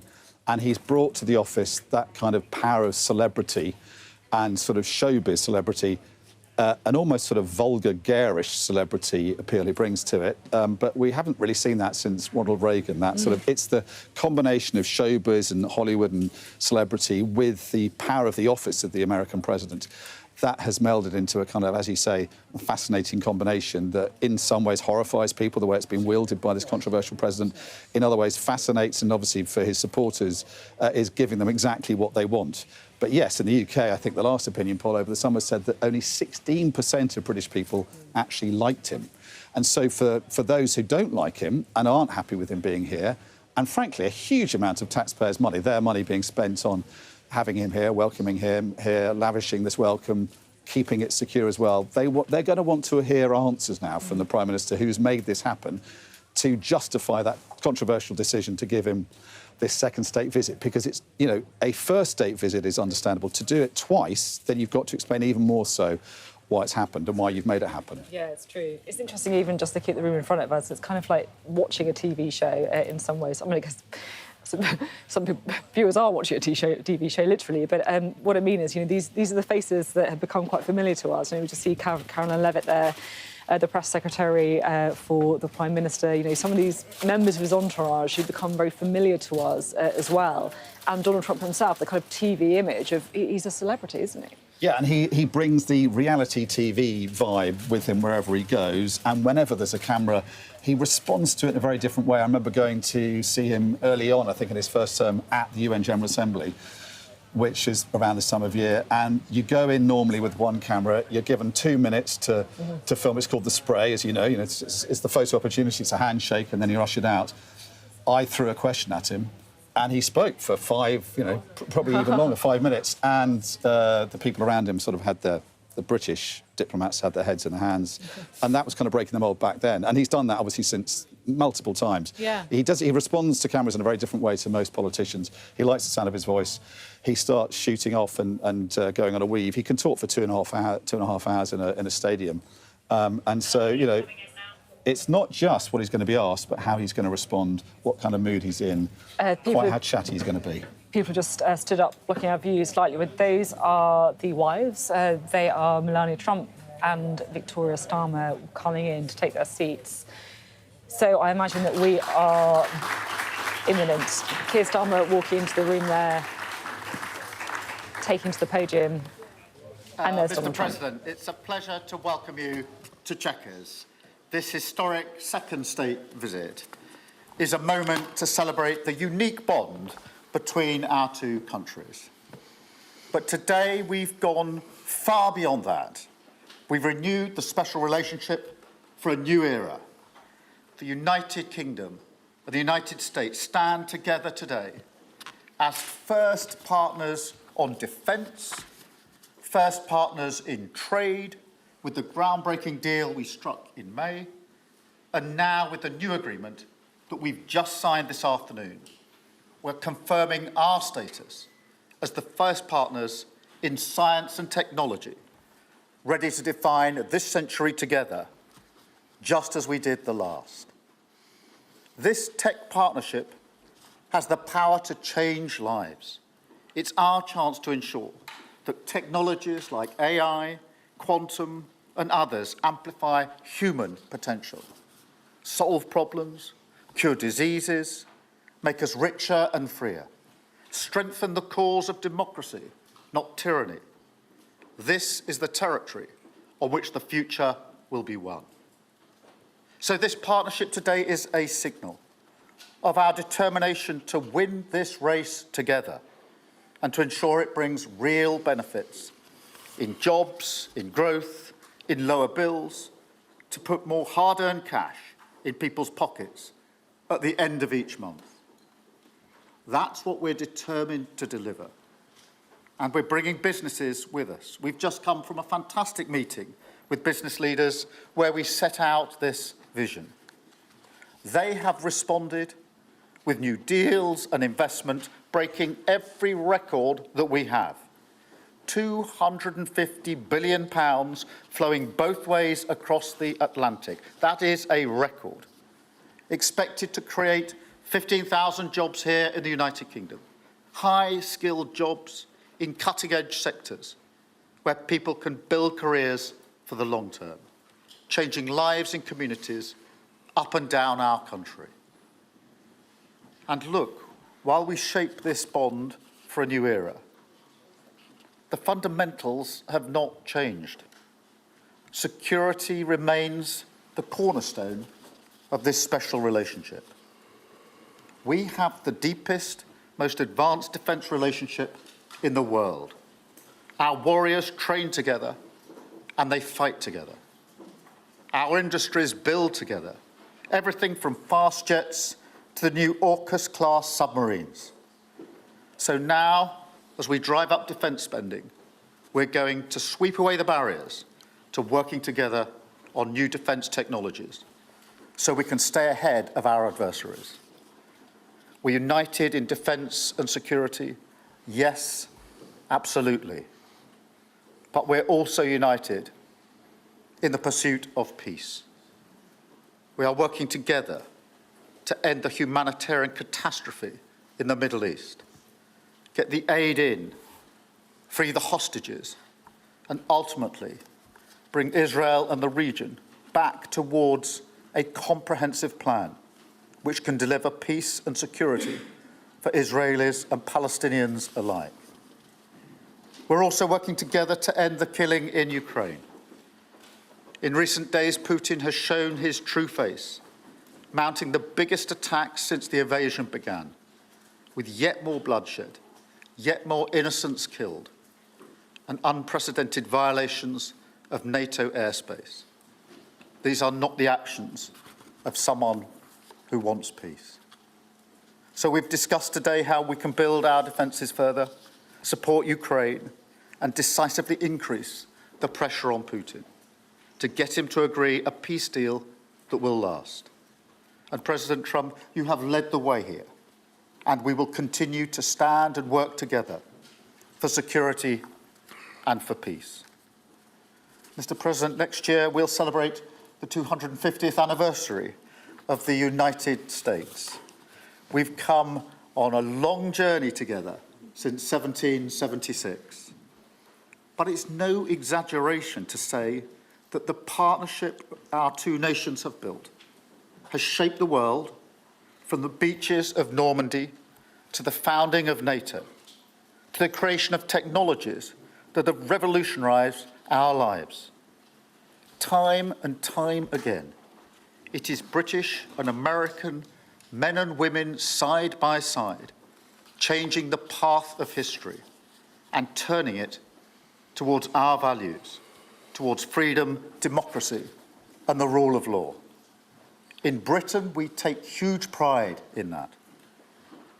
And let's be clear, this relationship is not just about history, it's about the future.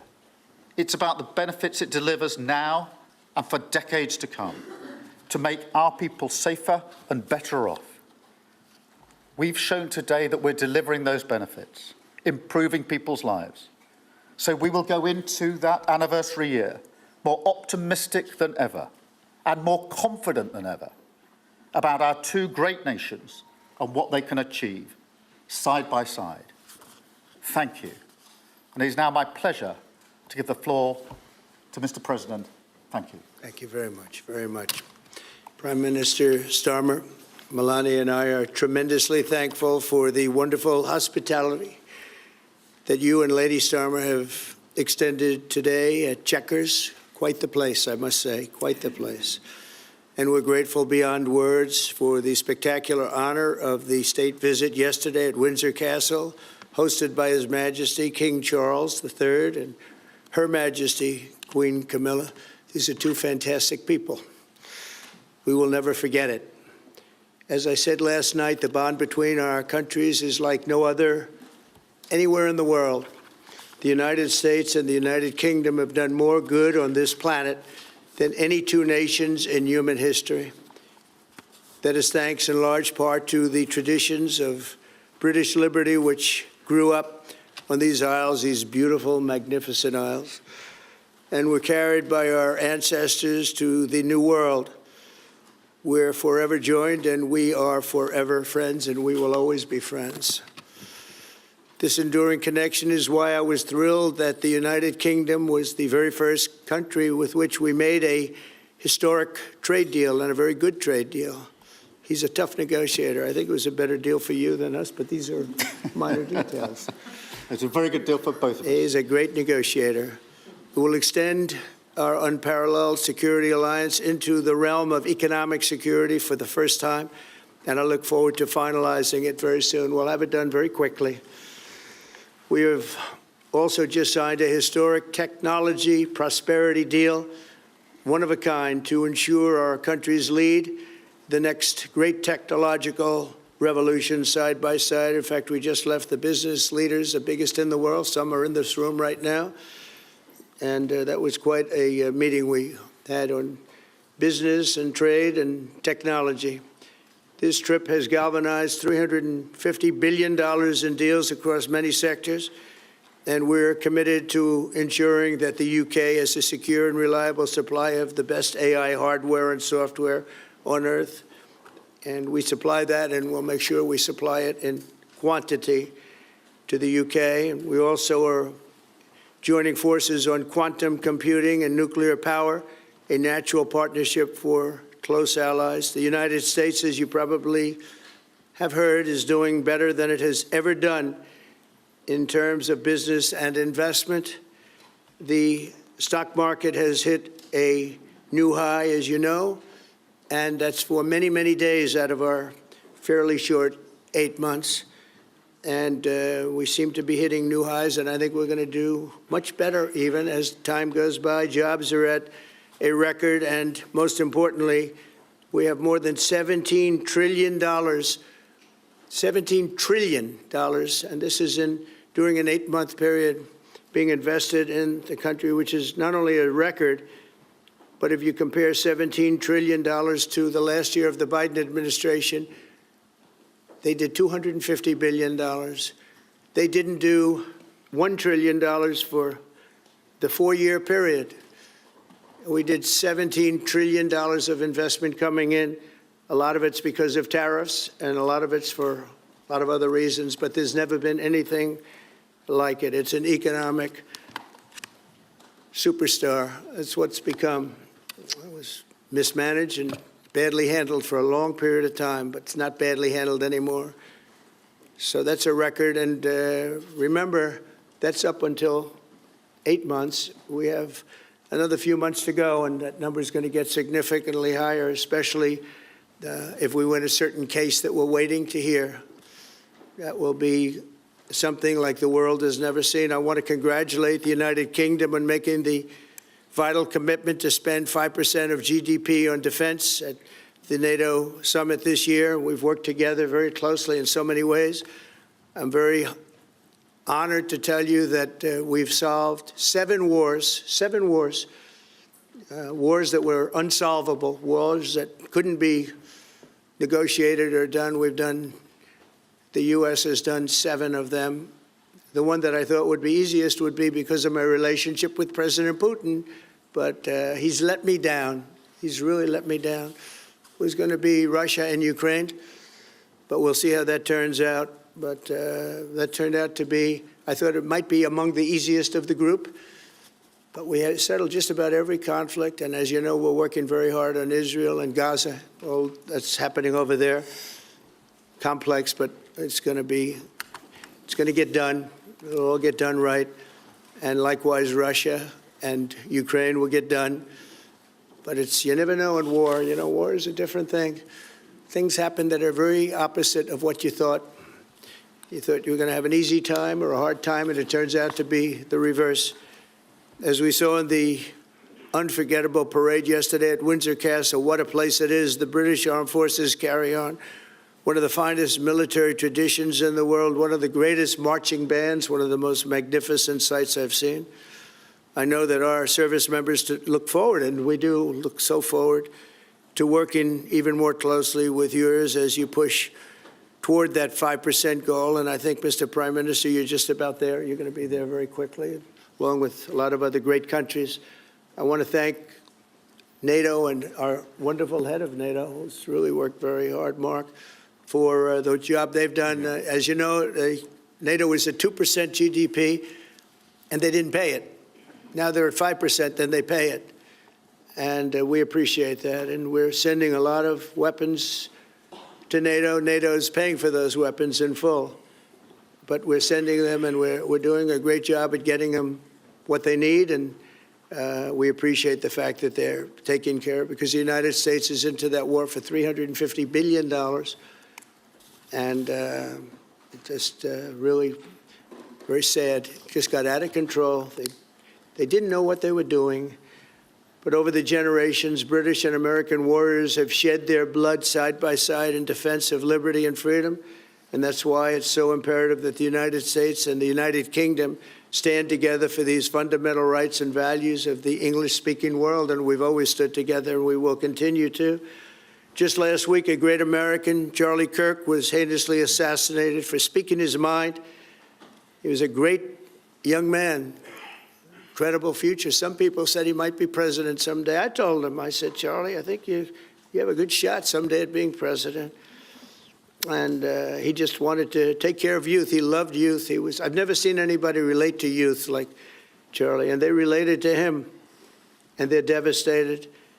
But I appreciate the many British citizens who have offered their condolences. And again, Charlie was a great person. We'll be going out to a service on Sunday. I'll be leaving with some of the people in this room just to celebrate Charlie and all that he's done. So incredible. Never seen anything like it. But I hope that together our nations can lead a movement to defend the glorious traditions of freedom on both sides of the Atlantic. There could be no greater tribute to the immortal bonds of affection and loyalty that unite the British and the American people for all of time. We have a relationship like no other. It will always be that way. We will always be united. We'll always be together. And I just want to thank you, Mr. Prime Minister, for the great job I think you're doing. Thank you very much. Thank you. Thank you.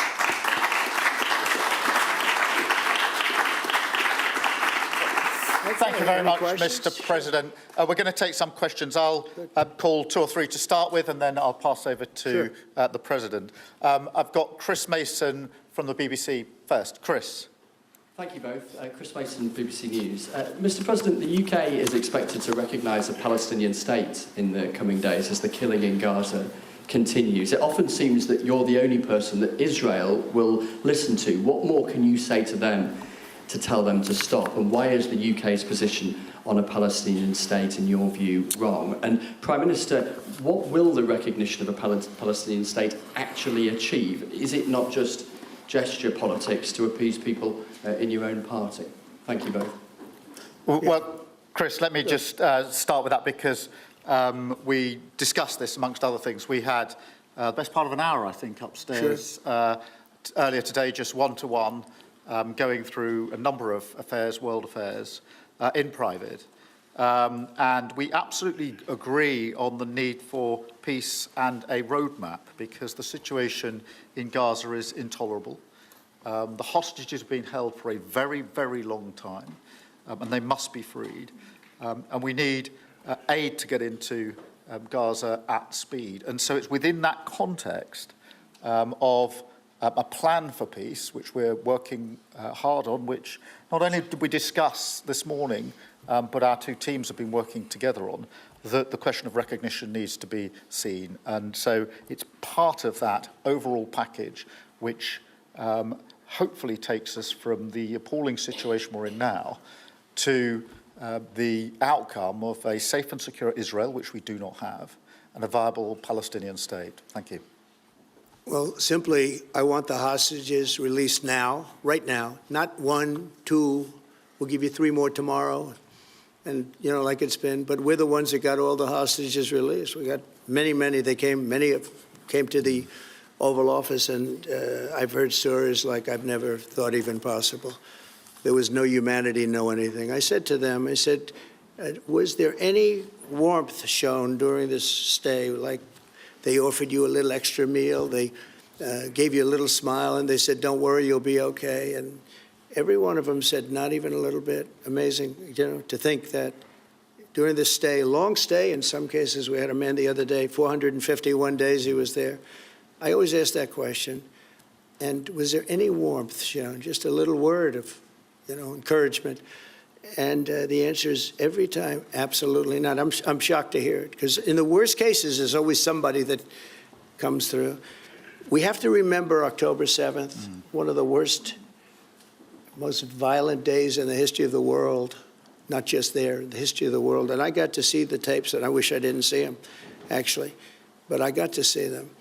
And I want an end. I want the hostages released, and I think it's going to be okay. But it has been a brutal period of time. But this has been going on for a long time. This is not something that's over the last year, 2 years, but this has been for decades and decades. But we want it to end. We have to have the hostages back immediately. That's what the people of Israel want. They want them back. And we want the fighting to stop, and it's going to stop. But a lot of bad things. You know, Hamas said that they're going to put the hostages up as bait. They're going to put the hostages in front of any attack. And that's pretty brutal. We haven't heard that one in a long time. So we have to remember that. So I have a disagreement with the Prime Minister on that score. Okay? One of our few disagreements, actually. Great. Can I take Jack from The Sun? Jack. Thank you both. Jack Elson from The Sun. Mr. President, in the 9 months you've been in office, you've been incredibly successful in all but eliminating crossings on your southern border. Yeah. Meanwhile, illegal migration is at record levels in Britain. The Prime Minister is trying to tackle that. What advice would you give to the man standing next to you on trying to stop illegal migration in Britain? And Prime Minister, if I can just ask, the President is all about drill, baby, drill in terms of trying to secure American energy and cut bills for Americans. Meanwhile, you are turning Britain's back on oil and gas in favour of renewable energies, such as wind turbines. Why do you think that you are right and he is wrong? So we had millions of people flowing in, totally unchecked, totally unvetted from the Biden administration. 25 million, in my opinion, that would be about 25 million. They came from prisons, they came from mental institutions, they were gang members, they were drug dealers, they came from the Congo, they came from all parts of South America, they came from everywhere. Think of it, prisons from the Congo being released into the United States, prisons opened up in Venezuela and many other countries pouring into the United States. And I couldn't believe it. One of the reasons I decided to run. I decided to run because I don't want to be controversial, but you see what's happened and you see all the information that's come out. We won in 2020 big. And I said, let's run, we got to run, because I saw what was happening. And the worst thing that I saw was all of these people. You know, we've already solved inflation. We've solved prices. Oil is way down. Energy is way down in the United States. But what I saw happening with millions of people pouring into our country, I couldn't stand to watch it. And we've done a great job. Nobody, if you've seen the last, I appreciate your question, by the way, nobody, absolutely zero, and I'm not even sure that's possible, but it's a very liberal group that come out with those statistics. The last 3 months, we had zero. From millions of people a year ago, we had zero people enter our country illegally. And we do have people coming in legally through a legal process and testing and lots of other things. I think it's very important, and we speak about it. And I think your situation is very similar. You know, you have people coming in, and I told the Prime Minister I would stop it, and it doesn't matter if you call out the military, it doesn't matter what means you use, but it's going to destroys countries from within. And we're actually now removing a lot of the people that came into our country. It's a very hard chore. We were given a very, very bad hand. Millions of people came in from prisons and mental institutions. We have to remove them. And we are removing them. We have no choice, and I feel very strongly about it. Thank you very much. Jack, let me just deal with the question of returns, because this is obviously an issue we're taking incredibly seriously. We've struck a number of deals, both on cooperation with other countries, because this is a problem right across Europe, to tackle the problem of actually breaking up the gangs that are running this trade. We have had a record number of returns, over 35,000 now since we came into office. That's the highest number for the best part of 10 years.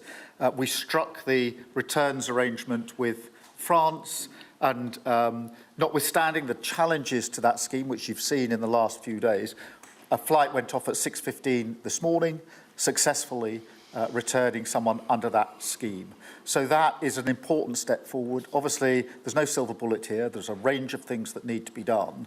But given the challenges of returning people, it is important that we're able to prove it can be done. It was done early this morning. So I can confirm that that flight went. It went successfully. And I'm pleased about that. Now we need to ramp that up at scale, which was always envisaged under the scheme. But it's very important that we have been able to prove that the proof of concept, if you like, that this can be done, and will continue in that way. On the question of energy, firstly, let me be really clear that I am absolutely determined to ensure that the price and cost of energy comes down, so that bills come down both for individuals, for families, with their household bills, but also for business, because this is so important. The mix will include oil and gas for many years to come from the North Sea. We've been clear about that for some time, but we also need to mix that with renewables, and it's the mix that's really important. And the approach I've taken on this is the same approach that I take to many other things, a pragmatic approach. Thank you, Jack. I would like to say that we inherited the worst inflation in the history of our country. We had inflation, the likes of which we've really never seen. They say 48 years, and I'll accept that, but I really don't. We had the worst inflation in the history of our country. And we had a expression that I used a lot, drill, baby, drill. And as you know, we brought fuel way down, the prices way down. And we don't do wind because wind is a disaster. It's a very expensive joke, frankly. And we got our energy prices way down. That brought the inflation way down, and now we have very little inflation, and we have a very, very strong economy. So that was very important. Drill, baby, drill. And you have a great asset here, and we spoke about it. It's called the North Sea. The North Sea oil is phenomenal, and I hope, because I love this country, you know. My mother was born in Scotland, and the Hebrides, Stornoway, that's Syria, Scotland. We were talking about it. And I want this country to do well. And you have great assets that you're going to start using, I believe, under this Prime Minister. Thank you. And I've got Matthew from The Economist. Matthew. Thank you, Prime Minister. Mr. President, you say that President Putin has let you down. Have negotiations run out of road, and what are your next steps to compel an end to this war? Well, he has let me down. I mean, he's killing many people, and he's losing more people than he's killing. Yeah. I mean, frankly, the Russian soldiers are being killed at a higher rate than the Ukrainian soldiers. But, yeah, he said, let me down. I don't like to see. It's death. You know, it doesn't affect the United States. We have, other than unless you end up in a world war over this thing, you could. This was a thing that would have never happened had I been president. If I were president, it would have never happened. And it didn't happen for 4 years. Most people agree it didn't happen, nor was it close to happening. And I spoke to President Putin about Ukraine. It was the apple of his eye. I've said that many times. It was. But he would have never done what he did, except that he didn't respect the leadership of the United States. They just went through the Afghanistan total disaster for no reason whatsoever. We're going to leave Afghanistan, but we're going to leave it with strength and dignity. And we're going to keep Bagram, the big air base, one of the biggest air bases in the world. We gave it to them for nothing. We're trying to get it back, by the way. Okay, that could be a little breaking news. We're trying to get it back because they need things from us. We want that base back. But one of the reasons we want the base is, as you know, it's an hour away from where China makes its nuclear weapons. So a lot of things are happening, but I am very disappointed in the fact that that one's not settled. To think that we settled Azerbaijan and Albania as an example, it was going on for years. It was never going to be settled. If you remember, the Prime Minister and the presidents, they were there for many years. They said, when they were in my office, we settled. And they started off at both sides of the Oval Office, so far away. I didn't know you could be so far away. And as we were together for an hour, they kept getting closer, closer. And by the time we finished, we all hugged each other. And one said, I've been in this position for 22 years, and all I've done is kill their people. The other was there for 7 years, and all he did was kill their people. And we got it settled. And we did others, as you know. The Congo, we settled the Congo with Rwanda. That was going on, and that was a machete war. That was a gruesome war. Many people, close to 10 million people killed. We got that settled. My biggest disappointment, but it's, you know, look, we did 7, and most of them were not thought to be settleable. We did India and we did Pakistan. That's 2 nuclear. That was purely for trade. You want to trade with us, you're going to have to get along. And they were going at it hot and heavy. But the Russia situation, I hope we're going to have some good news for you coming up. But again, it doesn't affect the United States. And look, it doesn't so much affect you. Of course, you are a lot closer to the scene than we are. We have a whole ocean separating us. But I will say this, it's millions of people have died in that war, millions of souls. And they're not American. The soldiers, mostly soldiers, as you know. The soldiers are being killed at levels nobody's seen since the Second World War. But they're being killed, and I feel I have an obligation to get it settled for that reason. Thank you. And just to add on that question, because we have to put extra pressure on Putin. And it's only when the president has put pressure on Putin that he's actually shown any inclination to move. So we have to ramp that pressure up. I think it's important to have this conversation in the context of what's happened in recent weeks. We saw damage and bombing to the British Council in Kyiv. These are targets that it was thought until recently were not targets that would be hit. The British Council, the European Union Embassy, the Council of Ministers, where President Zelensky's ministers work was hit. Again, these were thought to be places that wouldn't be hit. And then the incursion into Poland last week. And if you put that together, what you can see is either an emboldenment or at least an increased recklessness on Putin's part. And that's why I said earlier that they're not the actions of someone who wants peace. So we have to ramp up. And we discussed earlier today, we have built the coalition of the willing with British leadership and French leadership, stepping up with military planning in the seas, in the sky, on the ground, and ramping up what we do with the Ukrainians themselves. And of course, that taken with an American guarantee is now an example, I think, of the challenge of Europe stepping up to the plate, which it has done in the last few months, to show through what we and the French have done, that we're prepared to take the lead in this and take the necessary measures. But that's a war that could have been a third world war, and I don't think we're going to be there now. But that was heading to a third world war, and what a shame it is. What a shame it is. Mr. President, do you want to call some of the I would love to call a few of them. Bev, do you want to have a question? I've got to come back to you. Bev Turner, GB News. Thank you. Having been in DC for a few weeks, it's really interesting to see how you run the country as a proud Christian leader. And it really begs the question to the Prime Minister, if you don't mind, are we still a Christian country? But also... when you say we, are you talking here or...? Here. The Here? UK. I'm still British. I might I'd live in rather America. have I'm him still answer British. that question. But also... I can't give you that answer. That's for the Prime Minister. But also, despite what we talked about in Scotland a few weeks ago, we still have 12,000 people a year here being arrested for social media posts, for free speech violations. Does that not remain an important area that there is still a lot of disagreement on? I'd like to have you answer that. Yeah, look, I mean, in terms of a Christian country, I was christened, so that is, my church has been all my life, and we are, that is wired into our informal constitution. Of course, we celebrate many other faiths as well, and I'm really proud that we're able to do so as a country.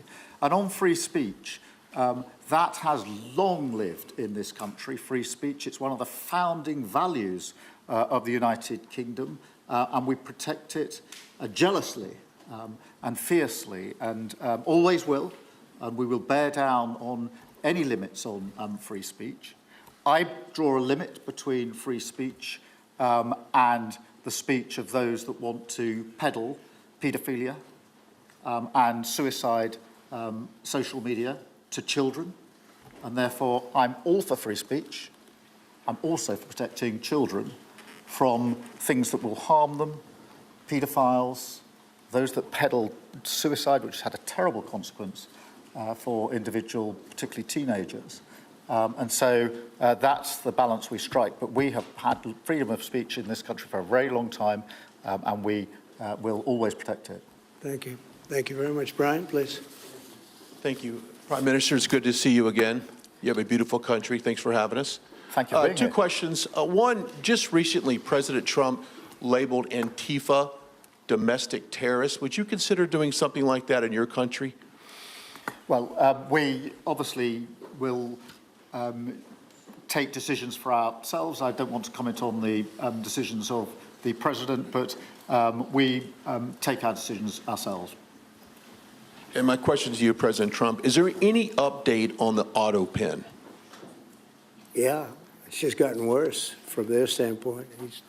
The people that used it, and in particular one person, was never told by Biden to do it. Only spoke to Biden twice, and that was just talking about the weather, not talking about any order. And he was taking orders from people other than Joe Biden. Joe Biden wasn't giving those orders. You know, Joe Biden didn't believe in open borders. He didn't. I've known him for a long time.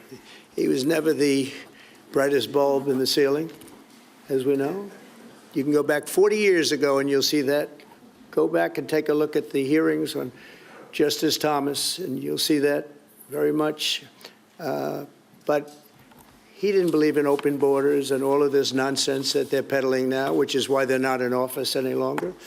It's a shame. The auto pen was illegal. It was illegally used. He never gave the orders. He never told them what to do. And I guess the only one he signed, or one of the few he signed, was the pardon for his son.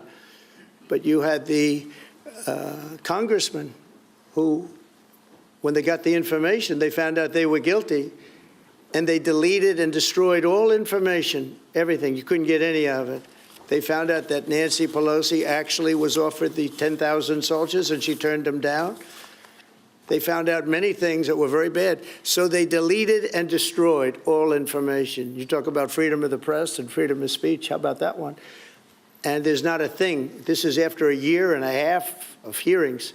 They destroyed everything. And somebody's got to be held responsible. So Biden, what he did is they knew, I don't think he knew, but somebody knew. I don't think Biden had a clue about anything, if you want to know the truth. But they gave a pardon to those Congress people. They gave a pardon. Those people are so guilty. They gave a pardon, but Biden didn't know about it. The people, whether it's Lisa or any of those people in there that really ran it, I know them all. And they're sick people. They're smart people. They're very smart. They're probably brilliant, but they're sick in ideology. And they were running the auto pen, and it was totally illegal what he did. And I hope it's going to be so adjudged. Do you want to take one more, and then I'll go Okay. back to some British? Let's see. Peter, go ahead. Thank you, President Trump.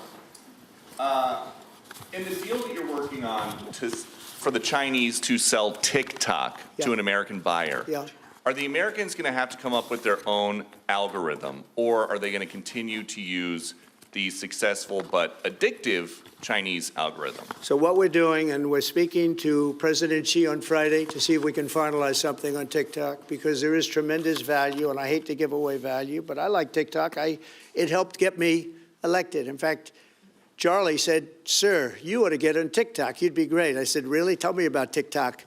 And we, as you know, we did unbelievably well with youth, like at a level that no Republican has ever even dreamt of. And in what, look, I think we won it for a lot of reasons, but that was a reason we won the election by such a big number. TikTok has tremendous value. The United States has that value in its hand because we're the ones that have to approve it. I specifically get the right to approve it. The people that are investing in it are among the greatest investors in the world, the biggest, the richest, and they'll do a great job. And we're doing it in conjunction with China. But we are getting, the United States is getting a tremendous fee plus, I call it a fee plus, for just making the deal. And I don't want to throw that out the window. I can say this, that you'll have a lot of very unhappy youth. And I use TikTok very legitimately, very straight, just statements every day, little statements, short statements. "Sir, make it short, please." And TikTok Jack, we call him. It was pretty good. Did a good job for me, I guess. But no, I'd rather reap the benefits. I mean, the kind of money we're talking about is very substantial. And it'll be owned by all American investors and, the best investors and the, very rich people and companies are going to be owning it. Very, very straight, very legitimate companies, and really companies that love America. So they're going to be owning it. It's a big thing.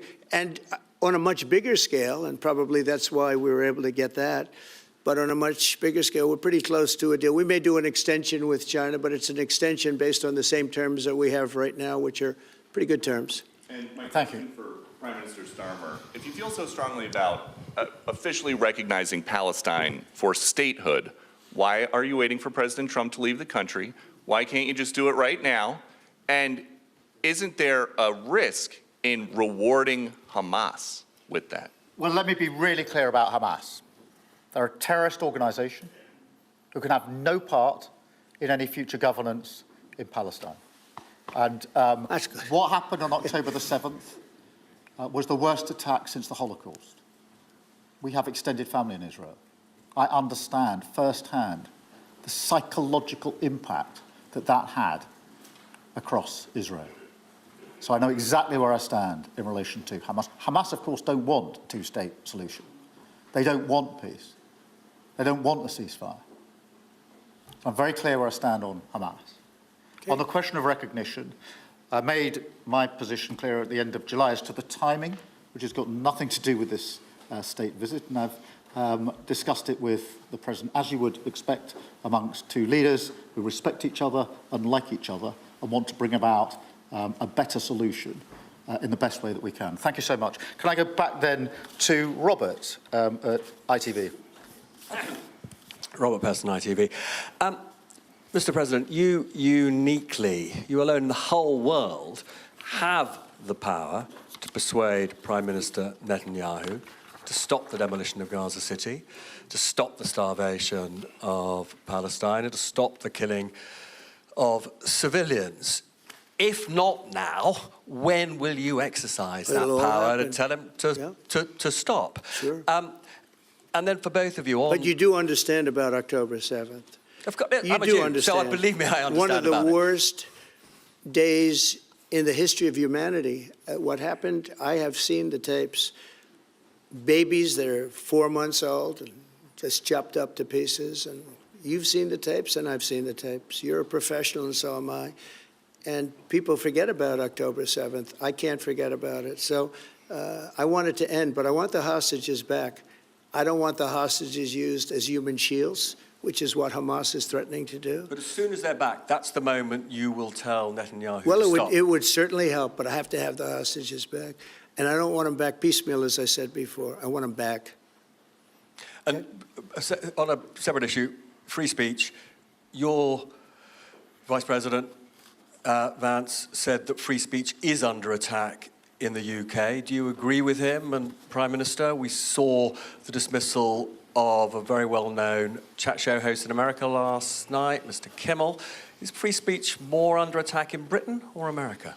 Well, Jimmy Kimmel was fired because he had bad ratings more than anything else, and he said a horrible thing about a great gentleman known as Charlie Kirk. And Jimmy Kimmel is not a talented person. He had very bad ratings, and they should have fired him a long time ago. So, you know, you can call that free speech or not. He was fired for lack of talent. Yeah, please, go ahead. Yeah, I mean, firstly, on the question of Charlie Kirk, can I just express how shocking that is, I think, to everybody who believes in free speech and in democracy. It sent shockwaves through the world. And I know that he was a friend of the president, and I reached out straight away to the president because I understood how impactful it'd be on him and his family. And we all need to be absolutely clear about that. Whatever our political views, it is shocking and is to be condemned. On free speech, not much to add to the answer I gave earlier. This country's had free speech for a very, very long time. It is part of who we are as a country, and it is the values that we fought for. We fought for it during the Second World War alongside each other.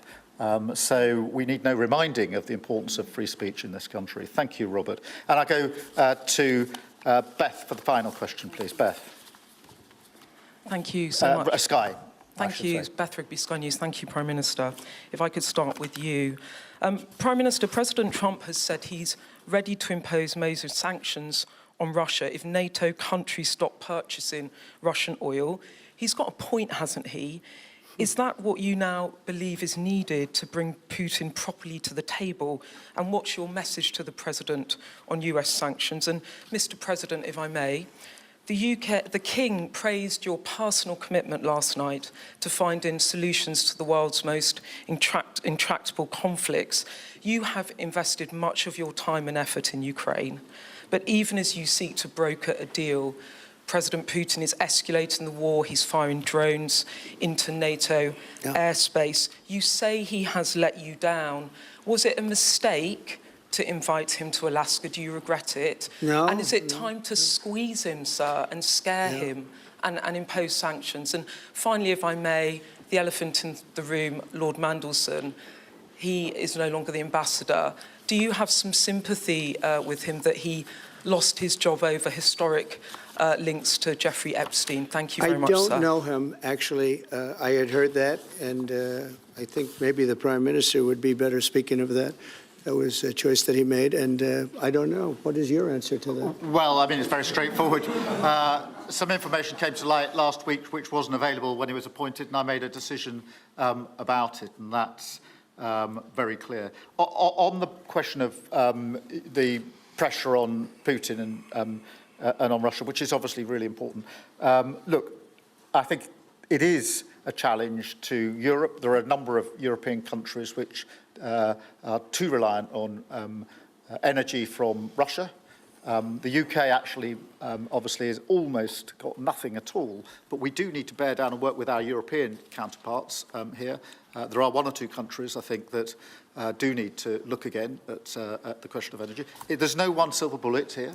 We do have to have a wider suite of sanctions, which we've put in place a number of times, working across Europe and with the United States. And, of course, we must, and we are, making sure that Ukraine is in the strongest position now, because one of my long concerns here has been that whilst we talk about a ceasefire, and we all want a ceasefire, and we talk about what might happen after a ceasefire, we mustn't forget that Ukraine needs our support now. We've said we stand with Ukraine from the start to the finish, and that means we must continue to supply them with what they need in order to fight this war, which, of course, resulted from and is a result of Russian aggression. We have particularly done the sort of leadership role in the coalition of the willing, so that if there is a ceasefire and if there is a deal, and I do hope there is, that is then lasting and not then broken, because given previous history, I don't trust Putin. Thank you. Very simply, if the price of oil comes down, Putin's going to drop out. He's going to have no choice. He's going to drop out of that war. And when I found out that the European nations were buying oil from Russia, and as you know, I'm very close to India. I'm very close to the Prime Minister of India. I spoke to him the other day, wished him a happy birthday. We have a very good relationship. He put out a beautiful statement, too. We have, but I said, you know, I sanctioned them. China is paying a very large tariff right now to the United States, but I'm willing to do other things, but not when the people that I'm fighting for are buying oil from Russia. If the oil price comes down, very simply, Russia will settle. And the oil price is way down. You know, we got it way down. We're drilling and we produce more oil than anybody else in the world. We're doing a lot. But I was disappointed to see that. And the Prime Minister was disappointed to see that. And it wasn't him. It was other countries. And you can't do that. You can't do that. You can't. That's not playing fair with the United States. And we can't have that. Thank you. Thank you very much indeed. Thank you. Thank you. Thank you. Thank you.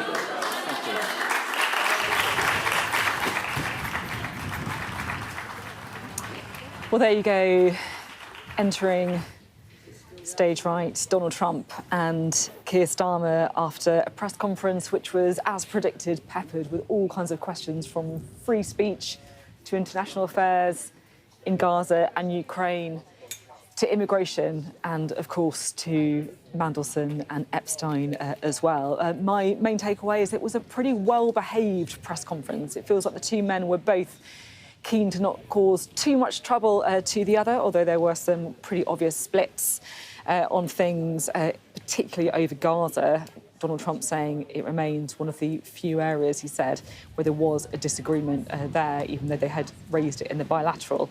Let's bring in our international affairs editor, Dominic Waghorn, at this point, shall we? Dominic, what did you make of the press conference? I think you're right. I think it was a well-behaved press conference, and this was a president who was deciding to behave well, and I think that's in gratitude to what he's had over the last 24 hours, 36 hours.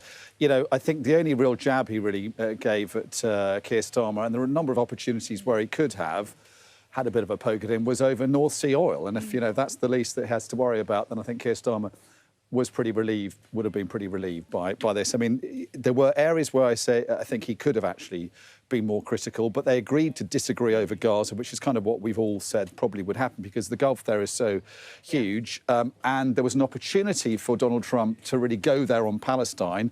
Quite a provocative question from Peter Doocy of Fox News, who's kind of developed a kind of ability to kind of poke the president and work out his weak points, or the points that he will rise to. And he said to him, you know, and he said to Keir Starmer, why are you waiting to recognise Palestine for when Donald Trump has left the country? And that was a possible moment where I think the president could have sort of said a lot more that could have been critical of the UK, but chose not to. And I think very interesting what he said in response to Beth's question. As she says, it was the elephant in the room. Nobody wanted to go there, and often, you know, people are a bit overawed by the occasion. You know, even journalists who are paid professional troublemakers will sometimes steer away from the tricky questions, but not Beth Rigby, because this was, as she said, the elephant in the room. And the way she asked was interesting. I think we can listen to how she put it. But basically, she was saying, do you have any sympathy at all with Lord Mandelson? Thank you, Prime Minister. If I could start with you. Prime Minister, President Trump has said he's ready to impose major sanctions on Russia if NATO countries stop purchasing Russian oil. He's got a point, hasn't he? Is that what you now believe is needed to bring Putin properly to the table? And what's your message to the President on US sanctions? And Mr. President, if I may, the King praised your personal commitment last night to finding solutions to the world's most intractable conflicts. You have invested much of your time and effort in Ukraine, but even as you seek to broker a deal, President Putin is escalating the war. He's firing drones into NATO airspace. You say he has let you down. Was it a mistake to invite him to Alaska? Do you regret it? No. And is it time to squeeze him, sir, and scare him and impose sanctions? And finally, if I may, the elephant in the room, Lord Mandelson, he is no longer the ambassador. Do you have some sympathy with him that he lost his job over historic links to Jeffrey Epstein? Thank you very much, sir. I don't know him, actually. I had heard that, and I think maybe the Prime Minister would be better speaking of that. That was a choice that he made, and I don't know. What is your answer to that? Well, I mean, it's very straightforward. Some information came to light last week which wasn't available when he was appointed, and I made a decision about it, and that's very clear. On the question of the pressure on Putin and on Russia, which is obviously really important, look. Yeah, it's one of those ones, isn't it, where Donald Trump could have gone there. Right. He could have said something really difficult for Keir Starmer on the sacking of Peter Mandelson, but he didn't. Said he didn't know him. He said he didn't know him. You know, we've seen him in the Oval Office together. I think he said, "Oh, I like your accent," and I think didn't Peter talk about Lord Mandelson talked about his mother or something? You know, and there was clearly a rapport. And Peter Mandelson has gone from someone who we didn't think would actually get the job because of what he said about Donald Trump in the past, about particularly what he has said also about China.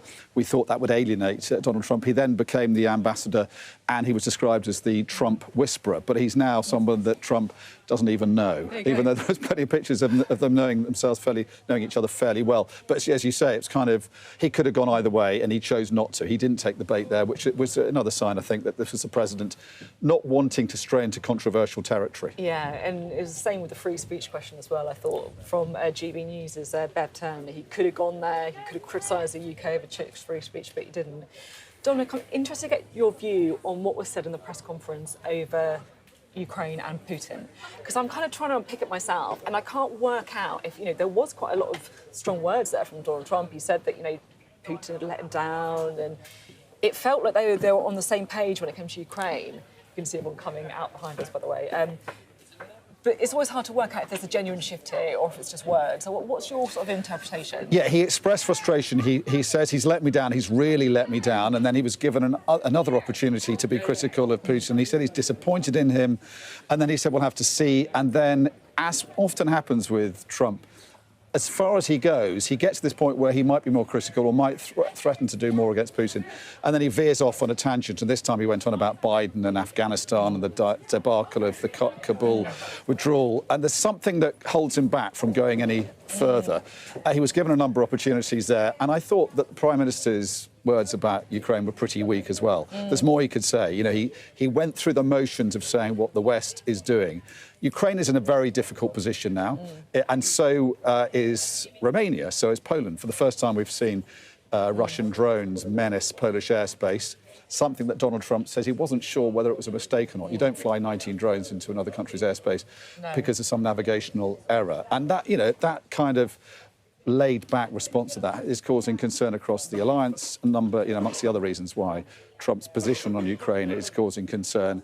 From what the Prime Minister was saying there publicly, you wonder actually how much pressure he puts the President under in private over Ukraine. Yeah, and in Gaza as well, he sort of talked about speaking about Gaza to Donald Trump, but then it didn't feel like there had been any shift at all. We've got a returner, I should say, back like a boomerang. It is Mark Steyn. Fascinating in there. So talk us through it. Well, I mean, first of all, just before the Prime Minister and the President came out, the President's team were all there, and it was a moment to talk to them, which is very unusual. So I had a couple of minutes with Susie Wiles, the Chief of Staff, off camera, but you know, some of what she was saying was really interesting. I mean, it is clear that the President had a blast over the course of the past couple of days.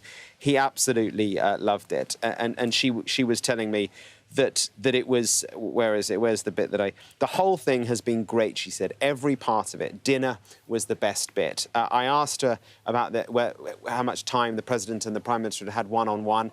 She emphasised, very unusual for the President to have one-on-one time without any aides, so just the two of them in a room. They sat upstairs. She said the one-on-one was supposed to last 15 minutes. She then said, actually, it went on for over half an hour. The Prime Minister then said in his news conference it went on for nearly an hour. Either way, it was long. But to your point that you were just discussing, publicly, with the aides in the room, there was no mention of foreign policy. They didn't discuss Ukraine. They didn't discuss Gaza. It was all about tech, trade, AI. But then she did add, then said to me, but I don't know what was said privately. So maybe during that private meeting there was more on that. Howard Lutnick is the Commerce Secretary. I chatted to him as well, and I pressed him on this issue of whether or not, because he brought it up, this issue of digital services tax. You know, they're very irritated with the UK about this, and he said if they don't, as in if British don't drop the digital services tax, it's not for lack of reminding them. So there's real pressure there. But I mean, I haven't heard what you guys have been saying already, but the news. Sorry? It's been brilliant. Well, the news I mean, the news conference for me, we were waiting for turbulence. There wasn't much. There were moments, and I was watching the body language. There were moments when, you know, free speech was brought up. And you could see, I mean, you're more of a watcher of Keir Starmer than me, but he looked slightly awkward. He blinked a lot at one point. I was like, he's anxious here.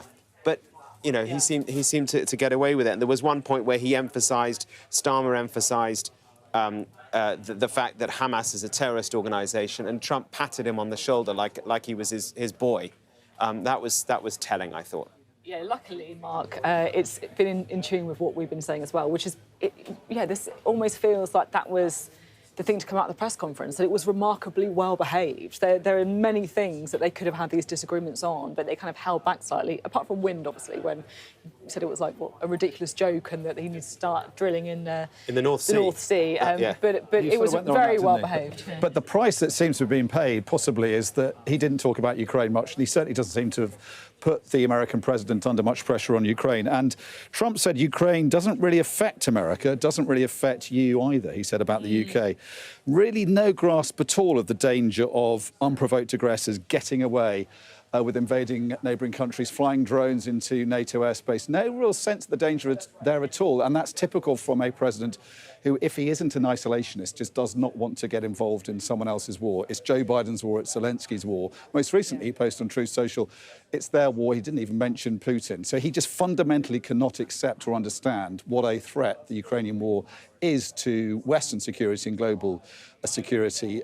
And it doesn't look as though the Prime Minister put him under any pressure or tried to sort of talk him round to any more reasonable point of view on that. But he did say at one point, which I felt was kind of implicit pressure. He was talking to us, but he also felt like he was talking to the President as well, Starmer, where he said, it's only when the President puts pressure on Putin that he listens. And the President almost, you could hear that going and thinking, yeah, that's right. So I thought that was interesting. He had another point where he said, my mother was born in Scotland, Stornoway, that's serious Scotland, and I want this country to do well. So a real sense of his fondness for the UK. And his team were in awe as we sat in the main room there. There are sort of two levels of portraits right away around this huge room.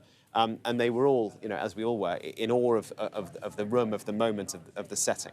I'm really interested, Mark, in what you were saying there with the conversation with the aide, saying that there wasn't a discussion about Gaza at any point apart from in that one-on-one, no one else in the room, 30-minute meeting.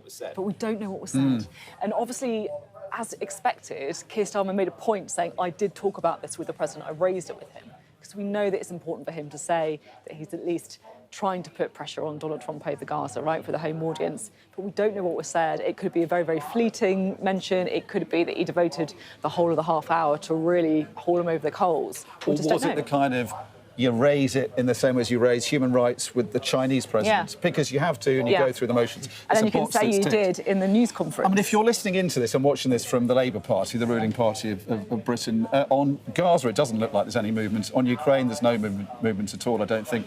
Didn't really hear much in terms of movement on trade either. Tariffs didn't come up much. We heard about the tech deals, 15,000 jobs there. But, you know, what has Britain got in return from the president, in return for the lavish welcome that it's given him over the last few days? I asked Howard Lutley, the Commerce Secretary, straight up, you know, will you reduce the 10% tariffs to less? What about 25%, which is what it is currently for steel? And he just didn't say anything, and he said, you can read my silence. So I do worry, to put the slightly counterpoint is, if this is all about the economy, right? You know, and I still believe that I know how important the foreign policy issues are, and particularly Gaza, and so many of our viewers and so many Labour voters care deeply about this issue, but it's the economy that is going to win that election. And so the investment that they announce from those AI firms, from those tech firms, and the jobs that you were talking about as well, maybe that is the point. Maybe that is their number one thing that they want to try and leverage above all else. And there's a sense that they didn't want to jeopardise, or certainly Starmer did not want to jeopardise any of that, and the headlines around that with any kind of rows over Gaza or Ukraine. But I suspect his allies will be disappointed. He hasn't used this golden opportunity to, you know, he's got the president in a frame of mind where he is potentially persuadable to say to him, come on, if you really mean this over Ukraine, you've got to do more. And he's kind of let, you know, this is a new excuse that Trump's found not to do more in Ukraine, which is he's found out European countries are still buying oil, which is, you know, astonishing, I think, to all of us. 3.5 years in, 21 billion euros of Russian energy bought by European countries. That money is going straight into the Russian war machine and being used to kill Ukrainians, Europeans on European soil. The Italians, the French buying, you know, Russian gas and other hydrocarbons. The president is seizing on that and using that as a reason not to do any more. And, you know, fair enough. He's saying, why should I put more pressure on Russia if my allies, who want me to do this, are actually buying hydrocarbons from the Russians? But, you know, there's no chance of that changing anytime soon. And therefore, there's more of a sense that actually his position on Russia is not going to change. It's really interesting. It really is. And I guess it really taps into what we were saying as well, how this has gone so well, like extraordinarily well. You know, Mark's conversation with the aide saying how, you know, great they found it all. You want to use that moment of leverage because, you know, memories fades. Even in 6 months' time, you know, the memory won't be as fresh, right? Yeah, exactly. And I wonder, like, you know, is the British government now going to say this is a long game? Yeah, I'm sure they will.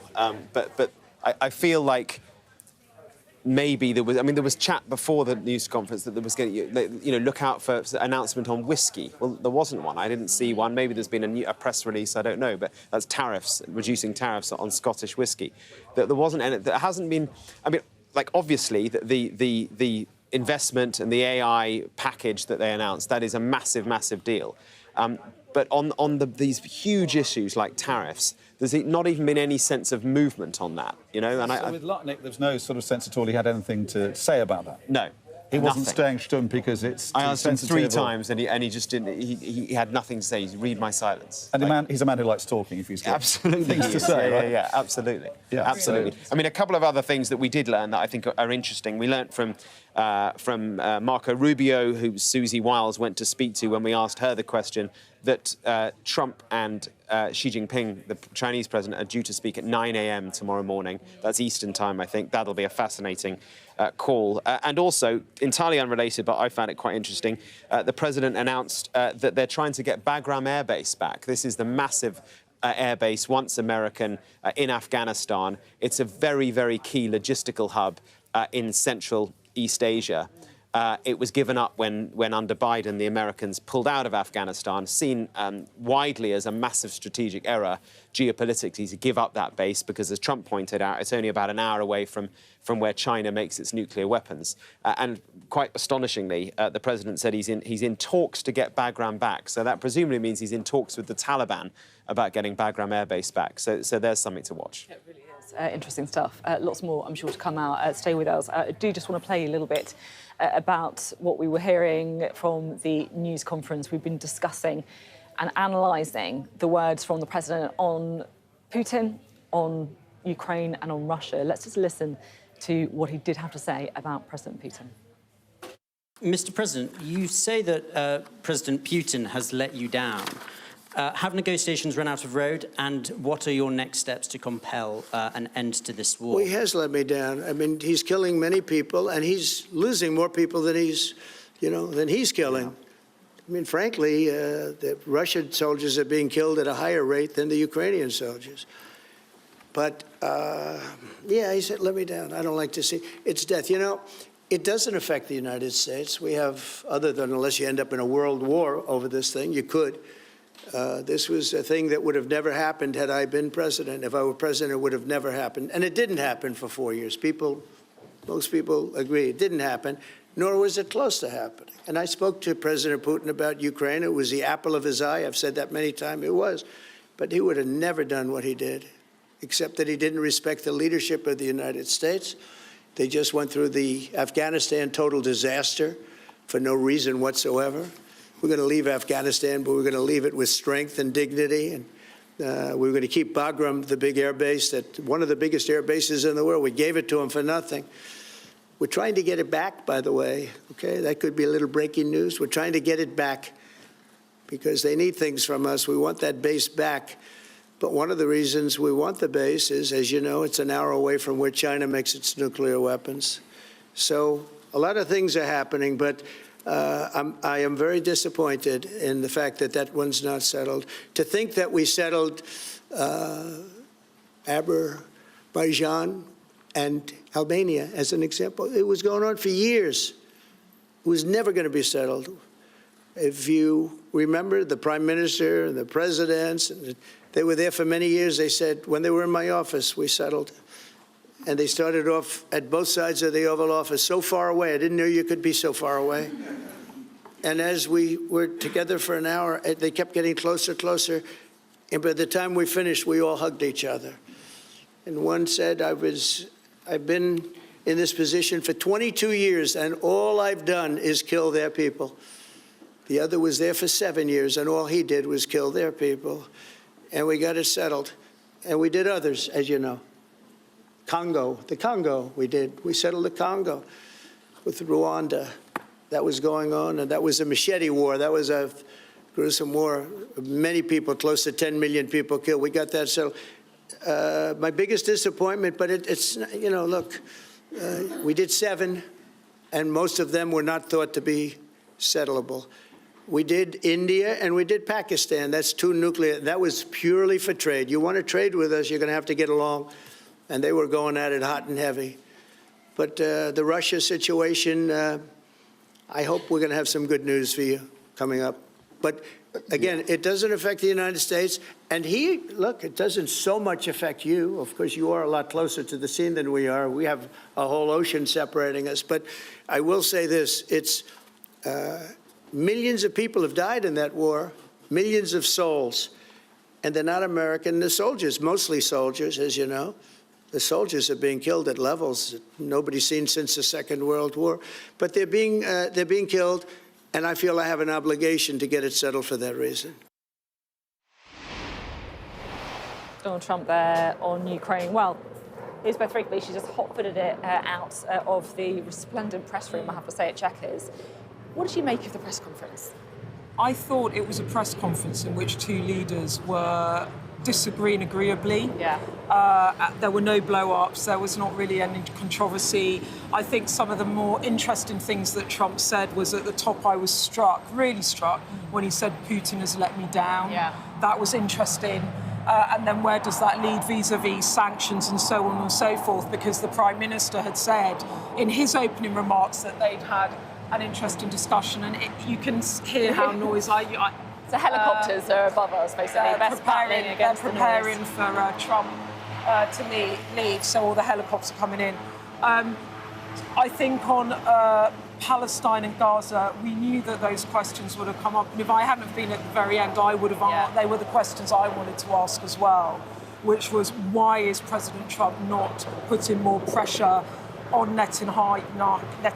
There have been reports in the US press that privately he's very frustrated with Netanyahu, but maintaining a united front. And I think you saw that today when he was asked about pressing Israel on pulling back in Gaza, and he flipped it to Hamas needing to release the hostages. And he was quite open about the Prime Minister's imminent decision to recognise the Palestine state. He said, we disagree on this. It's one of the few things we disagree on.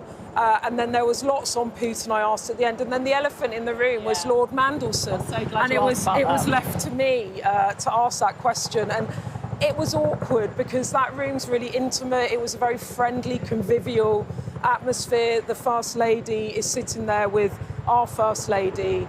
But you know, it had to be raised. And President Trump said he didn't know who he was, which was remarkable. Yes. Yeah, that was extraordinary. So let's listen to Beth's question now, shall we? This is what happened. If I could start with you. Prime Minister, President Trump has said he's ready to impose major sanctions on Russia if NATO countries stop purchasing Russian oil. He's got a point, hasn't he? Is that what you now believe is needed to bring Putin properly to the table? And what's your message to the President on US sanctions? And Mr. President, if I may, the King praised your personal commitment last night to finding solutions to the world's most intractable conflicts.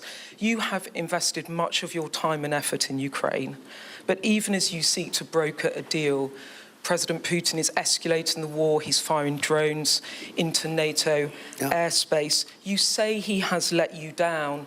Was it a mistake to invite him to Alaska? Do you regret it? No. And is it time to squeeze him, sir, and scare him and impose sanctions? And finally, if I may, the elephant in the room, Lord Mandelson, he is no longer the ambassador.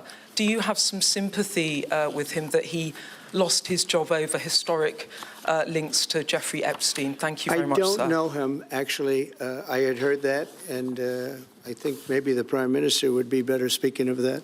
That was a choice that he made, and I don't know. What is your answer to that? Well, I mean, it's very straightforward. Some information came to light last week which wasn't available when he was appointed, and I made a decision about it, and that's very clear. On the question of the pressure on Putin and on Russia, which is obviously really important. Look, I think it is a challenge to Europe. There are a number of European countries which are too reliant on energy from Russia. The UK actually obviously has almost got nothing at all, but we do need to bear down and work with our European counterparts here. There are one or two countries, I think, that do need to look again at the question of energy. There's no one silver bullet here. We do have to have a wider suite of sanctions, which we've put in place a number of times, working across Europe and with the United States. And of course, we must, and we are, making sure that Ukraine is in the strongest position now, because one of my long concerns here has been that whilst we talk about a ceasefire, and we all want a ceasefire, and we talk about what might happen after a ceasefire, we mustn't forget that Ukraine needs our support now. And we've said we stand with Ukraine from the start to the finish, and that means we must continue to supply them with what they need in order to fight this war, which of course resulted from and is a result of Russian aggression. We have particularly done the sort of leadership role in the coalition of the willing, so that if there is a ceasefire and if there is a deal, and I do hope there is, that is then lasting and not then broken, because given previous history, I don't trust Putin. Thank you. Very simply, if the price of oil comes down, Putin's going to drop out. He's going to have no choice. He's going to drop out of that war. And when I found out that the European nations were buying oil from Russia, and as you know, I'm very close to India. I'm very close to the Prime Minister of India. I spoke to him the other day, wished him a happy birthday. We have a very good relationship. He put out a beautiful statement, too. We have, but I said, you know, I sanctioned them. China is paying a very large tariff right now to the United States, but I'm willing to do other things, but not when the people that I'm fighting for are buying oil from Russia. If the oil price comes down, very simply, Russia will settle. And the oil price is way down. You know, we got it way down. We're drilling and we produce more oil than anybody else in the world. We're doing a lot. But I was disappointed to see that. And the Prime Minister was disappointed to see that. And it wasn't him. It was other countries. And you can't do that. You can't do that. You can't. That's not playing fair with the United States. And we can't have that. Thank you. Thank you very much indeed. Thank you. Thank you. Thank you. Thank you.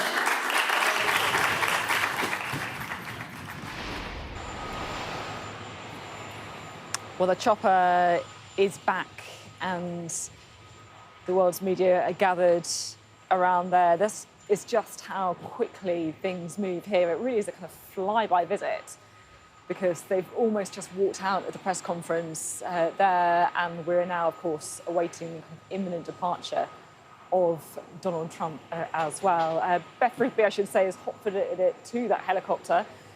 But luckily, we've still got Mark and we've still got Dominic with us to kind of talk through everything. I just want to pick up again, after just listening again to the response that Donald Trump gave to Beth Rigby. It is kind of extraordinary and a sign of the times that we're in some ways, you know, not to be too kind of pious about it. Donald Trump just said, I don't know Lord Mandelson. I mean, what? Never heard of him. I don't know who he is. I don't know him, actually, he said. It's the kind of post-truth world. I mean, I do think it is worth remarking on. That social media is flooded with pictures of the two of them knowing each other, being alongside each other, particularly that unfolding of the trade deal back in May, where they were clearly getting on very well, where he sort of said to Lord Mandelson, oh, I like your accent. And, you know, he meets lots of ambassadors, but Peter Mandelson was the ambassador, the British ambassador in Washington, you know, one of the closest allies. He knows him. He's met with him before. In fact, you know, he's been called the Trump Whisperer, which has, you know, turned him into a kind of shape-shifting marvel, given that there was a lot of antipathy, he thought, at the beginning. But I think the thing is, you know, this is a president who said it in the past. Now, I'm forgetting who he said it before, but a number of times he said, if someone becomes embarrassing, a former acquaintance, he says, I don't know them, never met them. You know, so it's a default position. If someone's become, you know, someone that's exposing him to some kind of problem, he says, oh, I don't know him, you know, and he handed over to Keir Starmer. But interestingly, he could have gone there. He could have said more about Jeffrey Epstein, but he batted it off to... Well, it was a hospital pass to the Prime Minister, really, wasn't it? Yeah. Because he just threw it straight over to him and let him deal with it, and he gave the same line that he's given for a few days now, that he knows now what he didn't know before about Mandelson's links with Epstein and so on. But yeah, that was, I mean, to be clear, Donald Trump knows exactly who Peter Mandelson is. It's almost like we have to say that. Yeah. Like, and it sounds kind of bizarre, but you know, we're kind of impartial journalists here. We have to try and see things by all sides. It also is our job to kind of call out what is actually true. Yeah. And as you say, Mark, Donald Trump does know. And incidentally, when he was fired by Keir Starmer, a senior official at the British Embassy under Lord Mandelson called up Susie Wiles, Trump's chief of staff, to inform him, because, you know, the White House needs to be informed. So that conversation happened. So it was clearly, it crossed the president's desk that he'd been fired and why he'd been fired. And ahead of these press conferences, they will game out tricky questions. And at the top of the list of those tricky questions would have been Jeffrey Epstein and Lord Mandelson. You know, he's well aware of him and he would have prepared for any questions, but that's how he chose to bat it off to his host. How much prep will he have done? Because I know Keir Starmer, they'll do loads of prep. You know, they'll have someone role-playing Donald Trump, they'll game out all the questions. Do they do Oh, yeah, they'll do all of that stuff. Yeah, definitely.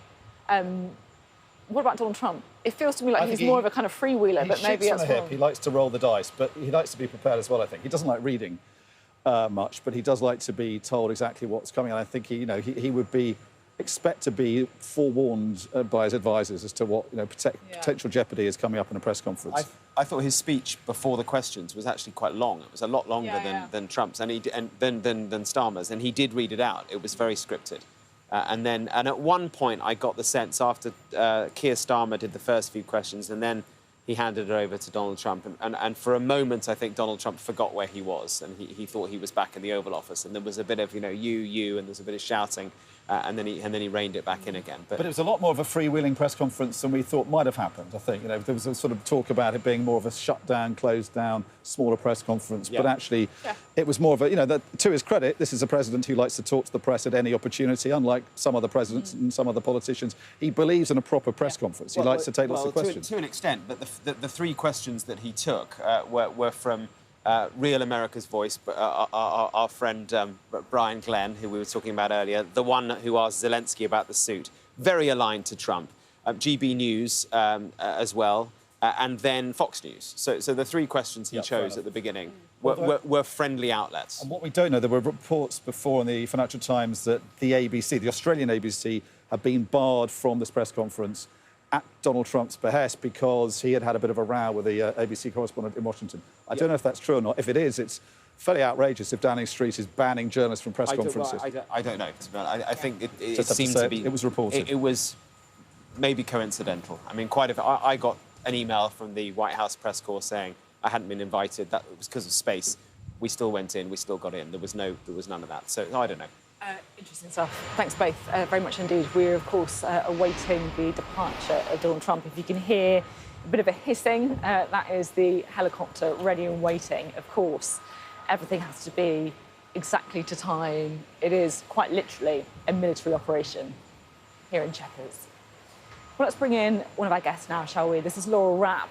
Laurel is the director of the US and North America programme at Chatham House. Also a former advisor at the US State Department. It's great to have you here. How do you think Donald Trump will feel it's gone today? It was a visit of ceremony and pomp and circumstance. The president has said it was one of the highest honors of his life to be welcomed a second time here in London by the king. So by all accounts, it seems like it has been a very positive visit.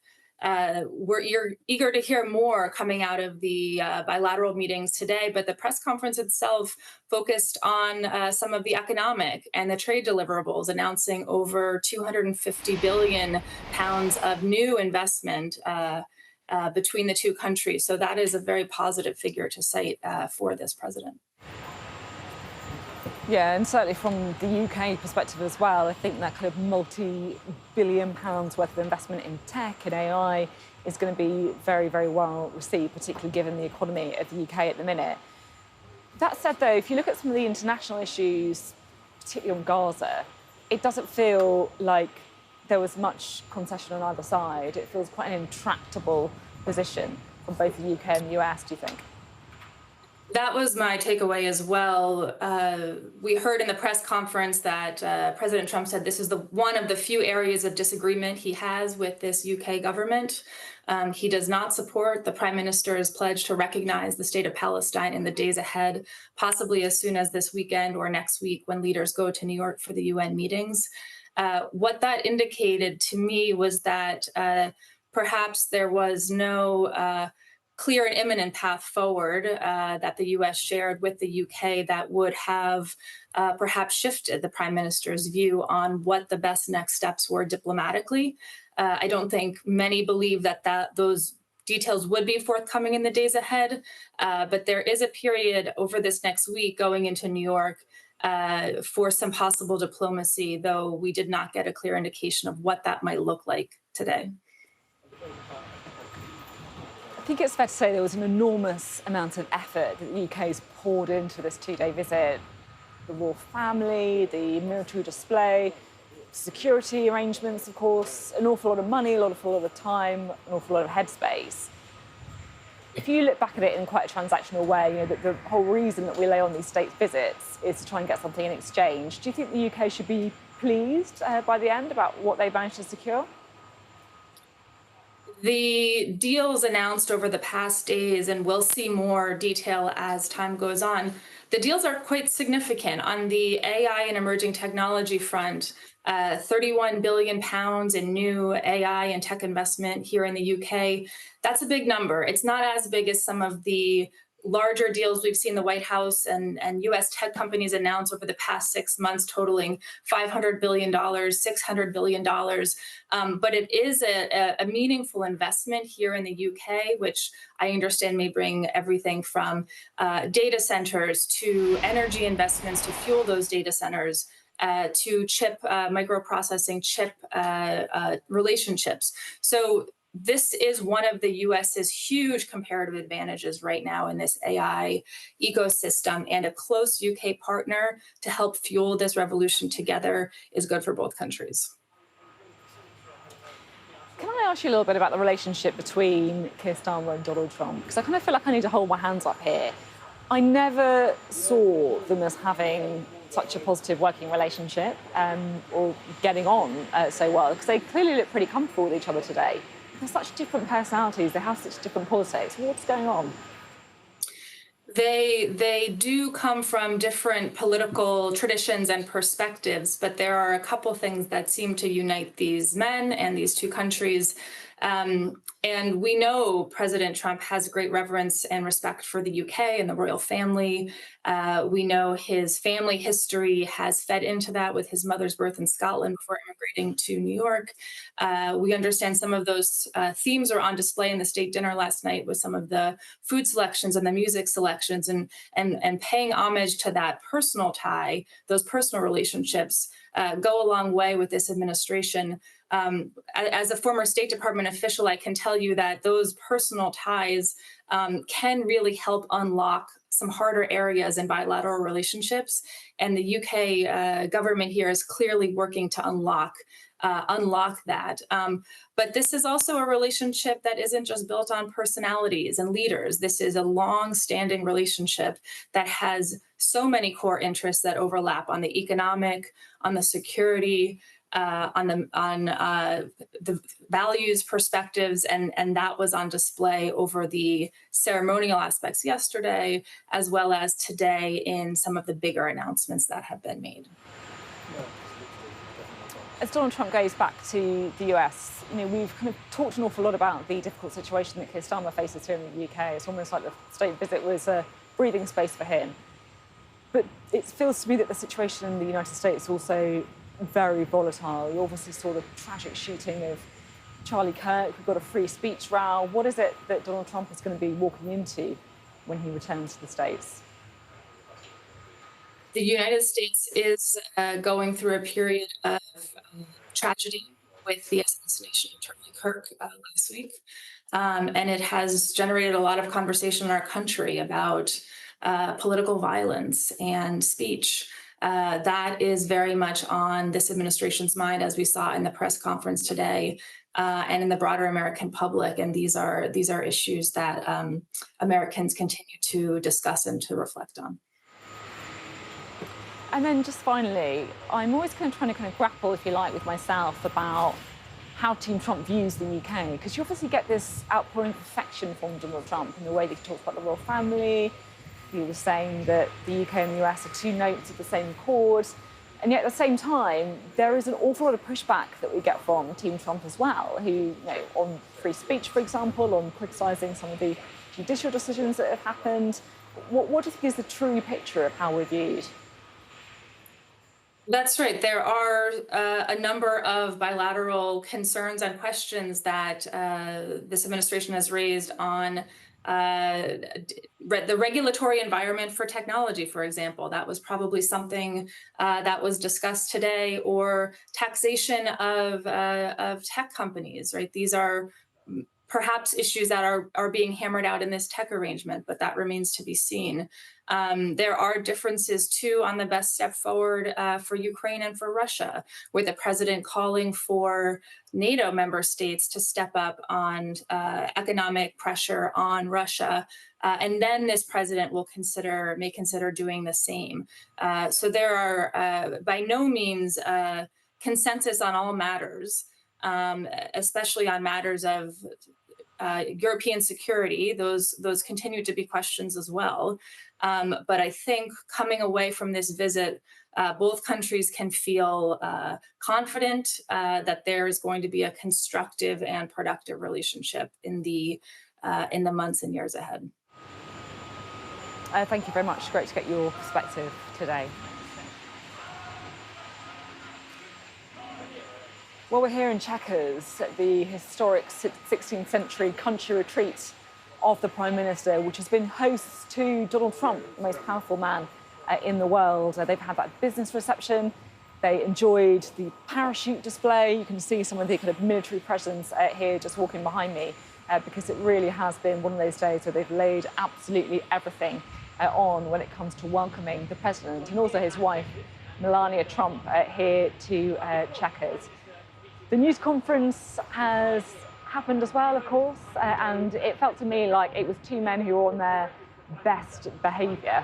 They were determined to try and not cause too much trouble to the other one, but of course there were some key methods of disagreement that did come up, most notably, in my eyes, over Gaza, where they were very, very clear on the difference of opinion there when it comes to recognising the state of Palestine as well. Mandelson, of course, came up, and Epstein in the news conference. Beth Ripley asked about that. And she, of course, did ask, she asked a question no one else wanted to. And then Donald Trump replied saying that he had no idea who Mandelson was and he didn't know him. So a very interesting time as well. You can hear the helicopter. That is because it is poised and waiting, ready, of course, to take Donald Trump back to the States. He's going to be departing Chequers very shortly.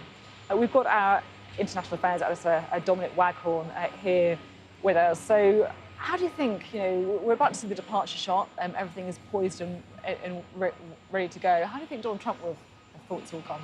I think he'll be leaving here delighted and very pleased with the reception he's had here, and I think he'll be talking about this for a long time to come. I think we will hear many times in the coming days and weeks and months possibly about how he is the only elected leader to have been given 2 state visits to the UK, and he'll have many memories over the last 48 hours of what he was treated to here. And I think he won't be thinking too much about the press conference. Clearly in the press conference he didn't want to be controversial. There were a number of occasions, as we were saying earlier, where he could have become more controversial, and he just avoided them. And I think he's well aware that he didn't. There's a possibility that had he said something more controversial, that could have eclipsed the images that are going to be the overriding legacy of this visit. So we're now waiting for him to leave the mansion, the Elizabethan mansion that's been the country retreat of the British Prime Minister since the 20s. And it's somewhere that Prime Ministers take their presidents, their guests, to get away from the hurdy-burdy of politics and to use the tranquility of the Chiltern Hills to sort of have a setting where they can, I guess, sort of knock heads together and talk in a more relaxed setting. From what Keir Starmer was saying, though, in that press conference, it doesn't look like he's put too much pressure on him over Ukraine. They've agreed to disagree over Gaza. And I think what Downing Street wants from this in terms of headlines is that technological cyber AI pact, the Technology Prosperity Alliance that they have forged together. And they will make a lot to think of the 15,000 jobs that will be creating, they say, the billions of pounds worth of investments coming here. But we heard less about tariffs. And I think that had been central to this sort of controversial decision, as it was in February, to give President Trump a second state visit so quickly into his second term of office. The justification was it would give Britain preferential treatment, particularly in trading relations. It does have that to some extent because it has better tariffs than other countries, particularly in Europe. But there seems to be no progress towards even better trading terms. And we have to keep saying that trading deal actually still has Britain worse off because the 10% tariffs Britain was not labouring under before Donald Trump came back to power. Yeah, and it's important to say that a lot of the chat in Westminster in the lead up to this has been about securing an improved trade deal as well. Like, bearing in mind obviously what you're saying, which is absolutely valid, that we've got better terms than many other countries around the world. That was the hope. Let's be real, that was the hope, and that's not to take away from the very, very significant investment that we've had from tech firms. But as you say, there doesn't seem to have been any change, to be honest, on the trade terms. No, and if you cast your mind back to the Oval Office in May, where Peter Mandelson undoubtedly was standing behind the American president, even though he's now kind of claimed to have never have Peter known who? him. Exactly, Lord Who. But at that kind of event, which it was an extraordinary event, it was live streamed, wasn't it? I think Keir Starmer was somewhere in the UK. He was talking to the president. And as people looked at the detail of that trade agreement, they said, well, there's a lot missing here. What else is going to happen? And we were told that it's going to be fleshed out. There's going to be more details. There will be more negotiations. And you would have thought that this would be a prime opportunity to negotiate it further. Now, they have in the sense of they've forged much closer relations, it seems, on technology, on AI, and all these areas that both sides say are very important. And they've highlighted the fact that there's more than $200 billion worth of trade between the two countries in these particular fields. But yes, on the question of tariffs, which are so important, because those are the terms on which British exports are traded with America. I think it's 6% of British steel is exported to America. 25% tariffs are a crippling burden on that industry. We don't seem to have made any more progress on that front. As you say, Dominic, the headline that Number 10 will have wanted to be lasting from this is the stuff that was announced overnight on the tech deals, on the investment. But I also wonder if these pictures, the pictures that we're looking at now, like you can just look at the US military helicopter there, we've been looking at the kind of military parade, at the royal family, at the rapport between the two men, all important to Donald Trump for the reasons that we've mentioned. I guess they are also important to Keir Starmer as well, because at the minute, this is a man, let's be frank, who is grappling with his authority around the country and his political future. I don't even think that is an exaggeration to say. This is an area where they feel that he's done very well when it comes to the international stage. And so I guess this is an opportunity for 2 days of Keir Starmer being able to show his relaxed nature, I guess, on the biggest stage of all. Yeah, and his ability to deploy the full power of the British constitutional monarchy and states in his position as Prime Minister.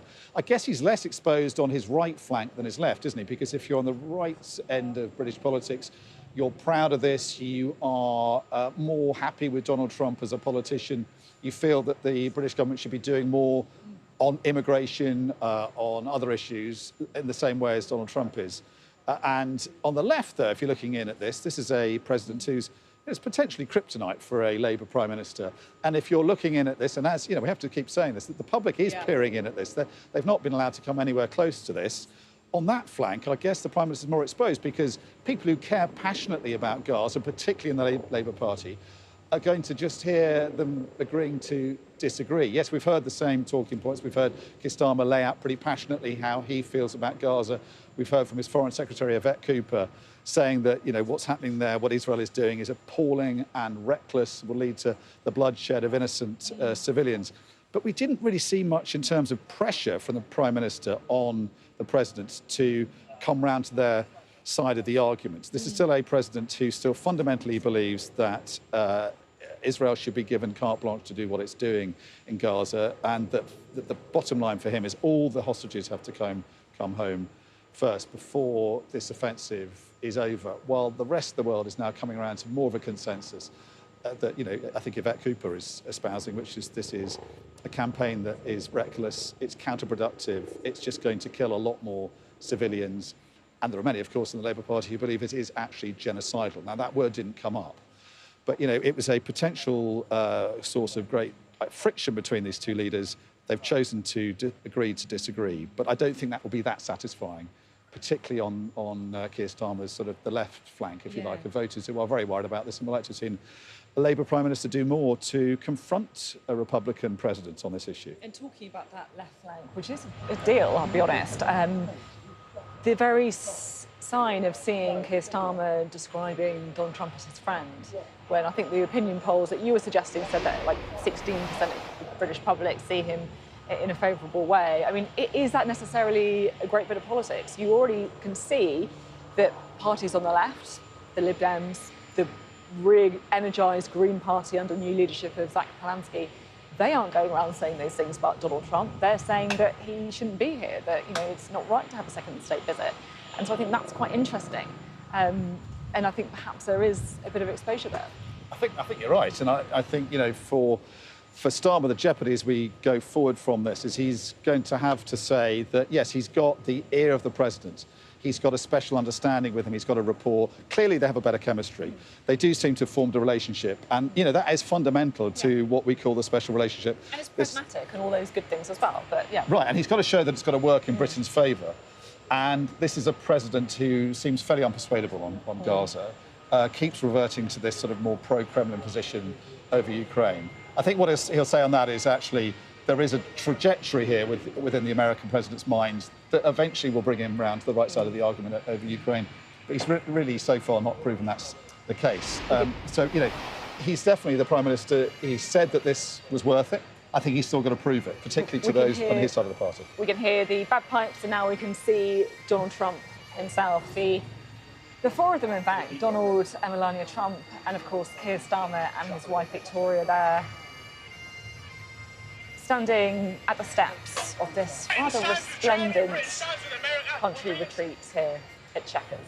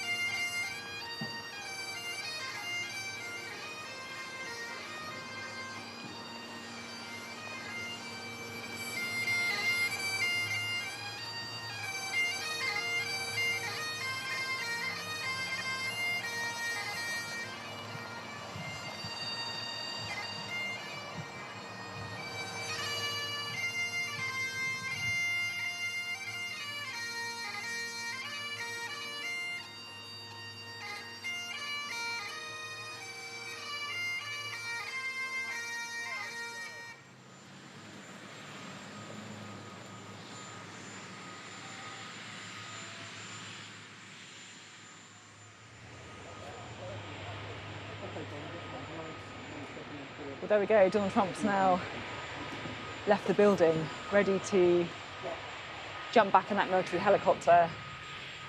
And you can see, of course, the photographers, the media handlers, the security kind of scrambling around in his wake. It really is worth pausing to say, you know, in America, so many things are kind of supersized, and it really comes to that when we're talking about the entourage of the president as well. Everything seems so much bigger than we're used to covering UK politics here. It's been enjoyable, I think is fair to say, 2-day state visit for the president as he departs now. He will have seen it as a big success. Keir Starmer too, they got the headlines that they wanted on things such as that tech investment into the United Kingdom, and they got through the news conference without a serious blow-up as well. Both men really on their best behaviour, determined not to embarrass the other. And there's Donald Trump stepping out of his car, shortwave to the camera, a man who always has an awareness of exactly where the TV cameras are pointing.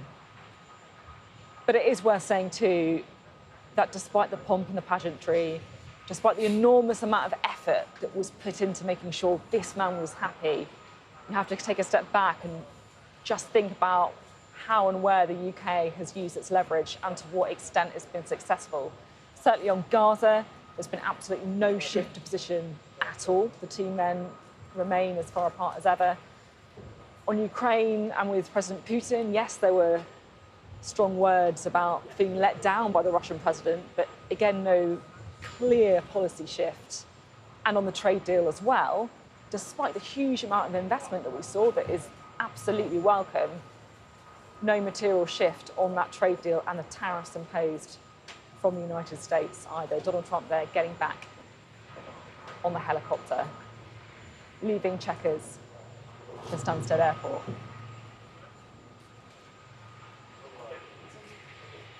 Well, as we await the departure shots, we are joined, as always, from Dominic Waghorn, an international affairs editor, and I'm pleased to say as well, I think Mark Austin is here. Welcome, Mark.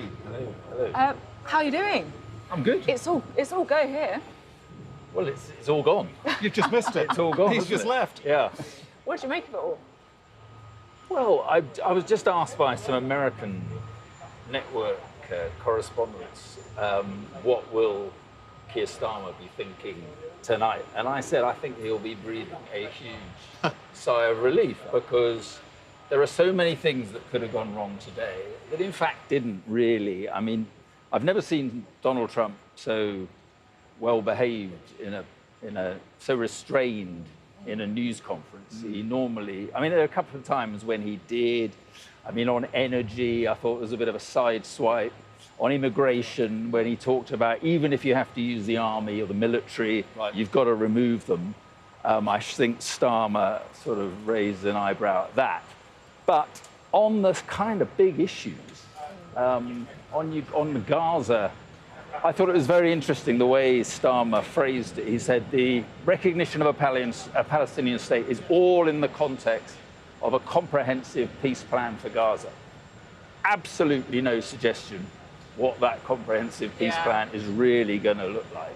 And on that, I just thought it was so interesting. They're saying, oh yeah, we really agree. We agree on the need for peace. Well, yeah, of course you agree on the need for peace. The gaping disagreement is over how you get to that peace, isn't it? Well, I mean, I would have said, judging from that they had a disagreement on Gaza, that Donald Trump is foursquare behind Benjamin Netanyahu.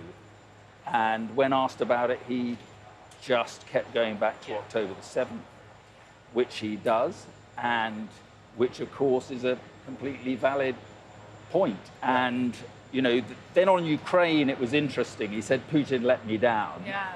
And then he kind of suggested it was up to the Europeans to put the pressure on Putin by not buying his oil. So the price of oil goes down. And he said Putin will drop out, he said, if the price of oil comes down. So that was interesting. It didn't sound to me like Donald Trump is going to go back to Washington and stick punitive secondary sanctions on the countries. We can hear the helicopter getting ever noisier, which means that departure is pretty imminent. Donald Trump leaving Chequers for Stansted Airport. And yeah, as Mark was saying there, it does feel that there were big wins on the diplomacy, on the pictures, on the pageantry, and look as well. Let's be real on the economic side, on the deals that were struck and the investment in the UK. But on the international area, there didn't seem to be any shift at all. But I think the reality is on a state visit where it's all about royalty, it's all about the pageantry. They're not real. I mean, how long do they have together? I didn't hear that. Was it Well, it's an interesting. hour or They so? were going to have 15 minutes together, one-to-one. They said, I think his official said it actually was double that, and then in the press conference, he said it was an hour. So who knows? But listen, this is not a summit meeting about Gaza. This is not a summit meeting about Ukraine. This is a state visit where they will have sat down, probably on their own, and gone through a host of subjects quite quickly. And then they even probably agreed beforehand, or their people will have agreed beforehand, the positions that they were going to take in the press conference, I imagine. Yeah, I think, and that was obviously all the tech deal stuff that was pre-arranged, pre-negotiated, and something they could sort of reveal during this visit. And it's interesting, he could have really reacted to the Palestine question, and I think the fact that he didn't showed that he wasn't in the mood to be difficult. He was in a good mood and he wanted to behave. It's getting very noisy here, as you can probably hear, to be fair as well, with that helicopter blades chucking through the air. Everyone's kind of all waiting and watching that takeoff happening. So he's heading off to Stansted, yes. Air Force One and out. Yeah, that's So it, all over. An incredibly short state visit, but one during which I've never seen Donald Trump smiling so consistently. See, this is it as well, though, because, and I totally know what you're meaning about that. All these, it's not a summit. All the stuff really worked out before, but they have really rolled the carpet out here. You know, they pulled out all the stops, and it's not just from the goodness of their heart. They want something in return as well, right? It's all kind of transactional, isn't it? So, do you think there will be a little bit of disappointment that he obviously just kind of shut down some of those? I think overall, I think Mark's right. There will be a sense of just relief. You know, he survived this press conference. It could have gone a number of ways, and as Mark was saying, though, you'd expect them not to end up rowing, obviously in public. You'd expect Donald Trump to take the win and to be as gracious as he was, arguably, particularly in that speech last night, but also to be compliant and behave well during the press conference. But he's an unpredictable president who is easily riled, and the wrong question could have got a reaction and could have taken him down a kind of rabbit hole that could have been very difficult. So I think for Keir Starmer, there's relief and there's a sense that he's got through this. But I think, we will now, the Sunday papers will dissect this, won't they? And, you know, your guest next week will dissect this and look into this and go, what actually did Britain get in return? Didn't get any movement on Gaza, a matter that really matters a huge amount to Keir's supporters. No shift on Ukraine, really. And over the trade issue, over tariffs, no concessions either. So, you know, he got a big tech deal, but what else? I mean, one of the American correspondents says, you know, this recognition of Palestine, where's the pressure coming from? Well, I said, well, it's coming from within Keir Starmer's party, mainly. But the key on that, I think, is that various European countries, tell me if I'm wrong, are going to announce this before the UN General Assembly. Yeah, the plan was that France, Britain and Saudi Arabia would do so on Monday, and other countries as well.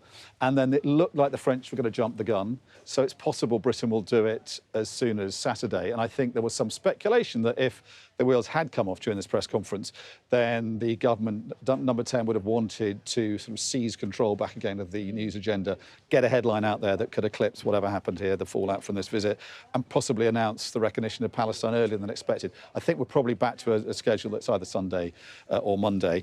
And, you know, for this president, this was potentially a tripwire that he could have exploded on but chose not to. Yeah. And Donald Trump would be completely satisfied, I would imagine. We were talking about Starmer breathing a huge sigh of relief, but Trump, I mean, I've never seen him so restrained. He's normally just accepts any invite to talk about the subjects that he wants to talk about. He clearly didn't want to embarrass Keir Starmer. We were saying last night, Mark Stone, you know, who was a more avid Trump watcher than any of us, that he's seen emotions from Trump that we've not seen. And as you say, you rarely see him smile, and he was smiling as he went round that collection of artefacts at Windsor Castle. Yeah. He was clearly very moved by going to the Queen's grave in St George's Chapel, and in that speech he was more gracious than we've seen him be for, well, I think possibly throughout his presidency, either for both terms. He's been very controlled, and he didn't go off the script in that speech and didn't really veer off into any potentially troublesome areas in the press conference. Clearly moved and very, you know, pleased with the reception he's had here, and you can go back now with these pictures, and for him it's all about the pictures. It's all about the imagery, isn't it, that he knows makes him look very special in the eyes of Americans and his voters back home as well. Absolutely. Dominic, thank you very much. I'm just looking at the time, and it is 5 o'clock. Good evening from Chequers, the Prime Minister's country estate, where Donald Trump's historic second visit has now drawn to a close. Tonight, Sir Keir Starmer will, as we've been saying, be breathing a huge sigh of relief. The potentially problematic news conference between the two leaders ended without controversy, with the American president on unusually good behaviour. The only publicised disagreement was on Gaza. On other issues like free speech and Jeffrey Epstein, Mr. Trump just, he just batted the questions away, including one from our own Beth Rigby. As you can see, or as you could see, the president is on his way here to Stansted Airport, where he will get on board Air Force One and depart for Washington. A very short state visit. He arrived late on Tuesday night. In a moment, we will get into what was announced and what was seemingly a successful visit for both Mr. Trump and Sir Keir Starmer. But first, let's just have a listen to that disagreement on the UK choosing to recognise Palestine as a state. Well, simply, I want the hostages released now, right now, not 1, 2, we'll give you 3 more tomorrow. And, you know, like it's been, but we're the ones that got all the hostages released. We got many came to the Oval Office, and I've heard stories like I've never thought even possible. There was no humanity, no anything. I said to them, was there any warmth shown during this stay? Like they offered you a little extra meal, they gave you a little smile, and they said, don't worry, you'll be okay. every one of them said, not even a little bit. Amazing, to think that during this stay, long stay, in some cases, we had a man the other day, 451 days he was there. I always ask that question. And was there any warmth shown? Just a little word of, encouragement. And the answer is every time, absolutely not. I'm shocked to hear it, because in the worst cases, there's always somebody that comes through. We have to remember October 7th, one of the worst, most violent days in the history of the world, not just there, the history of the world. And I got to see the tapes, and I wish I didn't see them, actually. But I got to see them. And I want an end. I want the hostages released. And I think it's going to be okay. But it has been a brutal period of time. But this has been going on for a long time. This is not something that's over the last year, 2 years. But this has been for decades and decades. But we want it to end. We have to have the hostages back immediately. That's what the people of Israel want. They want them back. And we want the fighting to stop. And it's going to stop. But a lot of bad things. Hamas said that they're going to put the hostages up as bait. They're going to put the hostages in front of any attack. And that's pretty brutal. We haven't heard that one in a long time. So we have to remember that. So I have a disagreement with the Prime Minister on that score.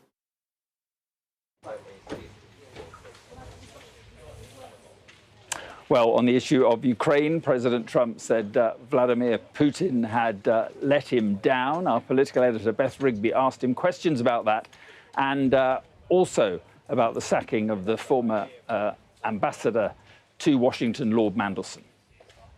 Prime Minister, President Trump has said he's ready to impose major sanctions on Russia if NATO countries stop purchasing Russian oil. He's got a point, hasn't he? Is that what you now believe is needed to bring Putin properly to the table? And what's your message to the President on US sanctions? And Mr. President, if I may, the King praised your personal commitment last night to finding solutions to the world's most intractable conflicts. You have invested much of your time and effort in Ukraine, but even as you seek to broker a deal, President Putin is escalating the war. He's firing drones into NATO airspace. You say he has let you down. Was it a mistake to invite him to Alaska? Do you regret it? No. And is it time to squeeze him, sir, and scare him and impose sanctions? And finally, if I may, the elephant in the room, Lord Mandelson, he is no longer the ambassador. Do you have some sympathy with him that he lost his job over historic links to Jeffrey Epstein? Thank you very much, sir. I don't know him, actually. I had heard that, and I think maybe the Prime Minister would be better speaking of that. That was a choice that he made, and I don't know. What is your answer to that? Well, I mean, it's very straightforward. Some information came to light last week which wasn't available when he was appointed, and I made a decision about it, and that's very clear. On the question of the pressure on Putin and on Russia, which is obviously really important. Look, I think it is a challenge to Europe. There are a number of European countries which are too reliant on energy from Russia. The UK actually obviously has almost got nothing at all, but we do need to bear down and work with our European counterparts here. There are one or two countries, I think, that do need to look again at the question of energy. There's no one silver bullet here. We do have to have a wider suite of sanctions, which we've put in place a number of times, working across Europe and with the United States. And of course, we must, and we are, making sure that Ukraine is in the strongest position now, because one of my long concerns here has been that whilst we talk about a ceasefire, and we all want a ceasefire, and we talk about what might happen after a ceasefire, we mustn't forget that Ukraine needs our support now. And we've said we stand with Ukraine from the start to the finish, and that means we must continue to supply them with what they need in order to fight this war, which of course resulted from and is a result of Russian aggression. We have particularly done the sort of leadership role in the coalition of the willing, so that if there is a ceasefire and if there is a deal, and I do hope there is, that is then lasting and not then broken, because given previous history, I don't trust Putin. Thank you. Very simply, if the price of oil comes down, Putin's going to drop out. He's going to have no choice. He's going to drop out of that war.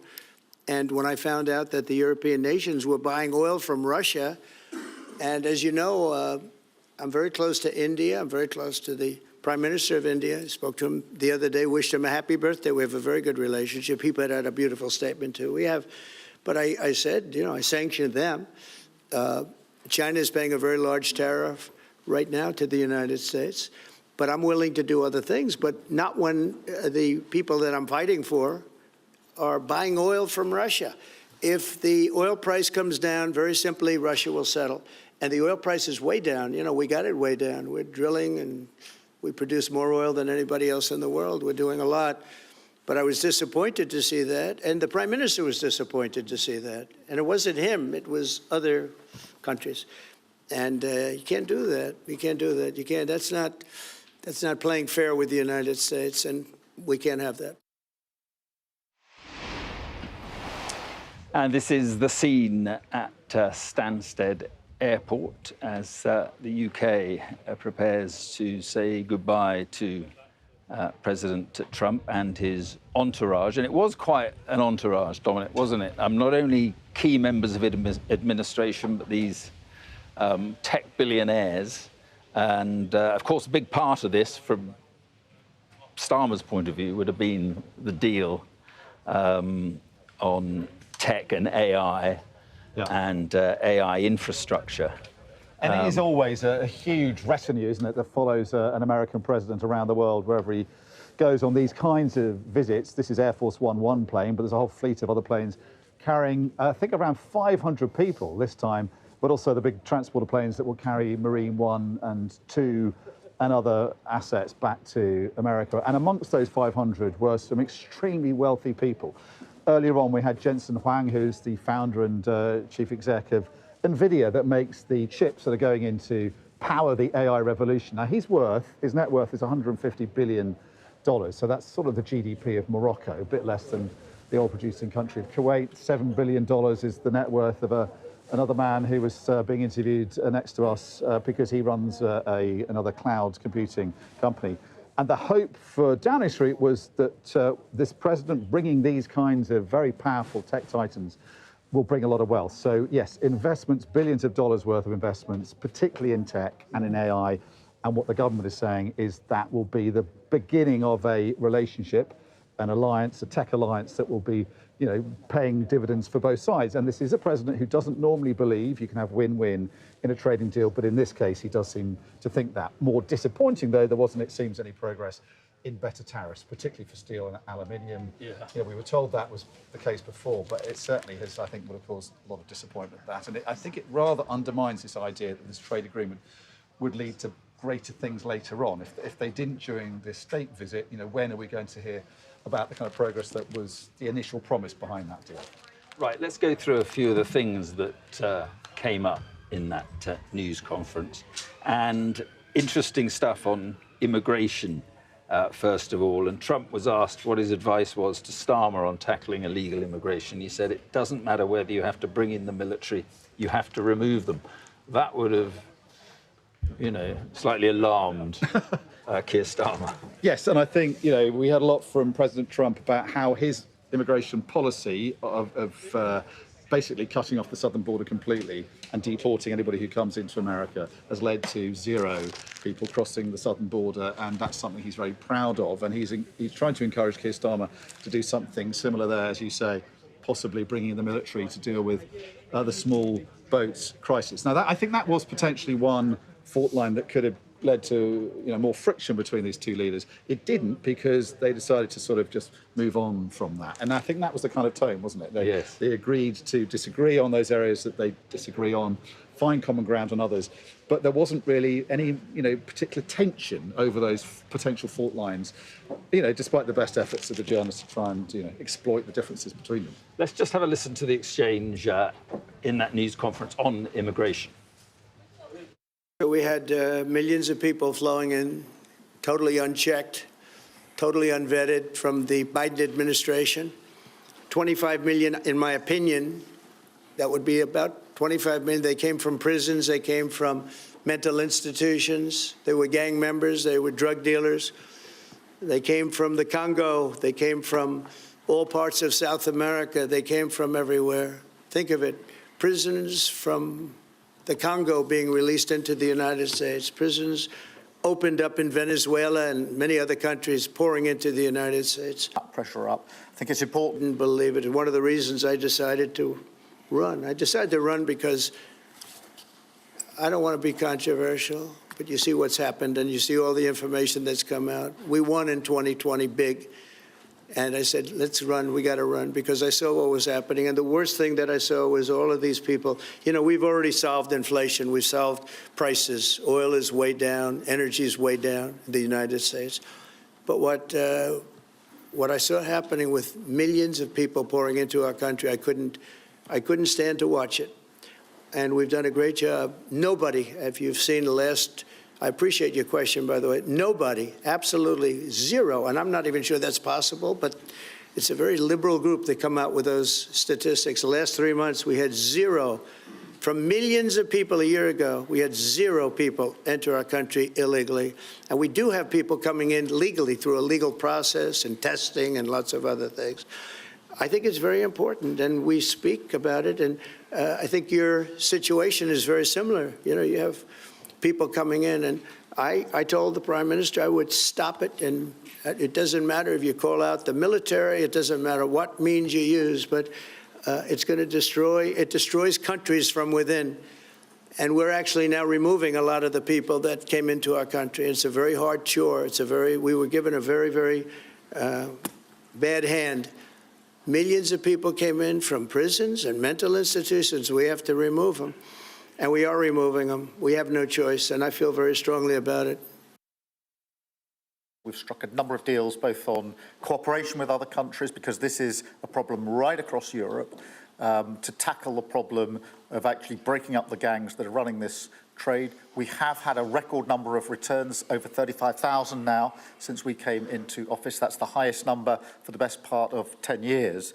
We struck the returns arrangement with France, and notwithstanding the challenges to that scheme, which you've seen in the last few days, a flight went off at 6:15 this morning, successfully returning someone under that scheme. So that is an important step forward. Obviously, there's no silver bullet here. There's a range of things that need to be done. But given the challenges of returning people, it is important that we're able to prove it can be done. It was done. It was done early this morning. So I can confirm that that flight went. It went successfully. And I'm pleased about that. Now we need to ramp that up at scale, which was always envisaged under the scheme. But it's very important that we have been able to prove that the proof of concept, if you like, that this can be done.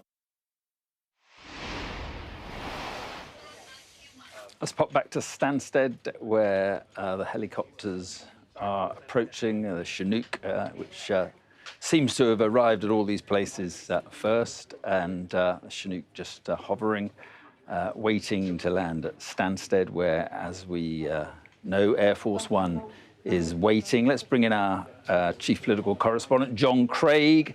And John, so on those issues, immigration, Epstein, free speech, will Starmer be thinking this evening that he's, well, got away with it? I was going to say, actually, I mean, he's escaped, he's survived, hasn't he? Could have been a lot worse. The president was polite. He, of course, acknowledged the difference of opinion between the US and the UK on recognising Palestine. But the Prime Minister said they spent some time discussing that. But there was no row, there was no clash, really. And yes, they agreed to differ about that subject, but I think there's a sort of metaphorical shrug of the shoulders from the president, because the Prime Minister was quite firm when he was answering questions on that, dismissing claims from some American journalists that he was being soft on Hamas and was just encouraging them. There were all the subjects we expected to be covered were covered, really. There were attempts to persuade both the PM and the president to talk about Jeffrey Epstein. Well, they got nowhere. The most bizarre moment, of course, was when the President and the PM were asked about Peter Mandelson. It was Beth Rigby's question. I don't know him. I mean, going back a few months, when they first met in the Oval Office, the President said, "God, you're a good-looking fellow," or words to that effect. So I don't think it's quite correct that the President doesn't know Peter Mandelson. He's obviously met him a few times in the short time that Lord Mandelson was the ambassador. But there was a question from Beth Rigby where she said, "Do you regret the Alaska summit?" "No," he said straight away. And so unapologetic about that. Obviously, there was quite a lot of questions about Putin. But I don't think we learned anything particularly new. But what we did learn was that the Prime Minister is not going to stood his ground. The Prime Minister, I thought, was rather less diffident than he had been when he went to the Oval Office earlier in the year, apart from that master stroke, if you like, of the letter being produced out of his inside pocket, the invitation. But the Prime Minister will regard the last couple of days as a success. The government will be delighted at the show put on by the Royals yesterday. And the PM will feel, I think, that today went well. He clearly, the business conference, the business meeting earlier at lunchtime, the PM talked at some length. I thought the President looked a little bit bored at one stage and seemed to be fiddling with his fingers. But the PM clearly is pleased about all these trade deals, although there are those who say they're not quite as good for the UK as the PM has claimed. For example, some of these tech deals, Sir Nick Clegg, the former Deputy Prime Minister and former Meta boss, well, he's been quite rude about them and criticising them and saying they're not all they're cracked up to be. But the Prime Minister held his own, really, at that news conference just now. It could have been full of all sorts of perils. So Epstein didn't really come up. Mandelson was brushed aside. It was almost as if the President said, "We'll never forget old what's-his-name." But it was a claim, an extraordinary claim. He didn't know Peter Mandelson, but I think the Prime Minister will be quite glad that the President brushed that one aside, because he clearly didn't want to talk about that, or Angela Rayner, or any of the other embarrassing things the last few weeks. However, the Prime Minister was on less sure ground over his own deportation policy, because it's been a bad week for the PM and the new Home Secretary with the court case. Vexatious claims Shabana Mahmood talked about last night, claims of modern slavery being made at the last minute. That was bad, but the PM was able to say, look, a flight got off the ground today. OK, it's only one. He talked about ramping up those numbers. That's what the PM and the new Home Secretary have got to do now, get those numbers up. Otherwise, their critics will say, Conservatives will say, it's just a gimmick, it doesn't work. And that's an area, really, where the Prime Minister could have been on the defensive, but he wasn't really. His tone throughout the whole thing wasn't particularly defensive. He stood his ground, he defended his policies, and the body language was pretty good between them throughout the whole day. And the Prime Minister, I think, will be pleased that whilst they don't agree on everything, they got on pretty well, and clearly the two spouses got on pretty well as well.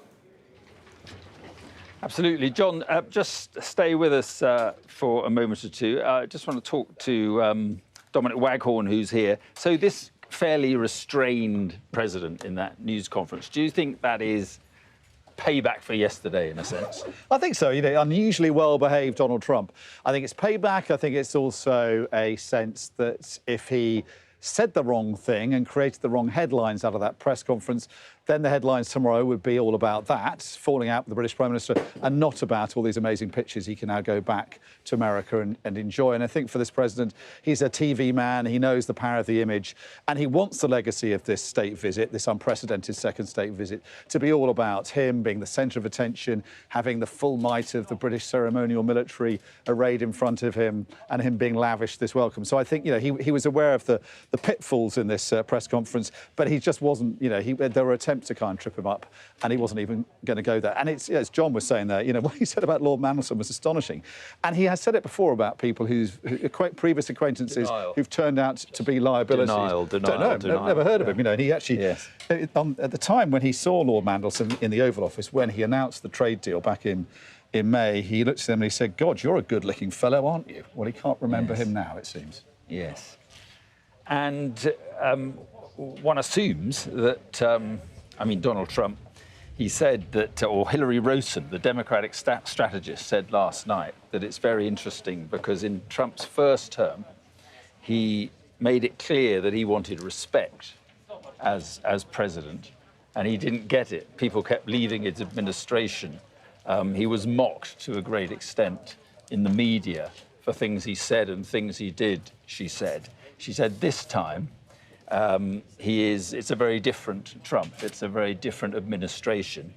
And she said the point about yesterday, and to an extent today, was that this was Donald Trump getting respect. Yeah, and respect in the sort of the most respectable institution, the British monarchy in the old country that America came from 250 years ago. And Donald Trump is somebody who throughout his life has felt a sense of resentment because he's felt like he's been treated as an outsider. You know, in New York society, he wasn't that clubbable. He's felt that he's been ostracised at many points in his life. And as you say, that was particularly problematic, and he was sensitive about it in his first term, where, you know, a lot of the world just didn't take it seriously. I was at the White House Correspondents' Dinner when Barack Obama kind of made a mockery of the whole idea of any Trump White House before he ran for office. I remember watching him at his table, seething with fury that Washington, the grace and the good of Washington, were laughing at him, mocking him. And there's some theory that, you know, that's actually what motivated him to run for the White House. So for him, this is kind of, you know, the vindication of all his resentments. Finally, he's now been welcomed by the British royal family twice. He's been given a welcome that no other elected leaders had before, and he can say that over and over again. No one else has had this kind of treatment from as venerable and exalted an institution as the British constitutional monarchy. Yeah. And John, if you're still there, I just thought that one of the most awkward moments for Starmer in that news conference was on energy, when Donald Trump described wind as an expensive disaster. He talked about drill, baby, drill is my thing. And then he said, you've got the assets, you should use them. That's awkward for Keir Starmer. Government is deeply at odds with their political opponents. It's something the Conservatives and other political parties have attacked Ed Miliband, the Energy Secretary, on, wasting resources in the North Sea, oil resources and so on. So, yes, that will have touched a raw nerve. I mean, that is, as well as being a big issue internationally, it is a very contentious issue here in the UK, net zero. It's something that both the Conservatives and Reform UK continue to attack the Prime Minister and Ed Miliband on. And of course, there were suggestions, not denied by Mr. Miliband in an interview recently, that the Prime Minister wanted to move him from the energy brief, send him to housing, Angela Rayner's old job. So whether the PM, the PM always publicly says he backs Ed Miliband's hard-line net zero policy, but you just wonder if there are the odd doubts in the government there, because it is proving to be quite unpopular. Just going back to what Dominic was saying a moment ago, if I can just pick up on that, contrast this with the last time he came on a state visit. You remember at the time, John Bercow refused to let him make a speech to both houses of Parliament, something that's happened to previous American presidents have done, European leaders, all sorts of people, Nelson Mandela, you name it, over the years. Bercow blocked that. Now, I know for a fact that that Lindsay Hoyle, the current Speaker, and the Lord Speaker, Lord McFall, have let it be known that if the government said that they wanted Donald Trump to come and address Parliament, they would not block it, they would let it happen. So clearly, it's all been very different. Yes, OK, he was kept away from London. He went to Windsor, tourist town, obviously, as well as the home of the royal family, and Chequers. I mean, Chequers is right out in the Chilterns. So, the demonstration here in Westminster yesterday, quite frankly, it was absolutely tiny compared with that massive march last Saturday organised by Tommy Robinson, Unite the Kingdom. So the protests have been less than perhaps we might have expected. The pomp obviously exceeded anything I think that many of us have seen before, that glittering banquet at Windsor, with VIPs including Rupert Murdoch, British politicians. I mean, for example, John Swinney, Scotland's First Minister, was there. His party in the past has had a very hostile attitude to Donald Trump. And the only really top-flight politician who boycotted that banquet was Sir Ed Davey, and he's explained why, policy on Gaza. Last time, Jeremy Corbyn, the leader of the opposition, he boycotted it as well, as did people like Sir Vince Cable, who was the Lib Dem leader at the time. This time, Britain really has rolled out the red carpet for Donald Trump. They've thrown everything at this to make it a success, and they will regard it as having gone very well, particularly yesterday.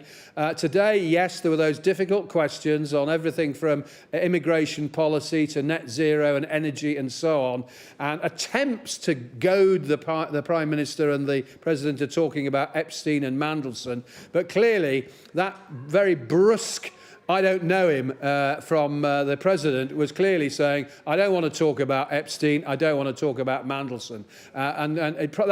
Saying I don't know him probably helped the Prime Minister. Well, the Prime Minister would not say I don't know him, but clearly he was glad that that shut down any questions about Lord Mandelson. So and in some ways, I suppose the President helped him there by brushing that question aside. But yes, there are differences.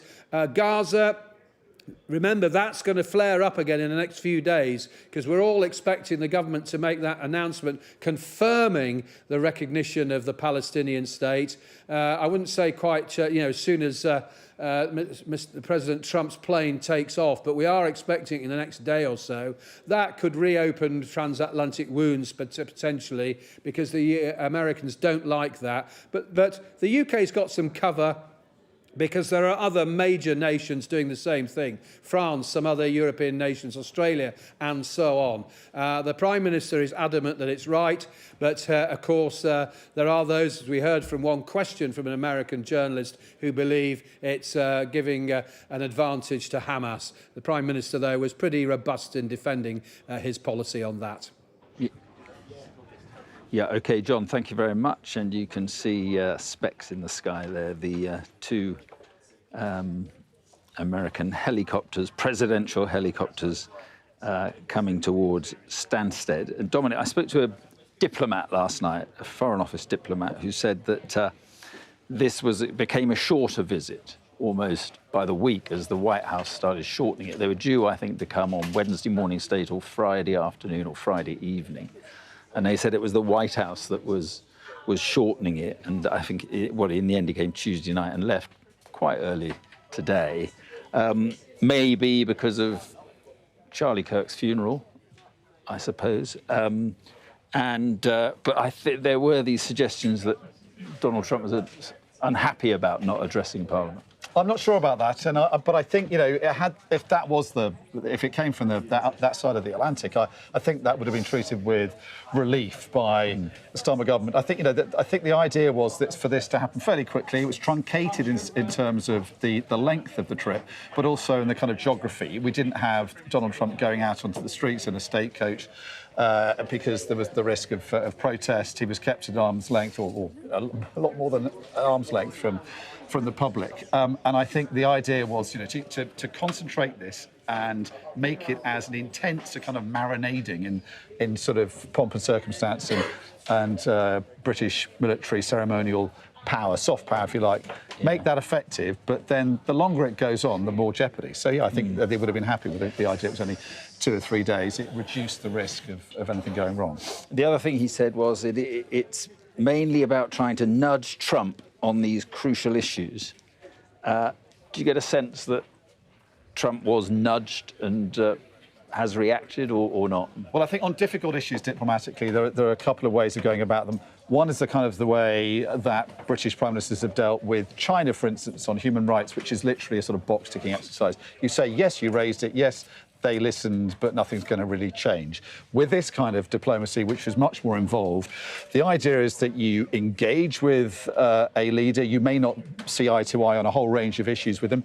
You put him in as good a mood as possible, using all the powers you have at your disposal, and then you talk to him and you express your point of view, and you make it very clear what your principles are, and you try and influence them. It seems over Gaza they just simply agreed to disagree, and this was a president on his best behaviour because he didn't take the bait over Palestine. He's not going to be happy when he flies back and knows that Britain has recognised Palestine either on Saturday or more likely at the beginning of UN week on Monday, but he knows it's going to happen and he's not going to respond to that. But he didn't sort of express any real problems with this in the press conference. There was no real friction there. I think on Ukraine, it doesn't look as though he's shifted much. And I think, as Jeremy Hunt was expressing, there's this theory that he is slowly coming around to the point of view that Vladimir Putin is not somebody who wants peace, and a lot more pressure is going to be required. But there's no real sense that this visit has pushed him any further along that trajectory, I don't think. What he said about Ukraine was that he's fed up with Putin. He feels Putin has let him down. He's really let him down. But there was no sense at all, and he was given a number of opportunities also not least by Beth Rigby, to say more about that, and he simply didn't say that. And he's now got this excuse. He's discovered that Europeans buy hydrocarbons from Russia, and he's saying he's not really going to do much more until that stops. The fact is that, Italy, France, other parts of Europe, Eastern European nations as well, are having a lot of trouble weaning themselves off Russian hydrocarbons, even 3.5 years into this war. So that's not going to happen quickly, which makes you think that actually he's going to kind of he's going to have a kind of reason not to put more pressure on Putin for some time to come. Chinook is on the ground with some of the support staff, and the Marine One is heading in, and then Air Force One will be on the way. Just one other point, Dominic. Jan Egeland, I heard earlier today, former diplomat now at the Norwegian Refugee Council, talking about Gaza, was saying that all this pomp and pageantry is so loved by Trump that with all that, the UK and Starmer was in a really good position, he said, to get the ear of Trump in a way no one else does, and that they should use it to persuade him to do something about Gaza. Well, that doesn't appear to have, they may well have tried to persuade him, but it doesn't appear to have been the case. Well, that seems to have been the case with actually that and Ukraine, because Mark Stone was talking to Susie Wiles, the chief of staff, and other Trump administration officials before the press conference began, and he said, did they talk about Gaza and Ukraine? And they said, no, not outside the one-to-one meeting. Now, it seems that the face-to-face meeting that officials weren't involved in was anything between 15 minutes and an hour. They could have talked about it then, but actually all the conversations outside of that were about the tech deal. So, that is not an opportunity it seems that the Prime Minister has taken, and certainly the way they both chose to talk about this in a kind of we agree to disagree sense, it doesn't look like he has persuaded Trump to shift on that. And I think for Trump, the bottom line is that Hamas has got to give up its hostages. He's been deeply moved by his meetings with those released hostages. He talked about someone who was held for 450 days. He asked whether there was any warmth, any humanity shown by Hamas, and he said he's never in any of his interviews with these hostages, these released hostages, been told that there was. And he has watched the videos, which the Israelis will play to anybody who wants to watch them, of what happened on that day, footage from the kibbutzes, utterly horrific footage of those atrocities. Clearly, he said, I'd much rather I hadn't seen it, but clearly very moved by it. So for him, that's the bottom line. He's less moved by the plight of the Palestinian civilians who are dying in their thousands in a way that Yvette Cooper says is appalling and reckless. And is leading to a lot more bloodshed, this offensive. He's less moved by that than by the plight of these hostages, and that's where his sympathies seem to still lie. And we had Marco Rubio's visit to Israel, and it became pretty clear that the White House was still behind Netanyahu, supporting Netanyahu, or if not openly supporting Netanyahu, then at least not criticising Netanyahu. Yeah, and I think there are personal reasons why Trump is motivated in that direction. There are also political reasons. A lot of his base are evangelical Christians, and they are foursquare behind Israel and completely intolerant of any kind of position that doesn't support the Israeli government. But, it has to be said, outside of America, more and more governments are just fed up and losing patience with what Israel is doing, accusing them of genocide. And over this weekend, or at least by the beginning of the UN General Assembly week next week in New York, we're going to see this historic moment where Britain, France and other nations are going to stand up and say, we recognise a Palestinian state. Now, their critics will say they're doing that because they're not prepared to take firmer action to put real pressure on Israel to stop this allegedly genocidal campaign. But, for the governments and their diplomats, they say this is the moment when they need to support and recognise Palestine. And we heard the Prime Minister saying that was in the context of producing a more comprehensive peace agreement. But I think, as you said earlier, no real details as to how that's going to come about. No, and of course, the White House have put forward some sort of peace plan, which involves Palestinians leaving, the place being rebuilt, and who knows what after that. That's got, obviously, short shrift. So it's difficult to know where things go after that. I think it's fair to say there's no sort of realistic plan that the Americans have put in place or offered and proffered, as an alternative to the two-state solution. For all its faults, that is still the only sort of peace plan in town. As you say, we've heard sort of various real estate proposals from Donald Trump.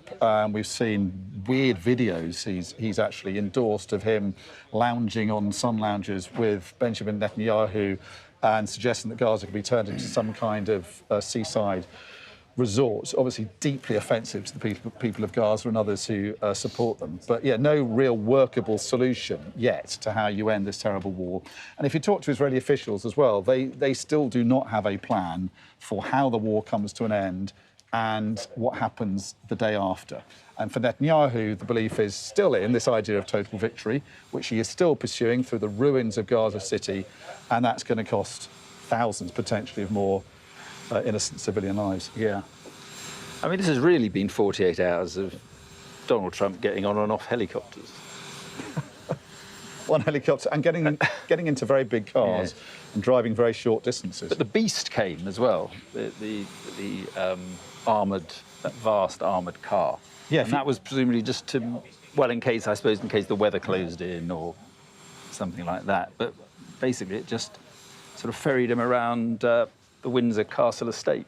Yeah, exactly, and just around within the castle precinct, wasn't it? And I think the vehicles that were driving around today possibly were embassy vehicles. But if you think about the kind of assets and vehicles and aircraft that are taken around the world with an American president, I think it's a 14, 15-car motorcade. At least 2 of these helicopters, the Chinooks, I think, probably come from here.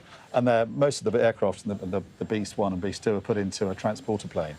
It's not just to transport them, it's also to deliberately project power. Yeah. This is the most powerful man on the planet, and the Americans believe that around that office there should be this sense of invincibility, of extraordinary power. And so when he comes here, we didn't see the Osprey helicopters, but if you're on the ground beneath these choppers, you get a real sense of someone powerful being in the air and coming into land near you.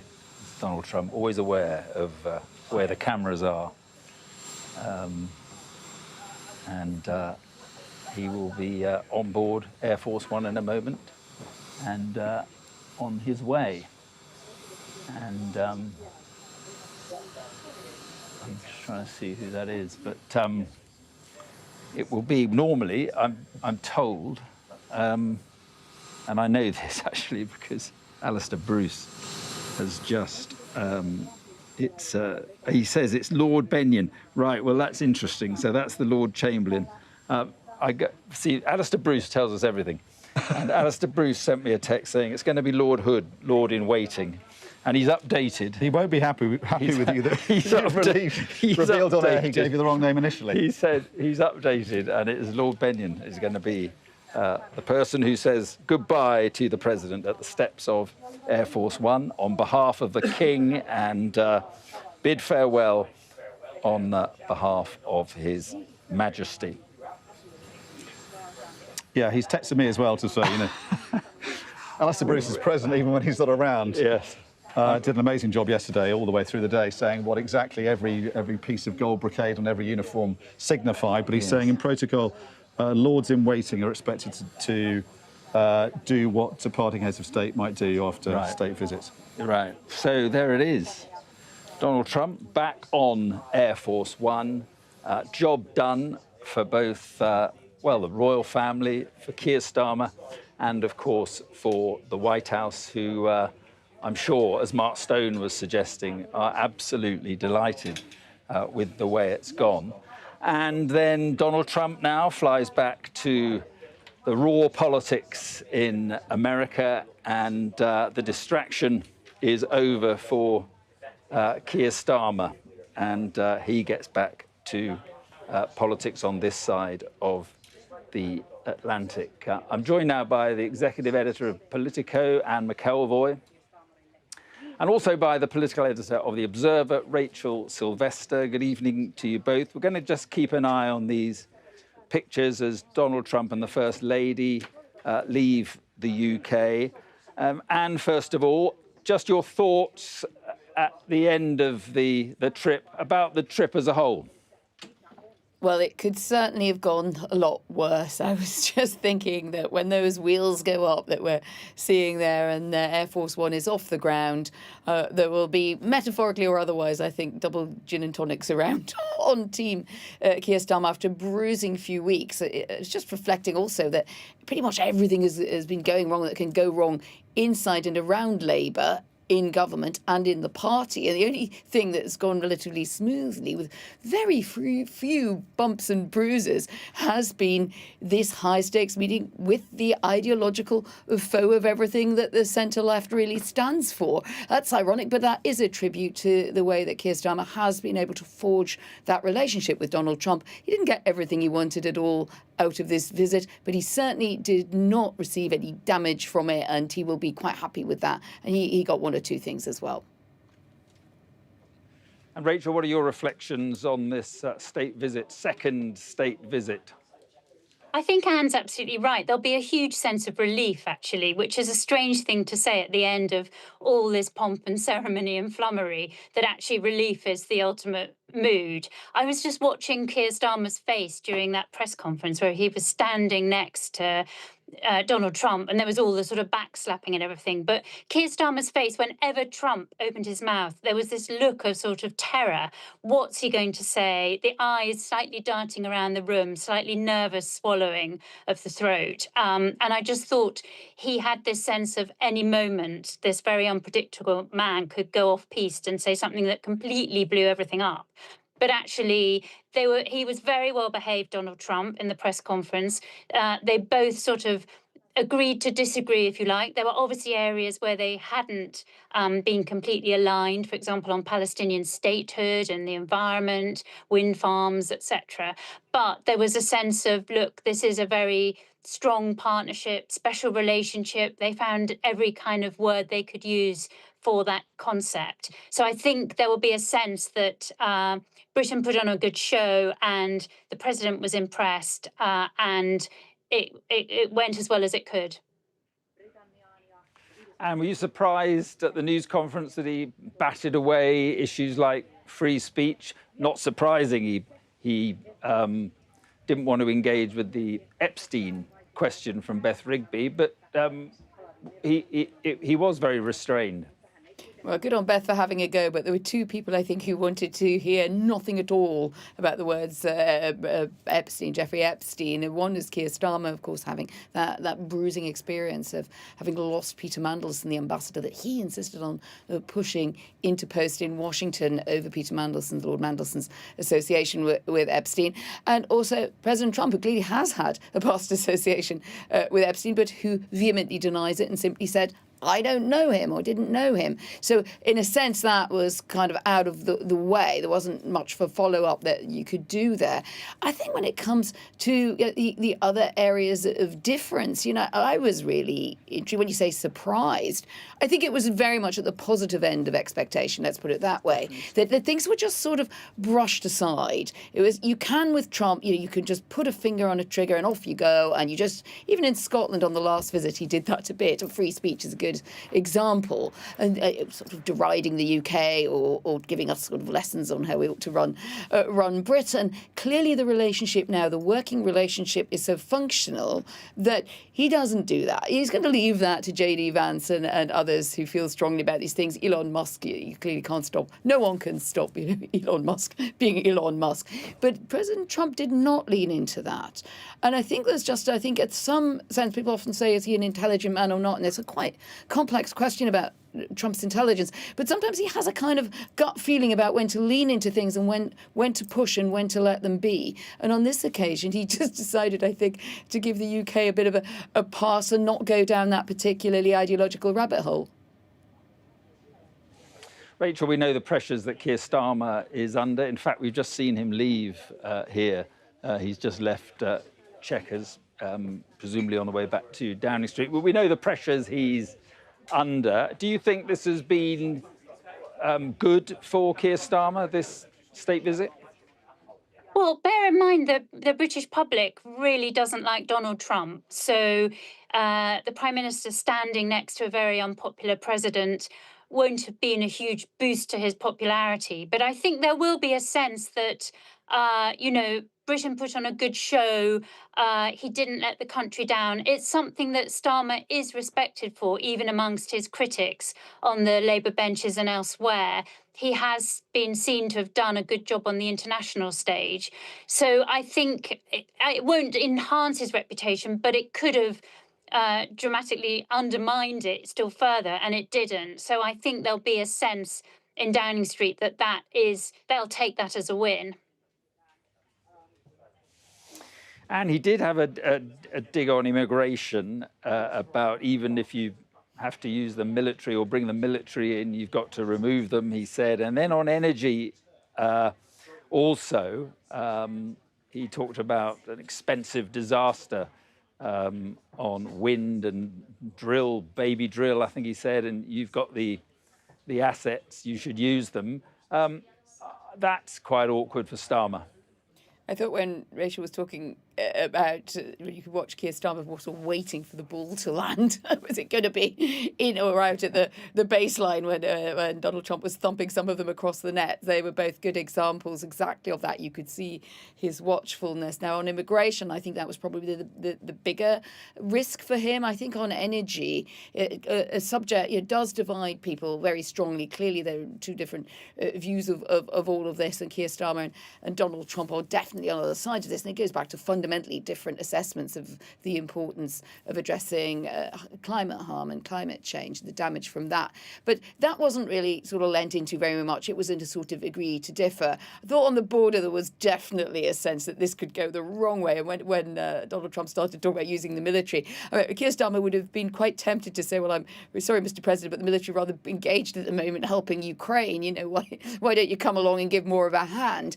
But no, he would certainly not be so provocative. I think what he was trying to do was just let Donald Trump say, this is the way I did it. That was the way the question was also phrased by a journalist from The Sun.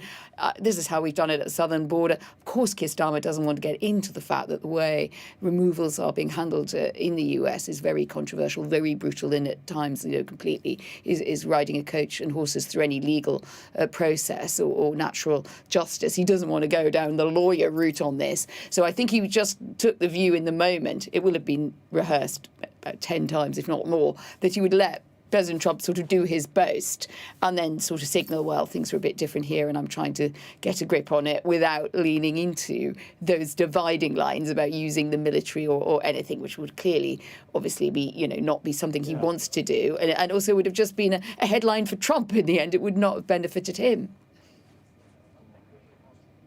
Yes, and just finally, Rachel, slightly odd that we've had J.D. Vance, of course, lecturing the UK about the need for free speech, and now we've got this argument about free speech in the States, Trump's pursuit of the New York Times, the Jimmy Kimmel issue. What did you make of all that? Yeah, I mean, it's extraordinary, isn't it? The hypocrisy of the Trump administration coming and lecturing the UK about free speech when it's being undermined in the US. And I think it's really chilling, actually, using the sort of power of the government to clamp down on journalists in that way. And I suppose that's the one thing that really wasn't raised and didn't get confronted in the press conference today is you've got this increasingly authoritarian Trump administration. And at what point does the Starmer administration think, actually, that's going too far? We can't any longer align ourselves so closely with this kind of America. But for now, we're not there. But I do think that's a reminder of how high the stakes are and how much things are changing in the US. OK, Rachel, thank you very much indeed. Anne as well, thank you. And we're just watching on the left of your screen there, Air Force One just taxiing, preparing to take off at the end of this state visit, historic state visit, as Donald Trump kept reminding us, and one that he has clearly enjoyed. Well, there have been a lot of themes to the state visit. And one of them, technology, more specifically, artificial intelligence. Earlier today here at Chequers, both the Prime Minister and Donald Trump unveiled hundreds of billions of dollars worth of investments in front of the world's biggest and richest tech leaders. I'm joined now by Dame Wendy Hall, Professor of Computer Science at the University of Southampton, who co-chaired the government's artificial intelligence review. Good evening, and thank you very much for being with us. And as Air Force One prepares to take off, I just wonder, what did you make of that announcement of the huge investment in AI here in the UK? Well, of course, it's a great deal for us. And sorry, it's a bit of an echo on here, I think. It's a great deal for us. And I'm cautious about some of the devil in the detail, but the investment in the UK, it's showing the world that we are actually a huge superpower in AI. And we always have been, and we're up there. We just don't have the scale and the money to do what the US and China can do. My worry is about sort of selling ourselves to the US tech bros and whether that will constrain us in the way we really want to do it. And what the regularity campaign, AI regulation and data regulation, what the criteria are going to be for that this runs under. Yes, so there we are. Donald Trump and the First Lady are in the air and heading back to Washington after that state visit. I'm talking to Dame Wendy Hall about what the government hope will be a dominant theme of the visit, tech and AI investment. Dame Wendy, some are describing it as, rather than investment, something of an invasion. Nick Clegg said he worries we're in danger of becoming a vassal state technologically. Do you think that is a worry? It does worry me in the sense that I would like to think that we're going to influence the US in terms of how we make the world safer in the era of AI. Because Donald Trump is very set against regulation. We want to bring in sensible regulation. We have our Safety Institute, and we support what the UN's doing in terms of global dialogue. And I hope we can influence the US in that direction so that we can ensure that AI is developed in a responsible and safe way by the big companies that are on US soil.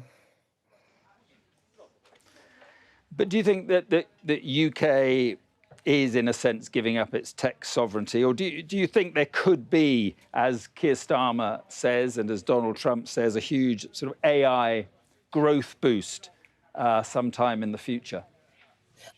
There is a danger.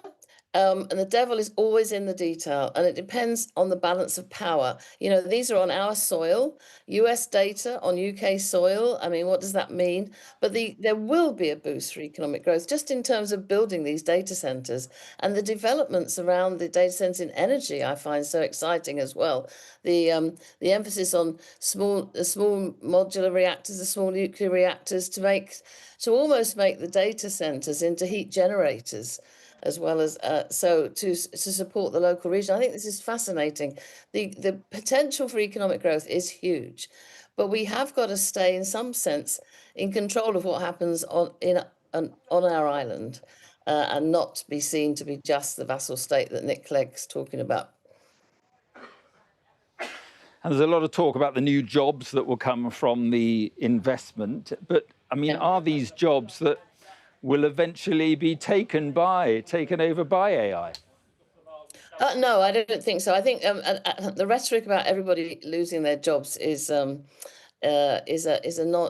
not to worry about at the moment. There will be winners and losers, but history tells us that these sorts of technological innovations will lead to new jobs. And they talked a lot about skills today, which was very good to hear. People developing their careers with a view to what jobs are going to be there in 5-10 years' time. As all this comes online, we start to use AI more in the mainstream, there'll be lots of new jobs created, and we need to encourage our schools, schools and universities to train the people that are going to work in this industry. Dame Wendy, are we hoping for too much from AI? I mean, could the bubble burst before it's even started? Well, there is a danger there is an economic crash coming. The companies are overvalued. And I think there's something in here about them heading that off in some way, by showing value in other ways, because they're not making money out of it at the moment. There's all sorts of reckoning to come. But AI is with us now and will be, just like the internet, just like electricity, just like all the other major technological innovations. And we're going to get huge benefits from it. And there's a lot in here about talking about joint research in areas like cancer and biomedicine, where we will be able to develop things we couldn't possibly have developed without AI, that will help a lot of people in the world. And I mean, Demis Hassibas was sitting there, one of our great leaders of AI, who's absolutely convinced that the AI and science is we're going to have huge breakthroughs in science because of AI. Right, and just finally, so this huge investment is happening from America, but your view is we shouldn't be frightened about AI and what's going to happen. No, I've always said that, Mark. You know that. We'll harness it, and we need to keep it tamed, under our control, and use its power to do good things for the world. Okay, Dame Wendy Hall, thank you very much indeed for being with us. And there you can see Donald Trump and the First Lady.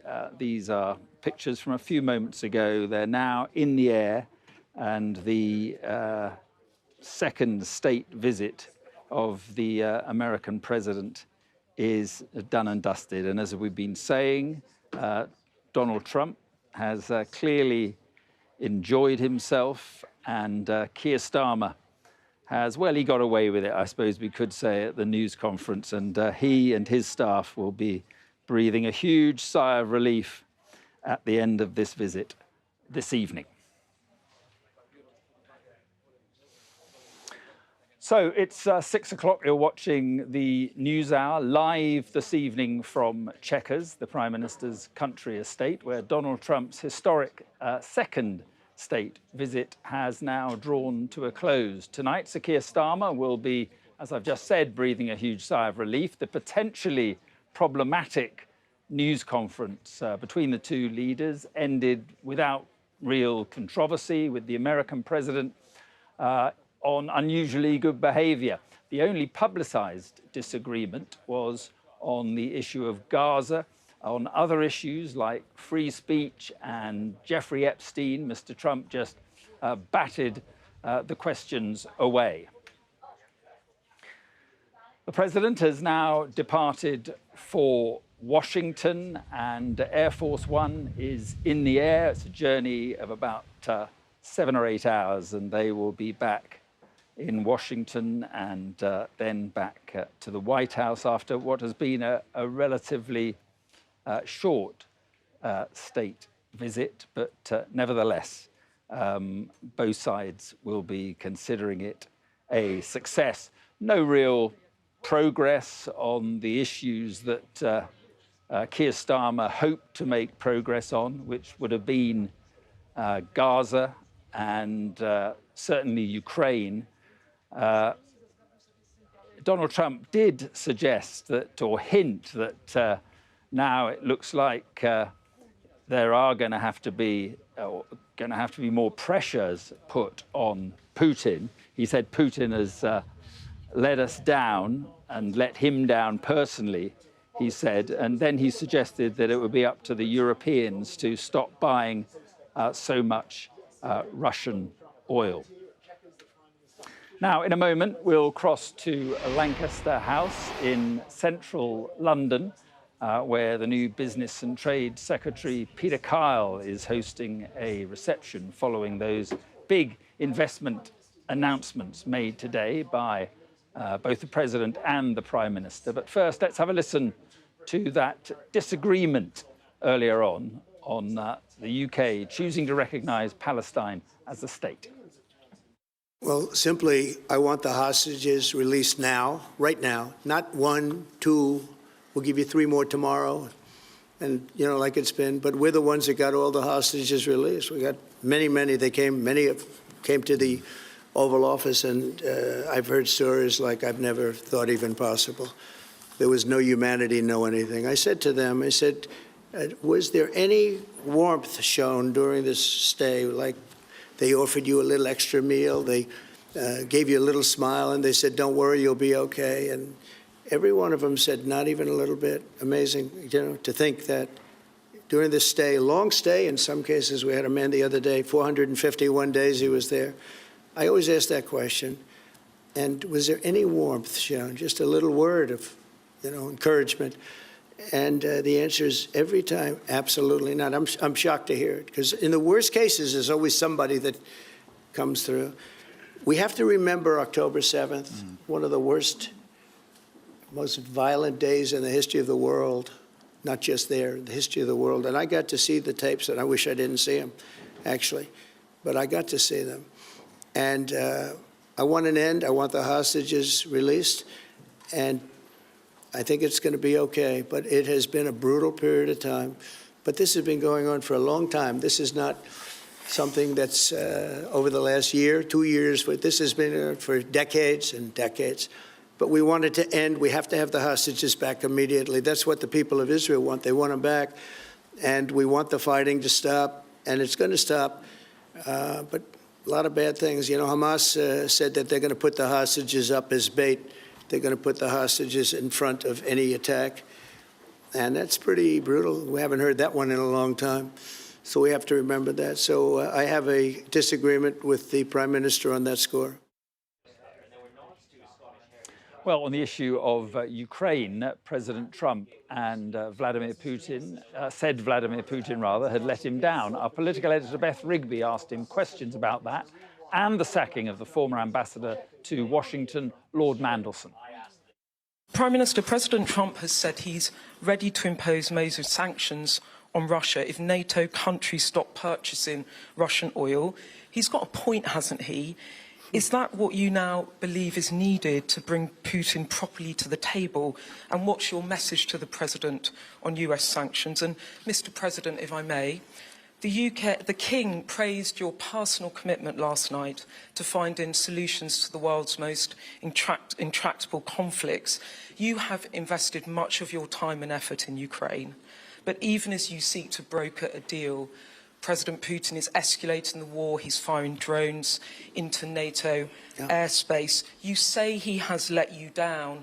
Was it a mistake to invite him to Alaska? Do you regret it? No. And is it time to squeeze him, sir, and scare him and impose sanctions. And finally, if I may, the elephant in the room, Lord Mandelson, he is no longer the ambassador.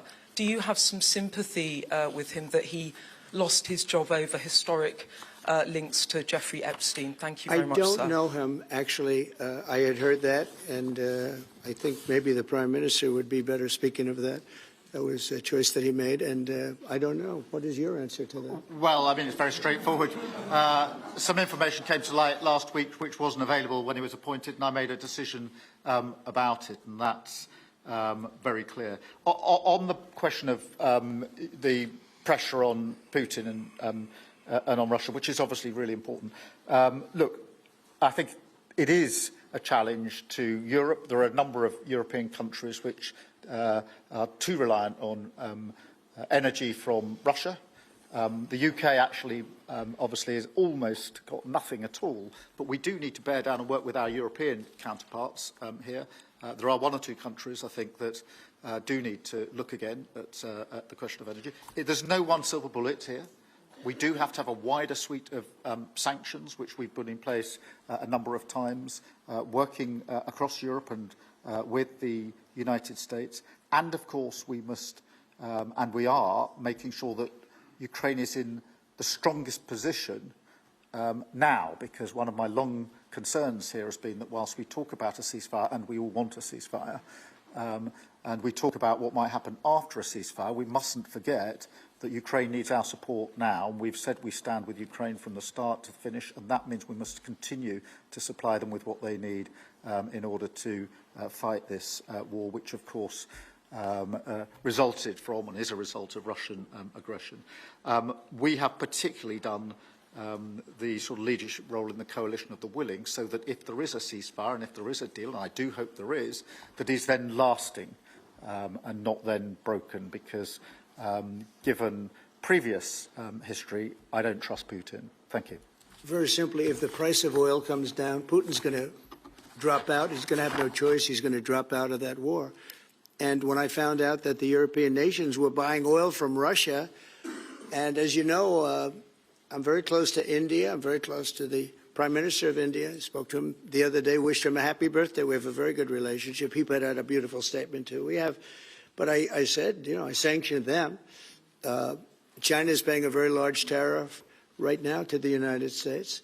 But I'm willing to do other things, but not when the people that I'm fighting for are buying oil from Russia. If the oil price comes down, very simply, Russia will settle. And the oil price is way down. You know, we got it way down. We're drilling and we produce more oil than anybody else in the world. We're doing a lot. But I was disappointed to see that. And the Prime Minister was disappointed to see that. And it wasn't him. It was other countries. And you can't do that. You can't do that. You can't. That's not playing fair with the United States. And we can't have that. Thank you. With me now is our international affairs editor, Dominic Waghorn. So big picture, how will both sides be thinking this went?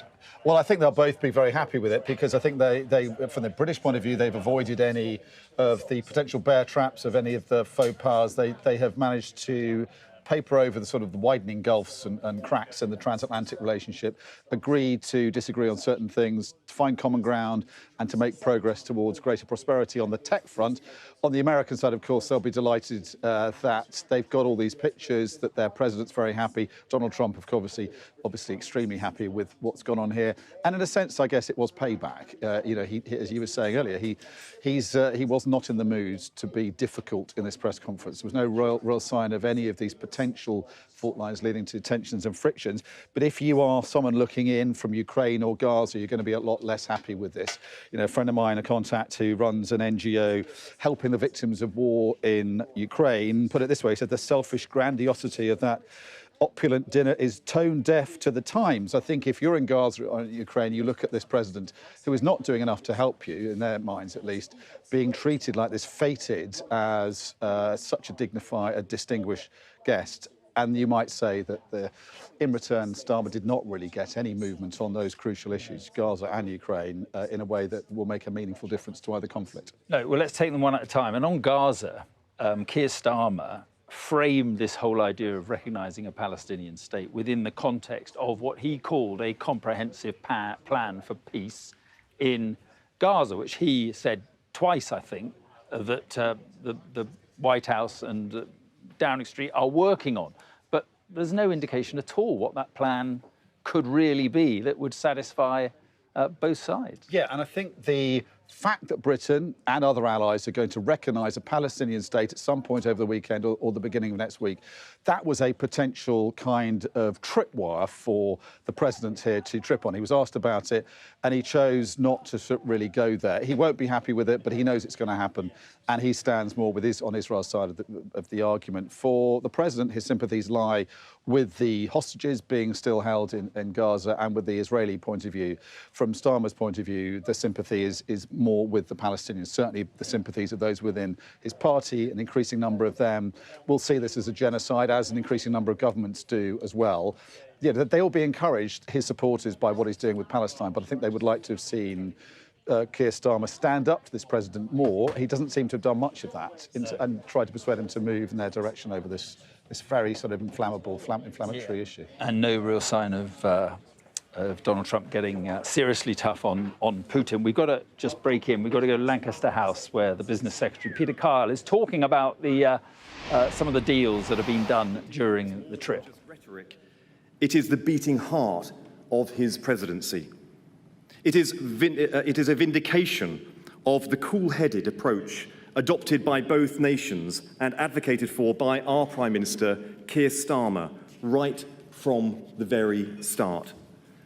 The tech prosperity deal signed today is more than just a diplomatic nicety. It is a signal that the special relationship between our two countries means business. In 1944, my very celebrated predecessor as president of the Board of Trade, Churchill, first coined the phrase special relationship to describe the US-UK partnership. Formed at a time of war, sustained in times of peace, strengthened in times of adversity. The special relationship today is about the future prosperity of both of our countries. It is about the new technology enhancing the lives and the life chances of both of our peoples. It is the future, and it is founded on the strength of our shared mutual friendship. Looking around this room, I see leaders of so many brilliant businesses. I want to convey my appreciation, not just for your presence, but for being so invested in modernising the special relationship, ensuring that it is relevant today and into the future. The fact that we are joined tonight by His Royal Highness, the Duke of Gloucester, the Deputy Prime Minister, our Chancellor, Rachel Reeves. We have the Secretary of State for DSIT, the Department for Science, Innovation and Technology, and so many ministers and cabinet ministers from across government. It is testament to the scale of ambition that we invest as this government in the special relationship. Even before the state visit, the trading and investment relationship between our two nations was completely unrivaled. Bilateral investment alone stood at $1.5 trillion. And over the last few days, we have added around $300 billion to that total. That is almost $1/3 of $1 trillion being added by the partnerships announced this week. And we have secured record-breaking US investment across key growth sectors in our economy. We're seeing big investments in financial services from Citibank, from Bank of America and BlackRock, announcing ambitious expansion plans, creating thousands of jobs from Belfast through to Edinburgh. We're seeing new commercial partnerships being formed in our nuclear industry, with X-Energy and Centrica building 12 advanced modular reactors in Hartlepool, and Amenturn expanding its UK workforce by 50%.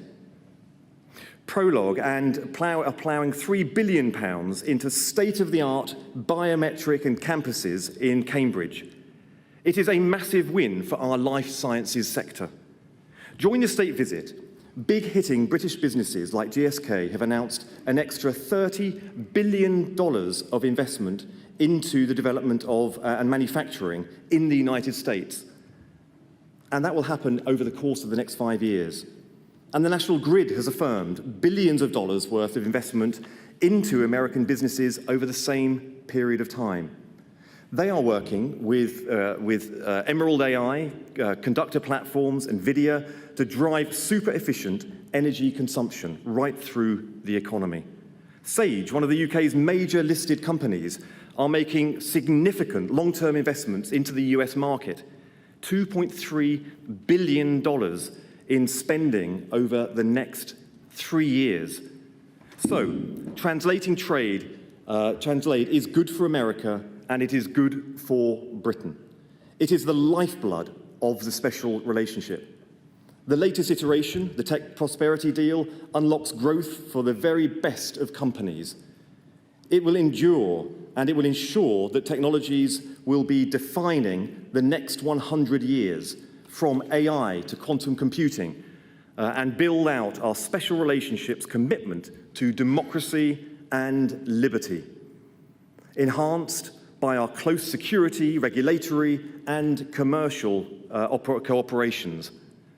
The deal goes further by increasing capital flows, which will help companies here in the UK and the US, not just to build and do business, but to scale and scale at speed. Increased bilateral investment in technology holds the potential to create thousands of jobs and add billions of pounds to our economies.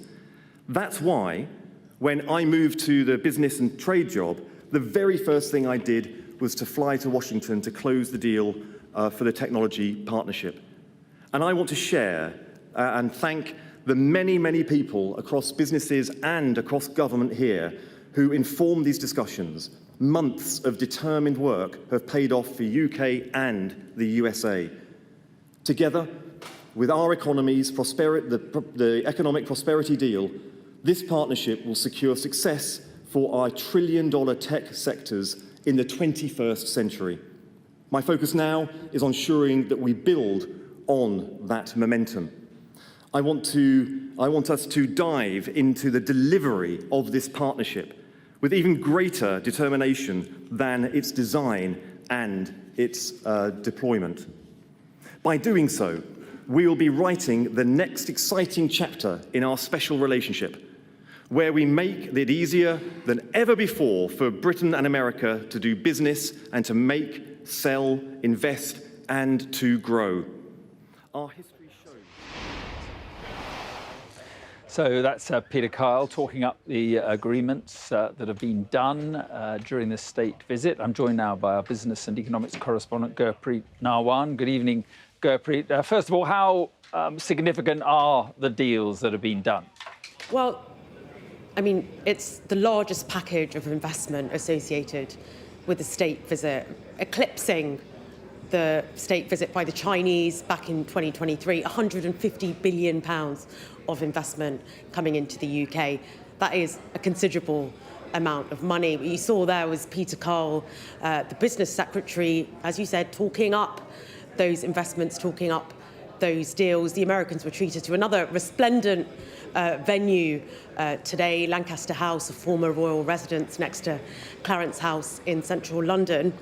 Peter Kyle, like other members of his cabinet, especially Rachel Reeves, who will be speaking shortly, had reasons to be happy this evening because that £150 billion of investment, it spans a number of sectors, including the big one you will have heard about over the past few days, the tech sector, the likes of Microsoft, NVIDIA, the big AI chip maker, OpenAI, all announcing big investments into the UK, along with Google and others. And alongside that, we've had further investments. So Blackstone, the asset management company, announcing $90 billion to build data centres. This is all a part of a drive to power the AI industry in the UK. Sir Keir Starmer and his government hoping that this could be a growth frontier for Britain. He's put it at the heart of his industrial strategy. And a lot of these American tech companies have been working on these investments for some time, but also, as I said, investments in the life sciences industry and an investment from Palantir, that the AI technology company originally founded by the billionaire Peter Thiel. They promised to invest 1.5 billion to help make the UK a defence leader, and in exchange, the Ministry of Defence promised to spend £750 million on its technology, which could help them to identify targets on the battlefield. So a lot of investments, we'll have to get into the weeds of it, we'll have to scrutinise them to see who the real winners are. But we're still going to hear today from Rachel Reeves and also from Howard Lutnick, the straight-talking, some would call him brash US Commerce Secretary. He's the one that's really acting tough on countries across the world. Some describe him as the trade warrior, the bad cop. Let's see what he has to say in the coming few minutes as well. OK, we'll catch up with some of that a little later. Gurpreet, thank you very much indeed. Let's get more now on Trump's visit. And I'm joined by Fred Fleitz, former Chief of Staff of the US National Security Council, who served under President Trump and knows him well. Thank you very much for being with us. I mean, this was a very well-behaved President Trump. Many people here saying they'd never seen him so restrained at a news conference. Why don't we have an objective discussion here, can we? Can we say this was a very productive US-UK state visit by an American president where we celebrate the special relationship? Let's be honest, that's what happened here.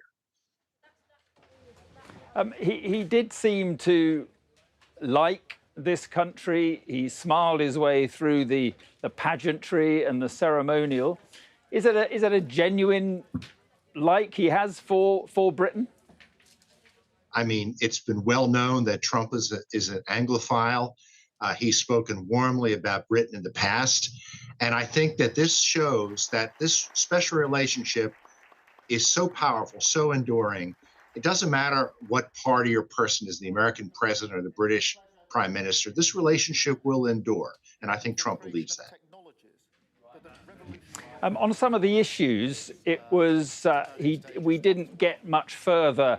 So on Ukraine, for instance, he talked about how Putin had let him down. I just wonder, do you think he's in the mood at all to impose strong secondary sanctions on Putin, to get tough with Putin?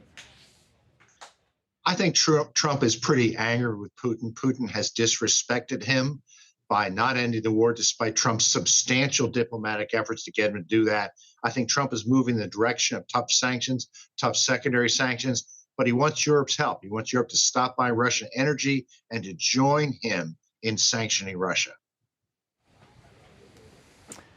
And he didn't, on Gaza, he didn't criticize Keir Starmer directly, but how angry is he about the recognition of a Palestinian state? How bothered are the White House by that? I believe the Trump administration and the president are very disappointed in Starmer's decision to endorse a Palestinian state, something the UK wasn't prepared to do before the October 7th Hamas massacre against Israel. And Starmer's remark that this has to be part of a peace package is frankly absurd. It's absurd. Israel has significant security concerns. And why are we putting pressure on Israel right now? Why doesn't the UK put its pressure on Hamas to stop the war? And just one last point, Fred, this issue of free speech. J.D. Vance comes over to this country and lectures the UK on the importance of free speech. Now we see Donald Trump pursuing the New York Times. We've got this whole Jimmy Kimmel issue. What do you make of that? And why is it just free speech for the right?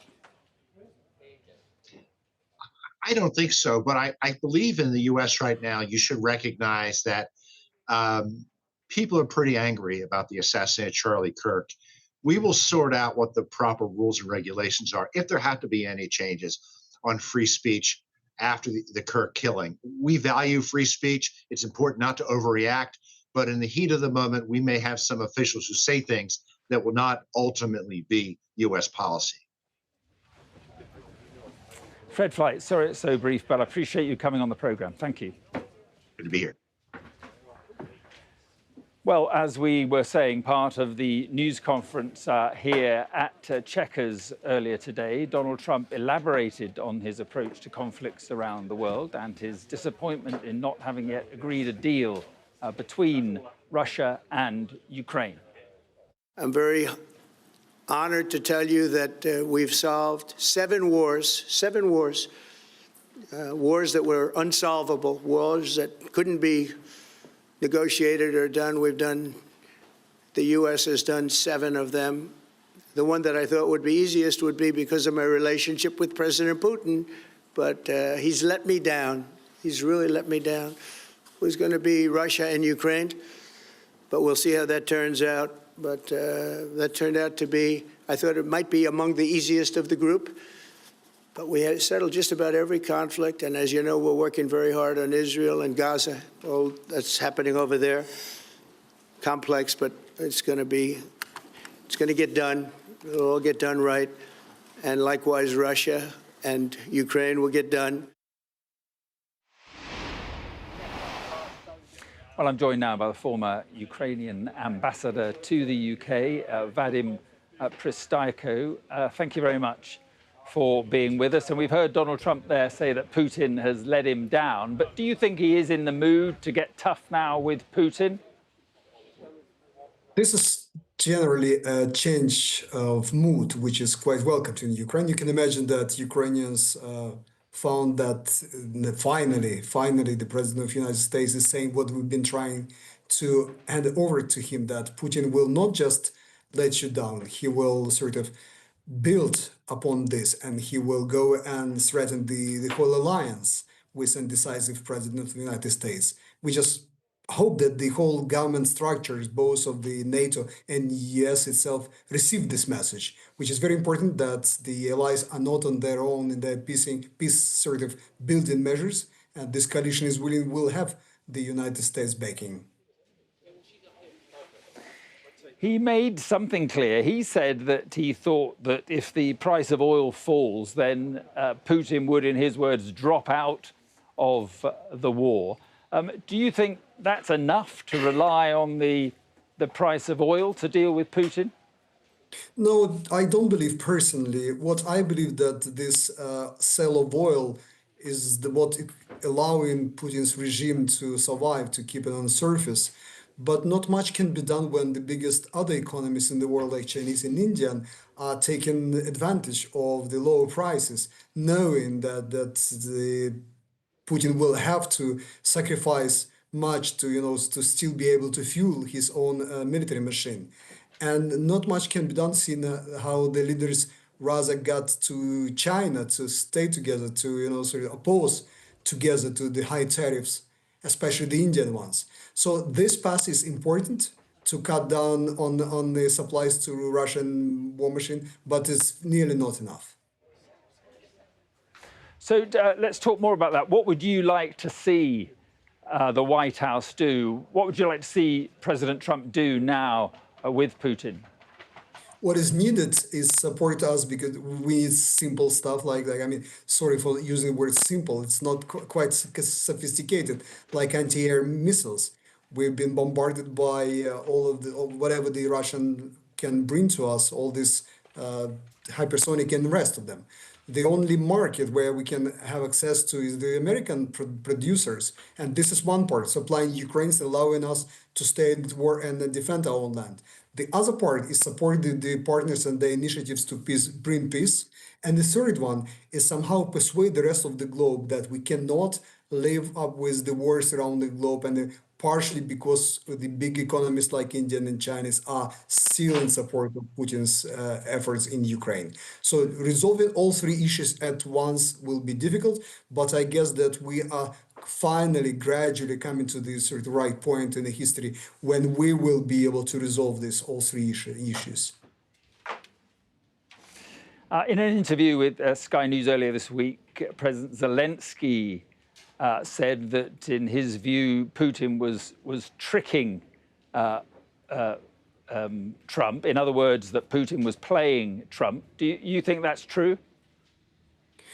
at least he was trying to abuse his, I don't know where Trump got this, that he has very good relationships with Putin, but he was trying definitely to abuse this expectations of Trump, which he actually confirmed in a visit to the UK, that it would be the resolving Ukraine war would be easy because of his good relationships with Putin. It doesn't work this way.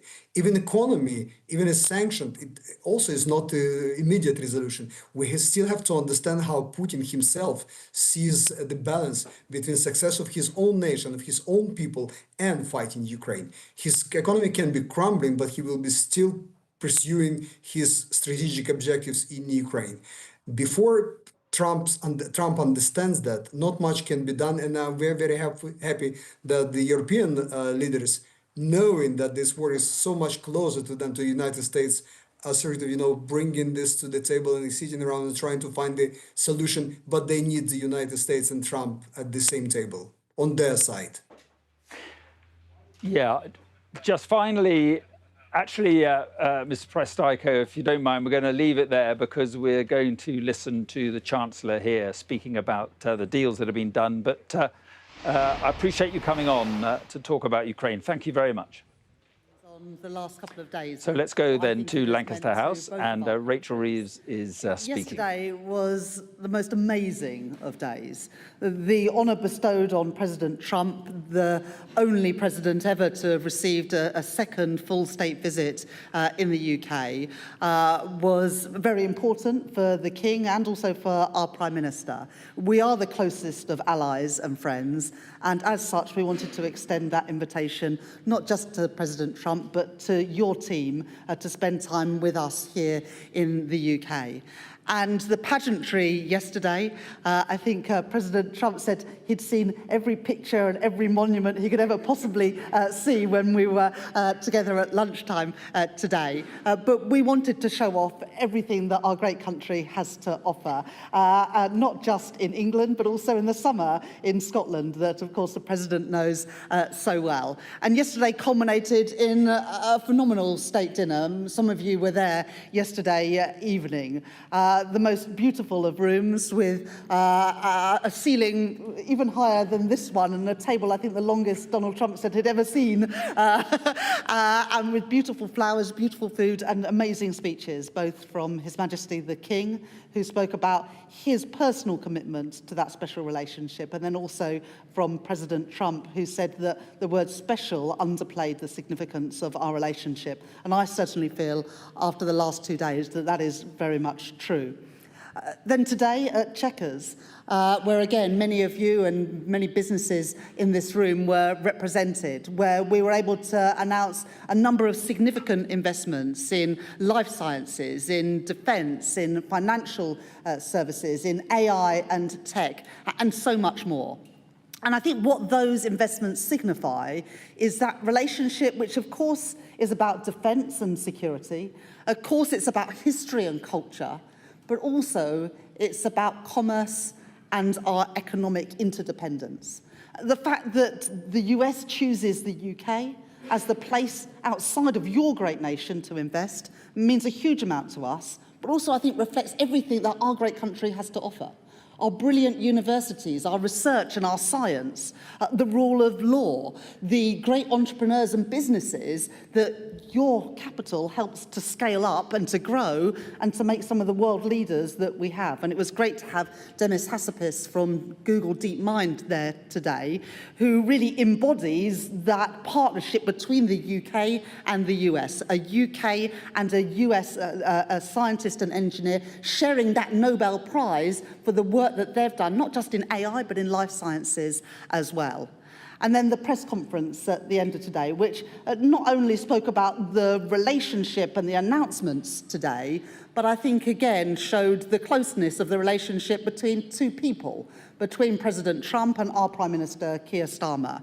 And you said, Secretary Lutnick, that the President wanted the first deal to be with the UK, and we wanted to be the country that got that first deal, because it signifies our special relationship, but also because we knew that we had so much to gain from that. And we were absolutely right. We were absolutely right because of the trade deal that we secured, and we were absolutely right because that investment that we secured and announced today would not have been possible without that trade deal. Because what that trade deal says is that Britain is the best place in the world outside of the United States to put investment. Because from the UK, you can now export at a preferential rate to the US, and you can export around the world. And that is so important for us because companies need places to invest. They need to be able to diversify. And Britain is now clearly and demonstrably the best place outside the US to invest and put your business. Now, today's announcements were significant. As Peter said, almost £300 billion worth of investment between our two countries. But that is only just the beginning. That's what we were able to announce today. But I know that there is much more to come, building on that partnership. And let me just say something about why I think it is so important, both for both our nations, but also given the geopolitics that we face today. First of all, what do all these announcements mean? And I was thinking about my constituents in Leeds West and Pudsey and Peter's down in Hove. What does this mean to them? Because £300 billion, life sciences, financial services, defence, what does that actually mean? Well, it means more good jobs paying decent wages. The investments that we announced today will mean 7,500 additional jobs in the UK, but not just any old jobs. These jobs are at the cutting edge of science and technology. And that goes both ways.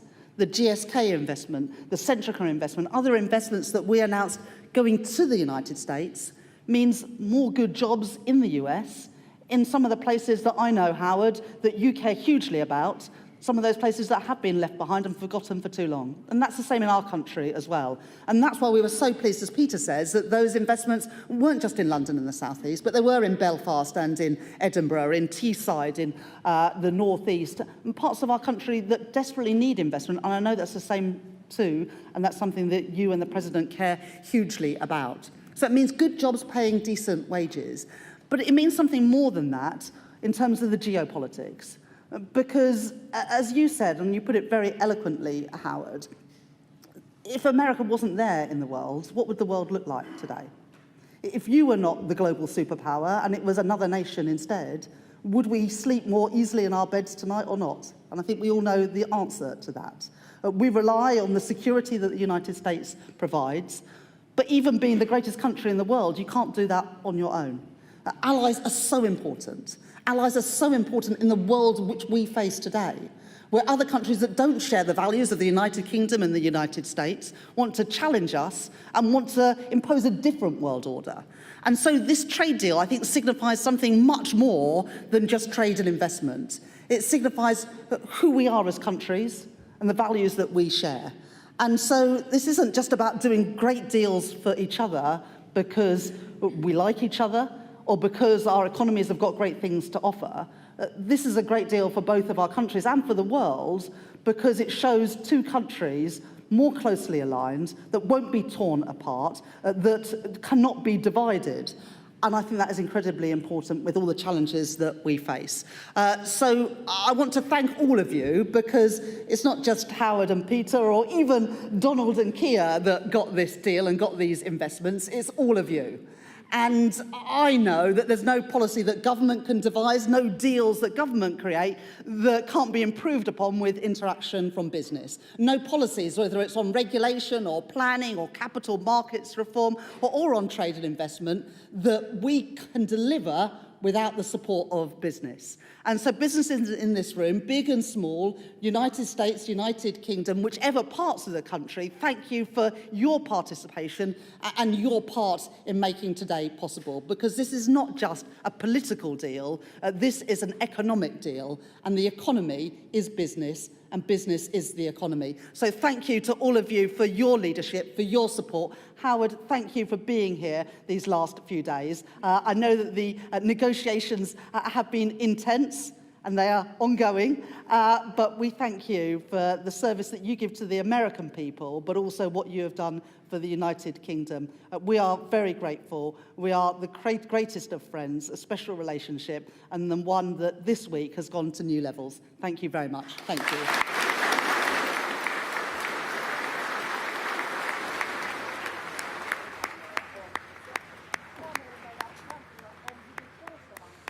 So that was Rachel Reeves, the Chancellor.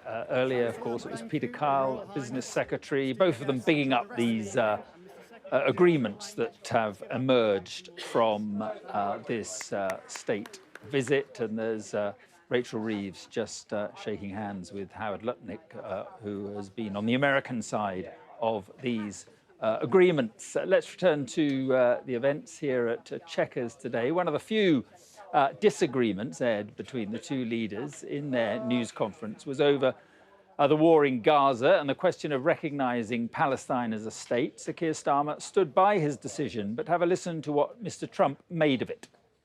A lot of bad things. You know, Hamas said that they're going to put the hostages up as bait. They're going to put the hostages in front of any attack. And that's pretty brutal. We haven't heard that one in a long time. So we have to remember that. So I have a disagreement with the Prime Minister on that score. Okay? One of our few disagreements, actually. Right, I'm joined now by Laura Blumenfeld, a former senior policy advisor to the US State Department's Israel and Palestinian negotiating team. Thank you very much for being with us once again. And I just wonder what you made of what President Trump had to say there. It does seem as if the UK and the US agreed to disagree. Yeah, it was a fascinating point of contention between them. I think there are three important points to remember when we're talking about Trump and Israel and the war with Hamas. First of all, he calls the hostages our hostages. There are a few American deceased hostages that they're trying to release, but he's embracing all 20 of the live hostages and the remaining deceased ones. He has taken ownership of that issue. The administration really has prioritized hostages across the world, in fact, not just in Israel and Gaza. I think the second thing is he's not really a forgive and forget kind of guy. He's not a bygones will be bygones. And he comes back again and again when he's asked about the war in Gaza, why he supports it. And he says, you know, a lot of people want to forget October 7th. I haven't. So he's very much sort of in the past of October 7th and the future of perhaps a future threat by Hamas. And he's not so much focused on the here and now, which a lot of us are watching in real time, and it's grim. And then the third thing, you know, is sort of unpleasant to mention, but I think it could be playing a role, is his approach to the world as a sort of giant real estate opportunity. The other day, I heard him at a press conference and he was talking about countries, but he made a slip and called them companies. So I do think he is looking at and certainly seriously contemplating Gaza as an investment opportunity. And that is also skewing, I think, his support for Israel, because they're basically the wrecking crew, the demolition guys for his big Gaza Riviera plan. Right. It was interesting because Keir Starmer said that his decision to recognise a Palestinian state was framed very much in the context of what he called a comprehensive plan for Gaza. There's been no suggestion really about what that comprehensive plan is that would be acceptable to both sides. Absolutely. And there are multiple plans out there floating around and being negotiated. Tony Blair, the former British Prime Minister, also has a plan that was leaked today to the Israeli press. So what's one thing is very clear, though, where the Israelis and Hamas disagree, is for Israel, it's Hamas is out, and for Hamas, just to survive is to win. And that's why a negotiated agreement has just been impossible to clinch right now. So much so that Secretary of State Rubio, who you would think would be a kind of an advocate for soft power and diplomacy everywhere, said, you know, this is where the ideal world hits the real world in the Middle East. And in some sense, as Netanyahu would say, and those in the Trump administration might agree with, the only kind of power that matters in the Middle East is hard power. Laura, do you have an understanding of what the Tony Blair plan actually amounts to? Well, again, the details are sketchy, but they're talking about a kind of multinational structure. And you know, it does not. One interesting thing that it doesn't include is a kind of displacement of Palestinians. There's been a lot of talk about, would this be forced displacement? Would it be voluntary displacement? But the Blair plan, according to my sources, stipulates that there would be no displacement of the Palestinians temporarily or permanently, which I think is a very, very important point, and perhaps, you know, a true sticking point for Palestinians who truly fear that they're looking at a second Nakba, that if this isn't meant to wipe them out literally, it's meant to sort of displace them permanently. But this, of course, imagines a ceasefire pretty soon. It doesn't look, though, as if there is going to be a ceasefire. It does seem as if Donald Trump is backing Netanyahu, or at least not publicly criticizing Netanyahu. Yeah, I mean, this operation in Gaza is the most controversial operation in IDF history. Think about that. Of all of Israel's wars and operations, from the very top of the Israeli military and security structure, there is opposition and debate. So it does not look like they're backing down, because right now Netanyahu is in maximalist mode, and he believes that he needs probably 3 months till the end of 2025 to finish the job. And just finally, how do you see this? Where is it all heading, do you think? Well, we're going into the Jewish high holidays, and we're also heading into the UN General Assembly. I would call them the diplomatic days of judgment.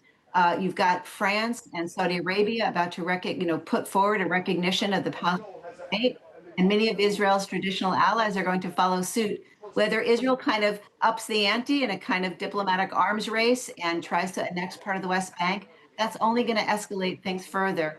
Hopefully they can reach some kind of compromise ahead of the General Assembly, which is what, behind the scenes, if you hear that sound of scrambling, it's Ron Dermer, Netanyahu's chief political aide, trying to kind of figure out some kind of compromise so it doesn't go nuclear at the UN.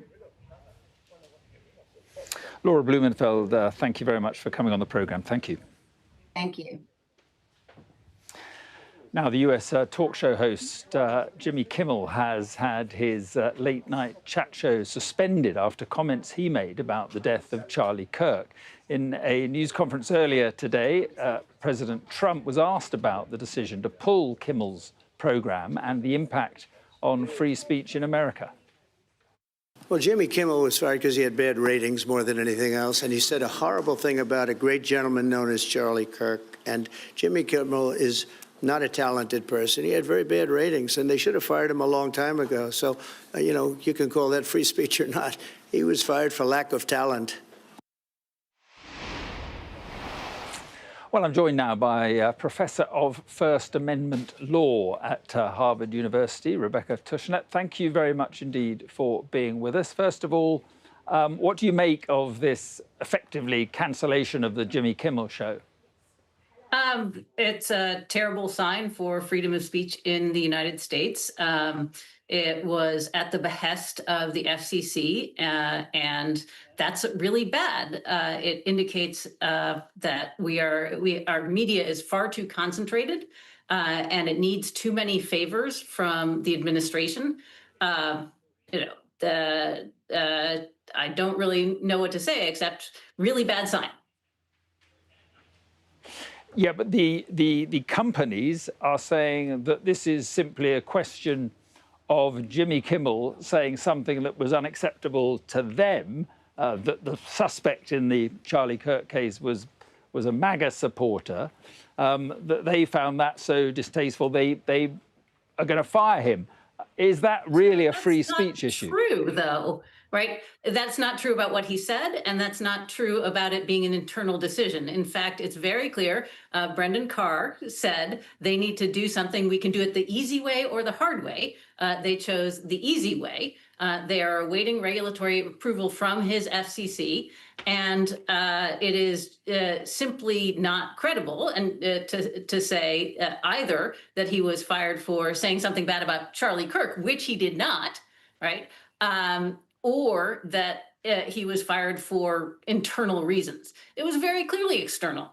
And lying about that is, part of the assault on truth as well. What do you think the implications are? I mean, do you accept that there are limits on free speech? Well, of course, there is